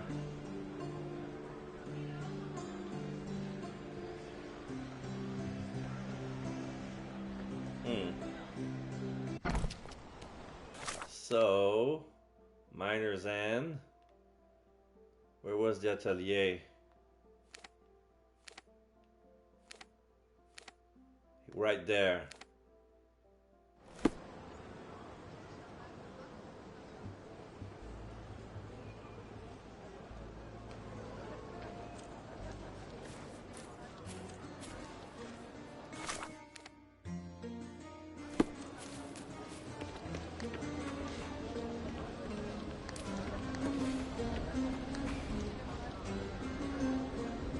You must be the amazing Alonso. Sir, if you want to book a show, unfortunately that is not possible. All of my props have been confiscated until further notice. You're a woman! And if you're here to ask me about those burglaries, I have nothing to add to what I've already told the police. It wasn't me. Observe. Fake mustache.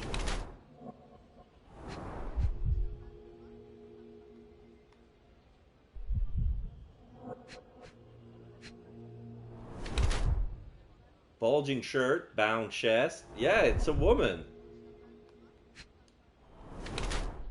Feminine hands, long thin fingers.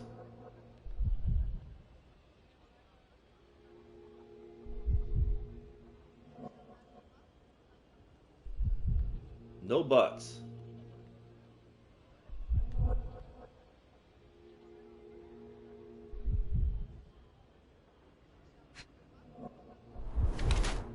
Smooth neck, no Adam's apple. Being a woman is not a crime. I can't deduce by the thin fingers, but the mustache clearly gives it away. I imagine it's difficult to be a female illusionist in the 19th century. I can't blame her for trying to build a career. Cross-dressing is not a crime, and I have no solid evidence to prove that the amazing Alonso is behind those robberies. I would rather listen to her story first. Okay. I'm investigating the burglaries in Grand Sarre. The clues led me to this atelier, but I did not expect to see you here. Someone has clearly been playing tricks on you. Cruel tricks. It's good to know that you're on my side. I'm here seeking answers the same as you. The person behind this knows my tricks well. So well that it's uncanny. The thing is, I used to practice here back when the atelier was in business. Some of my props are still in the basement. And the answers are too, I think. What are you waiting for, then? Look around you. This neighborhood is a criminal's paradise. Yeah. The building is overrun by bandits. What should I tell them? Don't mind me, fellas, I'll be in and out. Let me compliment you on your disguise, especially the mustache. Thank you kindly. I wouldn't call it a disguise, though. Alonso is my stage persona. But the moustache is indeed fake, guilty as charged. Mine is a slow grower. Miss, please, I can see that you're a woman. Very well, I am a woman. So what? I've learned all my own tricks. I want to be taken seriously, rather than as someone's jumped-up assistant.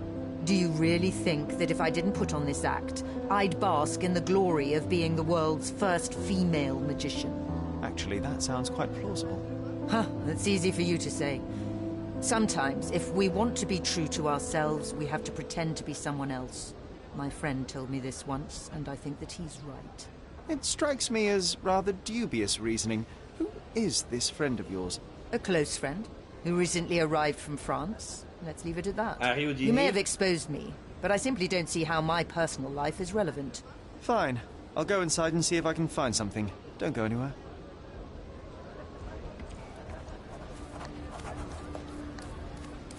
Can we get in? If it's a raid... I knew it! I've been told it was a bandit's lair. Not disappointed, but still. I'm coming for you.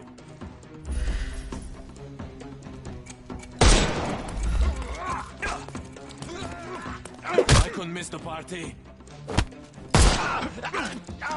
Don't bother moving. You...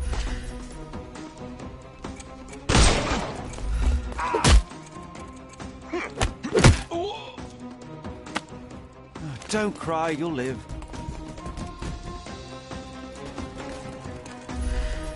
It's all yours now. Go for it.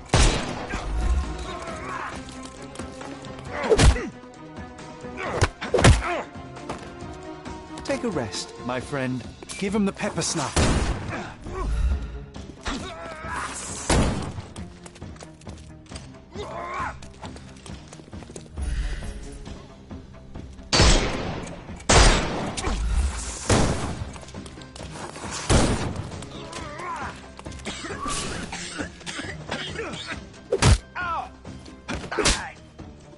Don't cry, you'll live. Too simple.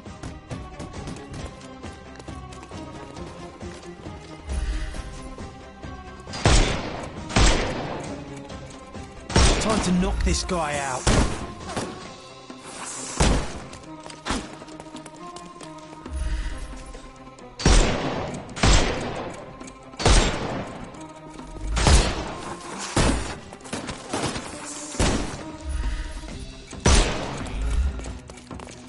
I'm coming for you. Don't. The snuff's ready. You can overcome the brute now.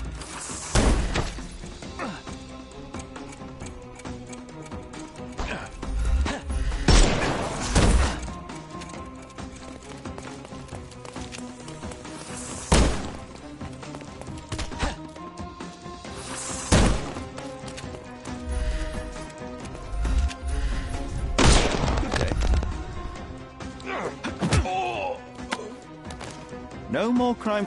Give him the pepper snuff.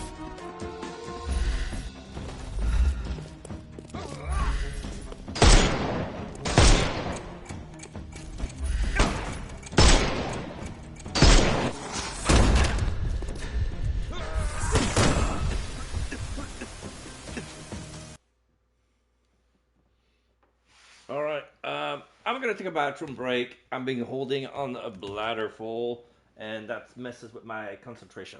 Be right back.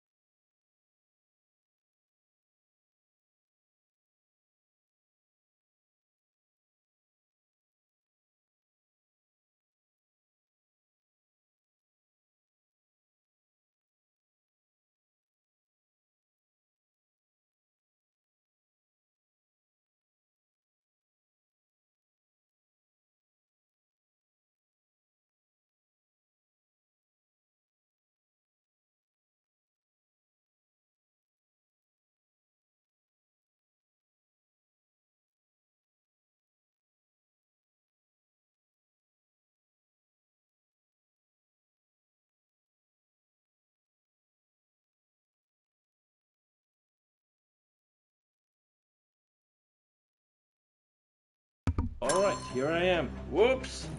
Where did I press a button? I was not ready. Not ready! Okay, now I'm ready. Okay.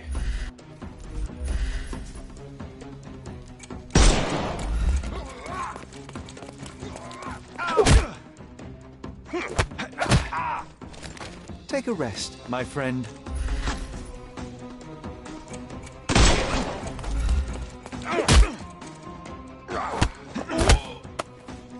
Don't bother moving.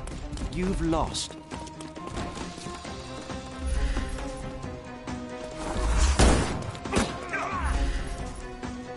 Time to knock this guy out.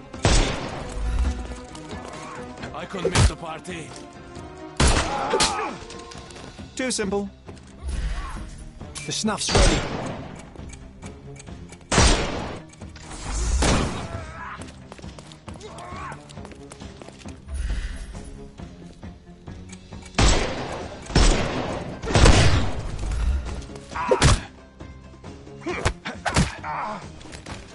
Don't cry, you'll... Give him the pepper snuff.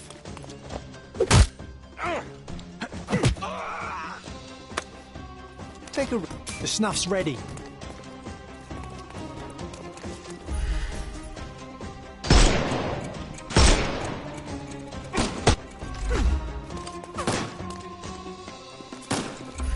He's all yours now. Go for it. I'm coming. No more crime for you. Give him the...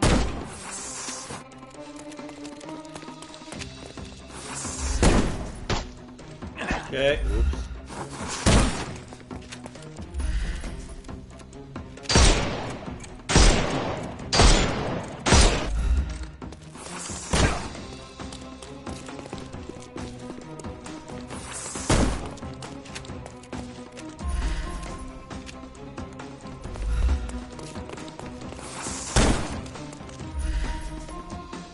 Can overcome the brute now.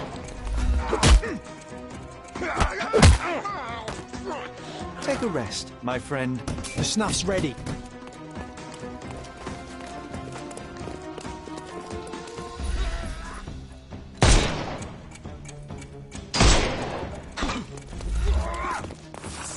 I couldn't miss the party. Don't cry, you'll live. Give him the pepper snuff. Won't work this way. I couldn't miss the party.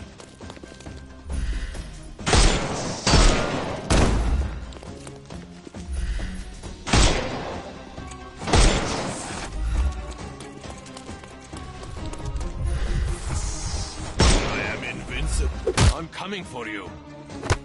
Oh! Too simple. I couldn't miss the party. Time to knock this guy out.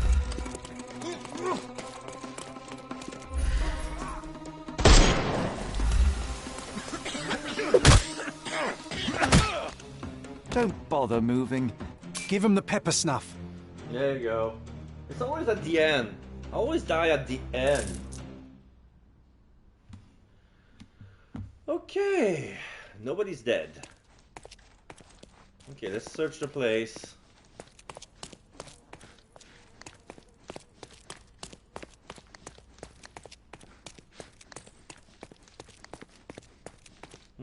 Textile.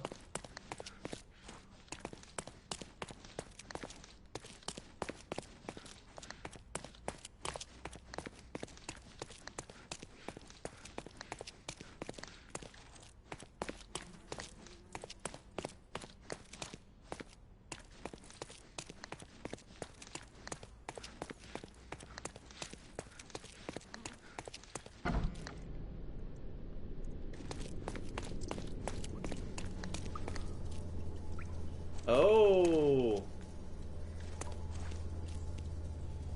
This is where they keep all the butterflies. So little light for these little fellas. Don't pretend you're in a cage. This is the saw machine. They break it. The saw was tested on different materials. Most meticulous. Yeah. How to break locks. stuff like that. Timed to perfection. The same oranges as we saw at Lane's house. Oh, yeah.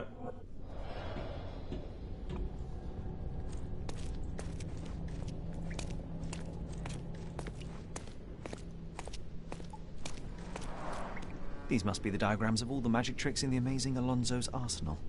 Yeah, we can see it. Yeah, there is a second person underneath who put his legs. So he goes in, the head comes out, and you see where the legs goes on the top half. Like, you need to be very small and very nimble. And then the guy in the bottom, he was already inside the box. You could hear the guy then put his legs down. So it's a two-man job. Absolutely. So City Library. What other tricks?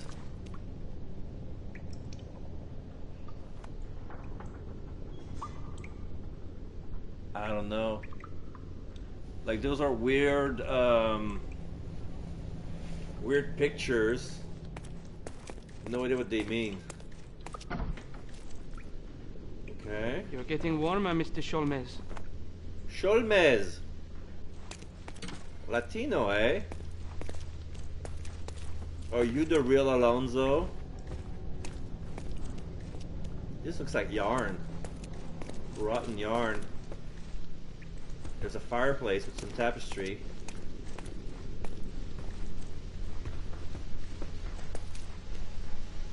Some costumes. Different gentleman costumes.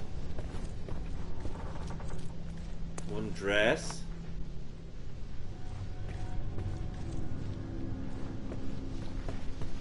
Warmer still. Join me at the fireplace.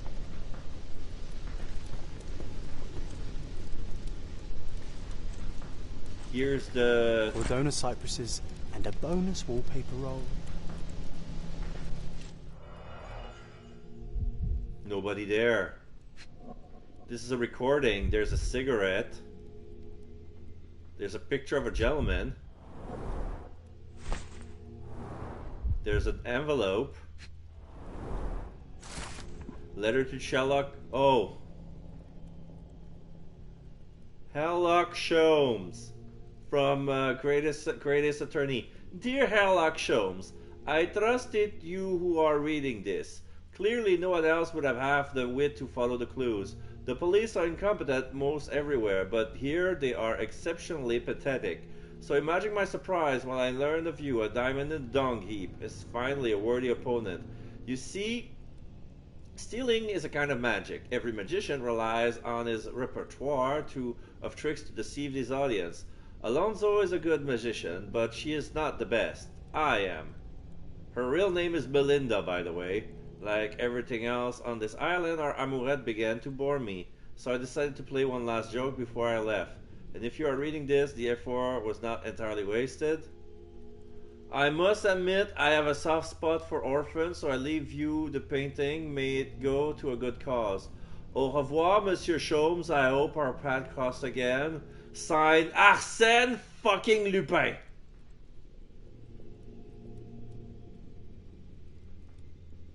So Melinda is one of Arsène Lupin's lover, pretending to be the great Alonso, and he stole for her as a prank.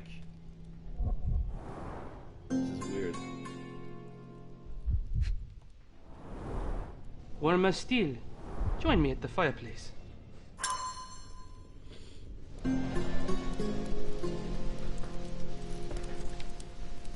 Dr. Claw has escaped, Inspector. It's like Inspector Gadget. There's a share, then we see a hand coming out, and there's nothing, and we see it's just revealed nothing but a claw, just like in Inspector Gadget intro. Next time, Gadget. Next time.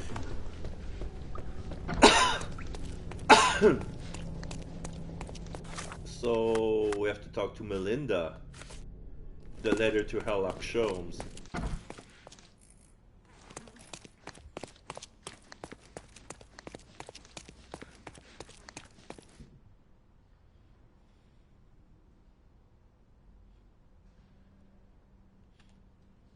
So, what did you find? The thief is your friend, or your thief remains unknown. Oh no, we're gonna come clean. Oh no, we're gonna come clean. You won't like what I have to say, but you deserve to know. Your French friend, Arsène Lupin, used this place as a hideout. No, that can't be true. He's staying at Il Palazzo del Luce. He's there at this minute. But how do you know his name? It is my business to know things, miss. He is the thief. This was all some twisted joke to him. No, this is just... No? This can't. He was the only one who understood me. He said that he loved me. He stole your heart. I don't believe that you'll ever see him again. He has slipped away from the island. Good riddance to him, then. All men are the same, aren't they? They come and go, leaving nothing behind but lies. Well, he also left the stolen painting.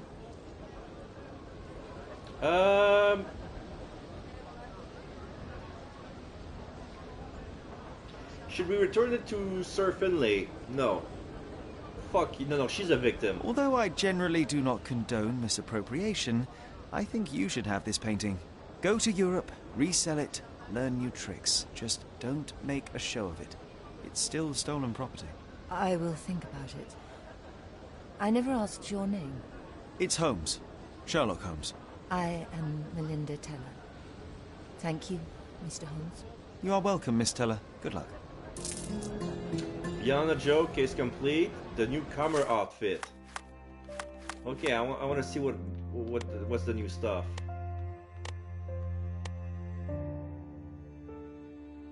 The newcomer. This looks like the outfit that Sherlock Holmes wore in Crimes and Punishment. I'll wear that. Oops. Let's see. The top hat. Alonso hat. I got 3 top hat now. Let's see. The Windsor glasses. And what about... I'll dress John as a mariner, because it's near the end. Okay, so... Aside from Treasure Island, I completed all the stories. So now I'm ready to finish the game. With this weird getup. But it feels so much like me somehow. So yeah, let's go back to Stonewood Manor. Alright, it's a little bit over the time, but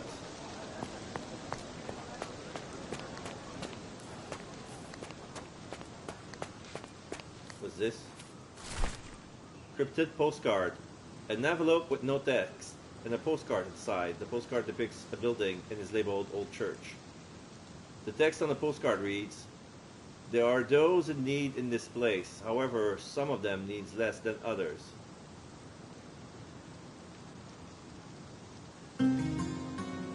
The rugged informant? No! No!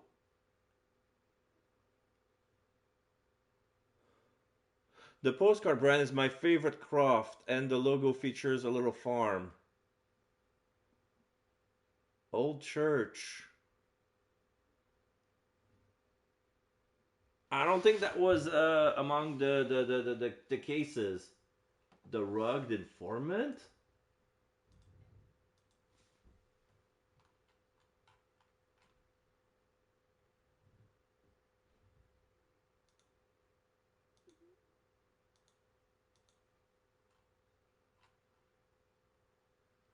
I don't think I'm interested in this. It's getting late. God damn, if I knew, there would be so much shit.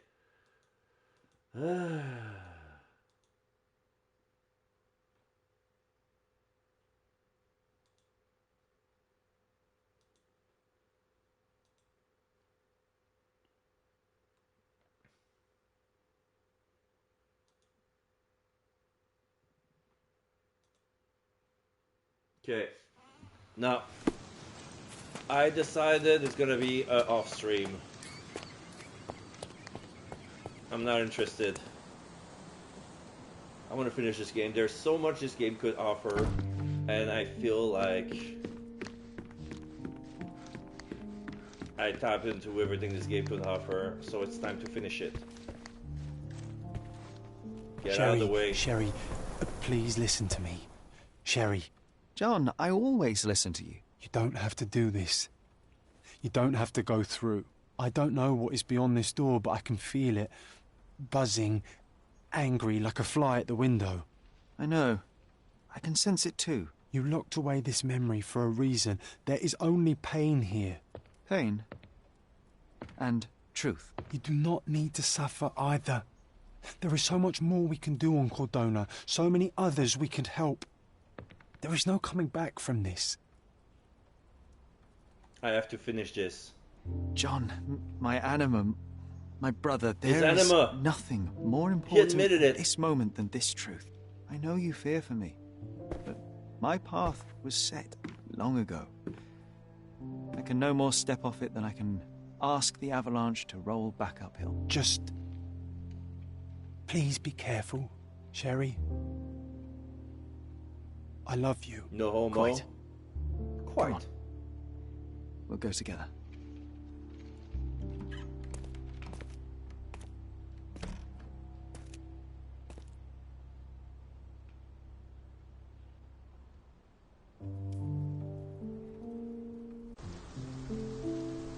Memories in the manor. This is the back house. Why didn't I remember we had such a big garden? Maybe you forgot it for your own good. Now we're back to regular clothing. Him and us. That's the descendant of a tree your father planted in London, correct? Yeah. Indeed, we planted the sprout here, and for a while it grew happily. Alas, it seems without us here to care for it, it didn't survive.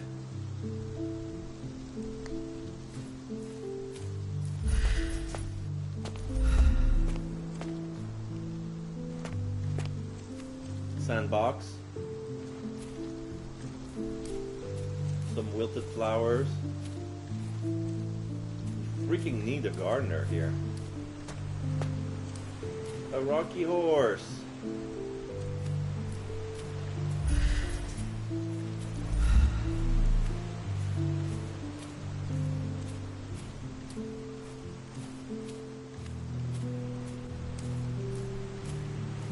Vines are taking over the walls.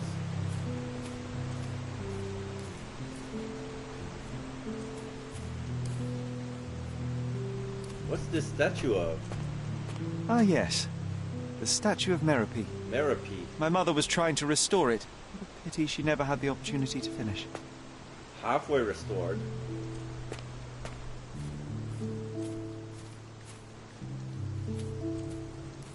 Statue needs a proper scrub. There's a gazebo.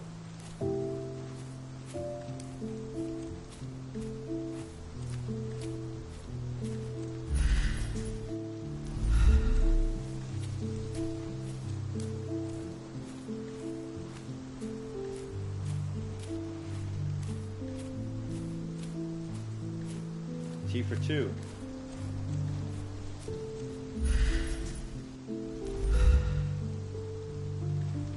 The pawn. There's a piano and the mother plays it. It's all fuzzy. It's like we're trying not to remember it. Because it's a painful memory. A memory we're trying to erase. A memory protected by an animal called John.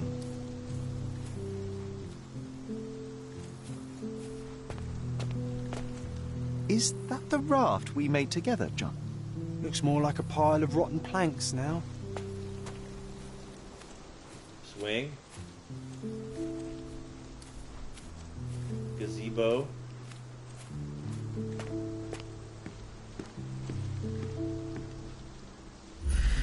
No memory comes out of it. Do I need to go straight for the pianist? There's a pawn. I cannot run. I can take photos. I cannot run.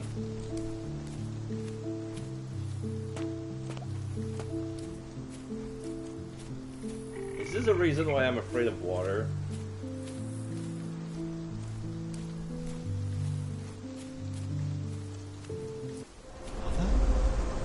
It disappeared. A broken teacup. Hey look, it's Chip from the Beauty and the Beast. Whoa. Headache. There's some goop on the walls. Fog. Muffled voice. Our mother yelling against the doctor. I cannot access it. Come here, Sherry. Hurry! Oh, this is young us. This is young Jean. We're so small. It's weird in first-person view, but yeah, this is small Sherlock. We're so tiny. We're barely on top of. This is her mother's room. We're barely on top. So yeah, this is where we brought the tea together to her. So this is where she snapped. So this is where the mother snaps because the treatment didn't work. We wanted to give tea to our mother. Here's the potassium bromide. Why would it be here? These must help calm her down.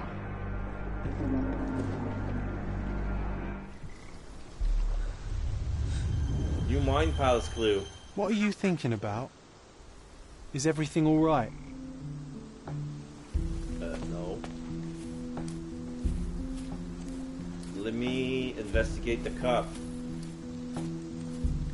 So yeah, the broken cup was from when she threw away the whole thing.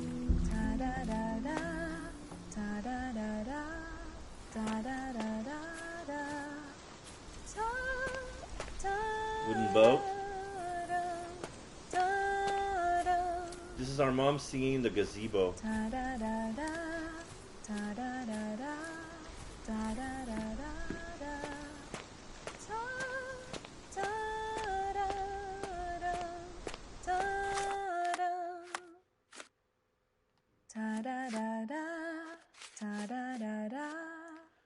I spent my childhood in Stonewood Manor, and I'm starting to remember flashes of my time there.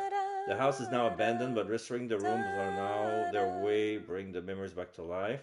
The door to the garden is finally unlocked, and the answers to all my questions await. We brought tea and sedatives.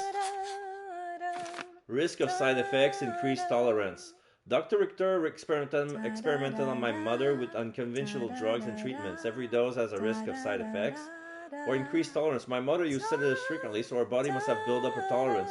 It wouldn't be a danger to her.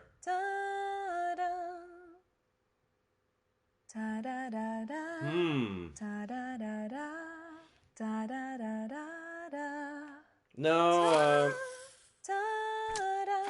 allergic reaction. My mother had an unexpected allergic reaction to her medication, and she suffocated. That's why she had to the tracheotomy. That makes sense now. Alright, let's go see another blurry mom. She's gonna disappear into another. Don't go, Mother, wait! Yeah. A book.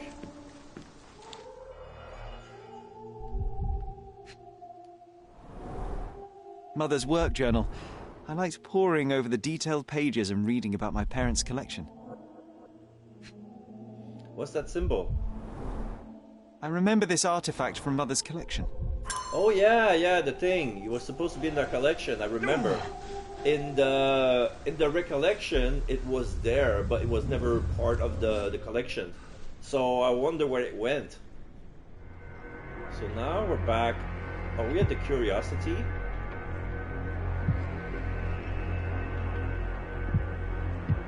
Yeah, we're at the Cabinet of Curiosity. There's this glowing thing. Glowing purple. There's the thing on Mycroft's desk. Here it is. We'll just borrow it for a while. What's that? Did you hear that? Someone's coming. Let's take a peek.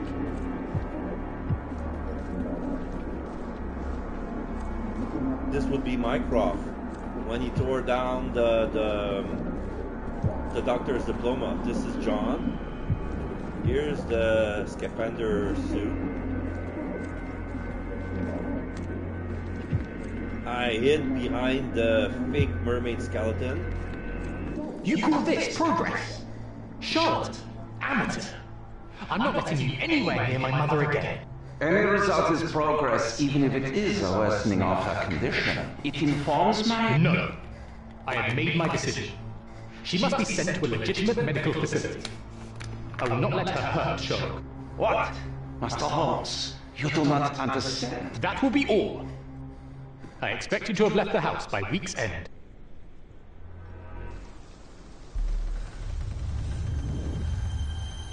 Sherry, say something. Can you hear me? You're scaring me. The sky changed color. I'm waiting for you. She's on the front Sherry, porch. come here, darling.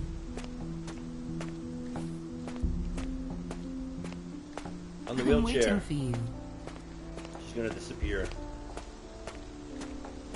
Coming, Mother. The wheelchair is all that's left. This was for my mother, wasn't it? I remember how we came to the garden for a breath of fresh air. Because she had drawn in the pond? Because we were pushing her. We went for a stroll. Take me to my flowers, Sherry. They must already be in bloom. As you wish, Mum. My flowers? Where is that? I bet you missed the fresh air, didn't you? Terribly. The sun is far brighter than I remember. But I like it. We can walk each day from now on, if you want. That would be wonderful.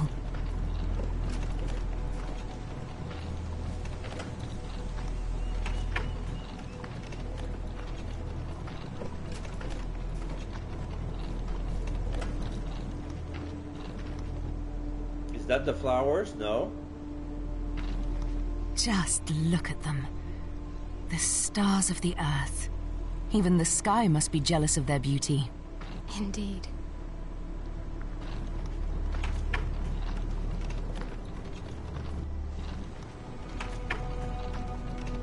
Mother, would you like to go around the water?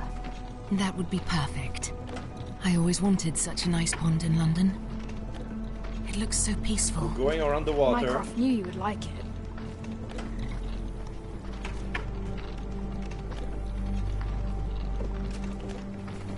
We should put some fish in it, don't you think? How about some carp? That's a nice idea. I think I know what happens next. This path is too narrow. It's too it's too narrow for the wheelchair. So we pushed the wheel in. The wheel caved into the water and she fell into the pond. This is the game telling her that we might have accidentally drowned our own mother. Of course we'd be traumatized. Poor little kid. Should I advance?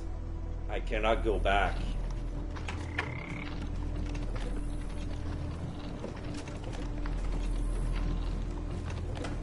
Oh, we passed through the narrow part. We're coming back. Great. Are we gonna avoid the pond? Let's visit your father's tree. Yes, okay. It grows so fast, just like you. Okay, let's go visit We the could tree. even build a tree house in it. Yes, Sherry. Everybody's calling me Sherry, even my mom.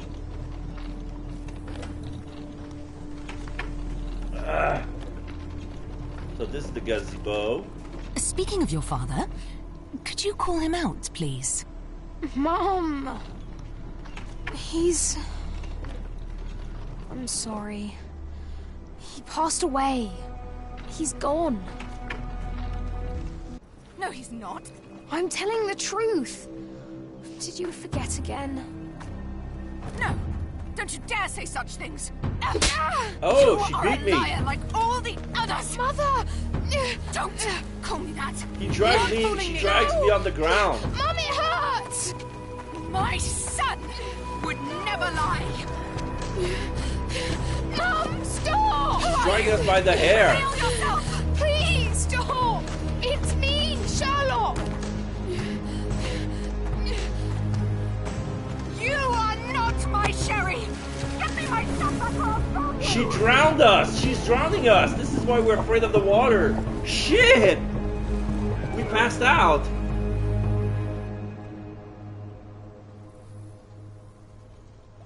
This is why Mycroft was worrying about us. Like, afraid that I will protect my little brother. Yeah, now he's holding a gun to the doctor.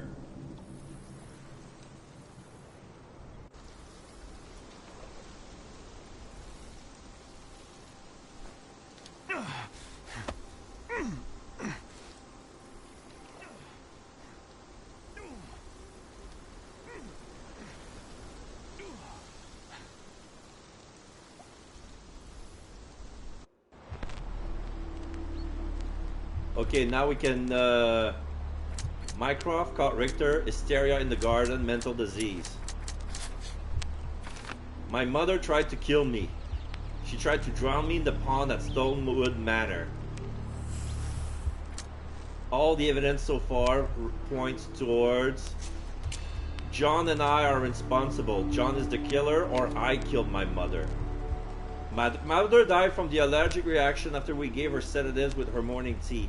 Although Richter tried to save Violet, yet Mycroft deliberately blamed him for her death, despite John and I being responsible. I killed my mother without knowing it. The idea to give her sedatives came from John, which means that I cannot trust my own mind.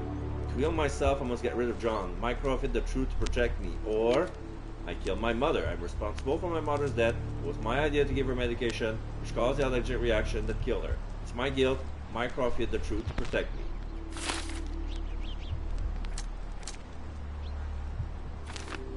Or Mycroft testified against Dr. Richter. Mycroft caught Richter.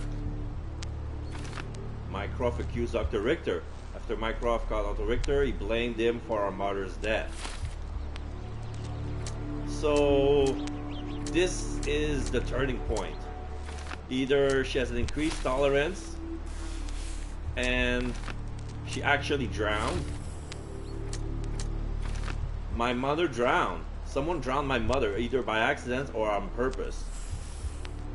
So, Otto Richter is responsible. My mother, Violet, was drowned by Otto Richter. Mycroft accused him of murder.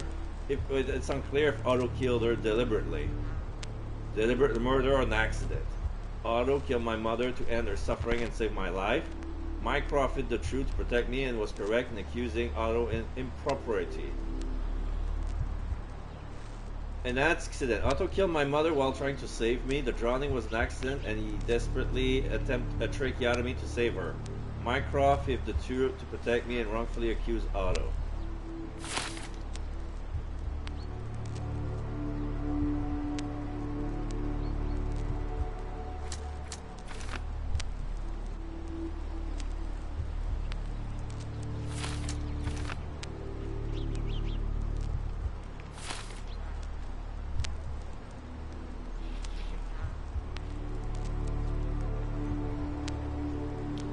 What would be the most interesting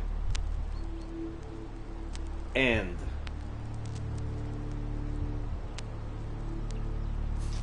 Because we use all the clues.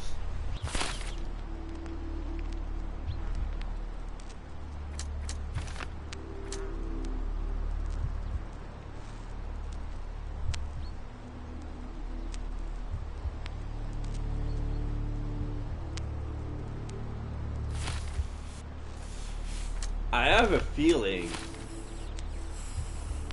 that she didn't drown, because the only reason you do a tracheotomy is because we have an allergic reaction, and the breathing path are clogged.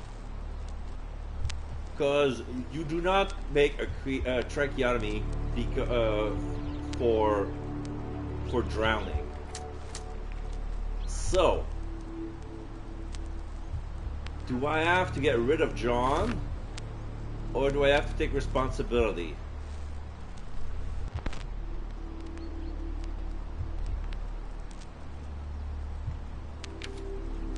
Because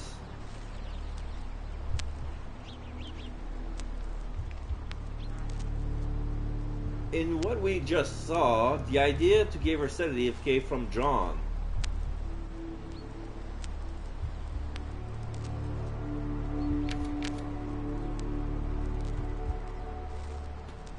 I want to try all the ends.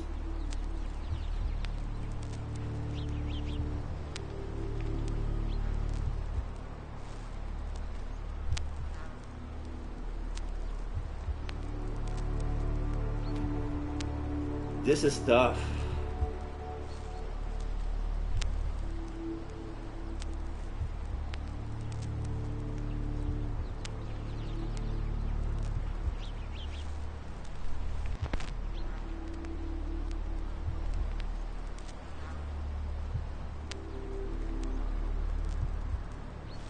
John killed our mother, but we're responsible. So either we keep John with us. Okay, let's try this. This is your final decision. Are you sure about your choice? You will not be able to change it after confirmation.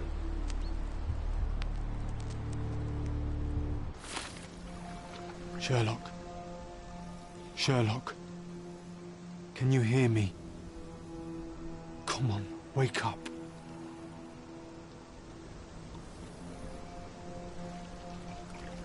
Get off me. Sherry. You knew, and more than that, you hid it from me. You couldn't bear the truth, Sherlock, so I shouldered it for you. I took your pain, your horror. I killed my own mother, John. It is unforgivable. It was an accident, Sherlock. She was mad, abusive. You were a child, simply trying to help. How could I? How could she? You were a lie, John. A fiction. A crutch. No, I was a friend. Sherlock. Mycroft comes. Sherlock? What? Are you okay? No. I don't know.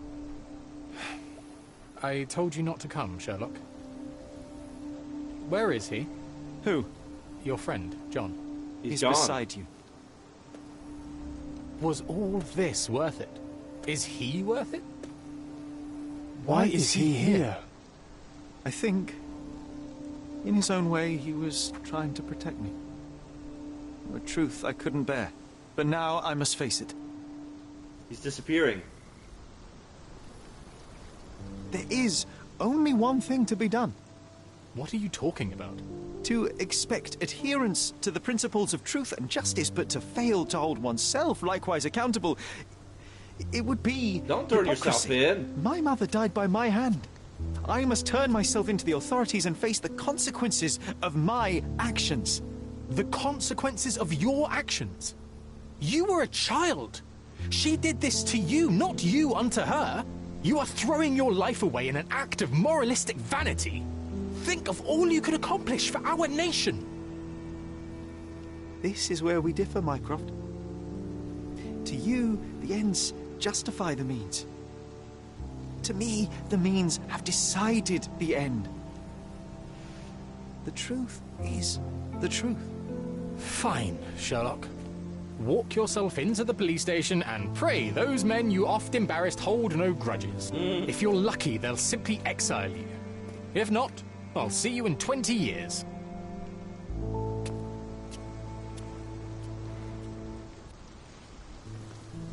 Are you going to berate me too? Try and talk me out of it? Oh, John is back.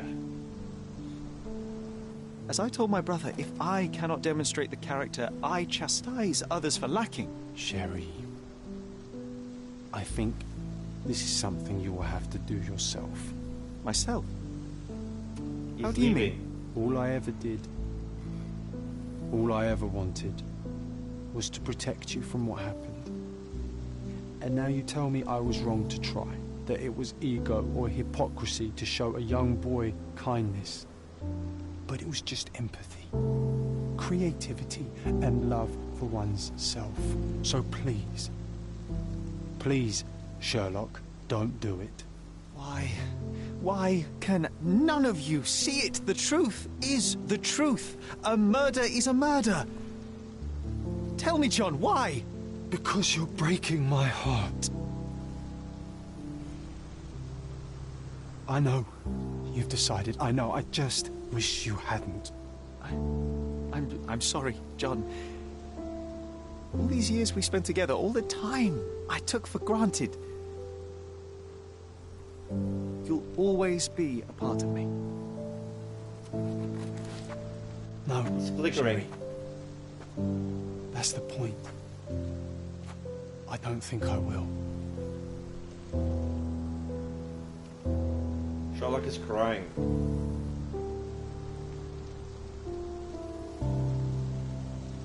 S.J. Sherlock and John.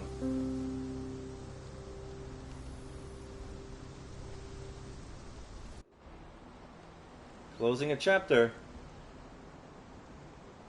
Remember everything. A mother's love. Bats in the cemetery. Morning or dusk.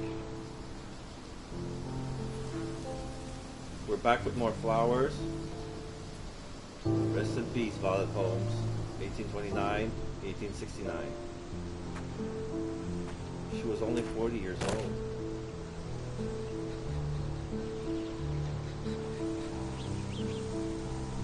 Mourn her promptly, Sherlock.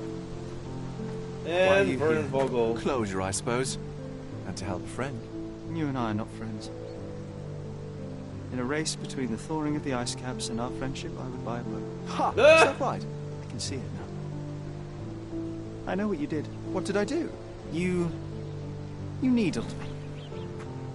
From the moment we met, you were searching for weakness. You pushed me to pursue the truth about my mother. You questioned everything I did, everything I believed, to break me. To blur truth and fiction, reality, morality. A saboteur in silk. What would you blame him? Was it vengeance, Werner? Or Yes! do you prefer Klaus? Klaus! Excuse me. You are Klaus Richter. I knew it! Otto's younger brother. Do you hold me responsible for his end? Ha! There was no love lost between me and my brother. I'm sure I knew you can it! relate. Otto was merely the gravity that pulled me into your orbit. Or you into mine. Once I met you, I could not keep away. Why? What reason do you have for all this? To help you. You're lying. To show you that you were wrong. More lies. I know you now, Werner. Try again. To see what had happened. Or is that yet another untruth? Does it matter? Take your pick. Who cares? You're my masterpiece. I turned Sisyphus into Ozymandias. You could not see the futility of your quest until I helped you to let go of the rock. And now, nothing beside remains. I remain. Despite you and to spite you. Wow. It is a matter of will and power now. Will you overcome this, or shall you decay? Oh, on that note, I brought you something. So this will have a different meaning if we decide that Otto is the When one killer. wants for nothing, Sherlock, the best thing to get them is something personal. So, here you are. A painting of their please mother? Excuse me, but the gallery calls. I'm already conceiving my next project.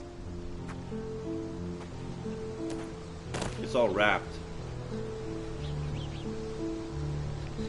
Oh, this is Sherlock in the chair in the L position. You really are beautiful. He looks psychotic.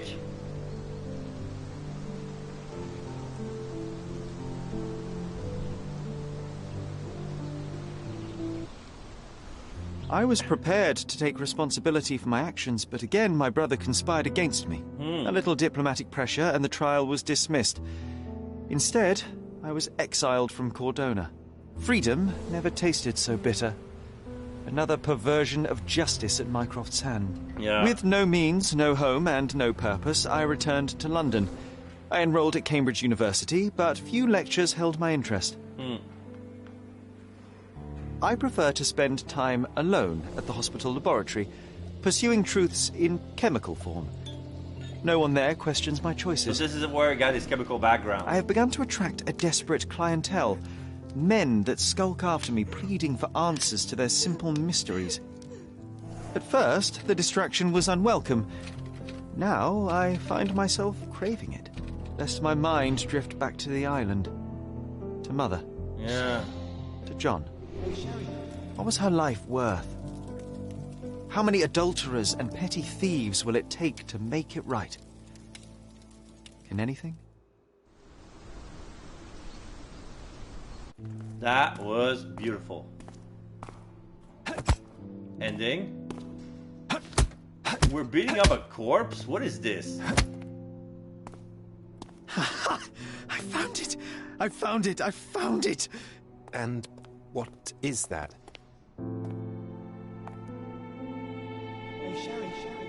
Is that John? It's another John. We see this person in someone else. Okay, now we're crying. How far, bruises may be produced after death. How are you? You have been this is in Dr. John Afghanistan, Watson. I perceive. How on earth did you know that? For some reason. Never mind. The question now is about bruising. No doubt you see the significance of this discovery of mine. It is interesting, no doubt, but practically... Why, it is the most practical medico-legal discovery for years. Had we these data sooner, hundreds of men would have paid the penalty for their crimes. Cases oft hinge upon how a man died. Now, we can know which wounds he suffered alive, which occurred post-mortem, and what instrument was responsible. And ergo, one will soon be able to calculate with utmost precision when and where death occurred, sparing the innocent and damning the guilty. Well, then you are to be congratulated. Indeed. But, you came here on business. Correct again. I am looking for someone with whom to take diggings, and heard you were complaining that you could get no one to go halves with you. I have my eye on a suite in Baker Street, which would suit us down to the ground. You don't mind the smell of strong tobacco, I hope? I smoke ships myself. That's good enough. I get in the dumps at times, and don't open my mouth for days on end. Just let me alone, and I'll soon be right. What have you to confess now? It's best for two fellows to know what bruises each other carries before they begin to live together. My last companion and I... Well, I object to rows because my nerves are shaken. And I get up at all sorts of ungodly hours. And I am extremely lazy. I have another set of vices when I'm well, but those are the principal ones at present. Do you include violin playing in your category for rouse? It depends on the player. A well-played violin is a treat for the gods. A badly played one. Oh, no, that's all right. I think we may consider the thing as settled. Oh, forgive my manners. My attention wavers. Sherlock Holmes. Dr. John Watson. John.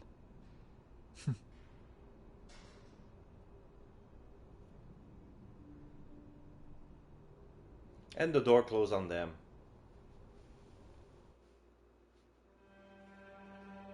Now we see, a camera from the stairs at the manor. We're going down.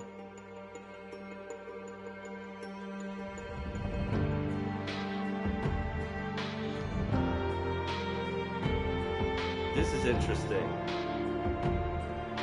The furniture is disappearing.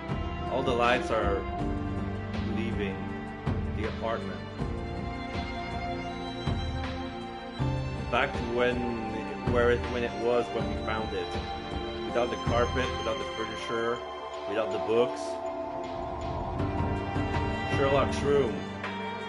Without the wallpaper, the furniture, the extra bed.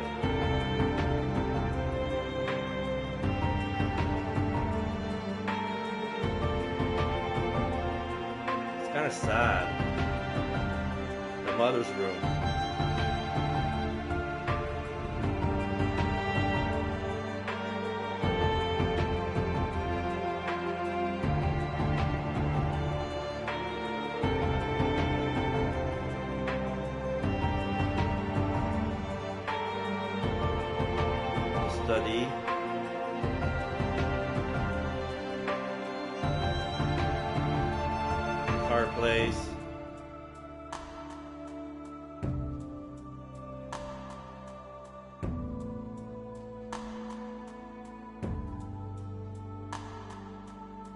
The cellar.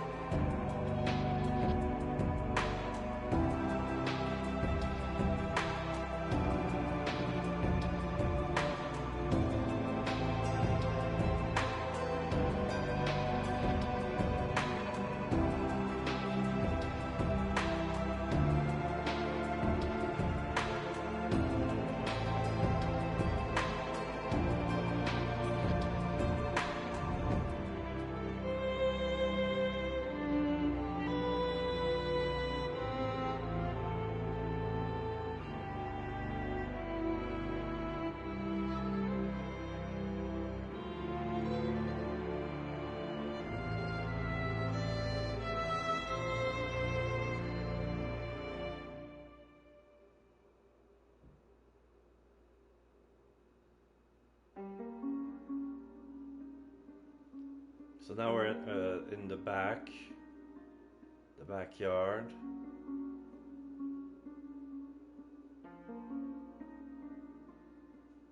Voices cast: Alex Jordan as Sherlock Holmes, Will Colburn as John, Michael Golab as Vernon Vogel, Philip Pocher as Mycroft, Ada Burke, Ada Ule, Ali Darling, Alex Fulton Regan, Amelia Parlin, Andrew Wincott, Attila Akinski, Barry Ring, Ben Whitehead, Carl Prekop, Chizia Kadulu, Chris Nelson, Terry Corbett, Danny Mosley, Danny Shaw Parker, Elif Knight, Elizabeth Shake, Errol Kitch, Errol Walsh, Harry Myers, James Good, Keith Wickham, Kovna O'Brooke Smith, Lily Flamin, Lindsay Merle, Mike Roach, Natalie Barron, Neil McCall, Nicole Lennon, Oliver Robert, Rachel Atkins, Sammy Schwartz,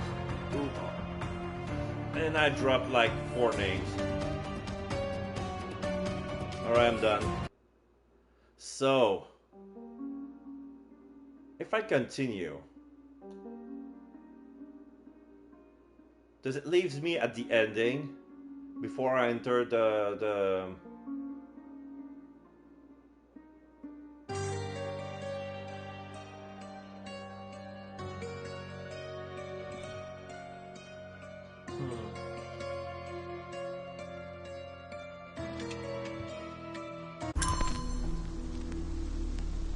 Oh, I need to. I'm back to redoing the little thing.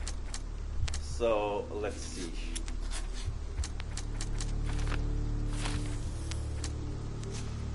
So what about John is the killer? Let's see how it goes. So basically, I can play four of the endings in a row. Come on, wake up.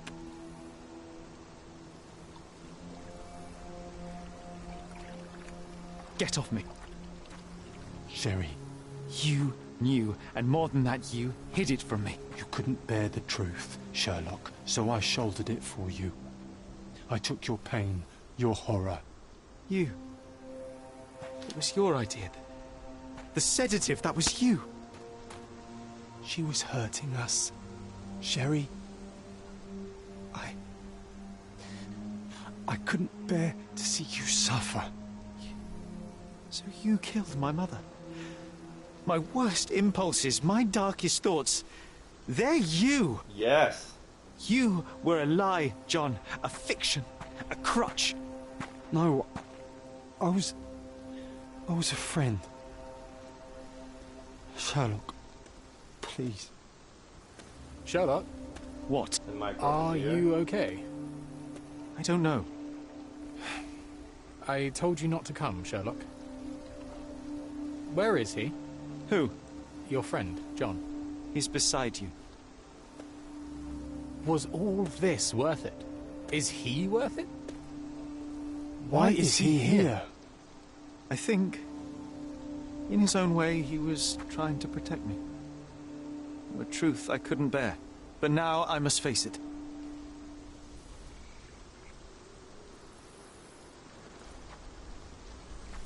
John is still flickering. Whoa, whoa, whoa, Sherry. Points a gun at John. What are you doing? There is only one way through. Through what? What do you mean? My entire life, my work, my mind has been compromised by a malignant force, by a perversion of rationality. By you, John. You're a tumor. You're a poison. Sherlock. And like a tumor, you must be excised for the health of the patient. No. No, this is the lie, Sherry. I protected you. I am your friend, your brother. You know me. You know me. I was always there for you. When your mother lashed out, I took the hit. When you were alone, I held you. She was sick. She needed to calm down. I helped her. You killed her. No. Yes. No. But it was not meant. Please. Please. I'm scared. John is hugging Sherlock. The gun is put down. I know. Gun to the side.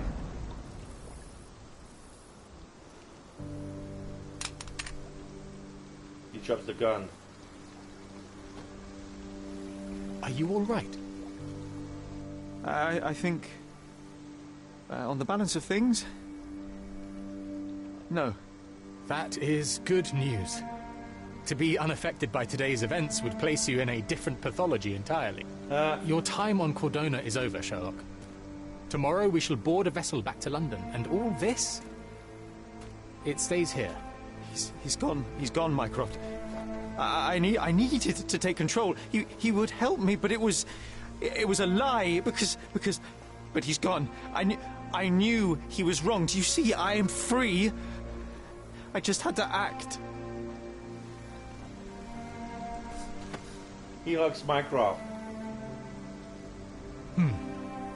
Yes. In that respect, you are your mother's son. He hugs him back.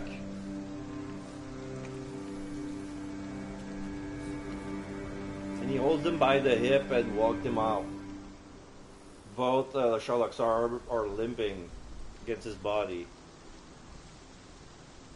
Yeah, it's hereditary. So we're back at the cemetery. This is the scene with Vernon Vogel. Probably going to be the same painting of a demented,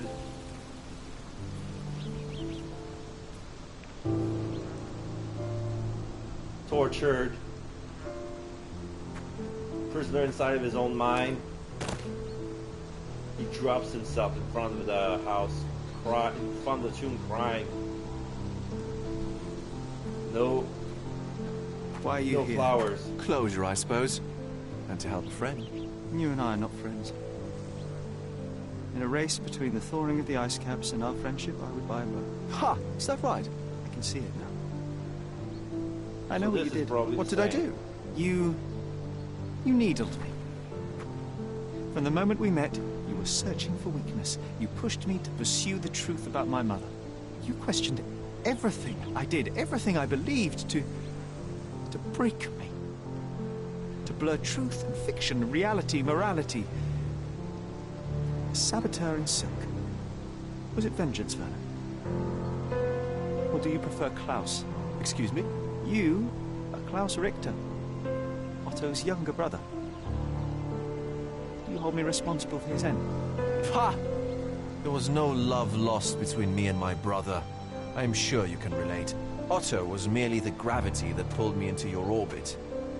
Or you into mine. Once I met you, I could not keep away. Why? What reason do you have for all this? To help you. You're lying. To show you that you were wrong. More lies. I know you now, Werner. Try again. To see what had happened. Or is that yet another untruth? Does it matter? Take your pick. Who cares? You're my masterpiece. I turned Sisyphus into Ozymandias. You could not see the futility of your quest until I helped you to let go of the rock. And now, nothing beside remains. I remain. Despite you, and to spite you. It is a matter of will and power now. Will you overcome this, or shall you decay? Oh, on that note, I brought you something. I want nothing more from you. When one wants for nothing, Sherlock, the best thing to get them is something personal. So, here you are. Now, please excuse me, but the gallery calls. I'm already conceiving my next project.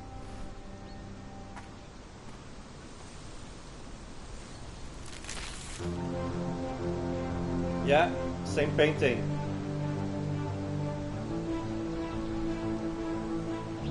You really are beautiful.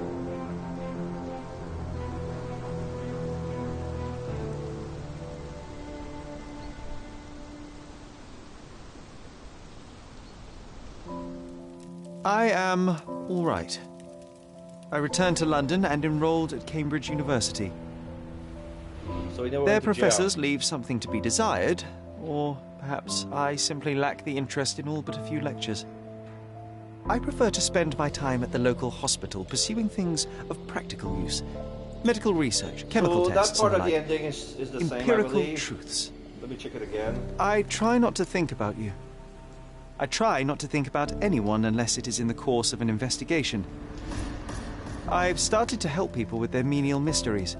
It keeps the mind occupied. I cannot risk otherwise. I'm not like her. I'm not like you. I am all right. That feels off.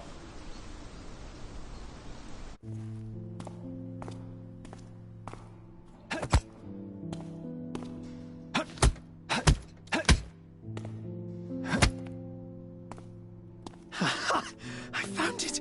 I found it! I found it! And what is that? Hey, Sherry.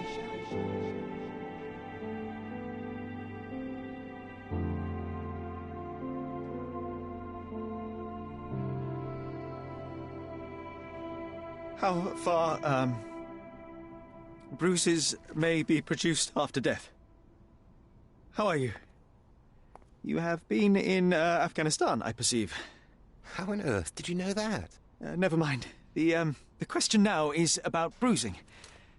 No doubt you see the significance of this discovery of mine. It is interesting, no doubt, but practically... Why, it is the most practical medico-legal discovery for years. Had we these data sooner, hundreds of men would have paid the penalty for their crimes. Cases oft hinge upon how a man died. Now, we can know which wounds he suffered alive, which occurred post-mortem, and what instrument was responsible. And ergo, one will soon be able to calculate with utmost precision when and where death occurred, sparing the innocent and damning the guilty. Well, then you are to be congratulated. Indeed. But, you came here on business. Correct again. I am looking for someone with whom to take diggings, and heard you were complaining that you could get no one to go halves with you. I have my eye on a suite in Baker Street, which would suit us down to the ground. You don't mind the smell of strong tobacco, I hope? I smoke ships myself. That's good enough. I get in the dumps at times, and don't open my mouth for days on end. Just let me alone, and I'll soon be right. What have you to confess now? It's best for two fellows to know what bruises each other carries before they begin to live together. My last companion and I... Well, I object to rows because my nerves are shaken. And I get up at all sorts of ungodly hours. And I am extremely lazy. I have another set of vices when I'm well. But those are the principal ones at present. Do you include violin playing in your category for rout? It depends on the player. A well-played violin is a treat for the gods. A badly played one. Oh, no, that's all right. I think we may consider the thing as settled. All right. Forgive my manners. My attention wavers. The end is the same. Credits the same.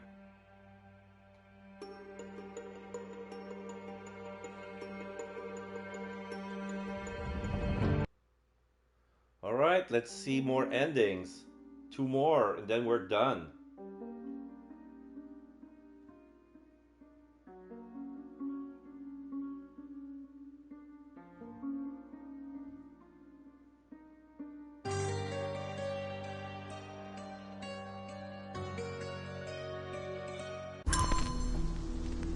All right.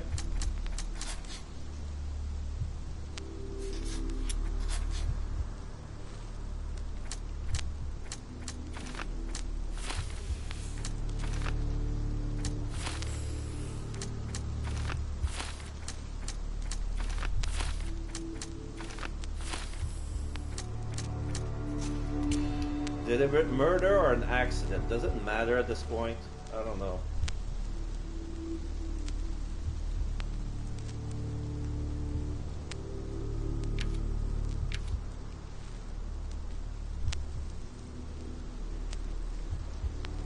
I don't know if I want, because I kind of agree with Mycroft on the fact that he's probably a quack, don't know what he's doing. But yeah, let's see if it's deliberate murder. Sherlock. Sherlock. Can you hear me? Come on, wake up.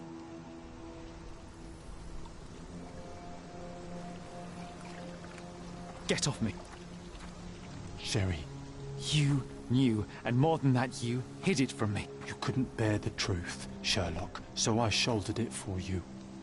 I took your pain, your horror. Otto Richter murdered my mother, and Mycroft covered it up. Whisked me away from this place, buried me in schoolwork, and left the past to rot. And you needed a way to cope, so I helped. You were a lie, John, a fiction, a crutch. No, I was a friend. Sherlock, please. Sherlock? What? Are you okay? I don't know. I told you not to come, Sherlock. Where is he? Who? Your friend, John. He's beside you. Was all this worth it? Is he worth it? Why is he here? I think, in his own way, he was trying to protect me. A truth I couldn't bear. But now I must face it. You kept me in the dark, and kept your actions quiet. You enabled Richter and his untested quackery for far too long.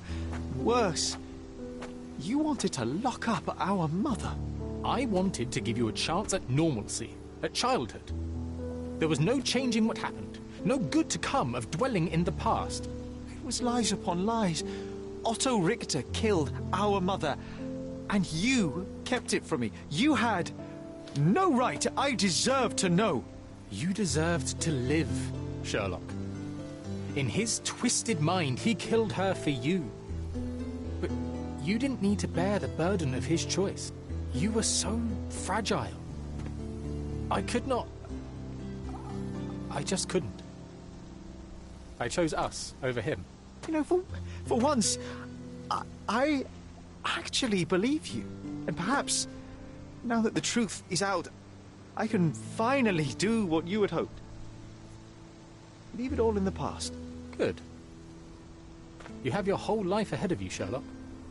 It is time you got on with it.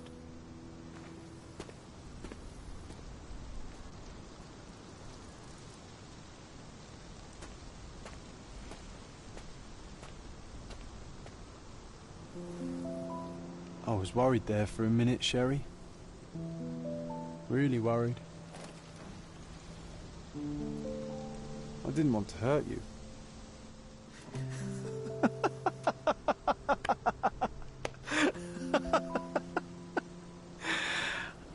What's so funny? I am talking to myself, John. I think I was hurt regardless. But we made a good team, eh? Explored every inch of this place together. Helped a lot of people. Terrorised a few too, I suppose. I think I may go so far as to say, Sherry, that I have not lived wholly in vain. So that's it. It's over. You've opened every door, Sherry. Faced the past you locked away. You don't need me anymore. I know. I will miss you all the same. I don't want you to go.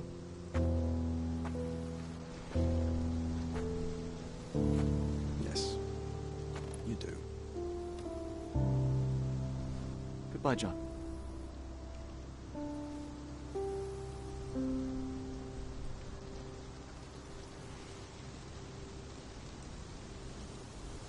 So, will the ending with Vernon Vogel be different?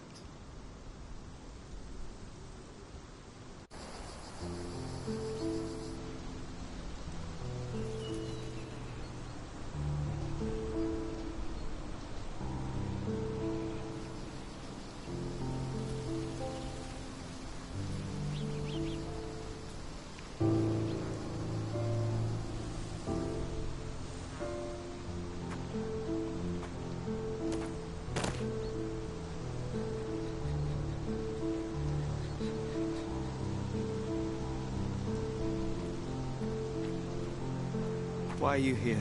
Closure, I suppose. And to help a friend. You and I are not friends. In a race between the thawing of the ice caps and our friendship, I would buy a blow. Ha! Is that right? I can see it now.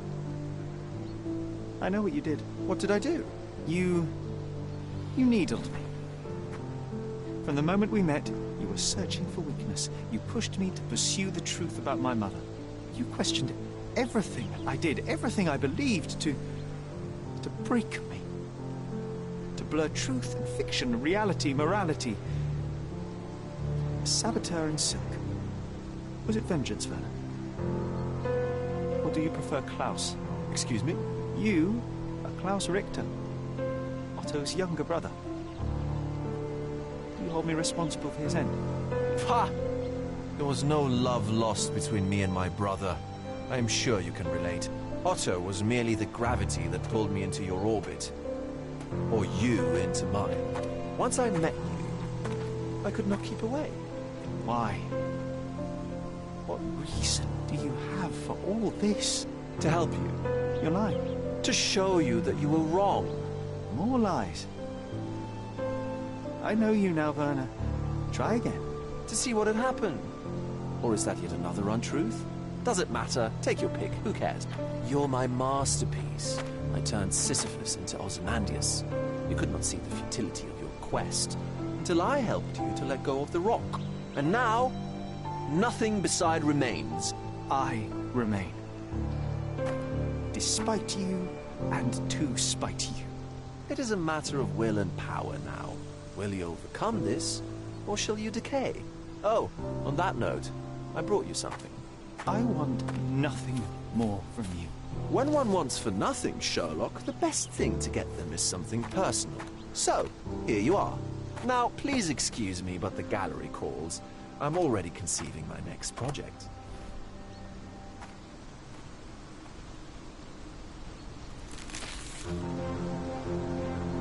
So it's the same painting.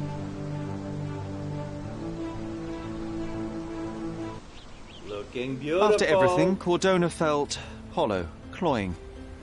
I returned to London and joined Mycroft in his work for the Crown, but soon that too soured. He cannot abide me being right, or perhaps I cannot abide him being wrong. I left after 2 months. I enrolled at Cambridge University, though it proved similarly unsatisfying. The lectures were of limited interest. I am more obsessed with my work in a hospital laboratory, pursuing medical research and devising novel testing methods. At least there, I can be confident in the truth. I think about you in the evenings. I helped a woman with a trivial matter, and now others arrive at my door for assistance with their mysteries. We could have spent years on the case together, just like Cordona. But I didn't listen to you, John. And now you're gone. Okay, that part is the same.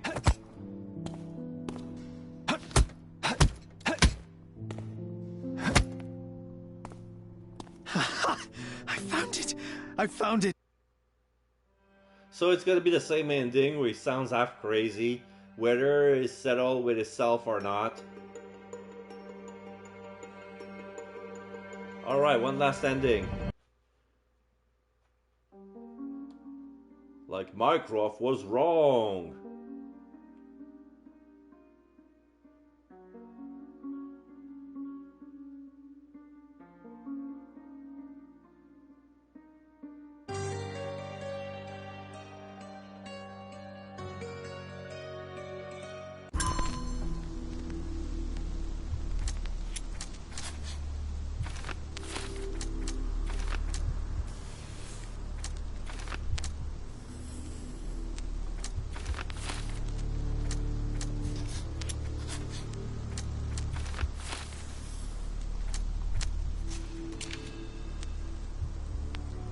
What if it was an accident? Sherlock. Sherlock. Can you hear me? Come on, wake up.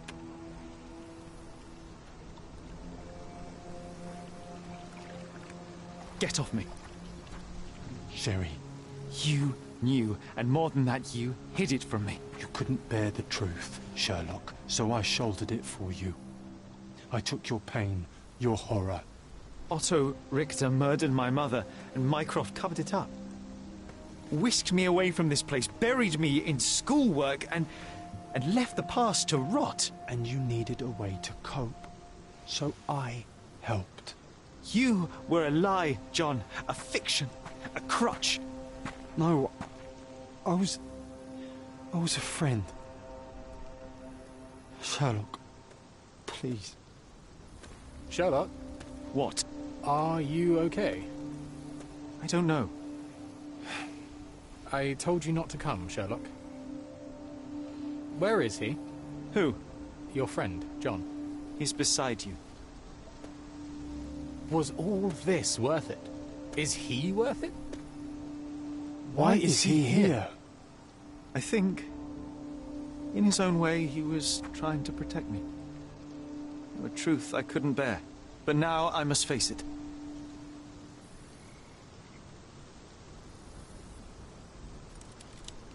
Points a gun at Mycroft. Sherlock, what are you doing? You kept me in the dark and kept your actions quiet. You enabled Richter and his untested quackery for far too long. And worse, you wanted to lock up our mother.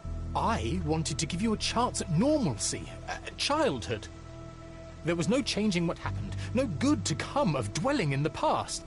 It was lies upon lies. Otto Richter was trying to save her, but you decided he deserved to take the fall. Is that justice? The big picture, Sherlock. The big picture. Perhaps Richter was not responsible for her fit of rage, but his treatment led inexorably to that moment. You were so fragile. I could not... I just couldn't. I chose us over him. You know, for once I believe you. Perhaps now that the truth is out, I can actually do what you had hoped. Leave it all in the past. Good. You have your whole life ahead of you, Sherlock. It is time you got on with it.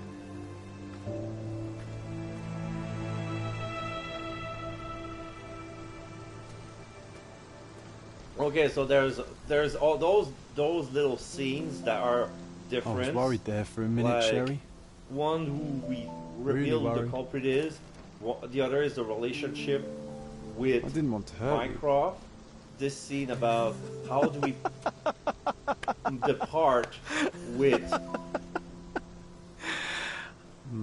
John, so and I'm pretty sure this is gonna be the same. I am talking to myself, John. This is gonna be the same. I think I was hurt regardless. So, but we made a good team. The scene at explored the every inch of this place will together. Never change. It's gonna Helped be the same a lot of people. regardless of Terrorized a few too, I There's suppose. there's I only think I gonna may be, go so like, far as to say, Sherry, that I What have not happened lived after wholly that? After I in vain. leave, like one is that's it. Ends in jail. One goes straight to It's over. You've opened every London, door, the Sherry. other Face we the help past you locked Mycroft away. with the crown, and there's gonna be this one. You don't need me anymore. So I know. I will miss you all the same. So let's see how it is.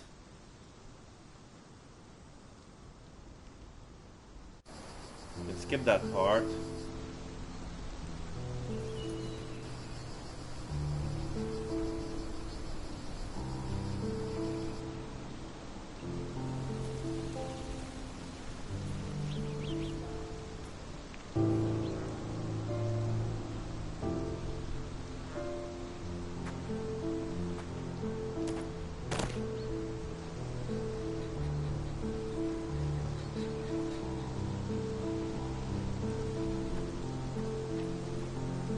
Why are you here? I cannot Closure, skip I suppose. because it's still loading. To help a friend. You and I are not friends. My brother returned to London soon after our disagreement. He enrolled at Cambridge University, but attends only the rare classes that hold his interest. So here I we hear have he took the- employment at a hospital laboratory, obsessing over his experiments. The version of I Mycroft. suppose he seeks solace in the empirical truth of a chemical test. I am afraid for him. His evenings are spent alone, solving citizens' menial mysteries to pass the time. And I suspect he is growing paranoid. One of my agent's vehicles recently ignited during a surveillance operation. She was lucky to get out alive. There is only one man who could orchestrate such a feat. Or perhaps two. I saved my brother. He will never forgive me.